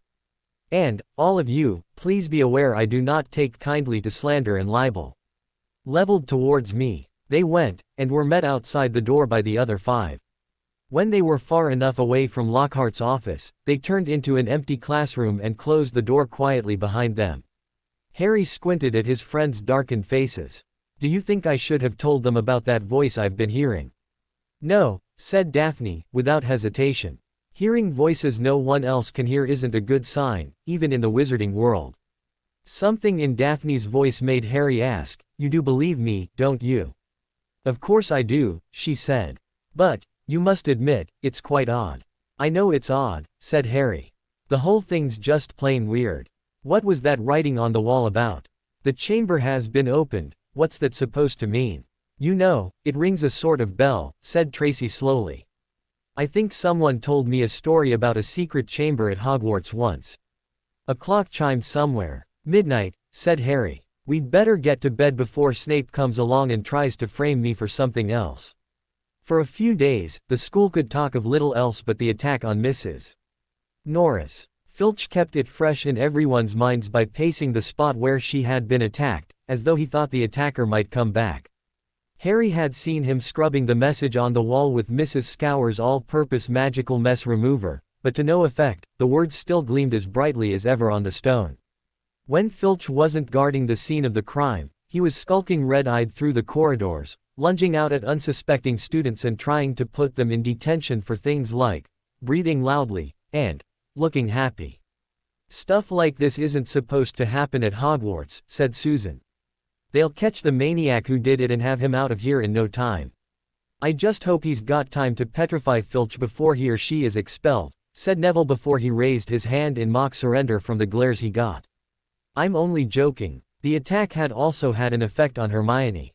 It was quite usual for Hermione to spend a lot of time reading, but she was now doing almost nothing else. Nor could Harry or the others get much response from her when they asked what she was up to, and not until the following Wednesday did they find out. Harry had been held back in potions, where Snape had made him stay behind to scrape tube worms off the desks. After a hurried late lunch, he went upstairs to meet the others in the library, and saw Justin Finch Fletchley, the Hufflepuff boy from herbology, coming toward him. Harry had just opened his mouth to say hello when Justin caught sight of him, turned abruptly, and sped off in the opposite direction. Harry found the others at the back of the library at their usual table. Some were working on their history of magic homework. Professor Binns had asked for a 3-foot-long composition on the medieval assembly of European wizards. "I'm still 3 inches short," said Neville, sighing and letting go of his parchment. "And Hermione's done 4 feet 7 inches and her writing's tiny." "Where is she?" asked Harry, working on his own homework. "Somewhere over there," said Neville, pointing along the shelves. "Looking for another book. I think she's trying to read the whole library before Christmas." Harry told the others about Justin Finch Fletchley running away from him. "I don't know why you care. I thought he was a bit of an idiot," said Tracy, writing away. "All that junk about Lockhart being so great." Hermione emerged from between the bookshelves. She looked irritable and at last seemed ready to talk to them. "All the copies of Hogwarts, a History, have been taken out," she said, sitting down next to Neville and Tracy. "And there's a 2-week waiting list. I wish I hadn't left my copy at home, but I couldn't fit it in my trunk with all the Lockhart books." "Where's the copy I loaned you?" said Harry. "I left it in my trunk upstairs," she groaned. "I wanted to read up on the legend of the Chamber of Secrets but didn't think to grab it and bring it down." "Oh," said Harry, before searching his memories for that particular book. "Let's see, last believed opened in May 1943 by 4th-year Gryffindor, Rubeus Hagrid, who was then expelled a month later. A Ravenclaw 5th year, Myrtle Malone, was killed, yet no mark or spell residue, other than spells she had cast herself, was found on her body during the autopsy. The story goes that Slytherin had built on his own behalf a hidden chamber in the castle, of which the other founders knew nothing. Slytherin, according to the legend, sealed the Chamber of Secrets so that none would be able to open it until his own true heir arrived at the school. The heir alone would be able to unseal the Chamber of Secrets, unleash the horror within, and use it to purge the school of all who were unworthy to study magic. The horror is believed to be some sort of monster, which the heir of Slytherin alone can control. If that's the case, then it's likely to be a snake of some sort. After all, the snake was his animal of choice as he was a Parseltongue. Hang on, that doesn't make sense. What doesn't make sense? Asked Hermione, first in. Hagrid was expelled from Hogwarts because he was believed to have opened the Chamber of Secrets. The one who reported it to be Hagrid was Tom Marvolo Riddle. Both Neville and Daphne gasped. Then, 6th-year Slytherin.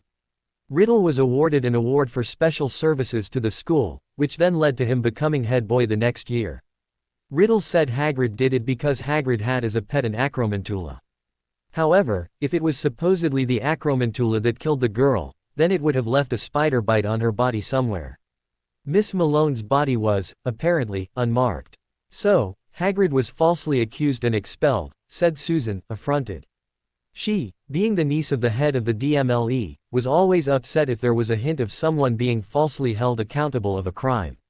So, said Hermione, we know Hagrid didn't open the chamber. Perhaps we should contact the DMLE about that. And how do we prove it? Asked Harry. It's only our logical suspicions that Hagrid is innocent, after all. And it'll take a lot more than that to get the case reheard, sighed Susan. We need more evidence, said Tracy. But, we're now talking about a case that occurred coming up on 50 years ago. We need to find the chamber, said Daphne. Then we'll discover just what the horror supposedly is. Slytherin's true heir, muttered Harry. It sounds like they mean the heir apparent.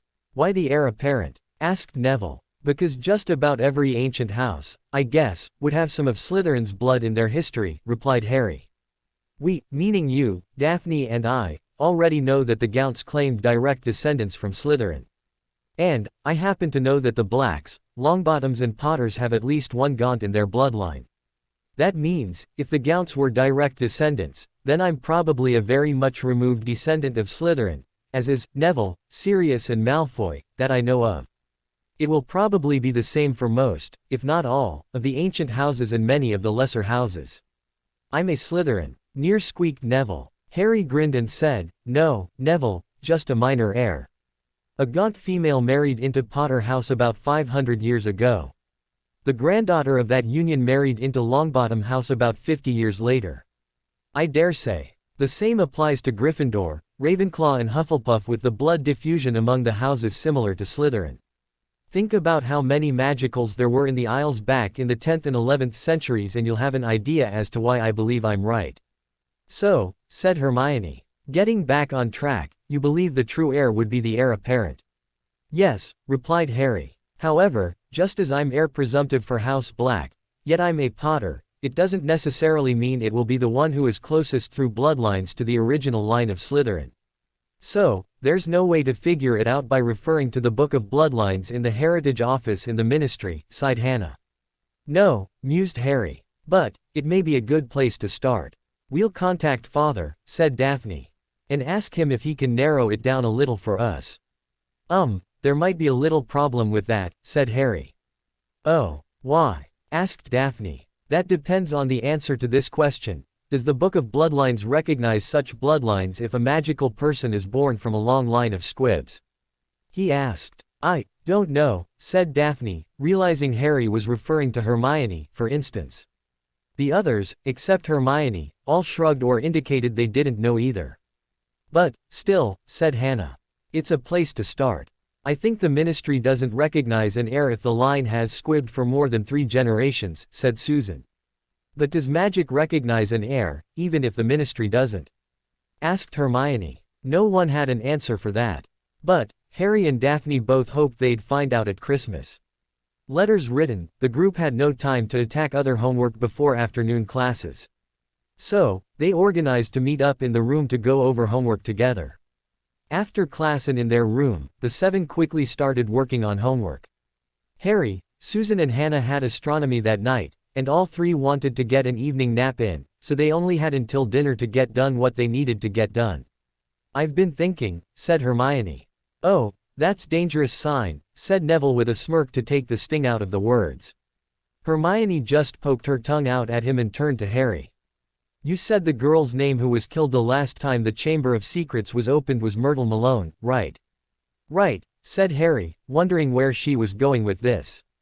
Well, there's a girl's bathroom right next to where Mrs. Norris was petrified. That's where all the water came from, she said. All right, he said. Well, the reason there's often water in that corridor is because there's a ghost who often haunts that particular girl's bathroom, she continued. She's constantly doing things such as blocking up the toilets and hand basins and turning all the taps on. Sorry, I'm still not wait, said Tracy. That's Ning Myrtle's bathroom, isn't it? Yes, Ning Myrtle, replied Hermione.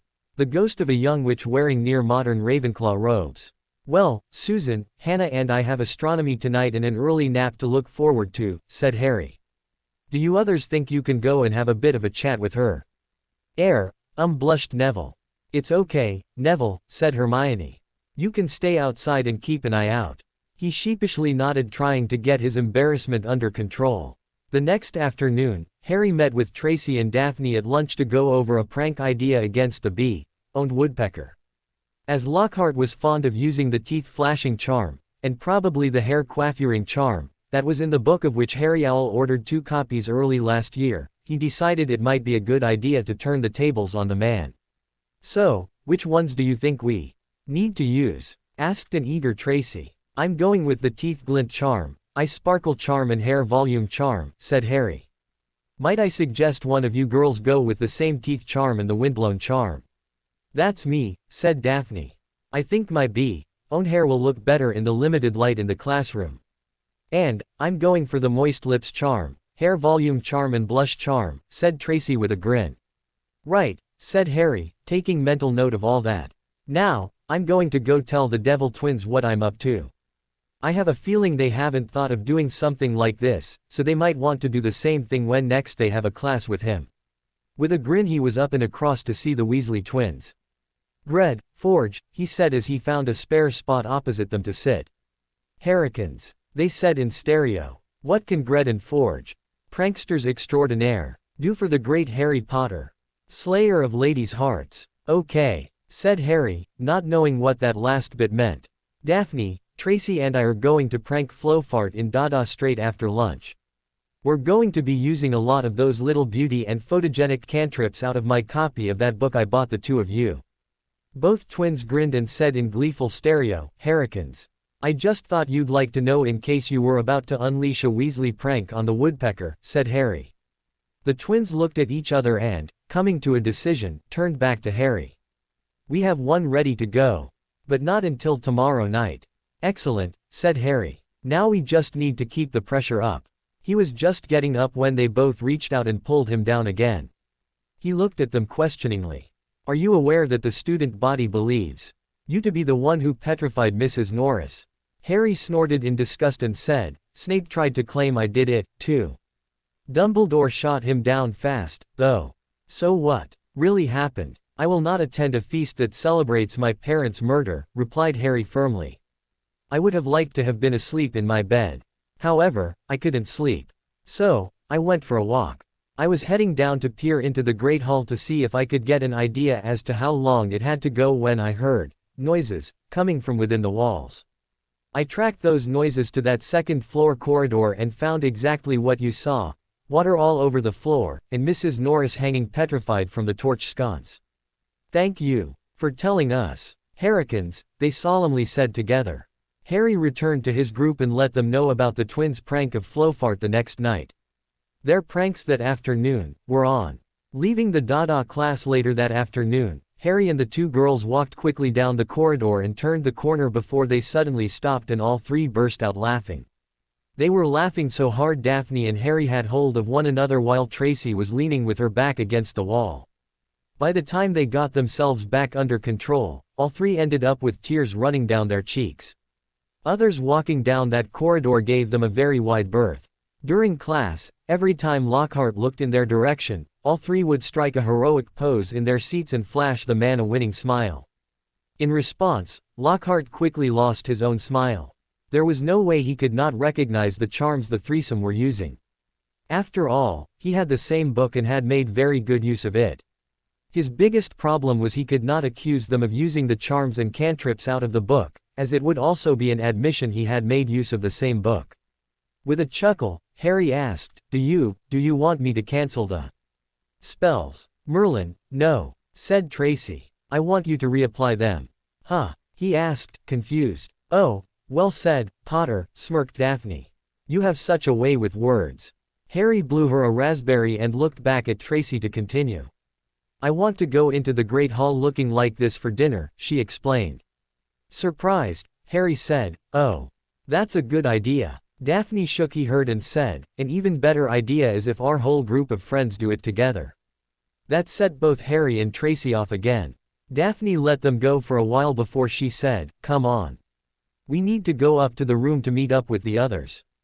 I'll let them know what I hope they'll agree to do." That evening, after most every other student entered the Great Hall for their evening meal, the seven entered through the double doors.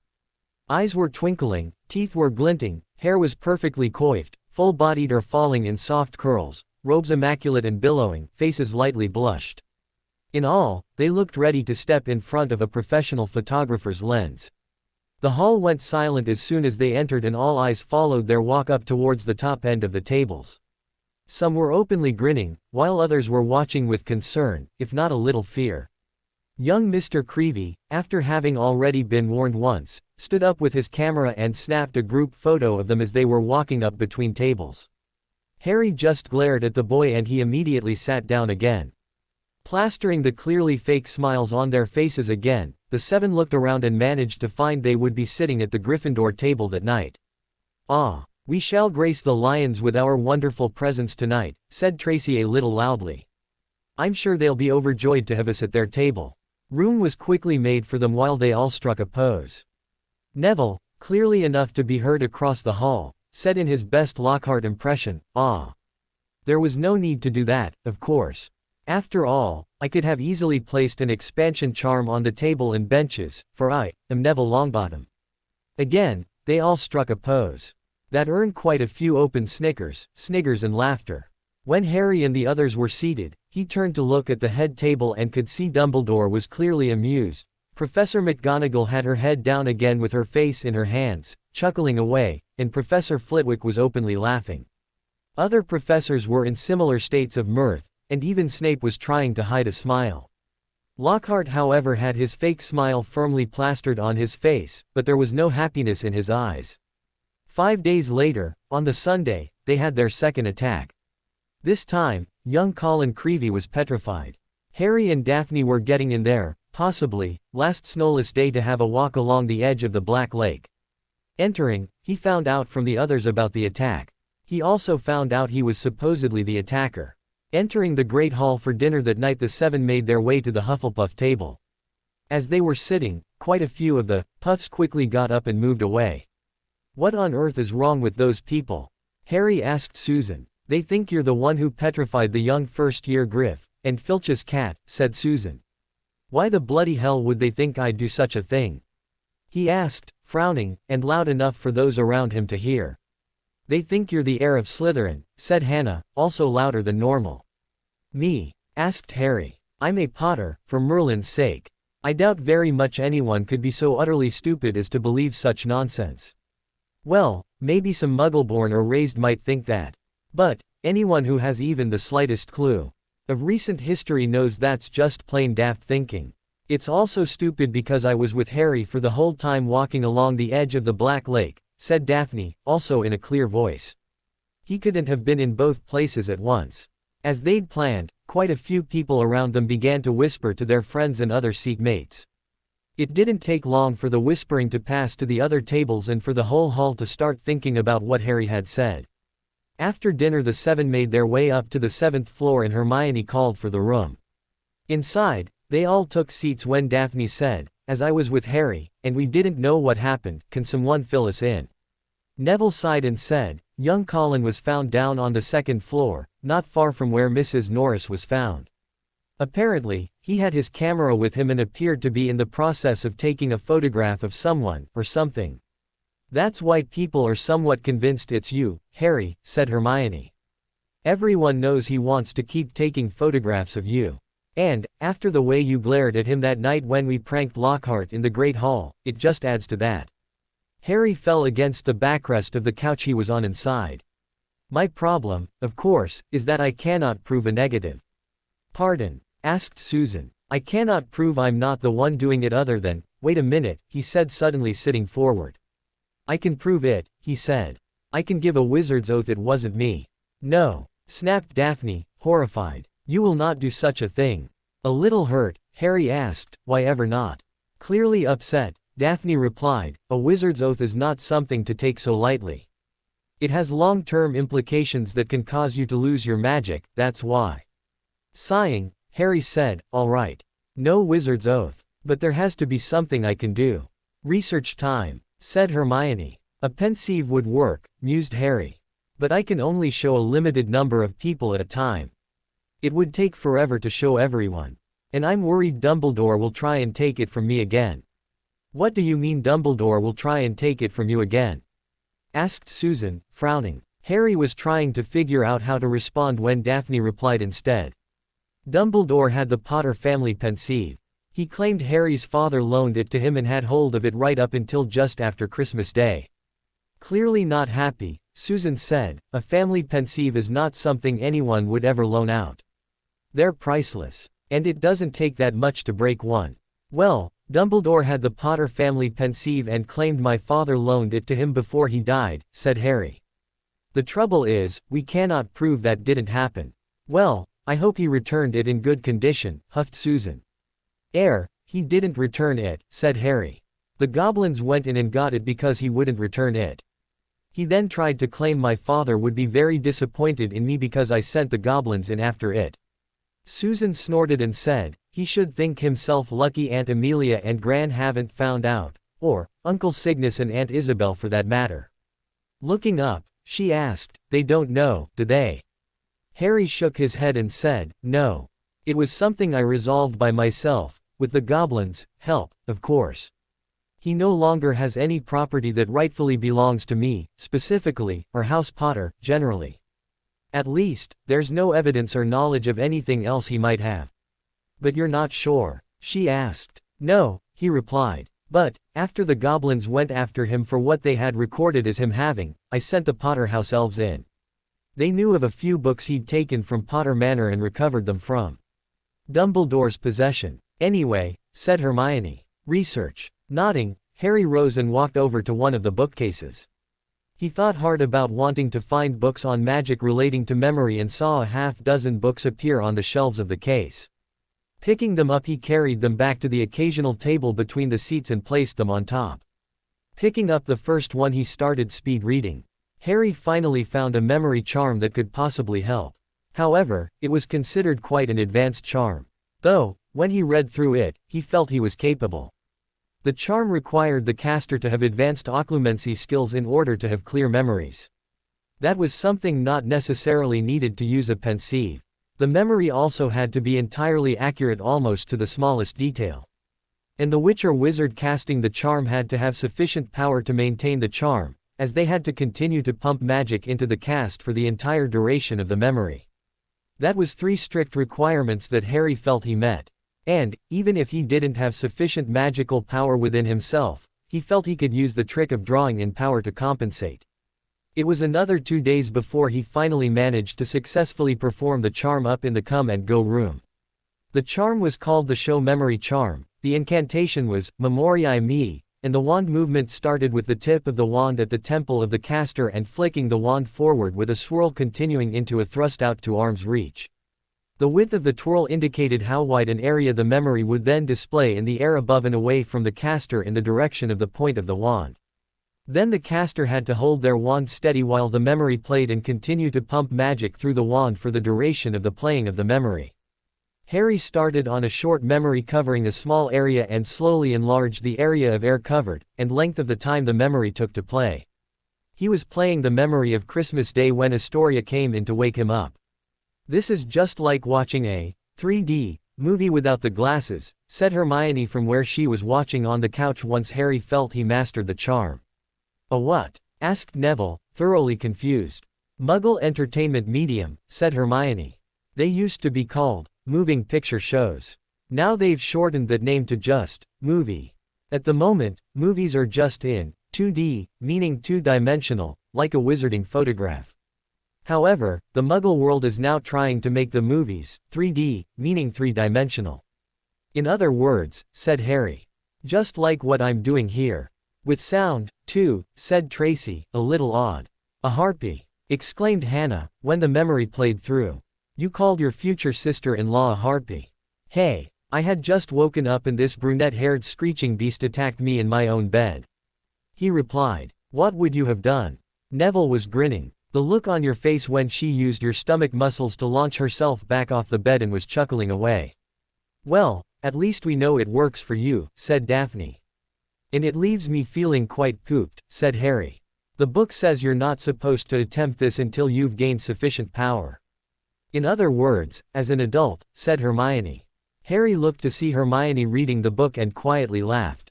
When she looked up, he said, we can pull magic in now, remember? They didn't know they could do that, back then. And I have both an eidetic memory and advanced occlumency skills. Clearly, I'm capable. Hermione blushed and said, I keep forgetting the rules of magic seem to be guides only, when It comes to you. Harry laughed much louder and said, I like that. It's a good way of putting it. But why have this spell when pensieves are available and require very little power? Asked Hannah. This spell was what they used before pensieves were developed, said Hermione from where she was reading. Plus, you can't send a memory strand to someone else and have them use the spell like you can with a pensieve, said Harry. However, said Daphne, do you really want to use this spell now? Huh? Asked Harry. There's my Harry, smirked Daphne. Loquacious, as per usual. Hey, he whined. Laughing a little, she lightly brushed her fingers down his cheek before she said, what I meant was, the charm is quite advanced. Dumbledore will probably recognize it and know it takes someone of considerable power to cast it. It will demonstrate to him just how powerful you actually are. But I'm not actually all that powerful, said Harry. It's just a neat little trick I learned and have passed on to you lot. Oh, no, my future husband, she said. You really are powerful. At least, more powerful than the average witch or wizard. You're just able to enhance that power by pulling more power into yourself. Plus, there's all that extra training we do, said Hermione. It was you who reminded us magic is like a muscle and needs to be exercised. Nevertheless, said Daphne, getting things back on track. It's still a very advanced charm. If Harry uses it for something as mediocre as slapping down rumors he's the heir of Slytherin, it gives away knowledge he might not want known. Harry sighed and said, she's right. And the only reason I tried the show memory charm is because it was our only choice. So, you're just going to have to put up with it, then, said Neville. I guess, replied Harry. A week later was the Ravenclaw vs Hufflepuff Quidditch game, and Harry was, of course, starting seeker. The sky was threatening rain. With his new Ravenclaw Quidditch robes with the large yellow number 7 on his lower back and the name Potter spelled out just above it, he met with the rest of the team in the locker rooms. All right, Harry, said Martin. You know what you need to do. Just try not to show just how good you actually are. I want you to save that for when we play Slytherin. However, Diggory is almost as good as you are on a broom and he rides a clean sweep 7, so don't think you'll just outpace him. So, be a good seeker, just not a great seeker. He asked. Pretty much, replied Martin. Turning to the rest of the team he said, Beaters, keep the bludgers off the chasers, but, keep an eye on Potter. If he gets injured because you two weren't doing your jobs, I'll have your guts for garters. Chasers, watch for the bludgers and make sure you're being covered by the beaters. I want full pitch presses if the opposing chasers get the quaffle. In tight on the inside, always. No letting the opposition's chasers get a free run down the pitch. Press them the whole way. Remember, it only takes a little mistake on their part for us to get the quaffle back. And, if they make that mistake early, it won't give them a chance to set up a defense in front of the goal rings. Keeps, watch for the fake. We know Blenkinsop, at least, favors the right-hand hoop but often fakes to the left, and I think that new girl, Bobbins, might do the same without the fake. All right, then. Are we ready? And put his hand out, palm down in the huddle. The others all put their hands in on top, and Harry's went last. R Ravenclaw. They all called out as they threw their hands into the air. Harry was so excited to actually play he almost charged straight out onto the field. Martin held him back and said, You'll be called last, Harry. Listen to the announcer call your name and fly out, all right. Harry nodded back and drifted to the back of the formation. As the names of the players were called, they flew out. The keeper, first, then the 3 chasers with Martin in the middle, then the 2 beaters. Finally, the announcer called, and, finally, Ravenclaw's new raven-haired, green-eyed seeker, making his debut, Ravenclaw's Raven, Harry Potter. While he was being announced, Harry ran as far back into the tent as he could and still maintain a straight line exit out the opening and mounted his broom. As soon as his name started to be called, he accelerated the broom as fast as he could and shot out of the opening like a rocket. He immediately angled the broom upwards at about 30 degrees and performed 3 quick barrel rolls before pointing the broom straight up. He climbed a further 50 feet and braked. Just before he stopped, he hopped off the broom and splayed himself out like a starfish facing up while holding the broom in his right hand. He then allowed himself to fall for about 20 feet before pulling his hands in and letting his flapping robe slow his legs down enough for him to then be heading straight down head first. As his feet arced up and over his head, He pulled the handle of the broom hard up against his chest and jammed his feet back into the stirrups, performing a slow complete twist as he fell. Looking down, he could see all the other players were on the ground around a box in the middle of the field. Oops, he thought. No one told me I had to go there first. He pulled out of his dive at the last moment and, as soon as he was flying parallel to the ground, popped up and threw the broom into a heel skid. He came to a stop only a foot away from Martin with a big grin on his face. Martin, who first looked like he was going to jump aside in fear, stood his ground and, when Harry stepped off his broom, rolled his eyes and said, "What did I tell you?" "What, that?" asked Harry, pointing back to where he just came from. "No one told me I had to meet with everyone else down here, first. That was just warming up a bit. If you're quite done, Mr. Potter," said Madam Hooch, their referee for the day. "I'd like to get the game underway." "Sorry, ma'am," said Harry, a little chagrined. "All right," she said in her no-nonsense voice. "Keep it clean and within the rules. If I see a beater's bat anywhere near another player, I'll personally use it to paddle your behind," repeatedly. Looking straight at Harry, she said, "As for you, Mr. Potter, if I see you pull another maneuver like that inverted starfish you just pulled, you won't need to find the snitch. I'll be jamming the thing so far up your behind you'll feel its wings tickling your throat. Have I make myself perfectly clear?" Harry gulped and replied, "Yes, ma'am." "Good," she nodded before turning to all the players. "Hufflepuff won the toss, so which goals do you want to defend, Mr. Blenkinsop?" "Those ones, thank you, ma'am," replied the boy, indicating the end into the wind. "Very well," nodded Hooch. "Everyone up in the air. The game starts on my whistle." Harry shot up into the air as quick as he could. "Those gold cat's eyes on Madam Hooch do weird things to your insides where she glares at you with them." With a roar from the crowd to speed them upward, the 14 players rose toward the leaden sky. Harry flew higher than any of them, squinting around for the snitch. "Ready for a battle, Potter," yelled Diggory, shooting underneath him as though to show off the speed of his broom. Harry had no time to reply. At that very moment, a heavy black bludger came pelting toward him. He avoided it so narrowly that he felt it ruffle his hair. As it passed, "Close one, Harry," said Paul McCutcheon, the other beater, streaking past him with his club in his hand, ready to knock the bludger back toward a Hufflepuff. Harry saw Paul give the bludger a powerful whack in the direction of Cedric Diggory, but then it changed direction in midair and shot straight for Harry again. Harry dropped quickly to avoid it, and Paul managed to hit it hard toward Diggory again. Once again, the bludger swerved like a boomerang and shot at Harry's head. Harry put on a burst of speed and zoomed toward the other end of the pitch. He could hear the bludger whistling along behind him. What was going on? Bludgers never concentrated on one player like this. It was their job to try and unseat as many people as possible. Roger Davies was waiting for the bludger at the other end. Harry ducked as Roger swung at the bludger with all his might. The bludger was knocked off course.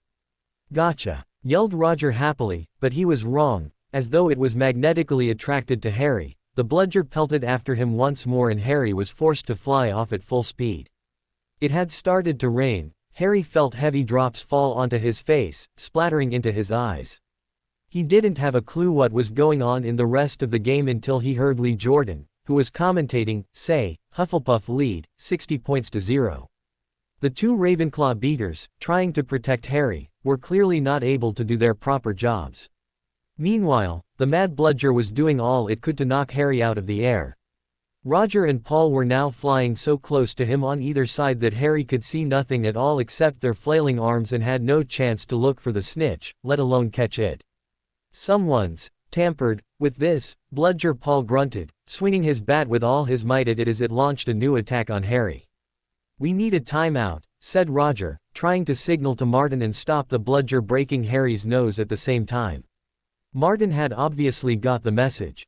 Madam Hooch's whistle rang out and Harry, Paul and Roger dived for the ground, still trying to avoid the mad bludger. "What's going on?" called Martin as the Ravenclaw team huddled together. "We're being flattened." "Paul, Roger, where were you when that bludger stopped Cho scoring?" "We were 20 feet above her, stopping the other bludger from murdering Harry, Simon," said Roger angrily. "Someone's fixed it. It won't leave Harry alone. It hasn't gone for anyone else all game. Someone's done something to it. But the bludgers have been locked in Madame Hooch's office since our last practice, and there was nothing wrong with them then, said Martin, anxiously. Madame Hooch was walking toward them. Listen, said Harry as she came nearer and nearer, with you two flying around me all the time, the only way I'm going to catch the snitch is if it flies up my sleeve. Go back to the rest of the team and let me deal with the rogue one. Don't be thick, said Paul. It'll take your head off. Martin was looking from Harry to the two beaters. Simon, this is insane, said Eddie Carmichael angrily from the other side of the huddle. You can't let Harry deal with that thing on his own. Let's ask for an inquiry. If we stop now, we'll have to forfeit the match, said Harry. And we're not losing to Hufflepuff just because of a crazy bludger. Come on, Simon, tell them to leave me alone. Madame Hooch had joined them. Ready to resume play? She asked Martin. Martin looked at the determined look on Harry's face. All right, he said. Paul, Roger, you heard Harry. Leave him alone and let him deal with the bludger on his own. The rain was falling more heavily now. On Madame Hooch's whistle, Harry kicked hard into the air and heard the telltale whoosh of the bludger behind him. Higher and higher he climbed. He looped and swooped, spiraled, zigzagged, and rolled. Slightly dizzy, he nevertheless kept his eyes wide open. Rain was getting in his eyes and ran up his nostrils as he hung upside down, avoiding another fierce dive from the bludger. He could hear laughter from the crowd. He knew he must look very stupid, but the rogue bludger was heavy and couldn't change direction as quickly as he could. He began a kind of roller coaster ride around the edges of the stadium, squinting through the silver sheets of rain to the Ravenclaw goal posts, where a Hufflepuff chaser was trying to get past Carmichael. A whistling in Harry's ear told him the bludger had just missed him again. He turned right over and sped in the opposite direction. Training for the ballet, Potter, yelled the chaser as Harry was forced to do a stupid kind of twirl in midair to dodge the cursed thing. He fled with the bludger trailing a few feet behind him, and then, glaring back at the bludger in hatred, he saw it, the golden snitch. It was hovering inches above the chaser's left ear and she, busy laughing at Harry, hadn't seen it. For an agonizing moment, Harry hung in midair, not daring to speed toward her in case she looked up and saw the snitch. Wham! He had stayed still a second too long. The bludger had hit him at last, smashed into his arm just above his elbow. He felt his arm break. Dimly, dazed by the searing pain in his arm, he slid sideways on his rain-drenched broom, one knee still crooked over it, his right arm dangling useless at his side. The bludger came pelting back for a second attack, this time zooming at his face. Harry swerved out of the way, one idea firmly lodged in his numb brain: get to the snitch. Through a haze of rain and pain he dived for the shimmering girl's face below him, and saw her eyes widen with fear. She thought Harry was attacking her. What the she gasped, careening out of Harry's way. Harry took his remaining hand off his broom and made a wild snatch. He felt his fingers close on the cold snitch but was now only gripping the broom with his legs, and there was a yell from the crowd below as he headed straight for the ground, trying hard not to pass out. With a splattering thud he hit the mud and rolled off his broom. His arm was hanging at a very strange angle. Riddled with pain, he heard, as though from a distance, a good deal of whistling and shouting. He focused on the snitch clutched in his good hand and held it aloft. "Aha," he said vaguely. "We win." And fainted. He came around, rain falling on his face, still lying on the field, with someone leaning over him. He saw a glitter of teeth. "Oh, no, not you, Hemo.Ned. Doesn't know what he's saying," said Lockhart loudly to the anxious crowd of Ravenclaw players pressing around them. "Not to worry, Harry. I'm about to fix your arm." "No," said Harry. "You're not a bloody trained healer." He tried to sit up, but the pain was terrible. "Lie back, Harry," said Lockhart soothingly. "It's a simple charm I've used countless times." "No, I said," Harry through clenched teeth. "Get Madame Pomfrey. She's coming, Professor," said a muddy Martin, who couldn't help grinning even though his seeker was injured. "Great capture, Harry, really spectacular." Through the thicket of legs around him, Harry spotted Roger Davies and Paul McCutcheon, wrestling the rogue bludger into a box. It was still putting up a terrific fight. "Stand back," said Lockhart, who was rolling up his jade green sleeves. "No, don't," said Harry weakly, but Lockhart was twirling his wand and a second later had directed it straight at Harry's arm. Harry just managed to roll out of the way.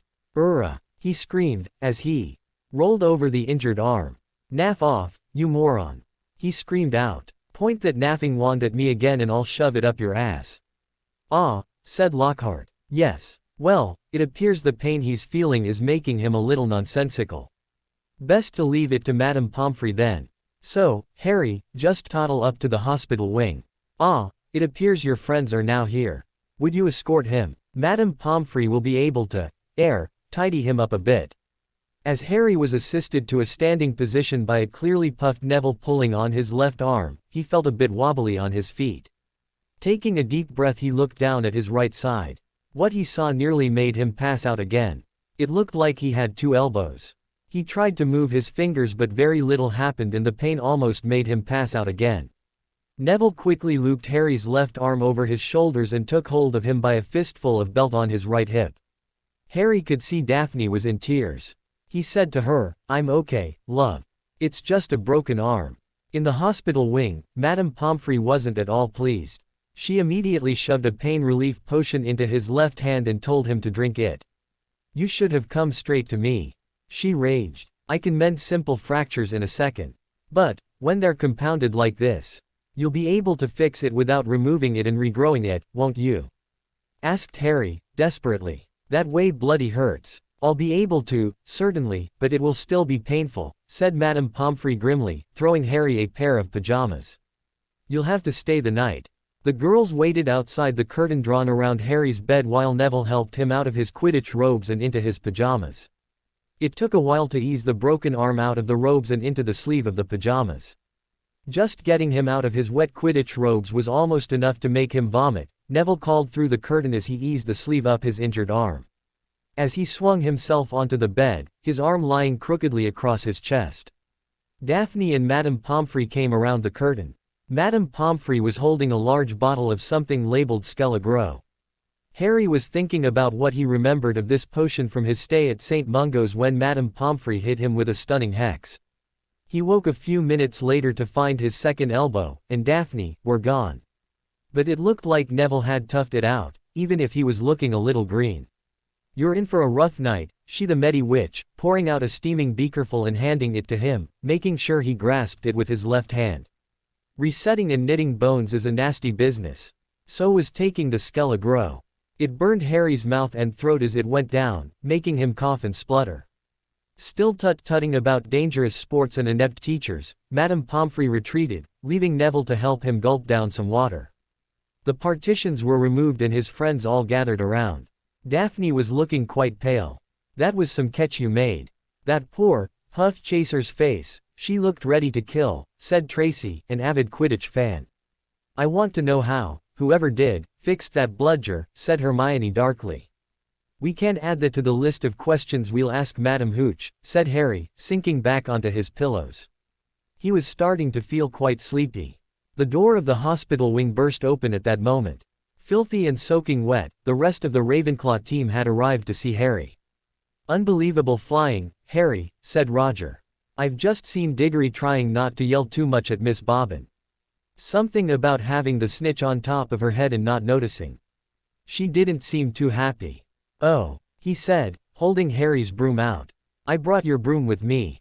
I thought to give it to one of your friends to look after for you, instead of leaving it in the broom shed. None of us leave our brooms there, either." Hermione took it and said, "I'll look after it, Harry. It'll be safe in the Gryffindor second-year girls' dorm." The team had brought cakes, sweets, and bottles of pumpkin juice. They gathered around Harry's bed with his friends and were just getting started on what promised to be a good party when Madame Pomfrey came storming over, shouting, "This boy needs rest. He has a compound fracture to repair and I don't want to see it misaligned. Out, out." And Harry was left alone, with nothing to distract him from the stabbing pains in his arm. Hours later, Harry woke quite suddenly in the pitch blackness and gave a small yelp of pain. His upper arm now felt full of large splinters. For a second, he thought that was what had woken him. Then, with a thrill of horror, he realized that someone was sponging his forehead in the dark. "Get off," he said loudly. And then, Dobby. The house elf's goggling tennis ball eyes were peering at Harry through the darkness. A single tear was running down his long, pointed nose. "Harry Potter came back to school," he whispered miserably. Dobby warned Harry Potter. "Ah, sir, why didn't you heed Dobby? Why didn't Harry Potter go back home when he couldn't get through the barrier?" Harry heaved himself up on his pillows and pushed Dobby's sponge away. "What are you doing here?" he asked. "And how did you know I almost missed the train?" Dobby's lip trembled and Harry was seized by a sudden suspicion. "It was you," he said slowly. "You stopped the barrier from letting us through." "Indeed yes, sir," said Dobby, nodding his head vigorously, ears flapping. Dobby hid and watched for Harry Potter and sealed the gateway against Harry Potter, sir, and Dobby had to immediately iron his hands afterward. He showed Harry 10 long, bandaged fingers. But Dobby didn't care, sir, for he thought Harry Potter was safe, and never did Dobby dream that Harry Potter would get through the barrier another way. He was rocking backward and forward, shaking his ugly head. Dobby was so shocked when he heard Harry Potter was back at Hogwarts, he let his master's dinner burn. Such a flogging Dobby never had, sir. Harry slumped back onto his pillows. "You'd better get lost before my arm is repaired, Dobby, or I might strangle you." Dobby smiled weakly. "Dobby is used to death threats, sir. Dobby gets them 5 times a day at home." He blew his nose on a corner of the filthy pillowcase he wore, looking so pathetic that Harry felt his anger ebb away in spite of himself. "Why do you wear that thing, Dobby?" he asked curiously. "This, sir," said Dobby, plucking at the pillowcase. "'Tis a mark of the house elf's avement, sir. Dobby can only be freed if his masters present him with clothes, sir. The family is careful not to pass Dobby even a sock, for then he would be free to leave their house forever." Dobby mopped his bulging eyes and said suddenly, "Harry Potter must go home." Dobby thought his bludger would be enough to make. "Your bludger," growled Harry, anger rising once more. "What do you mean, your bludger? You made that bludger try and kill me." "Not kill you, sir, never kill you," said Dobby, shocked. "Dobby wants to save Harry Potter's life. Better sent home, grievously injured, than remain here, sir." Dobby only wanted Harry Potter hurt enough to be sent home. "Oh, is that all?" asked Harry, angrily. "I don't suppose you're going to tell me why you wanted me sent home in pieces." "Ah, if Harry Potter only knew." Dobby groaned, more tears dripping onto his ragged pillowcase. "If he knew what he means to us, to the lowly, the ends, avenued, we dregs of the magical world." Dobby remembers how it was when he who must not be named was at the height of his powers, sir. "We house elves were treated like vermin." "Of course, Dobby is still treated like that, sir," he admitted, drying his face on the pillowcase. "But mostly, sir, life has improved for my kind since you triumphed over he who must not be named. Harry Potter survived, and the Dark Lord's power was broken, and it was a new dawn, sir. And Harry Potter shone like a beacon of hope for those of us who thought the dark days would never end, sir. And now, at Hogwarts, terrible things are to happen, are, perhaps, happening already, and Dobby cannot let Harry Potter stay here now that history is to repeat itself, now that the Chamber of Secrets is open once more." Dobby froze, horror-struck, then grabbed Harry's water jug from his bedside table and cracked it over his own head, toppling out of sight. A second later, he crawled back onto the bed, cross-eyed, muttering, "Bad Dobby, very bad Dobby." "So there is a Chamber of Secrets," Harry whispered. "Tell me, Dobby." He seized the elf's bony wrist as Dobby's hand inched toward the water jug. "But I'm not Muggleborn. How can I be in danger from the chamber?" "Ah, sir, ask no more of poor Dobby," stammered the elf, his eyes huge in the dark. "Dark deeds are planned in this place, but Harry Potter must not be here when they happen. Go home, Harry Potter, go home. Harry Potter must not meddle in this, sir, 'tis too dangerous." "Who is it, Dobby?" Harry said, keeping a firm hold on Dobby's wrist to stop him from hitting himself with the water jug again.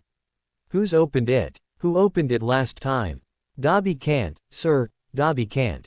"Dobby mustn't tell," squealed the elf. "Go home, Harry Potter, go home." "I'm not going anywhere," said Harry fiercely. "One of my best friends is Muggleborn. She'll be first in line if the chamber really has been opened. Harry Potter risks his own life for his friends." Ned Dobby in a kind of miserable ecstasy. So noble, so valiant. But he must save himself, he must. Harry Potter must not. There were footsteps coming down the corridor outside.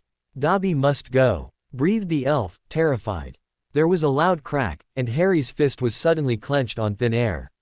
He slumped back into bed, his eyes on the dark doorway to the hospital wing as the footsteps drew nearer. The doors opened and Madame Pomfrey came in. "Mr. Potter?" she asked. "I heard voices in here. Who were you talking to?" "A deranged, lunatic house elf," said Harry. With a sigh, Madame Pomfrey disappeared into her office and came back with a potion. "Here, drink this. It's a short-term dreamless sleep potion that should keep you asleep until morning." "How's the arm feel?" "Like I've got large splinters digging into my arm," said Harry. "I've come to know the feeling quite well now. I remember it from my stay in St. Mungo's." "Yes. Well, drink up," she said. "That'll take care of the pain." The next morning, Harry woke with his right arm feeling stiff but healed. He sat up quickly to try and move it around a bit. Madame Pomfrey, from her desk, noticed the movement and came over. She was carrying a tray loaded with a decent breakfast. "Everything is now fine, Mr. Potter," she said, placing the tray on a hospital bed table and wheeling it over to him. "As soon as you've eaten your breakfast you may get up and get dressed." Harry belted down as much of the breakfast as he could. He was eager to get out of there and find Daphne and his other friends. He had just finished getting dressed when Daphne came hurrying in through the double doors out to the corridor, followed by the others. "Oh, thank Merlin," said Daphne, coming up to him and enveloping him in a huge hug. "We came by before breakfast but Madame Pomfrey wouldn't let us stay. So, we've just come from breakfasting in the Great Hall." "That's all right, Daphne," he said, soothingly. "You need to eat. I'm just sorry I didn't wake up while you were here. Then, I may have been able to join you for breakfast in the Great Hall." "Don't be silly," she scolded him. "You had a serious break in your arm. It needed time to be mended and healed. So, what shall we do?"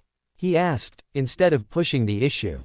"Homework?" asked Hermione. Harry groaned and said, "You've a one-track mind, girl. But I doubt I'll be able to do much. While the bone in my arm might be repaired and mostly healed, it's still a little stiff." "I'll help," she said. Smiling, Harry said, "I'll just do what I usually do. I'll write it in my head and wait until I can transcribe it onto parchment." "But I can help with research," she said. "That you can," he replied, smiling. "And I'll appreciate the help." The seven left the infirmary with a frozen Colin Creevey laying on one of the beds hidden by another of the movable screens. They didn't even realize he was there. In the room Harry sat the others down and began to tell them about the visit he had from the house elf named Dobby. "Dobby," muttered Tracy, before she suddenly looked up at Daphne. "Dobby. Don't the Malfoys have a house elf named Dobby?" Yes, they do," said Daphne, also remembering. "They treat him appallingly." "That was the house elf I met," said Harry. "He said he gets, as you put it, appallingly treated by his family. And he's always punishing himself." "That sounds like the Malfoys, all right," spat Tracy. Nodding, Harry continued with his tale of his late-night early-morning visitor, and what he said.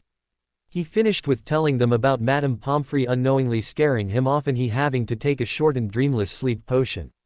"So," said Hermione, "Dobby was the one who visited you on the night of your birthday at Greengrass Estate. He was the one who jiggered with the portal at King's Cross, and he was the one who mucked about with the charms on the bludger.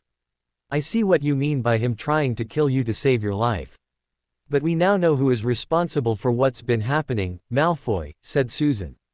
"We know who, we suspect what, but we don't know how," said Harry. "Besides, Malfoy Sr. wasn't born until about a decade after the chamber was opened last time. He must have information on how to open it from Riddle." "Do you think it's Malfoy?" asked Hermione. "I mean Junior, not Senior.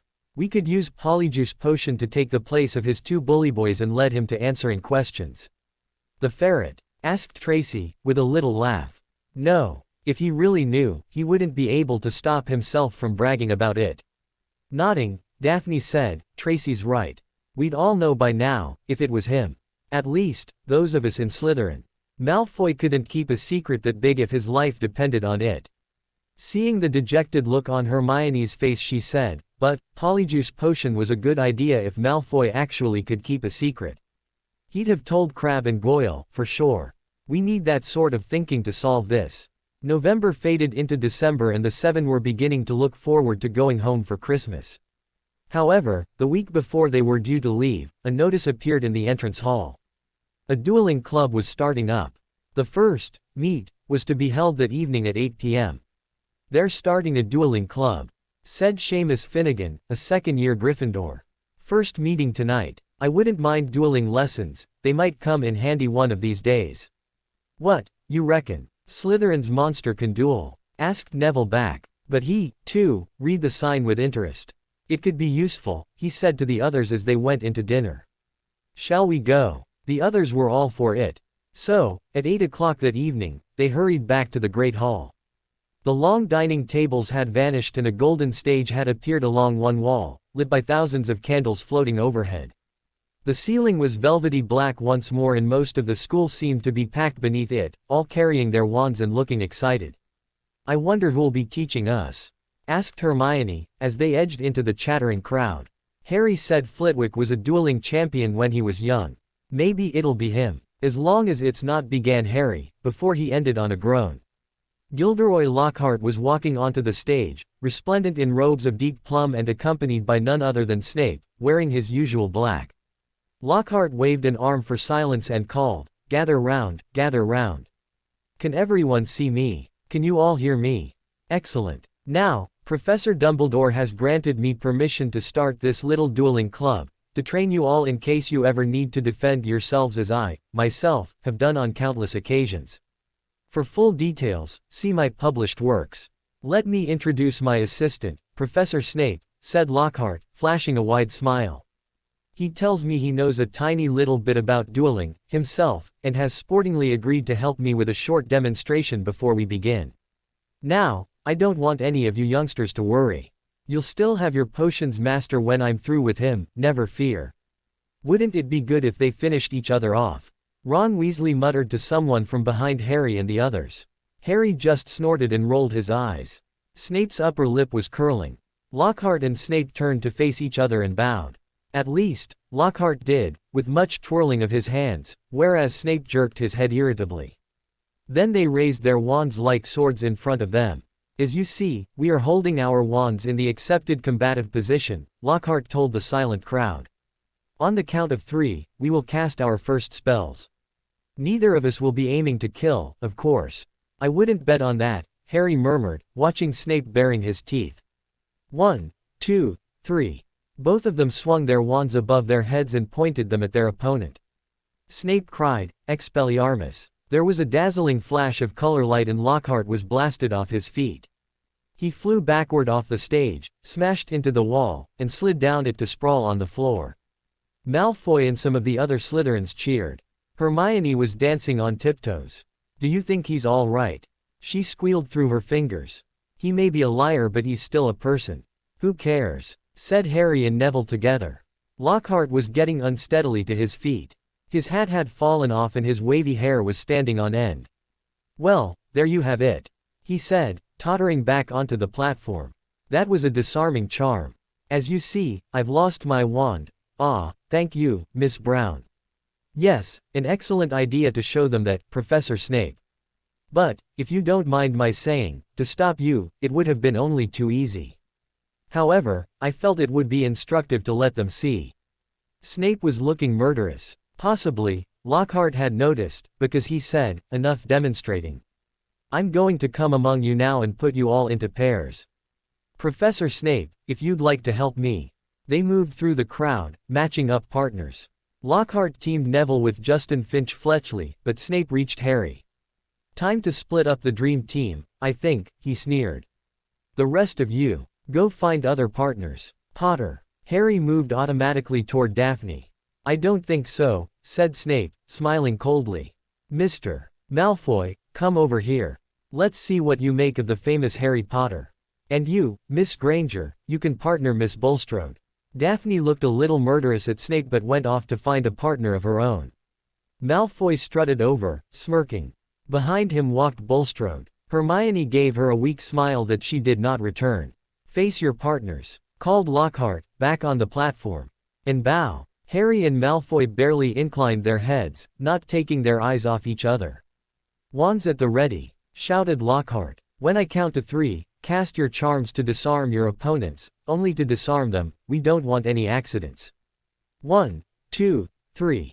Harry swung his wand high, but Malfoy had already started on 2. His spell would have hit Harry if he hadn't quickly sidestepped.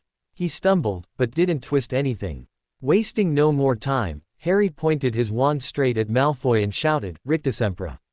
A jet of silver light hit Malfoy in the stomach and he doubled up, wheezing. I said disarm only. Lockhart shouted in alarm over the heads of the battling crowd, as Malfoy sank to his knees. Harry had hit him with a tickling charm, and he could barely move for laughing. Harry hung back, with a vague feeling it would be unsporting to bewitch Malfoy while he was on the floor, but this was a mistake. Gasping for breath, Malfoy pointed his wand at Harry's knees, and choked, Tarantalagra. And the next second Harry's legs began to jerk around out of his control in a kind of quickstep. He wasn't prepared for such an underhanded tactic. Stop! Stop! Screamed Lockhart, but Snape took charge. Finite incantatem, he shouted. Harry's feet stopped dancing, Malfoy stopped laughing, and they were able to look up. A haze of greenish smoke was hovering over the scene. Both Neville and Justin were lying on the floor, panting, and Tracy was holding up an ashen-faced Seamus, apologizing for whatever. But Hermione and Millicent Bulstrode were still moving. Millicent had Hermione in a headlock and Hermione was whimpering in pain. Both their wands lay forgotten on the floor. Harry leapt forward and pulled Millicent off. It was difficult, she was a lot bigger than he was. Dear, dear, said Lockhart, skittering through the crowd, looking at the aftermath of the duels. Up you go, Macmillan, careful there, Miss Fawcett, pinch it hard, it'll stop bleeding in a second, boot. I think I'd better teach you how to block unfriendly spells, said Lockhart, standing flustered in the midst of the hall. He glanced at Snape, whose black eyes glinted, and looked quickly away. Let's have a volunteer pair, Weasley and Finnegan, how about you? A bad idea, Professor Lockhart, said Snape, gliding over like a large and malevolent bat. Weasley causes devastation with the simplest spells. We'll be sending what's left of Finnegan up to the hospital wing in a matchbox. Weasley's pink face went pinker. How about Malfoy and Potter? Asked Snape with a twisted smile. Excellent idea, said Lockhart, gesturing Harry and Malfoy into the middle of the hall, as the crowd backed away to give them room. Now, Harry, said Lockhart. When Draco points his wand at you, you do this. He raised his own wand, attempted a complicated sort of wiggling action, and dropped it. Snape smirked as Lockhart quickly picked it up, saying, whoops. My wand is a little overexcited. Snape moved closer to Malfoy, bent down, and whispered something in his ear. Malfoy smirked, too. Harry looked up, feigning nervousness at Lockhart, and said, Professor, could you show me that blocking thing again? Scared, muttered Malfoy, so that Lockhart couldn't hear him. You wish, said Harry out of the corner of his mouth. Lockhart cuffed Harry merrily on the shoulder. Just do what I did, Harry. What? Drop my wand. But Lockhart wasn't listening. 3, 2, 1, go. He shouted. Malfoy raised his wand quickly and bellowed, Serpensortia. The end of his wand exploded. Harry watched, aghast, as a long black snake shot out of it, fell heavily onto the floor between them, and raised itself, ready to strike. There were screams as the crowd backed swiftly away, clearing the floor. Don't move, Potter, said Snape lazily, clearly enjoying the sight of Harry standing motionless, eye to eye with the angry snake. I'll get rid of it. Allow me, shouted Lockhart. He brandished his wand at the snake and there was a loud bang. The snake, instead of vanishing, flew 10 feet into the air and fell back to the floor with a loud smack.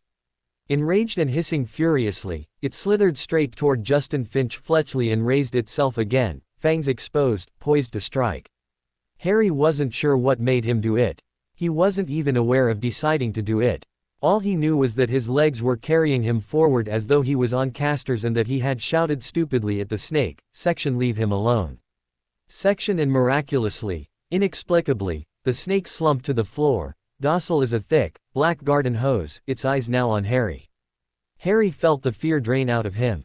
He knew the snake wouldn't attack anyone now, though how he knew it, he couldn't have explained. He looked up at Justin and said, back away, Mr. Finch Fletchley. No sudden moves, now. Justin backed away until he was well out of striking range. That should be far enough, thank you, said Harry. What do you think you're playing at? Shouted the other boy. And, before Harry could say anything, Justin had turned and stormed out of the hall. Professor Snape, since you seem to have taught Mr. Malfoy that spell, perhaps you should have the honor of returning it to his home.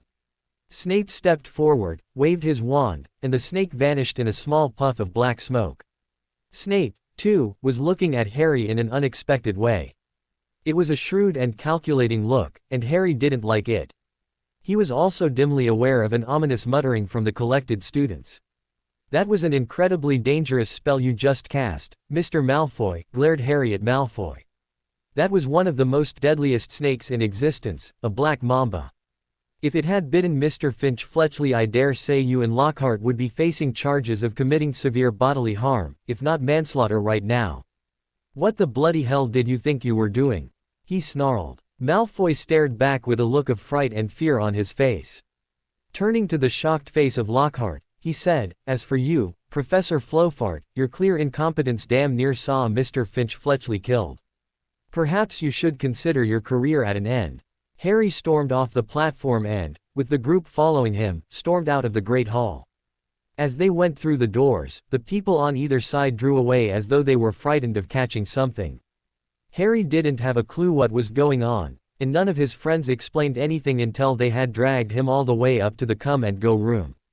Daphne pushed Harry into an armchair and said, "You're a Parselmouth.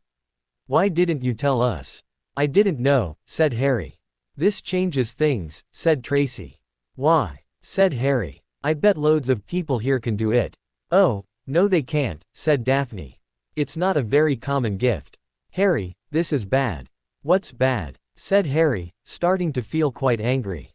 "What's wrong with everyone? Listen, if I hadn't told that snake not to attack Finch-Fletchley." "Oh, that's what you said to it?" asked Daphne. "What do you mean? You were there. You heard me." "I heard you speaking Parseltongue," said Hannah.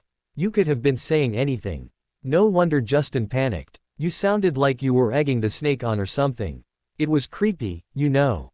Harry gaped at her. "I didn't realize," said Harry. "How can I speak a language without knowing I can speak it?"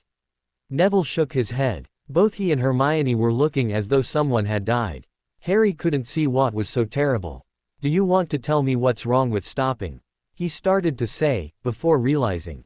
"Oh, Slytherin was a Parselmouth, wasn't he?" "Yes," said Hermione, speaking at last in a hushed voice. "That's why the symbol of Slytherin house is a serpent." Harry sighed. "Exactly," said Daphne. "And now the whole school's going to think you're his great-great-great-great-grandson or something." "I probably am," said Harry. "You'll find it hard to prove you're not the heir now," said Hermione. "He lived about 1,000 years ago. For all we know, you could be." Harry lay awake for hours that night. Through a gap in the curtains around his four-poster he watched snow starting to drift past the tower window and wondered, could he be the true descendant of Salazar Slytherin? He didn't know much about his father's family, after all. Quietly, Harry tried to say something in Parseltongue. The words wouldn't come. It seemed he had to be face to face with a snake to do it. The next few days before leaving for Christmas break were going to be difficult.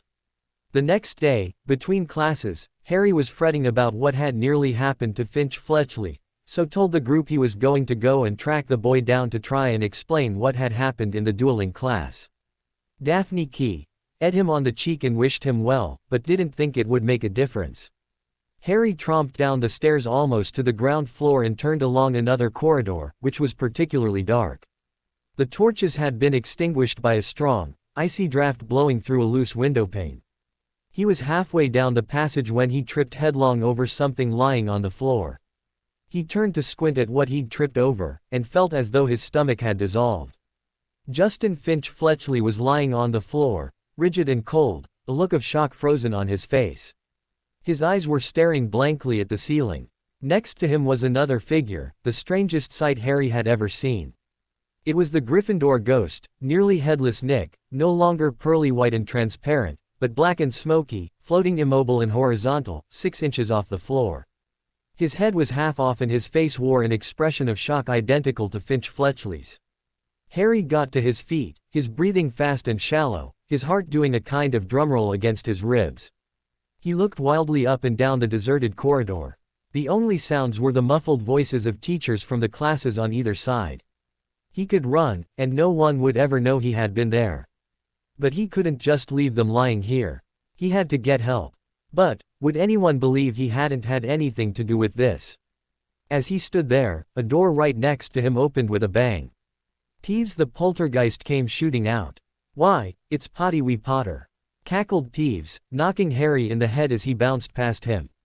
"What's Potter up to? Why's Potter lurking?" Peeves stopped, halfway through a mid-air somersault. Upside down, he spotted Justin and nearly headless Nick. He flipped the right way up, filled his lungs and, before Harry could stop him, screamed, "Attack! Attack! Another attack! No mortal OR! Ghost is safe! Run for your lives! Attack!" Crash! Crash! Crash! Door after door flew open along the corridor and people flooded out. For several long minutes, there was a scene of such confusion that Finch Fletchley was in danger of being squashed and people kept standing in nearly headless Nick. Harry found himself pinned against the wall as the professors shouted for quiet. Professor McGonagall came running, followed by her own class, one of whom had black and white striped hair. She used her wand to set off a loud bang, which restored silence, and ordered everyone back into their classes. No sooner had the scene cleared somewhat that Ernie the Hufflepuff arrived, panting, on the scene. Caught in the act, Ernie yelled, his face stark white, pointing his finger dramatically at Harry.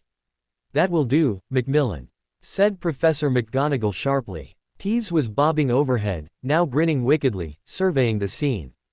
Peeves always loved chaos. As McGonagall bent over Finch Fletchley and nearly headless Nick, examining them, Peeves broke into song. "Oh, Potter, you rotter, oh, what have you done? You're killing off students, you think it's good fun. That's enough, Peeves," barked the professor. And Peeves zoomed away backward, with his tongue out at Harry. Finch Fletchley was carried up to the infirmary by Professor Flitwick and Professor Sinistra of the astronomy department. But, nobody seemed to know what to do for nearly headless Nick.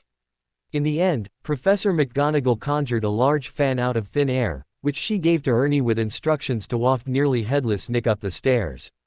This Ernie did, fanning Nick along like a silent black hovercraft. This left Harry and Professor McGonagall alone together. "This way, Potter," she said. "Professor," said Harry at once, "I swear I didn't." "This is out of my hands, Potter," said the professor, curtly. They marched in silence around a corner and Harry found himself in the corridor leading to the entrance to the headmaster's office. "Lemo. Drop," McGonagall said to the gargoyle. They stepped off the stone staircase at the top, and Professor McGonagall rapped on the door. It opened silently and they entered.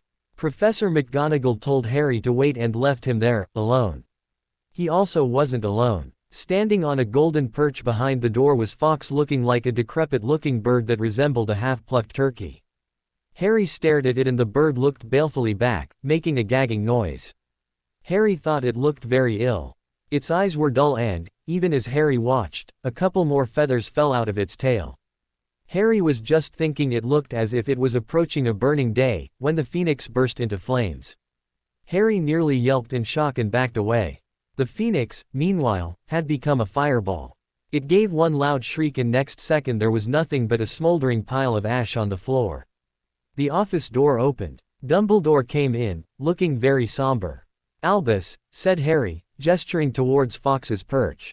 "Your phoenix." Dumbledore smiled. "About time, too," he said. "He's been looking dreadful for days. I've been telling him to get a move on." Dumbledore walked around his desk and took seat. "I wanted to talk to you about what's been happening." "Clearly," said Harry, taking seat on the chair opposite. "Otherwise I would not be here." "I must ask you, Harry, whether there is anything you'd like to tell me," said Dumbledore gently. "Anything at all." Harry thought of Malfoy shouting, "You'll be next, mudbloods." Then he thought of the disembodied voice he had heard twice. He thought, too, about what everyone was saying about him, and his annoyance that he was somehow connected with Salazar Slytherin. "Yes," said Harry. "I find myself becoming most upset about the continued ongoing bullying that seems to be running rampant through this school while the teaching staff does nothing about it. Calling people vile names like mudblood should be punished as bullying, Albus. Further, after it was made clear to you on numerous occasions I was never to be in the same room with you alone, your deputy, Professor McGonagall, brought me up here and then abandoned me. These 2 points, of course, I will be raising with my godfather and magical guardians. Yes, said Dumbledore. I shall look into these allegations. Thank you for your time, Harry. Finally, it was the 21st of December and the express was leaving for King's Cross that day. Harry had spent the days following the incidents, as he'd come to call them, having the students giving him wide berths, and looking at him in fear, wherever he went. It was only his friends, Luna Lovegood, and, funnily enough, the Weasley twins who refused to be scared of him. When sitting at the Ravenclaw table for breakfast on the Saturday the next day, Luna came up and asked to sit next to him. Surprised, he invited her to sit. You're not afraid of me, Luna? He asked. No, she replied, in her light and airy voice. Why would I be? Because the rest of the student body seems to have it in their heads that I'm the heir of Slytherin, he said. Oh, I have no doubt you're an heir, Harry, she replied, filling her plate and making a face with the food as she went. But, when you stop to think about it, most wizards and witches who have blood that goes back a few hundred years or more, are likely to also be heirs. Me included. That's what we said, replied Harry, surprised. I'm glad you, at least, realize that. I do believe, however, she said, still playing with her food, that you're the true heir of Gryffindor. Huh? He asked. Daphne smacked his arm. He barely acknowledged it. I'm the heir of Gryffindor. He asked the girl, in a little shock. Oh, yes, she said, preparing to attack her breakfast face. You'll see. Harry, not knowing what to make of the odd girl's statement, decided to ignore it and let her eat. Instead, he turned to Hermione and asked, have you managed to contact your parents yet, and tell them about how we want to take you to Gringotts to have a special kind of test done? Yes, she replied. But, like me, they want to know what this test is. Are you going to tell me now? No, he replied. I don't want to jinx it. Plus, there's only a slim chance it will work out like we think it may, and we don't want to get your hopes up in advance. And, it's not dangerous, right? She asked. No, it's not dangerous, said Daphne, breaking in. You just need to trust we know what we're talking about. And, don't forget, it's Harry's responsibility as your protector to keep you safe. That includes in this. But you're keeping a secret about me, from me, pouted Hermione. No, said Daphne. Only a faint suspicion. Looking more fully at Hermione, she begged, please let us do this for you. Think of it as an early Christmas present and you're not allowed to open it until we're at Gringotts. With a sigh, Hermione said, all right. On Tuesday morning, the day after they arrived back in London, the Grangers flew to Greengrass Estate. They were joining the Greengrasses and Sirius for the trip to Gringotts, and then helping with the kids while they went Christmas shopping. Walking into Gringotts together, Harry asked to speak to Bloodfang, with whom they had an appointment. They were shown into Bloodfang's office a short time later.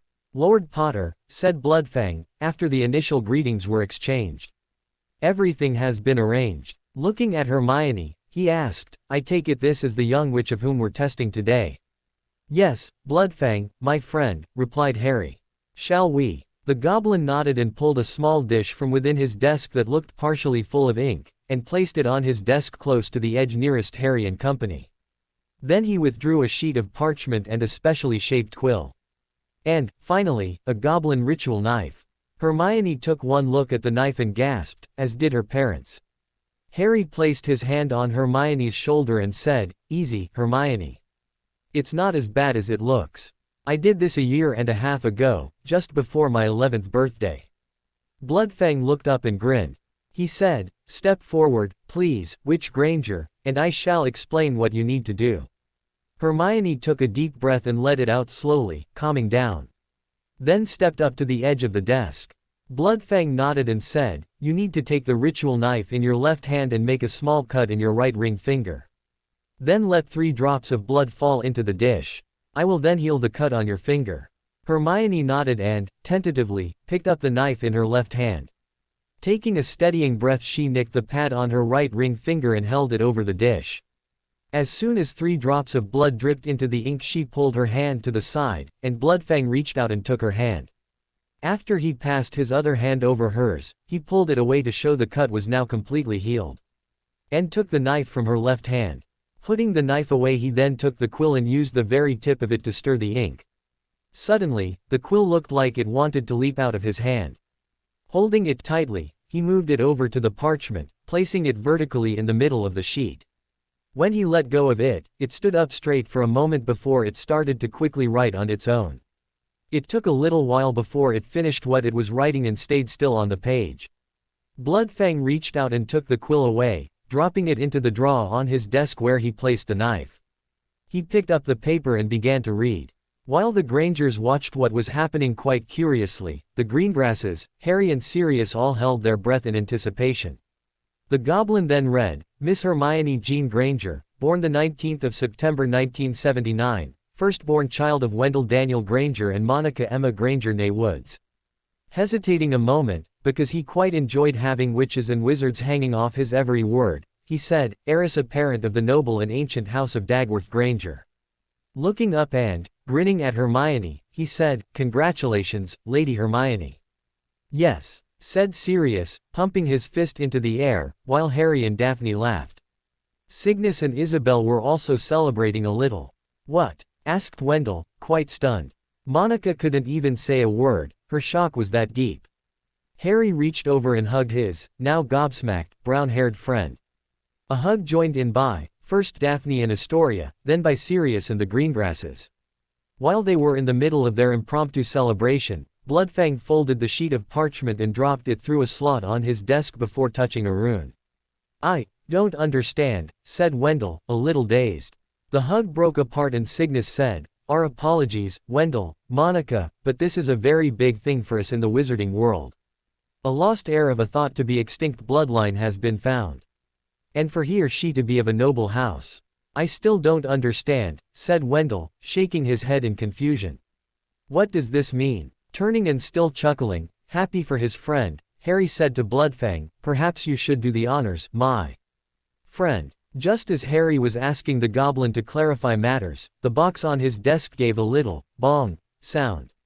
Bloodfang reached into it and drew out a small wooden ring box, moving it to sit on the desk just in front of himself. Harry recognized it as similar to the one that held his own head of house ring. As the adults calmed down, Bloodfang looked at Hermione and said, The inheritance test does not lie, Lady Hermione. Through magical primogeniture, you are the now recognized head of the noble and ancient house of Dagworth Granger. Turning to Wendell and Monica, he said, As you, sir, are known as a squib, that is, someone without sufficiently powerful enough magic, you cannot hold the headship of a magical house. However, ancestors of yours, the Dagworth Grangers, were magical and were part of the house of Dagworth Granger. One of your ancestors, Hector Dagworth Granger, founded the most extraordinary society of potioneers. For that act the ancient house of Dagworth Granger was elevated to wizarding nobility, hence the noble house status. And, once given, noble status cannot be taken away unless a crime of significance by the head of that house is committed, such as treason. And, since noble status cannot be taken away, neither can the ancient status nor the recognized house status. The Dagworth Granger house has been believed by the wizarding world to be extinct for almost 200 years. With the, now, recognized Lady Hermione here, the Dagworth Granger house will be removed from the roll of extinct houses, and placed back on the roll of active houses. And what of the house assets? Asked Cygnus. Alas, said Bloodfang, the ministry laid claim to those at the end of the first 100 years of extinct status. I'm afraid there is no way to recover such assets without a very long and protracted legal fight with the ministry. And I dare say very little will be recovered even then. However, the house vaults still exist because we goblins, through our own magics, recognized that House Dagworth Granger was not, as believed, extinct. So, let me get this straight, said Wendell, pinching the bridge of his nose. My daughter is now recognized as a lady in the magical world. The title passed directly to her because she is both the recognized heir and I'm a, what you called, squib. She is now the head of the Dagworth Granger house, which is both an ancient house and an ennobled one. She has vaults within this bank, although they are currently empty.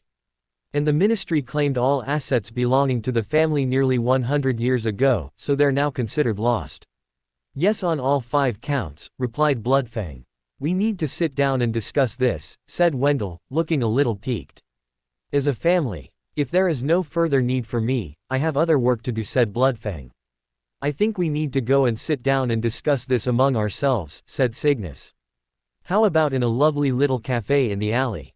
Getting affirmatives from everyone, they were about to leave when Bloodfang said, just one more thing before you go. He placed the box in front of Hermione and said to her, Lady Hermione, please open the box.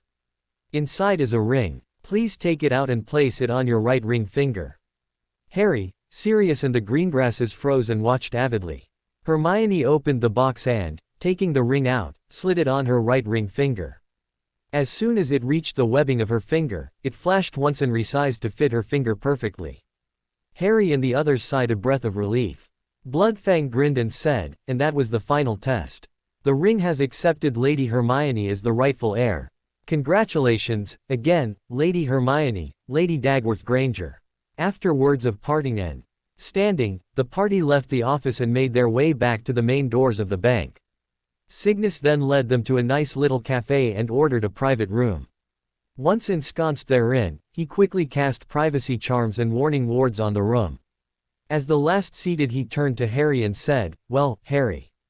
You initiated today's inheritance test, how about you explain it for the Grangers? I'm happy to, replied Harry. Turning to the Grangers, he said, after visiting Potter Manor over summer, we came to the conclusion Hermione might have been a descendant of the Dagworth Granger line. At the time, it was highly unlikely but possible, given what we knew. That's when Cygnus used his position in the ministry to research. With a nod to Harry, Cygnus said, so I went looking through the book of bloodlines in the ministry. That book showed that the Hector Granger line didn't die out, per se. It, as we call it, squibbed out. That is, children born of a magical family being born without recognizable magic. At that point, due to the bigotry in our world, they're seen as non-persons, and effectively cast out. And that's where my research comes in, said Isabel.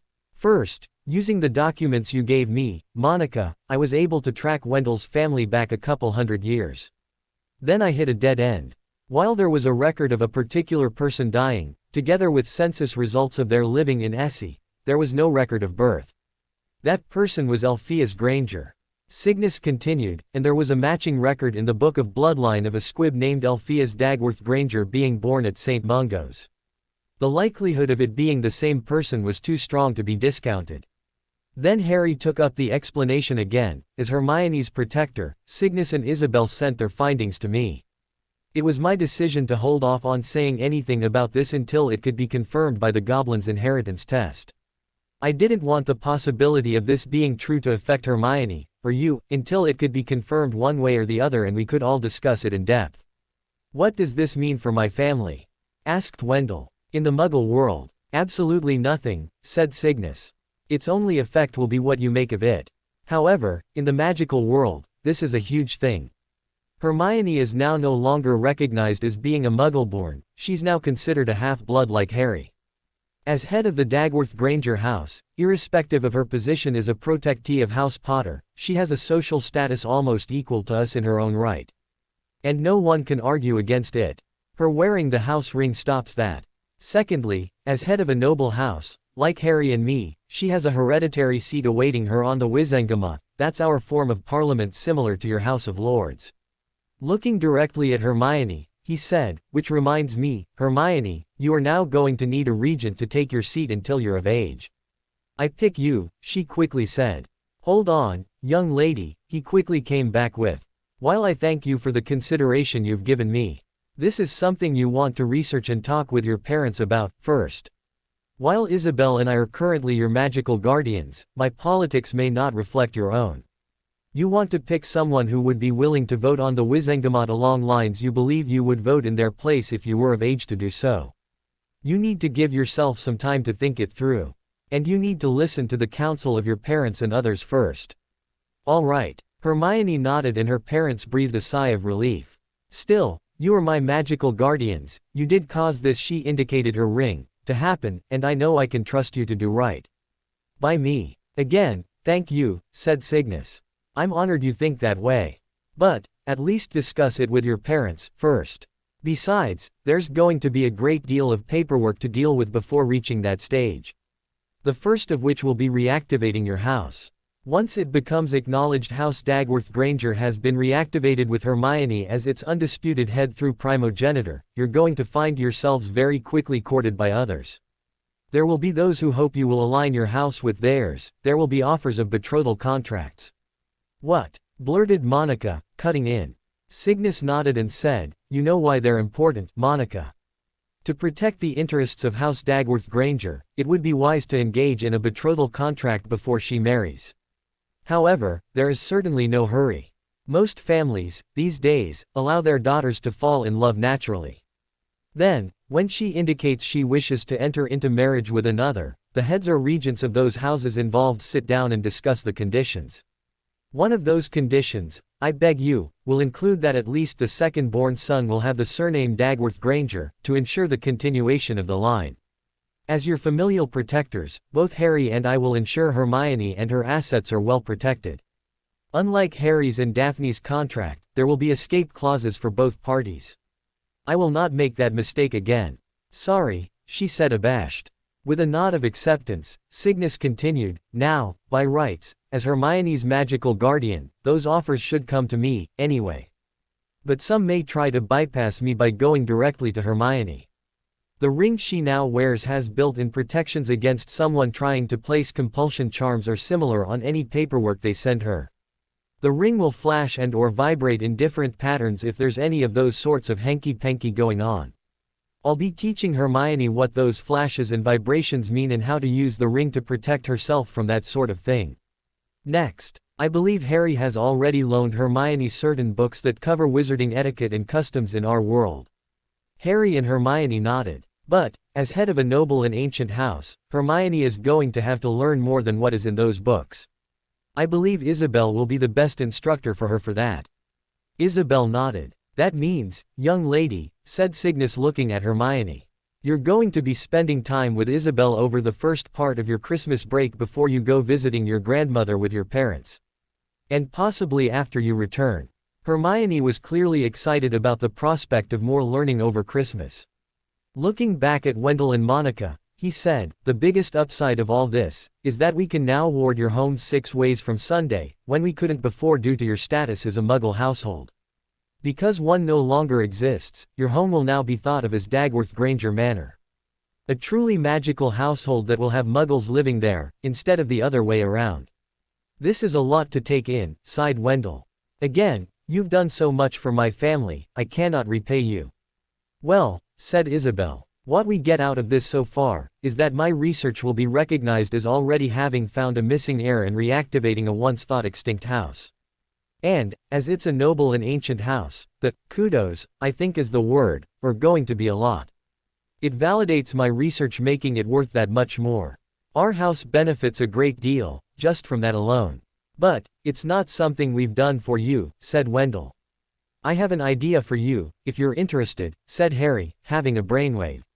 Yes? Asked Wendell. Isabel's research would be helped enormously by the application of a computer, said Harry. I don't know all that much about them, myself. But I do know they're just what you need when dealing with databases. Monica was nodding and said, go on. See if you can get the British Registrar's Office to send you the births, deaths and marriages records in database form on a floppy, or similar, he suggested. Then ask Cygnus to send you a copy of all the records in the Book of Bloodlines associated with extinct houses, and enter that information into the database. And, finally, you need access to the latest magical census to develop your database of known magicals. And then I can run a matching script to compare names between the 3, looking for similarities, said Monica, nodding thoughtfully. Exactly, said Harry. I don't know what any of that meant, said Isabel. But it sounds as if you've a way to find other heirs of perceived extinct houses. Yes, said both Monica and Harry. A computer is a machine that can count and compare data, little pieces of information, extremely fast, said Monica. Database management, as Harry described, is one of the main reasons computers exist in mainstream life today. It's what they're built to do. I even have the perfect piece of software already installed on my computer to do the job. The longest, and most tedious part, will be taking the information from this Book of Bloodlines, and the magical census you mentioned, and entering that information, into the database. However, once it's in, it'll only take minutes for the computer to make the matches. You can do this? Asked Isabel, a little shocked. Yes, replied Monica. Easily. And I can even show you, on the computer, how it's done. It's just tedious to enter all the data, information. If you do this, breathed Isabel, thinking furiously. Harry laughed and asked, how many extinct houses being reactivated due to your combined research do you think it will take before the minister wants to hang an order of Merlin around your neck? And how do you think he'll react when the Wizengamot find out it's a muggle involved? Turning to Monica, he said, trust me on this. If you pull this off, and I've no doubt you will, she'll be begging Daphne and I to name our firstborn daughter after you. Yes, said Isabel, glaring at him with a smirk. I will. That had everyone laughing. And what about my poor hand, writing it all out? Asked Cygnus. Harry grinned and shook his head. Monica only needs to be able to read the pages to transcribe the information into the computer. Turning to Wendell, he said, how about you purchase a little pocket camera with an automatic flash for Cygnus and show him how to load the canisters and batteries? Grinning back, Wendell said, then all he needs to do is photograph the relevant pages and return the canisters to us for developing. That'll speed the whole thing up immensely. Good idea. After ordering lunch, and engaging in further discussions and arrangement of times for various visits, they were finally able to get to Christmas shopping. Harry was glad when they finally returned to Greengrass Estate to rest. He wanted to just collapse on his bed and snooze, but he also wanted to get his gifts for others wrapped first. He wouldn't tell them to their faces, but he didn't trust either Astoria or Sirius not to peek before they were wrapped. Both thought it was part and parcel of the Christmas present ritual to try and find out what they would be receiving in advance of the day. Harry was even using the idea of placing small gifts in large boxes and wrapping them, and shrinking large gifts before wrapping them, just to try and throw the two sneaks off. Luckily, he had all the unwrapped gifts inside his emptied for the purpose trunk, and was only taking out one gift at a time to wrap it, when Astoria came bursting into the room without knocking. She had a wide, excited grin on her face that quickly fell when she didn't catch Harry with her unwrapped present out in the open. Tori! He yelled at her. Not catching Harry unprepared, she pouted, stamped her foot and stormed off in a huff. Harry just grinned at her retreating form. She may have almost caught him the previous year, but not this one. He'd learned and prepared. Harry had just banished the door close behind her, when Daphne opened the door back up and came in. I take it Tori just came bursting in without knocking to see if she could catch you with all the Christmas presents you'd bought out in the open. Right in one, replied Harry. Hesitating for just a moment, she then slinked over to Harry, throwing her arms around his neck and, with a breathy whisper, asked, any clues you want to give me about mine? Though all the hairs on the back of his neck and arms all stood up from her breath on his ear, Harry emotionally fought through the effect it had on him and squeaked, no. She pulled back from him with a frustrated frown. So, turning the tables on her, he spun in her arms and, pulling her in close chest to chest, lightly nibbled on her earlobe before asking, and what did you get for me, dear heart? As he lightly nibbled on her ear, Daphne felt the effect right down to her toes and everywhere in between. She mo.ned ever so slightly before she was able to gather up her own courage and say, no. You won't get it out of me. That's unfair. Pulling back, Harry chuckled and said, I'm only using your own tactics against you. She pulled completely out of his arms and, with a frown, said, I'm a girl. We're allowed to use our feminine wiles on you males. Oh? Asked Harry, before quickly darting across and scooping her back into his arms. Once he had her firmly within his grip, he bent forward and lightly keyed at her neck over and over. After about half a dozen keys, with Daphne lightly squirming in his arms and mewling a little, he asked, is that the way you really want it? Oh, Merlin, no. She mo.ned. Harry quickly pulled back, out of her arms and reach, and with a grin said, good. Before turning around and walking back to his trunk, pretending to ignore her. He had his back to her because, what he couldn't ignore and suspected she would notice, was that she had an effect on him, a very physical effect on him. For her own part, it's likely Daphne wouldn't have noticed, anyway. Because she, too, felt the effects of his key, dotting on her own body. When she did notice it, she just squeaked a little and fled his room. After she left, Harry used his wand to once more, banish the door close. Damn, he thought, thinking of his own bodily reaction within his pants. I didn't expect that to happen just yet. But he was pleased that part of his life was finally starting to occur. He was getting worried something was wrong because he noticed the other boys in his dorm were beginning to have bodily changes. Hair was starting to grow.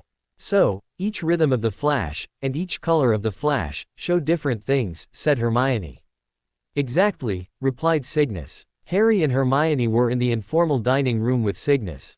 He had laid out parchment and various drinks that had been potioned in one form or another, or charmed in one way or another, or any combination of the two. Each taking turns, Harry and Hermione were able to identify various potions and charms placed on or within each. A parchment had a compulsion charm placed on it, a drink was spiked with a loyalty potion, a letter had both a love potion and a compulsion charm on it, and others included various poisons. Each is designed in some way to control you, or just flat out poison you, instructed Cygnus.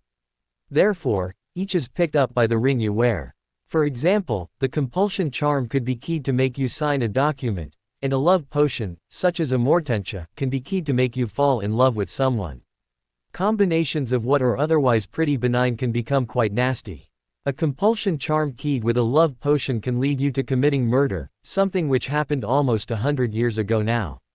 Thankfully, there are laws against these sorts of things, and the rings help. As you're an unattached witch, Hermione, such things can also be considered an attempt at line theft, which can see the perpetrator executed or just stuffed into Azkaban for the rest of their life. However, it needs to be caught before it has an effect on you. And you need to be ready to push charges against the culprit.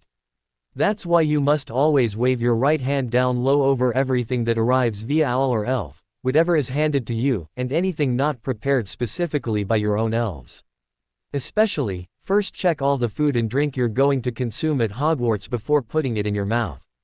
Hermione nodded, recognizing the severity of the matter.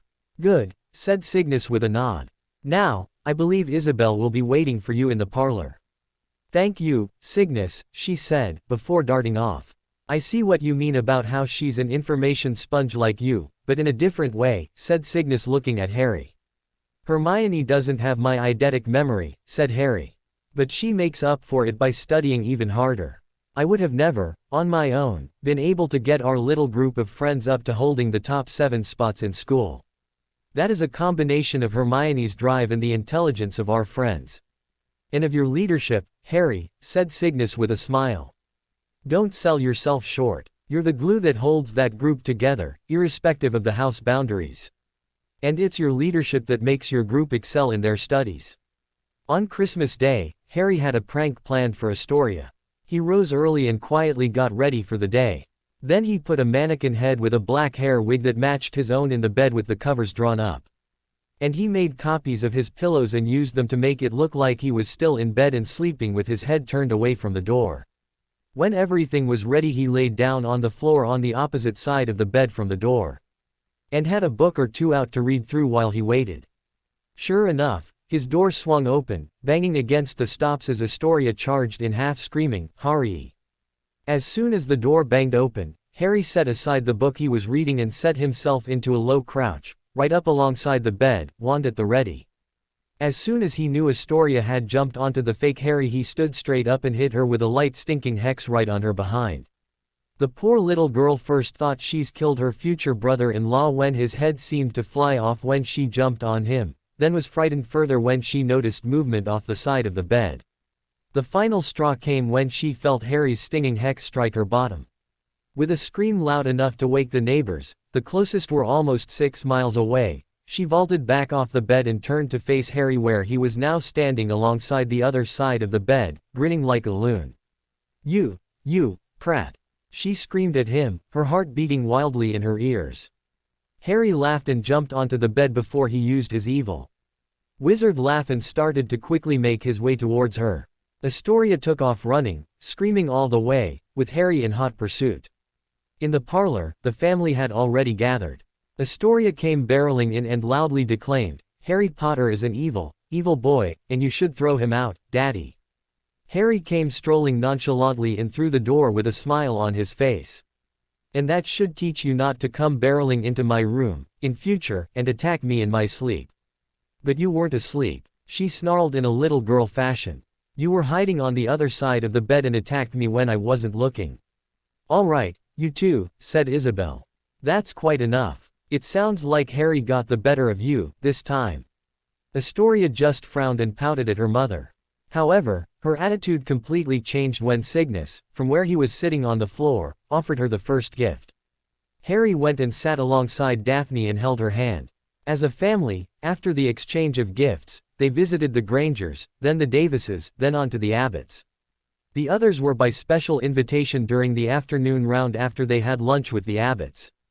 Harry and Daphne visited a short time with Gran and Neville at Longbottom Hall, as they were due to visit St. Mungo's to see Neville's parents. Then went on to Bones Manor to visit with Aunt Amelia and Susan, and finally to the Black House to visit Sirius and Remus. They returned well before dinner, with Sirius and Remus in tow as they had to be home before the older Greengrasses headed off to the Ministry Yule Ball. Tracy, Susan, Neville and Hannah all had permission to overnight at Greengrass Estate because Sirius and Remus promised to oversee all of the kids including Astoria. Remus was able to visit because it was a day over halfway through the lunar cycle and was effectively a new moon. The 8 kids spent the late afternoon and early evening talking about all the gifts they received. Harry was especially proud of the new trunks he bought each for Daphne, Astoria and Hermione. Each trunk was a match to his own with double compartments, a magical signature lock in each with their names and house crests on top next to the leading edge. Astoria was a little sad it wasn't jewelry like she received from Harry the previous year, until she received a second gift from Harry. It was a fine silver necklace with the name Astoria, also in fine silver in a kind of Old English script, hanging from 2 points on the chain. On seeing it, Astoria squealed and took it to Harry demanding he put it around her neck for her. As she sat on the floor with her back to him, he manipulated the tiny clasp until the chain was properly affixed. Later, Harry told Cygnus and Isabel it was an emergency portkey that would take her to St. Mungo's. All she had to do was grasp her name in her fist and call, "Help." The second gift he bought Daphne was a set of silver hair clips with Slytherin green inlays that she could wear with her Hogwarts uniform. Harry received a set of Quidditch balls and 2 beaters bats in their own enchanted box, a stronger set of Quidditch armor, and a new broom servicing kit from Hermione. Most important of all, was a wizarding photo album from the group, except Hermione because she couldn't help, of photographs of himself and his parents they'd spent all last summer scrounging for from friends of his parents and the staff of Hogwarts. While the late afternoon was spent playing a bit of Quidditch, he spent a lot of that evening going through the photographs and reading the little captions beneath them that said when and where the photographs were taken. It was his most treasured gift. On the ride back to school, before Harry had a chance to lock the door to their compartment, they were again joined by Luna.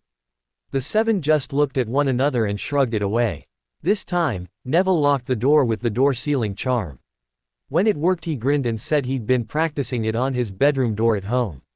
After only a few minutes into the journey, Luna suddenly said to Hermione in her light voice, "Congratulations on finding out you're the head of what was thought an extinct house, Lady Hermione. I'm ever so pleased for you." Thank you, Luna," she stammered. "I appreciate your kind words.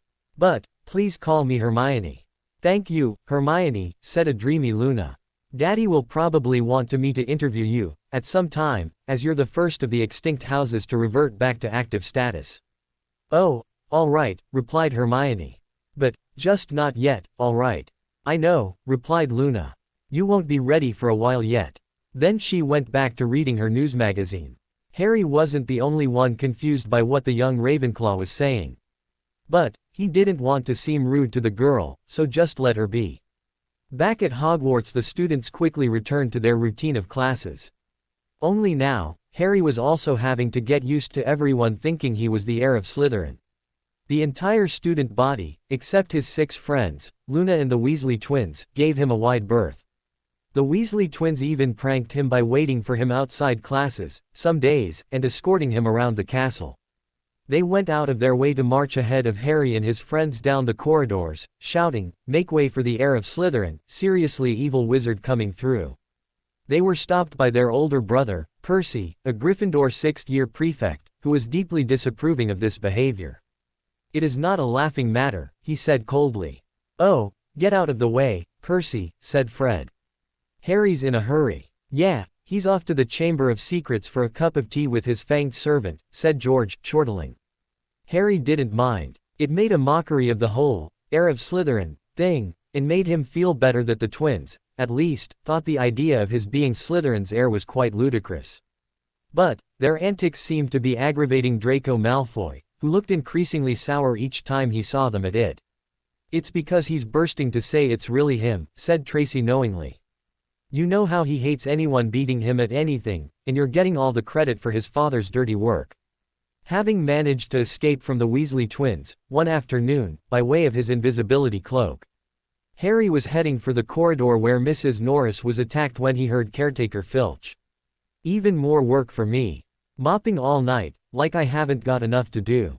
No, this is the final straw, I'm going to Dumbledore." His footsteps receded along the out-of-sight corridor and he heard a distant door slam. Harry poked his head around the corner and could see Filch had long gone. He was once again on the spot where Mrs. Norris had been attacked, and, at a glance, he could see what Filch had been shouting about. A great flood of water stretched over half the corridor, and it looked as though it was still seeping from under the door of the girls' bathroom. Now that Filch had stopped shouting, he could hear wails echoing off the bathroom walls. Harry wondered who the girl was who was crying, and was about to investigate when he realized it must have been that ghost the girls told him about, Moaning Myrtle. Instead, he decided it wasn't worth finding out and left, continuing on his way.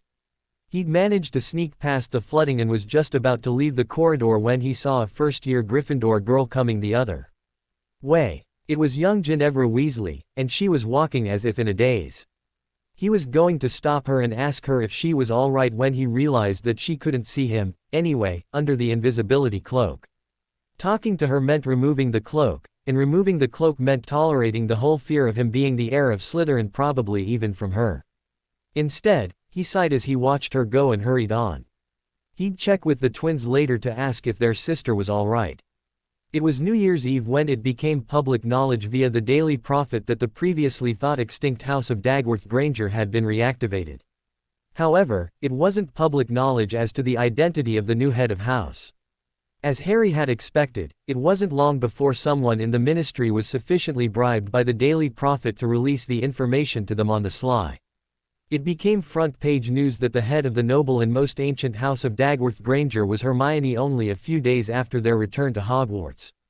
Harry had planned to send an immediate owl message to Cygnus and Wendell when it occurred, but, as it was front-page news, he knew both men would be aware of it the same time he was. When the Daily Prophet was read by the students and staff, word quickly spread around the tables. Most were quite surprised, and some were pleased for her.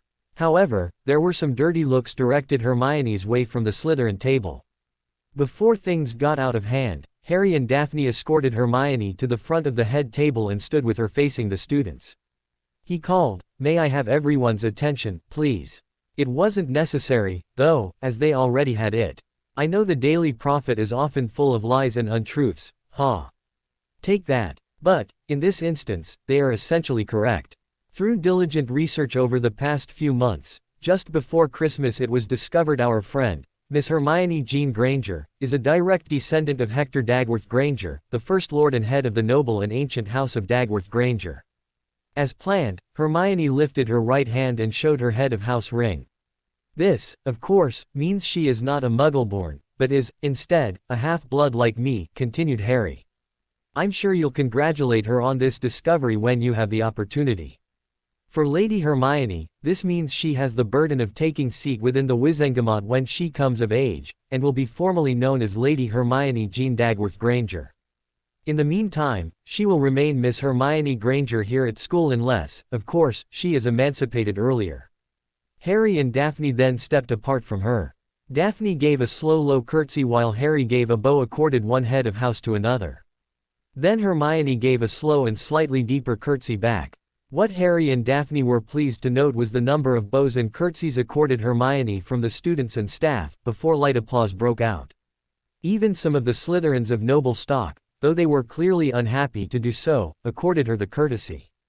Harry and Daphne were not surprised to note Malfoy wasn't one of them. Harry and Daphne then escorted a blushing, quite embarrassed, Hermione back to her seat.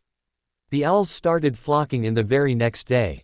The group helped her sort through them and forward on everything of relevance to Cygnus. Thankfully, there were no suspect documents or packages. However, every time they discovered a betrothal contract, Hermione didn't know whether to blush in embarrassment or anger.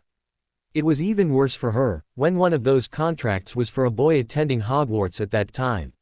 She couldn't help but look in their direction. On his offer, Hermione left it to Harry, as her protector, to approach the boys concerned and let them know the contract would be formally refused once initial matters relating to her public recognition were resolved. He had the most fun doing it when one of the boys happened to be Cedric Diggory. At lunch, on the day it was received, he approached the fourth-year Hufflepuff and asked to speak with him in private. They left the Great Hall and went into the antechamber off the entrance hall. "What is this about, Potter?" asked the older boy, clearly annoyed to have been called away from his friends. "Mr. Diggory," said Harry, in his official voice. "As protector of Lady Hermione, and at her request, the duty has fallen to me to unofficially inform you at this time that, though Lady Hermione is honored, your father believes she will make an excellent wife for you. His offer of a betrothal contract between yourself and her will not be accepted at this time." As he was talking, the older boy's face slowly changed from one of consternation and curiosity, to one of complete shock and embarrassment. He didn't," he spluttered. "I take it from your expression and words you were unaware of this," said Harry.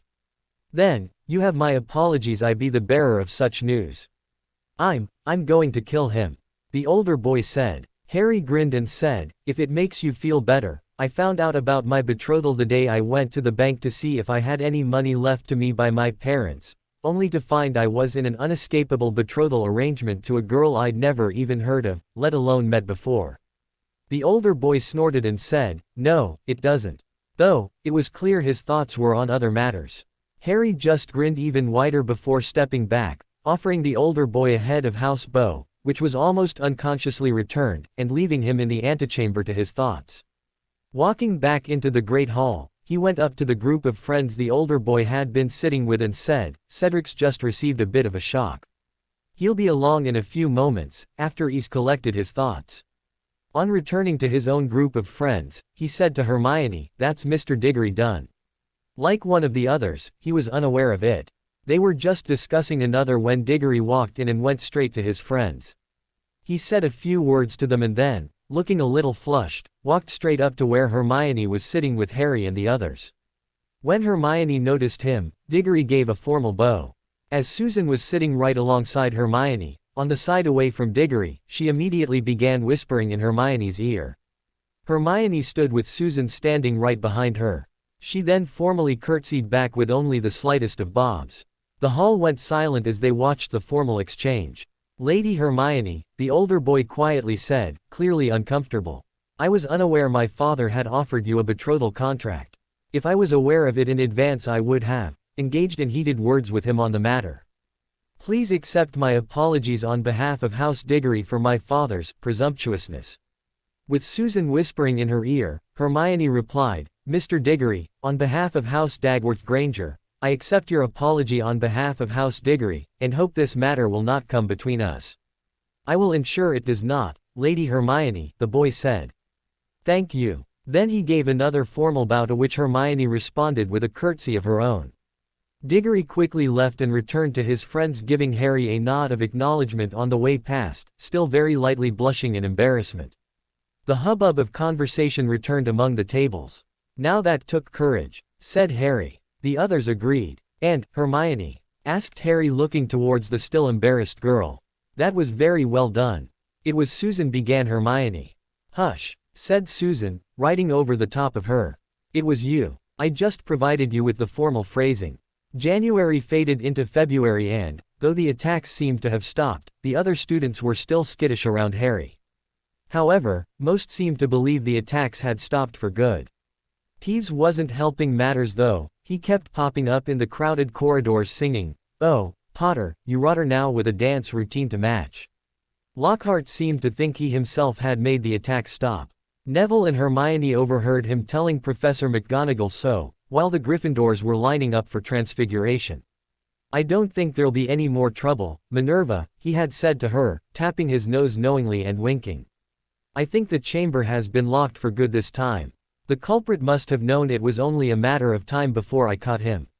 Rather sensible to stop now, before I came down hard on him. They also said Lockhart was planning some sort of morale booster. And it became quite clear what that morale booster was on the 14th of February. As he hadn't had much sleep the night before, finalizing his Valentine's Day gift for Daphne, when Harry entered the Great Hall he thought for a moment he'd walked through the wrong doors. The walls were all covered with large, lurid pink flowers. Worse still, heart-shaped confetti was falling from the enchanted ceiling. Harry went over to the Gryffindor table, where the others were sitting, and Hermione, Susan and Hannah seemed to have been overcome with giggles. Daphne was looking at him while holding a twined pair of sapphire blue roses. As he approached she stood up and stepped over the bench seat before grabbing him by a fistful of his robes, yanking him in close, and snogging him in front of everybody. This time, Harry chose to ignore the catcalls. Although there were far fewer than the last year.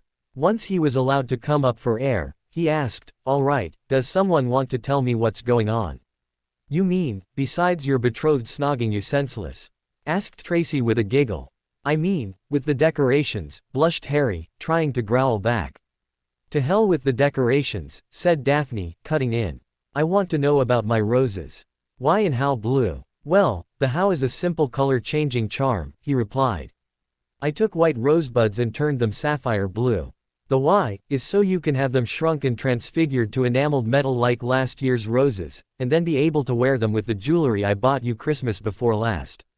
She reached across and kissed him on the cheek. "Thank you," she said. "That's very thoughtful, and I love them." "You're welcome," he softly replied. Finally, properly pulling apart, he asked the others, "Anyway, what's with all the giggling?" Susan just pointed at the head table and said, "Lockhart." Harry, while taking seat with Daphne, looked up just in time to see Lockhart, wearing lurid pink robes to match the decorations, waving for silence. The teachers on either side of him were looking stony-faced. From where he sat, Harry could see a muscle twitching in Professor McGonagall's cheek.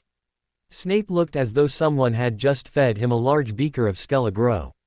"Happy Valentine's Day," shouted the fop, "and may I thank the 46 people who have so far sent me cards. Yes, I have taken the liberty of arranging this little surprise for you all, and it doesn't end here." Lockhart clapped his hands and, through the doors to the entrance hall, marched a dozen surly-looking dwarfs. And not just any dwarfs, however. Lockhart had them all wearing golden wings and carrying harps. "My friendly, card-carrying cupids," beamed Lockhart. "They will be roving around the school today delivering your valentines. And the fun doesn't stop here. I'm sure my colleagues will want to enter into the spirit of the occasion. Why not ask Professor Snape to show you how to whip up a love potion? And while you're at it, Professor Flitwick knows more about entrancing enchantments than any wizard I've ever met, the sly old dog." Professor Flitwick buried his face in his hands. And Snape was looking as though the first person to ask him for a love potion would be force-fed poison. When the owl mail came in, each of their girls received a rose in their own house colors with a card. This year, the card and roses came from both Neville and Harry. Harry had decided to help Neville out with the color-changing charm for each of the roses. Tracy and Daphne each received a silver rose with green edging, Susan and Hannah each received a gold rose with black edging, and Hermione received a red rose with gold edging. Both boys were suitably rewarded similar to Neville's reward the previous year. And, just because they could, Luna received her own friendship card, together with a blue rose with bronze edging. When she saw the other girls dotting Neville and Harry on the cheek, she came over and planted her own on each boy's cheek, as well. "Thank you, Neville. Thank you, Harry," she said with an odd expression. "I shall treasure this, always." And returned to the Ravenclaw table. "You gave Luna one?" Daphne asked Harry, with her own odd expression. Harry shrugged and said, "We had the spare. Besides, I never see her with any friends. And our offer of friendship should make her day for her." Harry was sitting with the others, except for Neville and Hermione, in their room within the come-and-go room when Neville came barreling in out of breath. He ran up to the back of the nearest couch and, placing both hands on the back of it, bent over. Hannah walked over and asked, "Neville, whatever is the matter?" Neville gave a wave signifying he was okay and looked up at Harry with almost a panicky expression. Harry, he wheezed. You need to run. Surprised, Harry asked, run. Why? Panting, Neville replied, Hermione received an account statement from the goblins concerning her family vaults. Harry suddenly sat up straight and, in a small voice, said, oh. Still panting, Neville said, she's on the warpath and coming here. Harry, what did you do? Said Daphne glaring at him.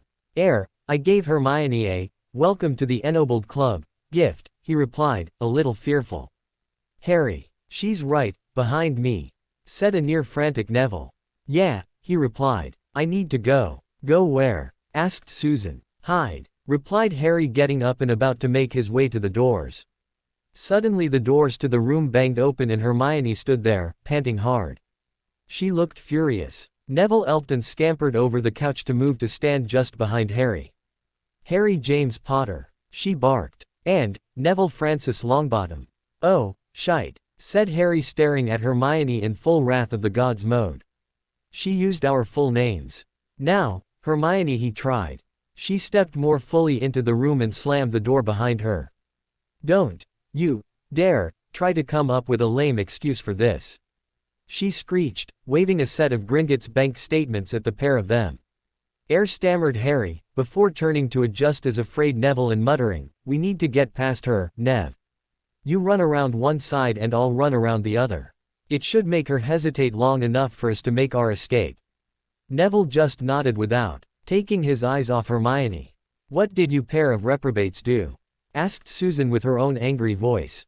Not much, really, replied Harry, not looking towards her. It was just a small thing. Nothing to get upset about, really. A small thing, snarled Hermione, having clearly heard. A small thing. Get ready, Nev, muttered Harry out the side of his mouth. Hermione came stomping over. Both boys were happy they had a couch between her and them. Just as she reached the back of the couch, Harry snapped out, now. And both boys took off in opposite directions, circling around the angry girl towards the door. Come back here, she screeched at them. Not a chance, yelled Harry, as he and Neville reached the door a half-second apart. Harry yanked the door open and Neville darted outside with Harry hot on his heels. They both took off for the secret passage, planning on getting out of the vicinity as quickly as possible. Inside the room, Hermione was glaring at the door and growling. Hermione, called Daphne, perhaps you should calm down, take a seat, and tell us what our two disobedient boys have done. After a few moments, Hermione huffed, releasing a lot of her anger. She walked around the couch and plonked herself down upon it. She then handed the documents that were clutched tightly in her hand to Daphne and growled, they're not the only disobedient boys. Your father and Sirius are as much to blame. However, I can only get my hands on those two, at the moment. Taking the documents, Daphne smoothed them out and began to read what was bothering Hermione so much. After a few seconds she looked up and, in a soft voice, said, oh, dear.